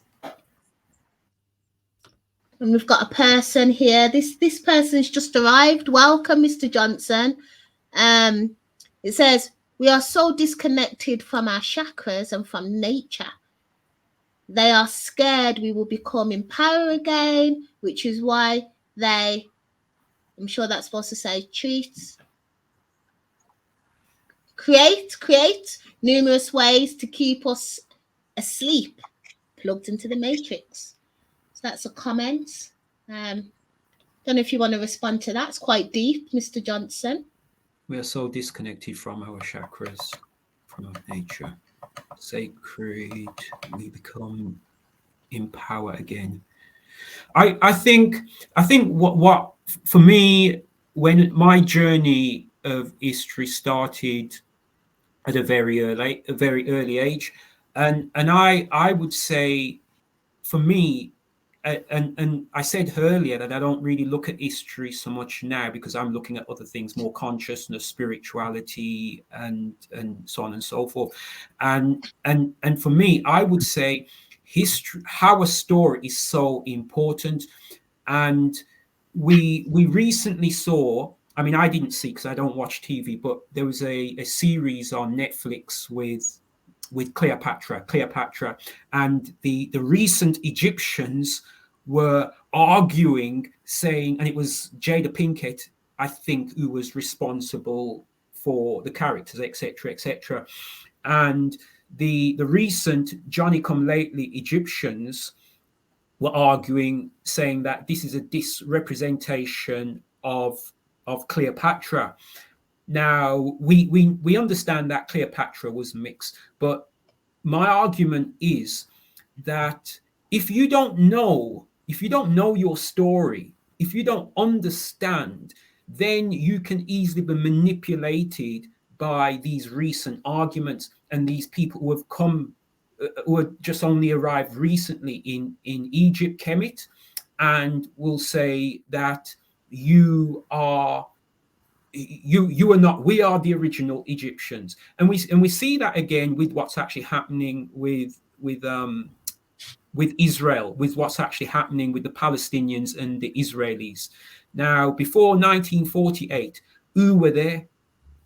And this is the question. Africans were there and the Palestinians kicked them out. And my question is, whose land is it? Is it Palestinians? Is it Israeli? It's none of them. It's none of them. So my point is, you really kind of need to understand your story. Otherwise, you'll be jumping on the bandwagon of other people's ideology, not understanding the true essence of it, which I see recently where there are some, and I appreciate with what's actually happening in that area at the moment, and the Palestinians are being targeted and experiencing a form of apartheid. But at the end of the day, these people don't particularly like Africa. They're Arabs at the end of the day, and they do not like people of color. Mm-hmm. So yeah, my point is, you really kind of need to understand your story. I'm all down with the chakra thing and all that, but understanding your story is so critical. Mm-hmm. Definitely. I can. I'm not sure if you. Sorry. Oh, sorry. Go ahead, Nathan. Go on. I can come in after.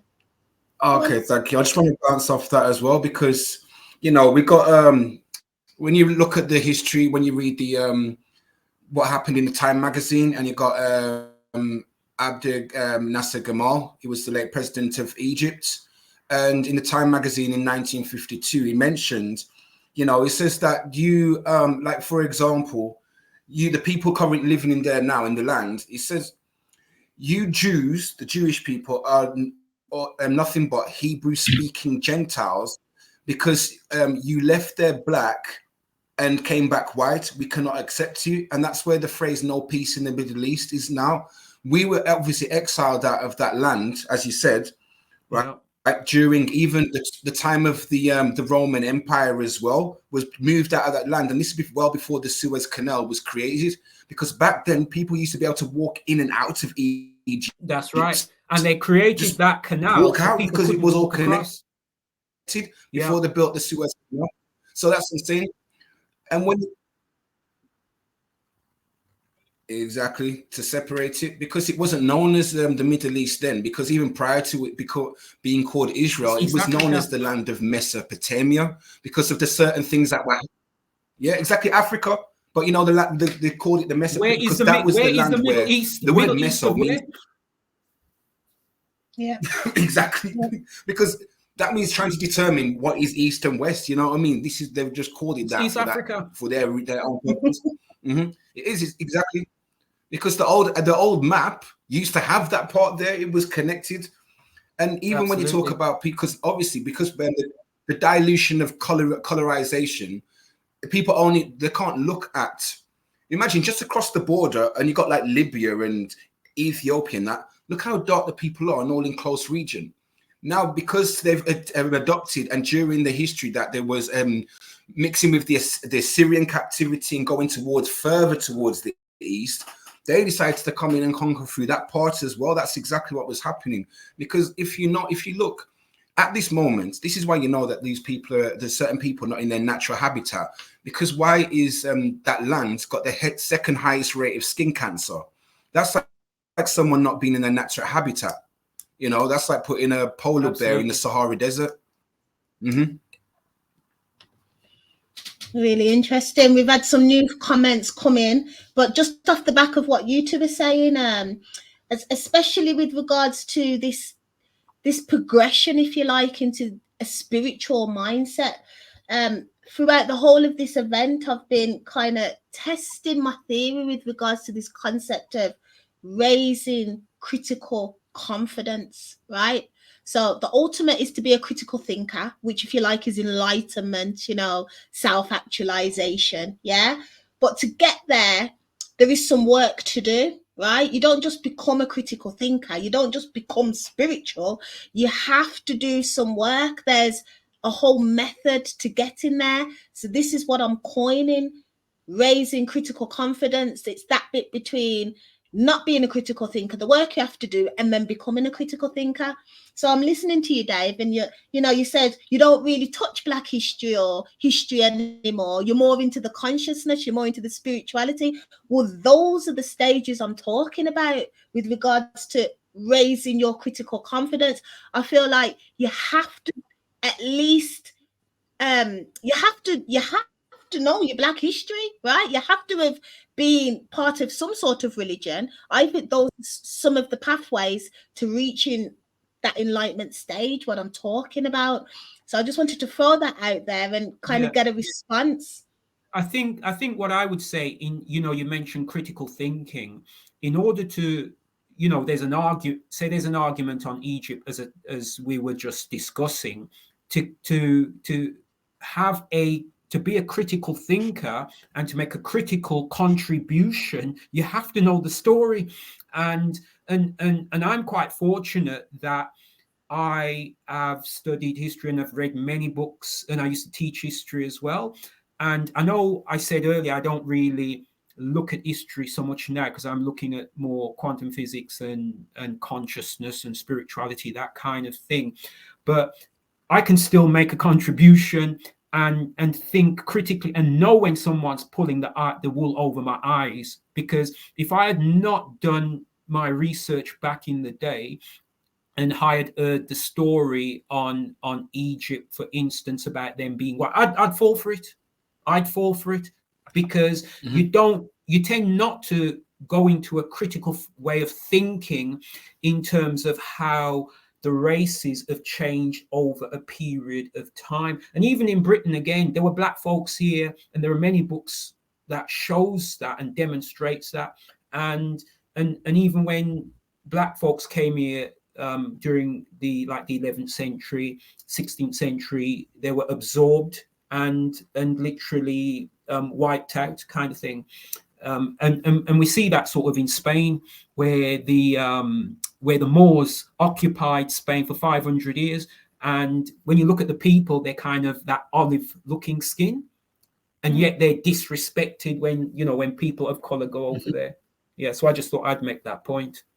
No, it's a good point and vital. No, Just the conversation. 100%. Yeah, because even with that as well, what you've just said, because even with the whole historical part, because I was naive. The greatest thing, because some of us are questionable people, because even when you mention religion and the blonde hair, blue eyes. So going back to your presentation, when you're talking about imagery, trying to associate yourself with the image of the oppressor. So one of the key things that they did was actually make them in a godlike aspect. So we have to worship that. But I remember at the age of 15 and 16, I'm like, how does my dad, because they refer to the image as father. So, growing up, you think things don't make sense because you're knowing that there's only one race that can create all others. So I'm thinking I was asking my mom and my grandma, I remember saying, how's this my dad? He looks nothing like me. My dad looks like me, But then obviously we've been deluded, you know, the wool pulled over your eyes. And then best part is when talking about Jesus, when you actually read, it tells you what the description is. And it even says, if you believe on me as the scripture has said. So the same thing is when people say it doesn't matter what it looks like, as you quoted, and I hear that a lot in the modern day Christian church amongst the black people. I'm like, okay, cool. If you're waiting for this one person to return, you're going to be looking for the same description as you see on your wall, that blonde haired person. But what you're going to expect to see is what's written in the scripture. So is this going to bring confusion? Because if they knew, like the pastors know in these churches, they know the truth. That means you're lying. You're actually passing on the legacy of lies against your children's children about this imagery and cultural. And so basically, we're actually disappropriating ourselves from our culture and appropriating theirs. Because even this is how the legacy of madness works, going back to the hair and beauty part, having to relax your hair. Because if you Google now unprofessional hair, you'll see a bunch of woolly hair. You know, it wasn't allowed in the workplace. So then I had to relax the hair. Now, look at how this has the worst domino effect, where they've relaxed their hair, so much peroxide, it's killed their hair. They dye hair blonde. They use images like Marilyn Monroe as the image, right, of being the perfect image of a female. So they had to appropriate that. And then what happens in the long run? The hair becomes matty, right? Starts to fall out, alopecia type effects. Then they do it to the children as well, because they don't want their children to get bullied in school, relaxing their hair. When that child gets old, they're losing their hair and they have no choice but to wear wigs. It's by now, it's just actually a vicious cycle that's being put onto them, you know, like a generational oppression. I think, and why, you know, I spoke earlier about the importance of history. Going back during the 50s, the 60s, and the 70s, the family was really the main influencer of the family. The home and the parents were the major influencers of the family. As we start to get to the 80s, the 90s, and where we are now, the peer group is the influencer. Media is the influencer. So my thing is, if you're not going to have a positive construct in your home or some program in terms of educating or decolonizing your children's mind, somebody else is going to be doing it. You need to literally be working on their mind, because when they're watching TV, somebody is working on their mind. When you send them to school, somebody's going to be working on their mind. So if you don't have a clear program, a clear strategy of how you're going to influence them, somebody else is. Somebody's going to influence them and capture their mind. And I appreciate families are often busy, parents are busy working and what have you. But, you know, we wonder why children behave. And we saw with the dolls test that for children, and I experienced it here myself, where a friend of mine, she bought her daughter, and I don't know if you remember in the cereal boxes. I mean, they still do. I don't eat cereal, so I don't know. But in the cereal boxes, they used to do what's those characters? They used to do those. I forgot the name of the characters, but they were big, strong men, and they used to put these little plastic characters in them. And I had one. I still have it on my desk in the other room, and my friend's daughter came and she was sitting in my lap at my desk, and she saw the little man and started to scream. It was a black man, and she started to scream because of obviously the whole concept of darkness and what have you, associated it with fear. Yeah. So we have to design strategies of how we're going to capture and keep our children's mind. Otherwise, what we saw in the Black Doll test, which Kenneth Clark done in 1940 and then was repeated in 2005 and 2007. And I'm quite sure if you'd done that test now in 2023, it'd be the same results. Yeah, nothing. Yes, I think and probably it's even worse. Yeah, because it's what you said. Even when you said, if it was going to happen in 2020, they'd try and be smart and and choose the black one and talk about black beauty and this and that. But then you see exactly how they appropriate themselves. Even when they put on makeup, they're going a lighter shade than the actual skin color themselves. They're not trying to accent their color, with that. So you can see by their action, it's like earlier when I said there's certain people that out of their mouth that ideally they would not want to be racist, but you can see across the whole spectrum of different ethnic groups, everyone has been taught some form of racism, even to their own in some aspect. Obviously, we're the most targeted, because if we were targeted the most, why is it if we're not targeted the most, that means you see other races being whitewashed, for example. Let's look like if we talk about the Byzantine Empire when we were ruling Europe, and the Ottoman, when we were doing that, the Moors and all those things, we weren't taught about those elements of power and what we taught others.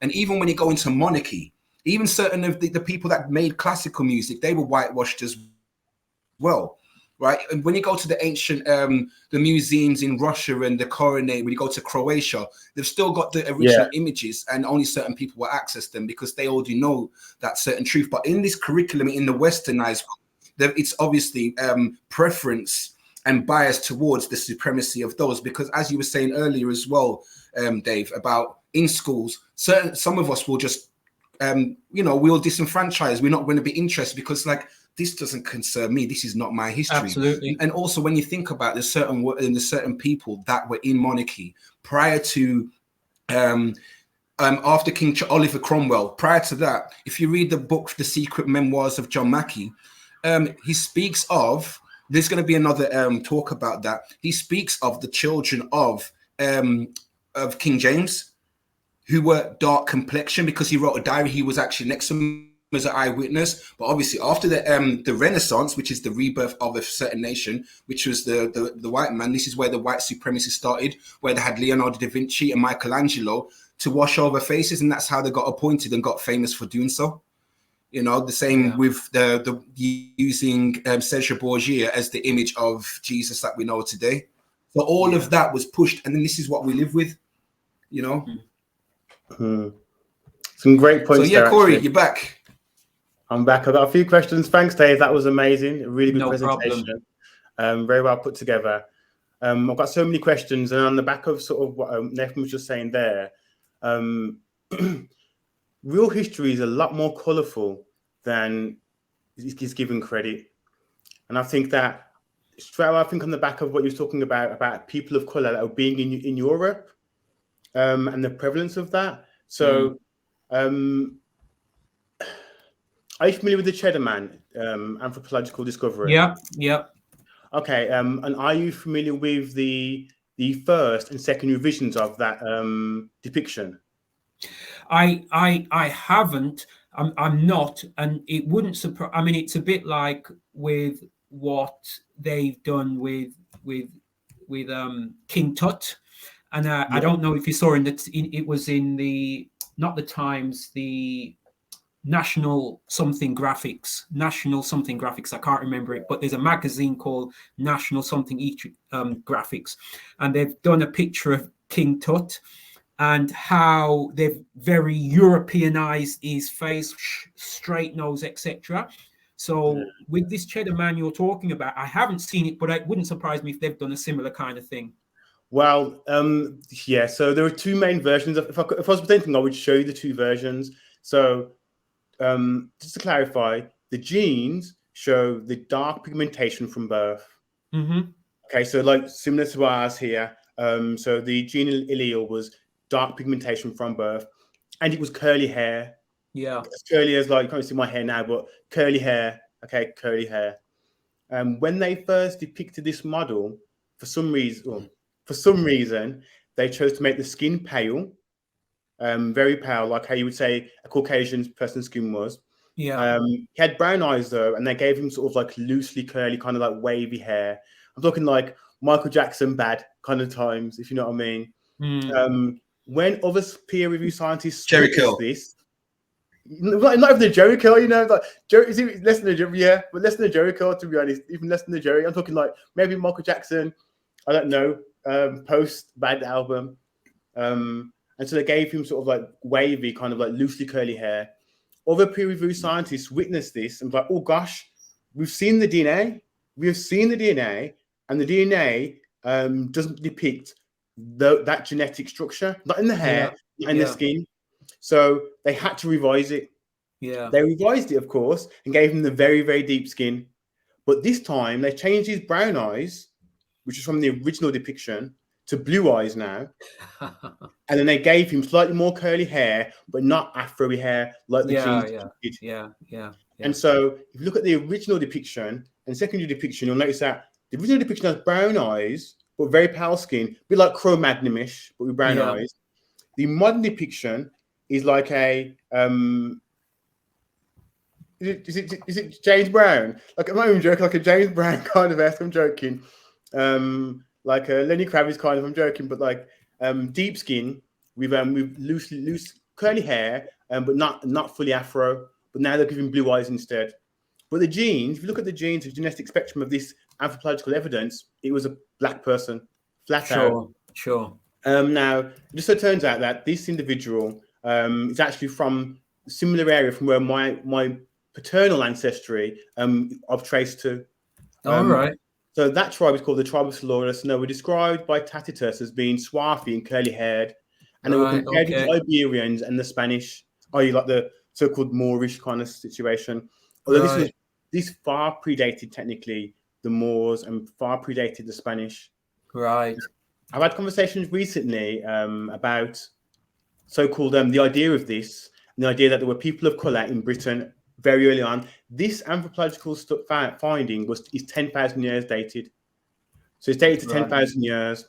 Now, recently I had a comment in a discussion in which the individual was like, oh, maybe he was brought there for slavery.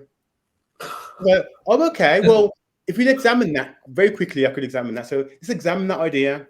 He was brought there for slavery. Well, then where are the slave masters at 10,000-year-old dates? Yeah. Because if he was brought there as a slave, then there would have had to have been other burials of Caucasian or very pale-skinned people at 10,000 years or older that had been in their area too, but they're not. The oldest anthropological modern human found in Britain is a so-called black man. Yeah. And so this kind of really shakes up the whole idea of, I'd say, not human origins, but occupation of human types all around the world. And so I think I would definitely check out that Cheddar Man and have a look for yourself. If you look at Cheddar Man, the before and after, you can see a clear discrepancy in how they're depicting him. And you have to ask yourself, well, why did they give him blue eyes the second time round? And I think it's inclusiveness. Yeah. They didn't want to give that. Go on, sorry. In some respect, they say, I forgot the saying, but it says history is written in the eyes of the oppressor or something like that. Yeah. Or the victor. So yeah, history is written in the eyes of the victor. And that's the way I kind of see history, that if we put ourselves in the other position as we the victors, would we put ourselves at the top and rewrite history? I don't think we would, but I could see how some people would. So in some sense, I don't knock them for it. What I say, we have to correct the record. We have to drive the narrative that is true. We have to write the books. And I think a lot of the Americans have done that. There's a book by, I can't remember his name, it's something Ritchie. Obviously, I haven't read history for several years, but he actually documents Africans being here in England thousands of years ago. So I mean, this Cheddar Man, it didn't really surprise me. Didn't surprise me because I've got 2 or 3 books by these writers who document Africans being here well before Europeans. And we know about Septimus Severus, the Roman general who's buried in York, and his bust is in London. You walk through the museum. That's a point I wanted to make about the whole racism thing again, is how they've moved if you go into have you been to the British Museum recently? Not recently, no, but I might take a visit. Well, if you've been to the British Museum, you will notice that on the ground floor, they've got the Egyptian artifacts, and next to it they have like the Syrian and I think Asian kind of artifacts, and then as you walk through the door as well, you've got Septimus Severus, but they've moved it now, the bust, but it doesn't look like a black man, and it is a black man, and most people wouldn't know. But what they've done, they've taken African artifacts like the Igbo tribe from Nigeria and many of the other tribes of West Africa, and they've put it in the basement, and they've separated it from Egypt. So you can clearly see the racist act that they've done. They've separated it as if Egypt and Africa are not the same thing, and they've put Africa, like West Africa, the Igbo tribe, and a lot of the other artifacts in the basement, and like I say, Egypt on the ground floor, and they've attached it next to like the Assyrians and what have you. So most people wouldn't realize what's actually happening, but that's done deliberately. Yeah, to be honest, I'm not surprised, and thank you for that example. I'll probably need to check out the Birmingham Museum. Is it Birmingham British Museum? British Museum. Sorry, the British Museum, and have a little visit there also. On the back of that, there's also a Swedish finding which shows a similar thing. In the Swedish finding, again, the oldest Swede from like Scandinavian Swedish anthropological evidence of the oldest human there, again, is somebody very, very deep skin, like very, very deep skin, like some of the very deep, almost black, you could say. This individual has been given blue eyes also, and again, I think it's likely an inclusive thing, although I haven't gone through all of the genetic alleles in order to check that whether that's accurate or not, like I have with the Cheddar Man situation. And back to the point about sort of the sons of James, did you say, Nathan? Nathan? My name. No, not you. Nathan mentioned, was it the sons of James, you say, or Jacob? Was it the sons of Jacob? Hello? Oh, yeah, like even the sons of Jacob, right? You know, Well, okay, so you mentioned that. So the Jacobites, latency. So the Jacobites, for example. Can you hear me okay? Yeah. Okay. So if you look at the one thing that just to remind you. Sorry, did not hear that, sorry. Yeah, just to make you aware. Oh, sorry, I'm not sure what just happened. He has a slight delay, like Yeah. I think a 2-second delay. That's why he's responding slowly, and it sounds like he's talking over people. So we just got to be a bit patient. I don't know why though, Nathan. It's been fine up until today, but we'll persevere with it. So he's getting the messages, but like almost 2 seconds behind everybody else. So just bear that in mind, okay? Yeah. Okay, Sorry, I'll let you guys continue. It's quite powerful watching you men have this intellectual conversation. Cool. Okay, so should I go? Yeah, because to me, all of you lot, sorry, just one quick one. To me, everyone's talking in real. Yeah, everyone seems in real time to me. I can hear you guys perfectly. Like, so when I'm speaking, but it's like the reaction. So therefore, you guys must be seeing me so many seconds later. But I can see you guys in real time on my end. You don't look delayed or anything. You look in real time. So it's a bit weird. I'm not sure what's happening. All right. So anywho, just going back to the whole Sons of Jacob part, like that's another stolen legacy thing, because they obviously the people who claim themselves to be the modern day Jews and sons of Jacob and that. But when you look at Jacob's sons and the legacy after that, it's actually there's a description of their appearance, and it's written so many times, even from Solomon to the visage when you're reading Lamentations down to Jesus himself and all that. But then this the sons of Jacob. Now this is where I'm getting to. Now you see King James. If you look at the original image that it has, round the outside it says Jacobus, which is the son of Jacob, around the emblem. If you just Google the original image of King James and that. So you have all of those things which are actually there. The only problem that we have is to be able to study and how they've gone so far into destroying that history. And there's knowledge, I know it's broken knowledge, and all together collectively, this is why it's ideal to listen to, no matter where we're located and our different portions that we learn. If you put it all together, it actually creates a whole wide spectrum of learning. Now, even with that whole Egypt part as well, whilst I'm here, before I start doing the delay stuff again, about the whole Egypt and separated from the rest of Africa, like the way it is, because even with the music that's playing, because when you hear Egyptian music, it sounds close to Arabic music, even though it's only what Egypt is in Africa, but they've even separated a place that's connected as well, just through those little things. Even the music, not just the imagery of the pictures, it's the music. The place, it sounds all like Arabic music in Egypt as well. When like you watch Prince of Egypt and all that, why is the music so separate, even though they're right next door to music that's played completely different? You see how they've done this over years? It's just to be able to imprint, how can I say, subliminals, just through the messages of our history being here. Yeah, I agree. I've got a really interesting story, actually. I'm not sure if I should share it, but I'm going to share it. And that is, I met this Egyptian guy previously, and we had some good conversations about Egyptian. And although he could speak Egyptian, he couldn't decipher Egyptian hieroglyphs. And so, like, obviously, he spoke Arabic, and so we had a lot of conversations about language and stuff. And I was like, oh, if I learn a language from you, I'd like to learn Egyptian, because you were born in Alexandria, modern day Alexandria. So I'd like to learn Egyptian, and we had some really interesting conversations. And it's really around how did it come to be that yourself, a modern day Egyptians, you're saying, don't know how to write or read hieroglyphs.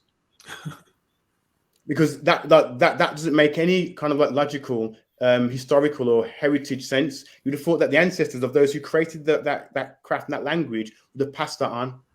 You would have thought, but there's something, obviously there's been a disruption there, or kind of some kind of displacement somewhere, because it was confirmed by him he has no idea, and he was like, okay, we just have no idea. It's like, candidly, we have no idea. Like, are we supposed to know? It was like it was akin to a British person being told, oh, can you read hieroglyphics? That's the kind of the way that he seemed to view it a little bit. Like, am I even supposed to be able to read hieroglyphics? It was not even so much, there was like a huge discrepancy really between that there. And I think there's been a lot of changes and alterations in populations from all over the world, actually. And coming back to the Jacob part and Israel, some really interesting points on that I usually want to make. First of all, the stone of Jacob. So, and how the British Empire was able to lay claim to so many parts in the world. So, are you aware that the son of Jacob currently sits beneath the British throne? And there's no commentary from modern day Israel asking for it back. Oh, yes. So, just to clarify, the literal symbol of Israel, who Jacob is Israel, sits at the seat of the British throne, the empire that was able to lay claim previously to so many different areas of the world.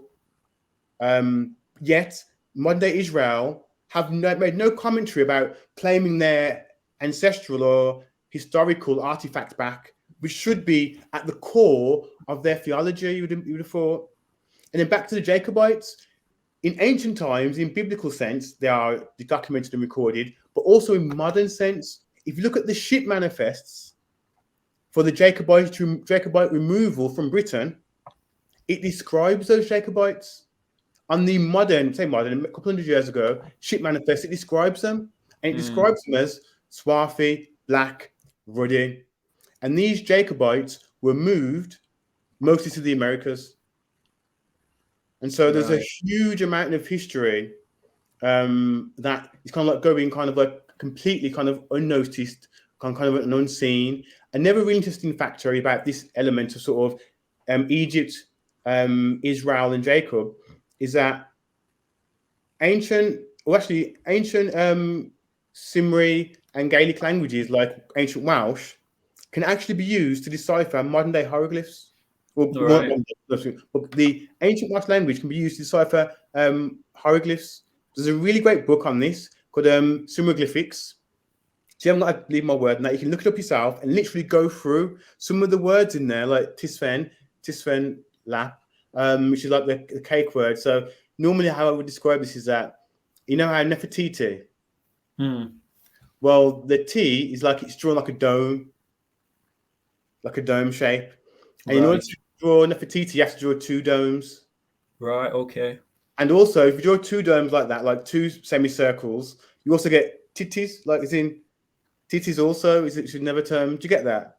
And also, you know, the boiled cake, the sort of Christmas cake sort of shape. Right. That's the cake they're kind of describing.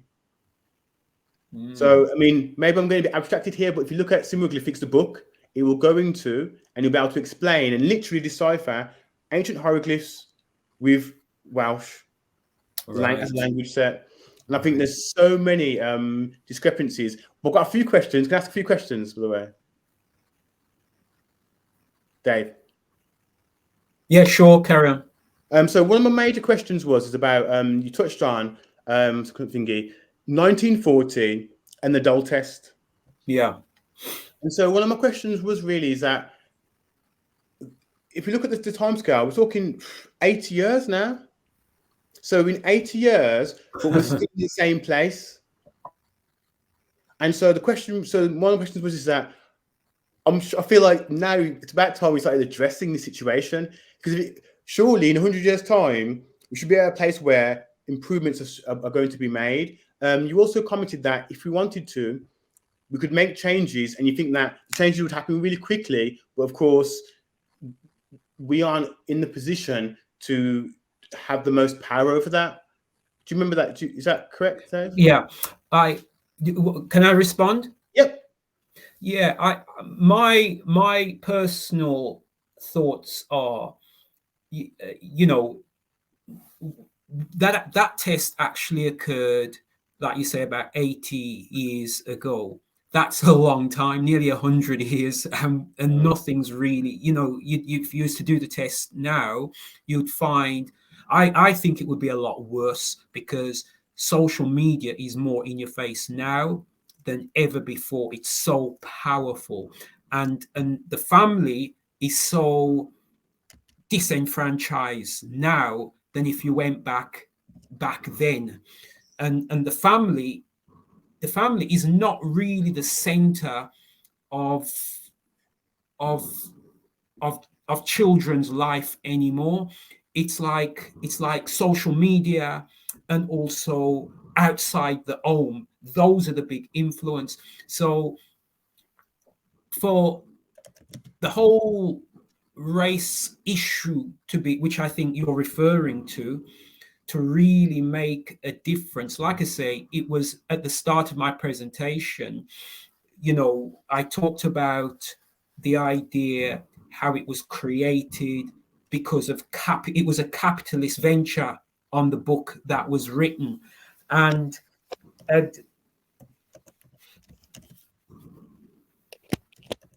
my personal thoughts are, it can be gotten rid of just like that, but it starts at the top. It's the people at the top who are actually pushing the strings. And Karl Marx, in his book, he talks about the bourgeoisie and the petty bourgeoisie.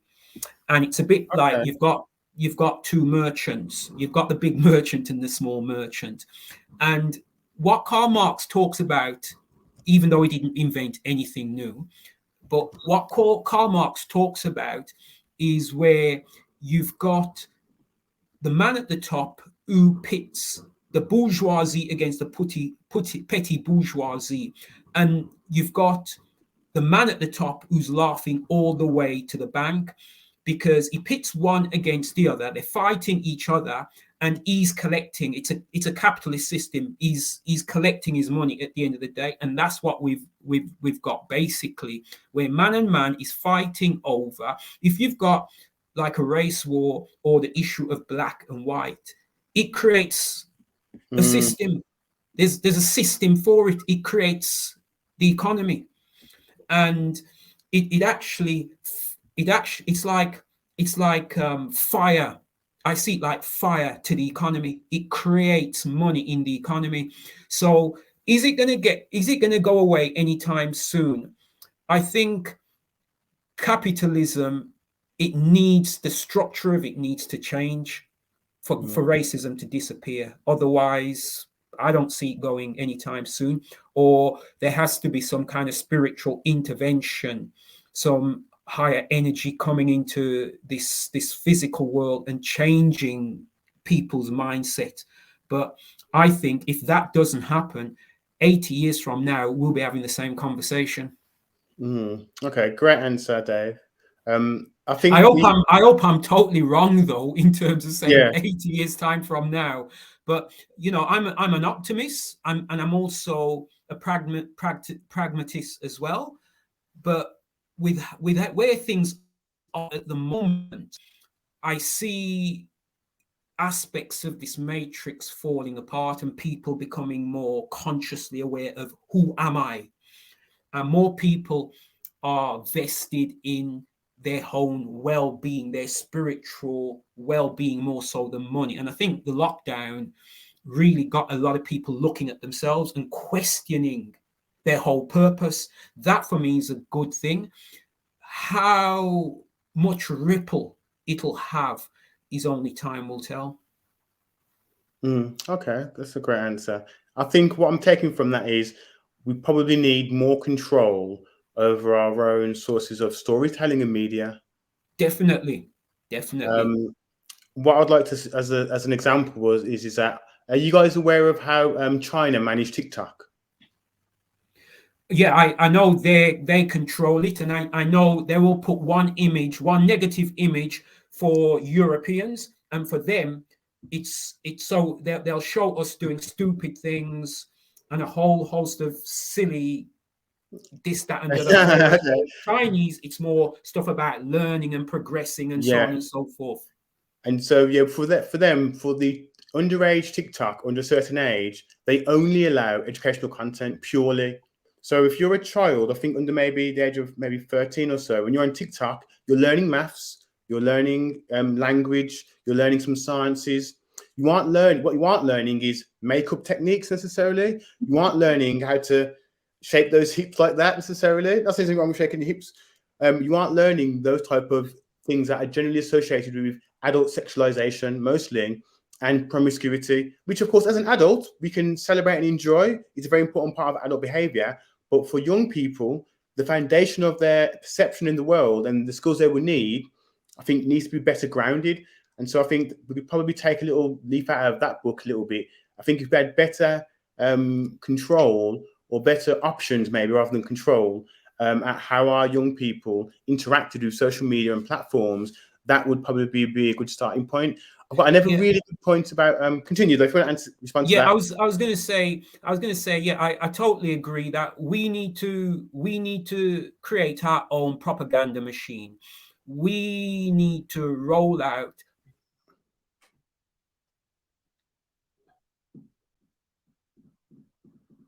As Dave froze. I think Dave's froze. He will come back, obviously. Oh, sorry, you all disappeared for a minute then. Yeah. What I see is that, and I have to be very careful how I say this, but what I have seen, certainly within like the Black community, is that many of us are just driven by money, and there's no genuine commitment to literally set their record straight, as it were, and that sincerity doesn't. I'm not going to say it doesn't exist, because I'd like to think I'm sincere, and you guys are quite. I'd like to think the same thing with you guys as well, and yourself, Melissa. But what I tend to see, or what I've actually seen, is that sincerity in terms of uplifting the culture, sincerely isn't there. And when it does exist, many of us are easily bought out by money. Yeah. And that's the problem. So I think, we need to have our own propaganda machine. We need to write our own books and write the narrative. So even if Europeans, I mean, people like Sheikh Anthony Diop, people like John Henrik Clarke, and all these old schoolers, Chancellor Williams, who have now come and gone, they've done the whole thing on history. And, how many, decades ago. And now these recent Johnny come lately Egyptians are talking about, the original Egyptians were like them. And I'm thinking, I wouldn't even bother entertain them, because people like John Henrik Clarke and all these scholars, Dr. Ben, they've proved already that the ancient Egyptians were black. So my thing is, we've got a lot of good books that have been written by many of these good scholars, and many of these scholars have now left us. And we just have to continue their work and educate our children with the works that they have written, to make sure that their legacy, what they've written, it just doesn't die, but it continues. But I think a lot of good work, because I've got many of those history books by some of those great scholars. And as a starting point for anyone, I would say that those works, what have been written, is a good place to start. Okay, that was great. I've got one more question, if that's okay. Is that okay, everybody? Yeah, no problem. And so this was actually about Black History Month. Yeah. And so one of the things, I think, obviously you touched upon this, about how I think we all know this also, that when we talk about Black History Month or Black culture and history, often it's not the glamorized depictions that we see in other cultures and other history forms. And so my argument would be, so an example that I often give to people previous to this is, if you was to take, I'm going to say like a modern Jewish child now, into a classroom, and then try and show them and teach them about German or Nazi concentration camps and the brutalities that went along with that, we would probably be aware, gosh, the impact psychologically and emotionally to that child there would be trauma. Absolutely. And then if you was to do that to that child, I'm going to tell you what, we're going to show you and your ancestors being brutalized, we're going to traumatize you, and then after that, we're going to say, go and do your GCSEs. I'm pretty sure the Jewish community would be up in arms. They would never definitely. Would never accept that. But with the Black community, we have our children sent into schools that are already structurally biased in so many other ways, and then we brutalize them in Black History Month, emotionally and psychologically. And after we brutalize them, we say, now there you go, now run on and do your GCSEs, as if you haven't just had to manage and deal with all that trauma and identifying with all that pain. And continue, go on, Dave. I'm glad you've actually brought that point up, because it's the source, one of the source of my arguments why I don't place that much emphasis on slavery. And what I've often said to people is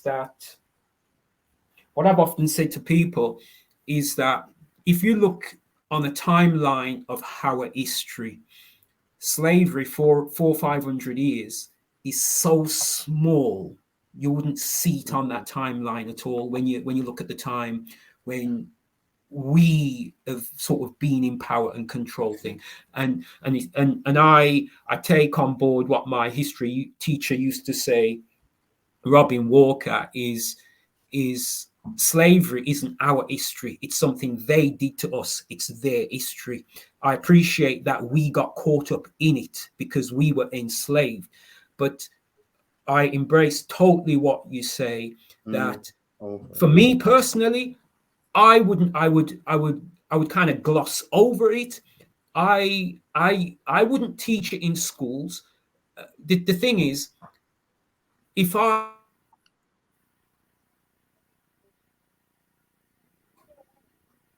maybe possible network. Yeah, it'll come back. Yeah, I've got one more point I think on that, but wait for him to finish first. Yeah, wait for him to come back. Yeah. I call this remote patience. You gotta have remote patience. You do. How are you doing anyway? I'm still there? hanging in there, to be honest. You all disappeared for a minute. Sorry, Yeah, yes. Sorry, Dave. Yes. Continue. Yeah. So what I was saying was, I've kind of missed my point. But anyway, I was You making said a that you point. glossed over the slavery part was when you left. Yeah. I wouldn't really place that much emphasis on it, because your point is absolutely right. I don't want to talk too much about the trauma, because that's another subject matter, and I'm passionate about the whole issue of childhood trauma and the effect and epigenetics, and how what actually our ancestors' genes, epi means on top of, and what actually happened in the past is actually sitting on our genes and are affecting us. So many of our behaviors from our ancestors, when you think it's your behavior is yours, little do you know you are influenced by your ancestors because of what actually happened, and epigenetics of your genes, them sitting on your genes. So yeah, I totally agree that the point for me, if I was going to teach history to children, I'd be looking at the glorious points in terms of the great civilization. You've got ancient Egypt, you've got Songhai, Mali, great Zimbabwe, because when I spoke briefly about mathematics, for instance, and literature and all these other areas where they're taught in a European setting, but the black child, well, where is my contribution? Where is my people's contribution? So when you teach like mathematics and you look at like Pythagoras and his theorem and many of these other theorems that came about, they all started in Kemet or Egypt. You can't get away from it.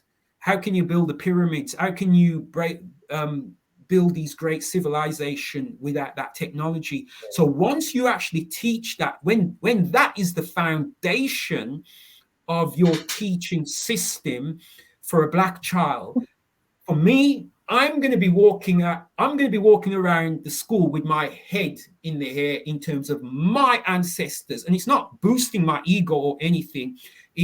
This is what my ancestors did. Right. This is our contribution.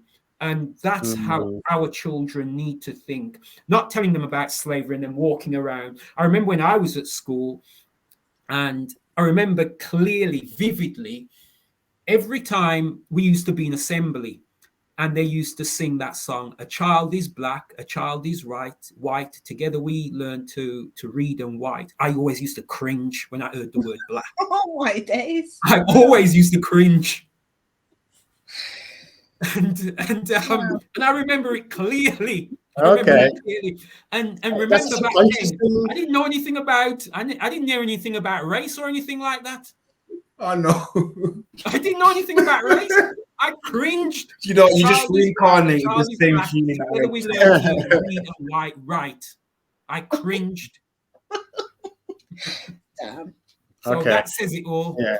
On the point of the whole slavery quickly, because this is again, and I'm going to touch back on this, but obviously it's really about the greatness of our people and their contributions. That's the important part. That's missing a lot. The contributions and young people being able to identify with individuals that have contributed in a constructive manner. And I think as an example for the impact of what's happening at the moment with Black history is that we don't talk about so-called white history either. Now, people don't realize that there was a lot of Asian enslavement, there's a lot of white enslavement, there's a lot of Chinese enslavement. Slaves did exist prior to, say, the last few hundred years in brutal forms also all over the world. And I think if my example usually would be is that, do you think that white parents would accept their child being taught about white cargo, which is a famous book about white slavery, and other things, or the Barbary Corsairs War, which is very recent actually, where the US, well, the Americans and stuff, had to go and pretty much save and free white slaves from North Africa and stuff in very recent times, actually, technically, without feeling like, oh, well, my child's coming home and they're sad. My child's coming home and they're sad and they're feeling upset because you've been telling them that their people were brutalized and stuff.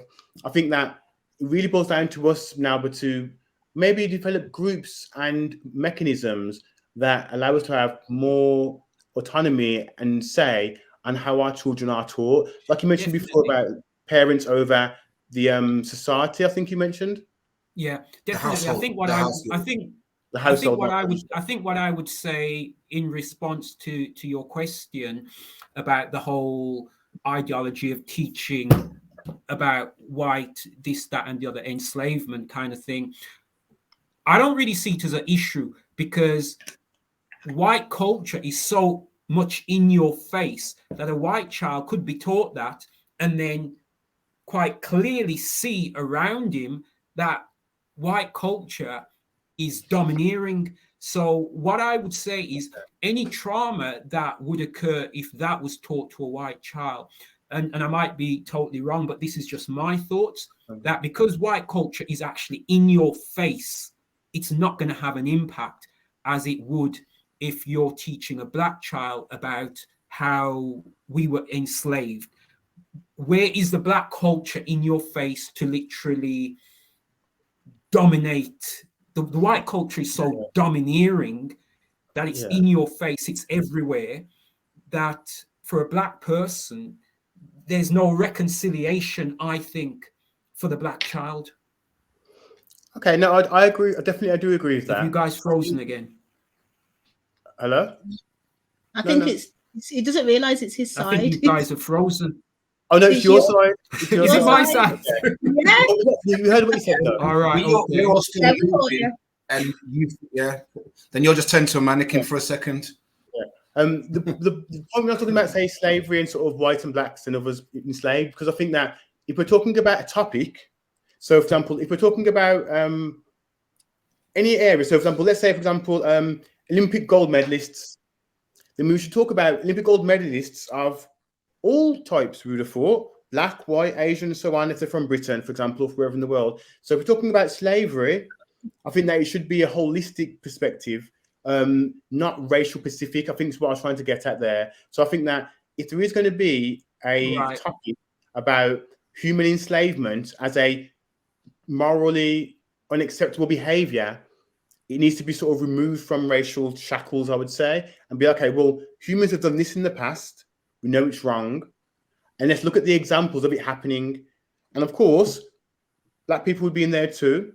But I think other examples too would also, I think, would be beneficial if that other forms are in there as well. I do think that in some cases, black people like to really hold on to the whole trope of slavery a little bit. And yes, it is one of the plights a little bit, but I do feel like in many cases, because of the trauma bonding, if I'm totally honest, it seems like that we tend to hold on to the trauma bonding so much that in many cases it blinds us to a lot of the greatness that happened elsewhere. And I think that it kind of creates a victimization mindset.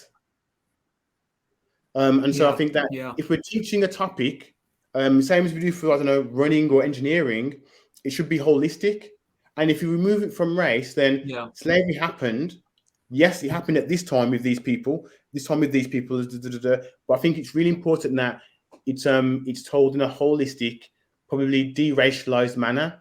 And I think that children in class, for example, may feel more content if they was like, okay, it wasn't just us. I think at the moment, what happens in schools is that you go to a class, correctly where you learn about European history, they say, and there's a lot of people of power and domineering, and they're presented in a certain way as white, and the young people can identify with a lot of that greatness in many areas. And then they're taught slavery and brutality and victimization has been a black thing. So people get taught black victimization and white supremacy through the guise of education. That's what I find happens very often. And I think for young people that are in the class, when they're taught these things about so-called slavery, not so-called slavery, what happens is that, and from my experience and others, they end up feeling like, oh, that happened to me. And although the so-called white students in the class are aware that their ancestors may have done bad things, when it's polarized black and white, often it's like, well, I'd rather be the one enslaving than be the slave. And so the social dynamics I find happen. I mean, you continue. So I finish first. Yeah. I mean, yeah, carry on. Sorry. And so what I'm trying to describe here is that I'm not saying it's correct, but what I'm saying is that when there's a demographic group of people, and there's some of the individuals think, oh gosh, we were victimized and bullied. This is the blip. It's gone. Oh, there you go. No, sorry, I was just closing the window. Okay, sure. His ears are there. If you're in a class and you get told that these bad things happen to you by this person, again, it sets up a victim mind state and like a disempowering situation. Yes, often the white kids sometimes might feel like, oh, okay, might feel a little bit embarrassed about that. But the people of color are often feeling potentially traumatized and possibly intimidated. Yeah. And I think it sets up a very biased version of reality a little bit, and also a biased power structure. Go on, Nathan. I share your sentiment. Yeah, I was going to say I share your sentiment that we know. I mean, slavery comes from the word Slav, where we know that Eastern Europe, they were enslaved, and hence the reason for the name. And literally every race was enslaved. However, we got the brunt of it. No one experienced it as bad as we did over the period of time that we did. And I think, like you rightly say, a child, the way it's actually taught, there is a level of trauma. There has to be. You can't teach that and, a child don't feel a particular way. Even though they might not show it consciously, but it's there subconsciously. And this is why I say, for me, I don't place much emphasis on it. And I would rather the emphasis on, and if I was sending my children to school and I know slavery was being taught, I would tell them not to go on that day or to avoid hearing about slavery. I would rather teach it correctly, because I know I'm very cynical of anybody who doesn't look like me teaching history, Black history, or African history. Cut it off. We're gonna have to watch the time now. We've got a program and we've got the wolf pack there waiting, right? I've got to go anyway. I've got to go. Dave, first of all, I want to thank you so much for your time and the energy that you put in to your slot. Yeah, really appreciate it. Obviously, we'll catch up outside of this, but absolutely, I'm sure everybody appreciated it. So I thank on behalf of everybody here. So thank you again. Corey, I hope you're going to hang around. Yeah. I'll let you know that the next public discussion is around 7:30. All right. We're going to go straight into another presentation now. No break, right? So you two to leave the studio. Guys. Okay. Thank you, Dave. Thank you very much for the presentation. Yeah. It's a pleasure meeting you. Bye. Thanks again. All right, take care, guys. Wow. So, Nathan, we've got the wolf pack waiting patiently down there. I'm going to bring Jules in so she can introduce what is going to be happening next. Hey, Jules, how y'all doing? How are you? Thanks for waiting so patiently. Yes, I don't know about nobody else, but everything that I just heard right now from Mr. Dave and everybody else, Corey, everything blew my mind, because they don't teach none of this. The books that I saw from the guy before him, they don't teach that. We don't hear about that. I don't know nothing about that. And you guys, everybody watching, I'm over here. They're in the UK and I'm over here in the USA, and I'm finna give y'all something, because man, this was crazy. But go ahead, girl, talk to me. Let's get into it. I'm just glad you hear it. feel like I've spinach now that pulls Yes, I am blown away, and I'm so happy to be a part of MzRootz, and we have been able to connect because that's what it's all about, coming together. And I don't know about nobody else that spoke, but everybody talked about the facts about racism, but I didn't hear nobody talk about what we gonna do about it. What you gonna do about it? I'm gonna talk about what we can do about it and how I can help you change that whole narrative. All that stuff we can rewrite. Because MzRootz is talking about starting from something from a seed and growing it, right? Now I'm finna show you something that's a little bit different from just talking about it. Let's be about it, correct? Fabulous.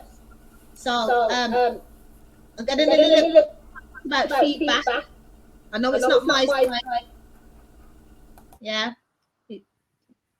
Okay, so every time that I speak, when I'm talking, y'all have to mute your microphones because of the way my reception is over here. So, because I'm way over here, so that's probably why that's echoing like that. Okay. So what I'll do, I'm gonna ask you to just briefly introduce yourself, and then when you're ready, tell me to put your slides up, okay? And then we'll roll with your presentation, and then I'm thinking after your presentation, we'll bring in the rest of your crew, yeah, and just have a huge discussion off the back of everything you've just heard, as well as your presentation. How does that sound? It sounds really good.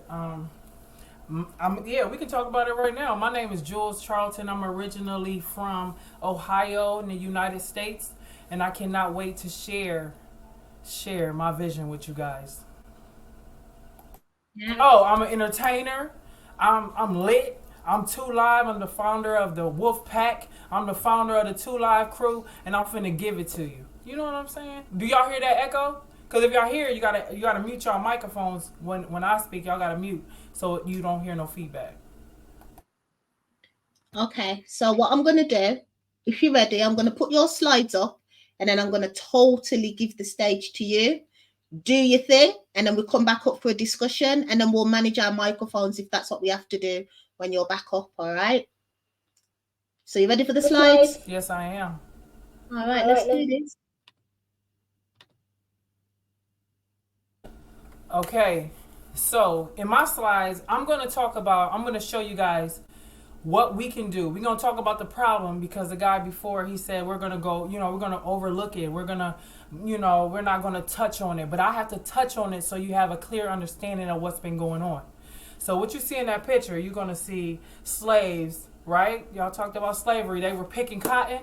But then you also seen a gentleman, the oppressor is what I would call him, on the horse. The black horse up there, he's making sure that they make him what? Money. He's making sure that they make him money. Next slide. They had to make sure the slaves was doing their job because next slide.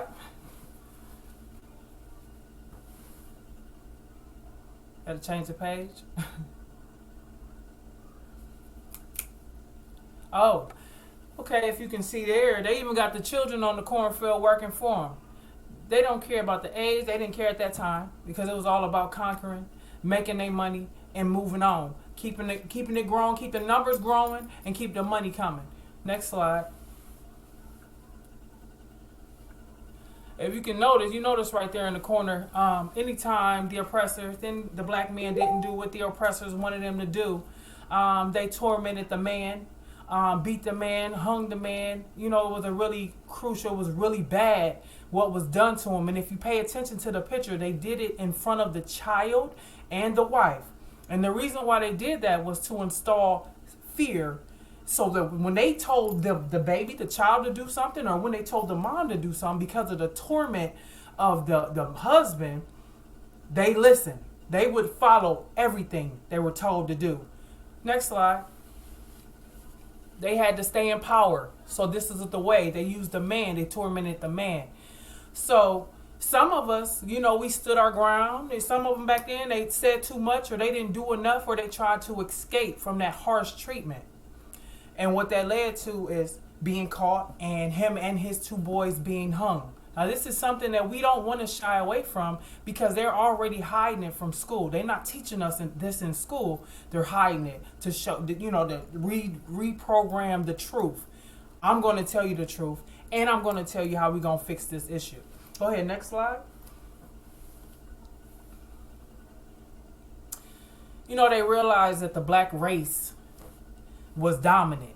When they traveled going on those voyages to discover lands, they realized that those lands was occupied by other people. Other people were living there. So what they did was they came together, they sat at a table, and they were like, or they went back on the ship and said, well, we got to learn their way, because they came to conquer and destroy. They wanted to take that land for themselves.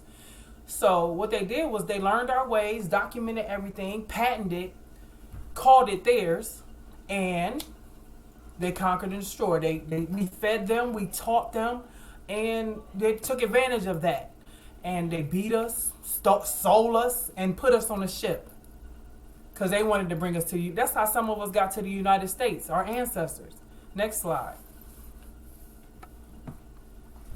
But after a hard day of work, because our ancestors before, they had to make sure that cotton was picked, that cotton was bagged up and placed on the master's porch before they went home to make sure the treatment that happened to their relatives and ancestors before them did not happen to them. So they made sure they did what they had to do, did their due diligence for the day. Go ahead, next slide. Look at that young man over there in the corner. Notice, he just hit puberty. You can tell by the fullness of his nose and the fullness of his lips. But what is that thing they got around his neck? They got chains. Let me tell you what that means for us today. Nowadays, it was, Caucasians and oppressors is what I call them. They sat at a table and they had a meeting and they said, we can no longer physically enslave anyone. So what we can do is we'll create a system. This is the system they created. One of the men said on the right-hand side of the table, he said, well, we can offer them an opportunity. What's the opportunities going around now? They're the jobs, correct? Yeah, we'll offer them an opportunity. We'll pay them less than what they're worth. We'll have full control of when they clock in, when they have to be there, when they go to lunch, when they go home, and when they better be back the next day. Otherwise, they'll replace them. But they have full control of what you did and how much money you made. So it was already put in place that you would never, being employed and settling for less, you would never make it. You would never be on top, never, because it was put in place like that. That's the first chain. Then another gentleman sitting at the table said, well, they did teach us how to make light. So why don't we put together a system, put it in their house, and charge them for it? Help me understand how we being charged for something that we created. Then another gentleman at the table said, well, yeah, we can do that with the water. We can do that with life insurance. We can do that with the holidays that we're celebrating now that our ancestors were tormented on those days. They're finding every way to get money from us, get the consumer minds to spend out. So just imagine, if you're watching this, how many chains you got wrapped around your neck right now. They still have you enslaved, but you just don't realize it because they figured out another way to cover it up so you can't tell. Next slide. Look at the people on this ship. This is what I want you to realize. The oppressors realized when they were doing all this voyaging and this traveling, they understood the power of numbers. Because the more people that they had on this ship, the more what they made, the more money. So this is, if you think about everything going on in the world today, this is all about money and the number, the power in numbers. So if you can understand what I'm saying to you, then you're going to understand how I'm going to help you change your life right now. Go to the next slide. What do we do very good? What do we do very good in this picture? We going out to the clubs late night. We kicking it. We spending all our money for one night of entertainment, right? Every weekend, we working hard, 9 to 5, whatever it may have you. And then in the weekend, we come together very good. We come together. And how many people in the audience is leaving out of that event right there with a pocket full of money? How many people? Probably none of them. Unless they're doing something illegal or they're on that stage. Everybody else done spend all their money to be there.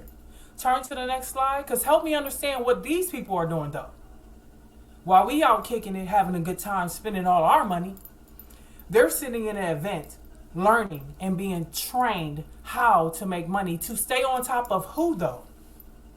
Yeah, this is funny, but this is for real. Who are they staying on top of? They're staying on top of us. And why is that? Because we don't know how to come together. So after this event, next slide, they tell their friends and their family about it. Because the one thing, when it's talking about money, when you talking about money, everybody gonna come about, everybody coming. You know what I'm saying? So I noticed that in this event, there's only one black person in this event. But I promise you, he would not share this information with none of us because he got to get it for his family. He got to win. He got to find a way to get out of the stronghold and the chains that's wrapped around his neck. So the thing that we have to do is understand that there is a power in numbers. The only way to get to freedom is for us to come together. You plus me equals freedom. If we lock arms, we already got. God gave us everything that we need on this earth to survive. If I was in the jungle, I was going to survive out there because we have everything. We have each other. We have a natural instinct to survive. But see, they have a system put together where they're keeping us from naturally understanding that we don't need a system. But what we can do now is turn the tables and make things right. And this is how we gonna do that. With my business, there's 35 different businesses underneath one umbrella in my business. They have artificial intelligence. They have crypto elite bots that can help you. You know, you can trade and do all these things, but you'll let the robots do all the work for you. We have travel, where you can travel for up to 65% off of hotels, flights, cruises, rent-a-cars, you name it. We get that best service because why? I've gained access the same way this gentleman in this picture did. But the thing about that is I'm sharing it with you guys because I believe in coming together. I believe we can all put our talents together, come together, and make the business pay us in numbers the way they made our ancestors suffer in numbers, putting them on that ship. Now we can come together and we have the financial backing that we need. They'll have to pay us for our presence. They'll have to pay us for our lifestyle. They'll have to pay us for everything, the flight. And the good thing about my business, when you sign up and you partner with me, you get your own business ID number. So you get the right things off in your taxes that you're going to spend your money on anyway. But then you don't have to use your money. You can use their money because they're paying us for being together, which that is brilliant if you think about it. So you say, Jules, well, how we going to make this money? So what we do is we know that in poverty and in the hood, a lot of the homes there, they don't cost much, but we all know how to make money, right? We come together, we sit at the same table that the men sat at to keep us oppressed. And we say, okay, so how much does it cost to get in this business? Because I need to invest in myself because I want to change my life. God told me when he sent me this vision, he told me, hey, make them pay the lowest fee, which is $150. For the people outside in the UK, it's only $100. Make them pay that. And then y'all come together. When you come together, they going to pay you. So when you get paid, then you upgrade to whatever you want to upgrade to. You change your life. You're going to get paid for everything. Now, not only are you able to write off what you spend your money on to eat, you write off the gas that you're doing, that you're using when you're traveling to go here. When you travel, get on the air, flight, plane, hotels, cruises, anything, you get to write that off in your taxes. So you're using their money to do everything other than your one membership. And then you can recycle it because you're going to file your taxes and you get that money right back. So we're recycling and reusing their money. See what I'm saying? So you tell your people, come together. That's all we got to do. You plus me is freedom. That's what I'm telling you. So we go in the hood, get the gang members, because you know it's a lot of black on black crime. It's a lot of violence going on. You go in the hood and you say, bros, drop them flags, bro, and unite. Come together. Go to the next slide. So we got these thugs right here to unite. Once you get them to stop fighting and hating on each other and killing each other. And they only doing that because they don't have no source of income. They're only doing that because they want to be winners. They don't have no other way. You know what I'm saying? They don't have it. So they're going to get it by any means necessary, which they're a product of their environment, which is a powerful thing. That means if we all come together, that's power. The oppressors never wanted us to discover how powerful we were. Now, we can use their platform, all the access that they'll give us, all the amazing things, and we'll use their money to test everything out. We won't have to spend our hard working money. We would no longer have to go to work. Remember the opportunities that they gave us with the chains that they got wrapped around our neck? We'll be able to detach those chains. We wouldn't have to worry about bills and all this stuff, all this piled up stuff that's going on in debt. We have systems, credit programs, everything to help get you on your feet and keep you there. But the only thing that we have to do is come together. So we get these young thugs right here. Turn the next slide. To transition into these young men right here. Now they have purpose. Because what are we doing? We coming together. We teaching everybody the same vision that God gave me. This vision that you guys are seeing right now is what God gave me. And I'm sharing it with y'all because I believe the power in numbers. And I believe, yeah, you can write everything off. And I believe if we come together, the world will be a better place. They won't have to work. The jailhouse, they made really big jailhouses. But do you know why they did that? To keep the black man there. Keep him out of the home where he's supposed to be protecting. Making the woman vulnerable. Leaving her open and susceptible to anything that's going on. We will also not need government assistance. We won't need food stamps. We won't need all these different things and programs that they have put in place to keep us compressed. No more of that. All we got to do is come together. Stand strong together. See, Dr. Martin Luther King, he made us stand together because we were standing physically. But he didn't have, how can we stand together financially? I'm showing you the way right here. We come together like this, make them pay for everything. How we losing? Ain't no lose. Then we gonna have more cookouts, more fun days, more love. It's more joyous because we all gonna win together and we all gonna uplift each other like this. I'm so serious, man. I'm so serious about this. This is my presentation, but y'all tell me what y'all think in the comments. Let's talk about it because this is a big deal. What do you think about it? Thanks so much for that. I'm going to take the presentation down so that we get a better visual. And hang on a minute. Let me get that down. There we go. And we're actually having a face-to-face conversation. You pack so much into that 10 minutes. Like, I'm sure people have got loads of questions on how, when, where, why, like, you know, all of the above questions. I know me and you have had some intense conversations about it. I get it. It's just now to just enlighten everybody else. I don't know if you've got any questions, Nathan, because you haven't had as many conversations as I have with Jules. But well, the question is it's more of when rather than if, because it's an ongoing thing and being the game changer to get the ball rolling, isn't it? So it's more about that. So obviously, guys, that's in the comments. If you pay attention, because I know there was earlier on in the talkathon, is talking about what solutions and spaces that we've got that we can do. And obviously with En Route, we know what our aim is, moving on with what we know. And obviously there's one thing that even it says scripturally, it does say, there's what in the, like say in the scriptures, it says, people always quote, money is the root of all evil. But people miss the one word, which is actually in that, it's the love of money. It's when you idolize it to the point where it's everything. However, on the contrary, it also says money is a defense, because in the society that we live in, we know for you to be able to sustain a lifestyle, to look after your children, we know in this day and age, we need money, because we're subject to the society that we live in.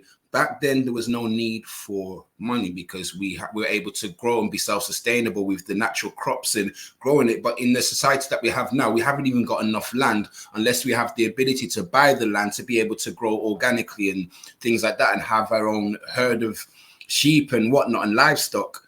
But now, because we're in this realm, we have to be susceptible to this environment just to survive as of now. I know idealistically, it's like we need to draw away away from that. So to have that solution and that freedom, because right now a lot of people are living from paycheck to paycheck, making ends meet, you know, and not even having enough time to spend with your children to raise families because society has put us in that position. So if anything,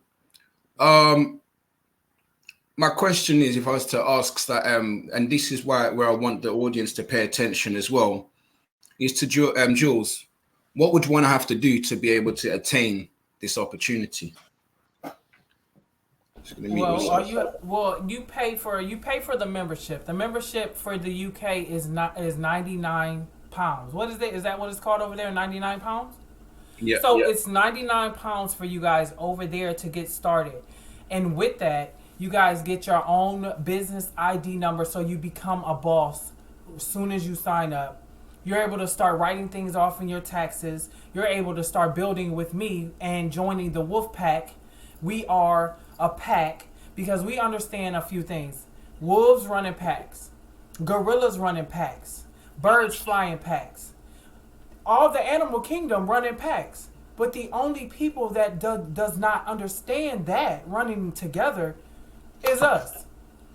So yeah, that's it. That's pretty much it. You just pay your membership, and then I get you started and I get you rolling. Teach you how to do everything. We work together. Exactly.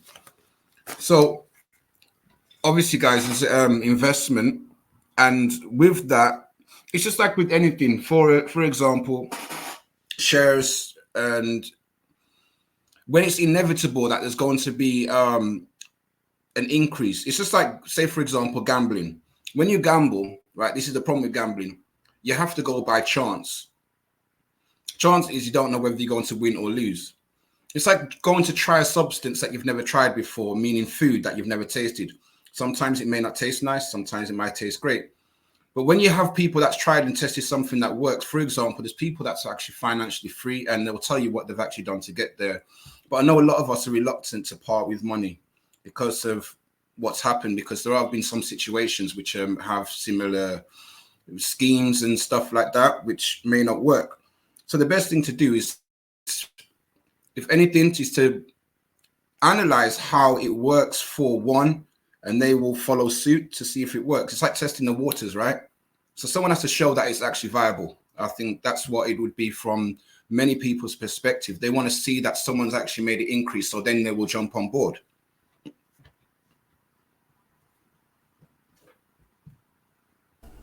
And me, I can speak for that because I actually came from the hood in my area. I was struggling, working 9 to 5s, and someone gave me this opportunity. And when I first heard of it, I thought it was a scam.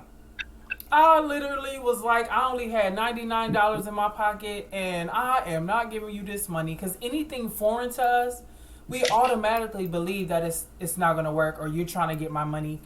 So I ended up following the gentleman that showed me about this. I followed him for a whole year, and I studied him. I was like a stalker on his page. I was watching to make sure that he was doing all the things that he told me he was doing. And then when I noticed that in that whole time, 365 days before I got my income taxes, and I realized, wow, I was like, oh my God, I should have been signed up. I should have been did this, because the type of individual I am, I want to help my people anyway. I've always been that type of person. So when I discovered it, I had to learn the hard way though, because they want you to learn about the Forex, the crypto, all of their services, so you're able to teach other people. But I felt like after seeing my vision, I'm like, that takes too much time away when we should just focus on the coming together part. We can make money off the coming together and then use their money to that they're paying us to invest in other things. So we never have to use our money again. We just invest that one time and then continuously recycle and reuse their money. See what I'm saying? That we're going to get back at the end of the year anyway. Every time we do our taxes, we keep all the receipts and we're able to run it again. Let's do it again. Let's do it again. And that's a win-win. There's no losing right there because we're not using our physical worked, hard worked money. Well, exactly. Well, my question I'd even ask myself is, in my whole life of living, right? Because as I said, there's people, right, that's reluctant to part with money in an area that they've never been before. Now I can ask myself this question: how many times have I spent so much? Let's say, for example, going on a night out to a club, and I've spent 200-300 at times. Come back and not remembered half of stuff what happened, and I'm regretting. I've just drank that away and then put whatever and just kind of urinated it out into the toilets, some certain fast food and things like that. So, I think a lot of us collectively have parted with money, buying junk food and things like that collectively. Like in a month when you add up all the small things that you've paid for just randomly, going to coffee shops and this and that.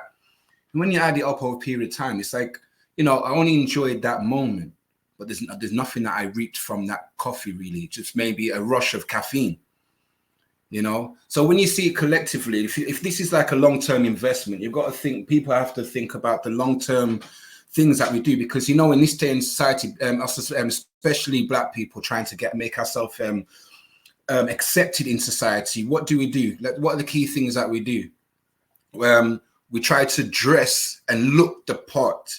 We spend money on more than what we can afford of what our paycheck actually gives us, a lot of them, right? I'm seeing, like, now, because I'm being more smarter with my money, right, over time, I'm seeing children wearing shoes and they don't have a job because their parents are trying to give them an image so they don't get ridiculed at school. They need those fresh pairs. I'm thinking, damn, I can't even, these they're wearing. I've got myself managed. I managed to get some Black Cat Jordan 4s, but my daughter she's the one that showed me. I got them to her, and she had to wait for her birthday because I thought, not because I couldn't afford it at that time. I was thinking, no, she needs to value this because she's not earning things. The reason why she managed to get them, because she deserved them, because she got rewarded for her academic studies. She got herself into nearly every other college, so I thought I'd reward her.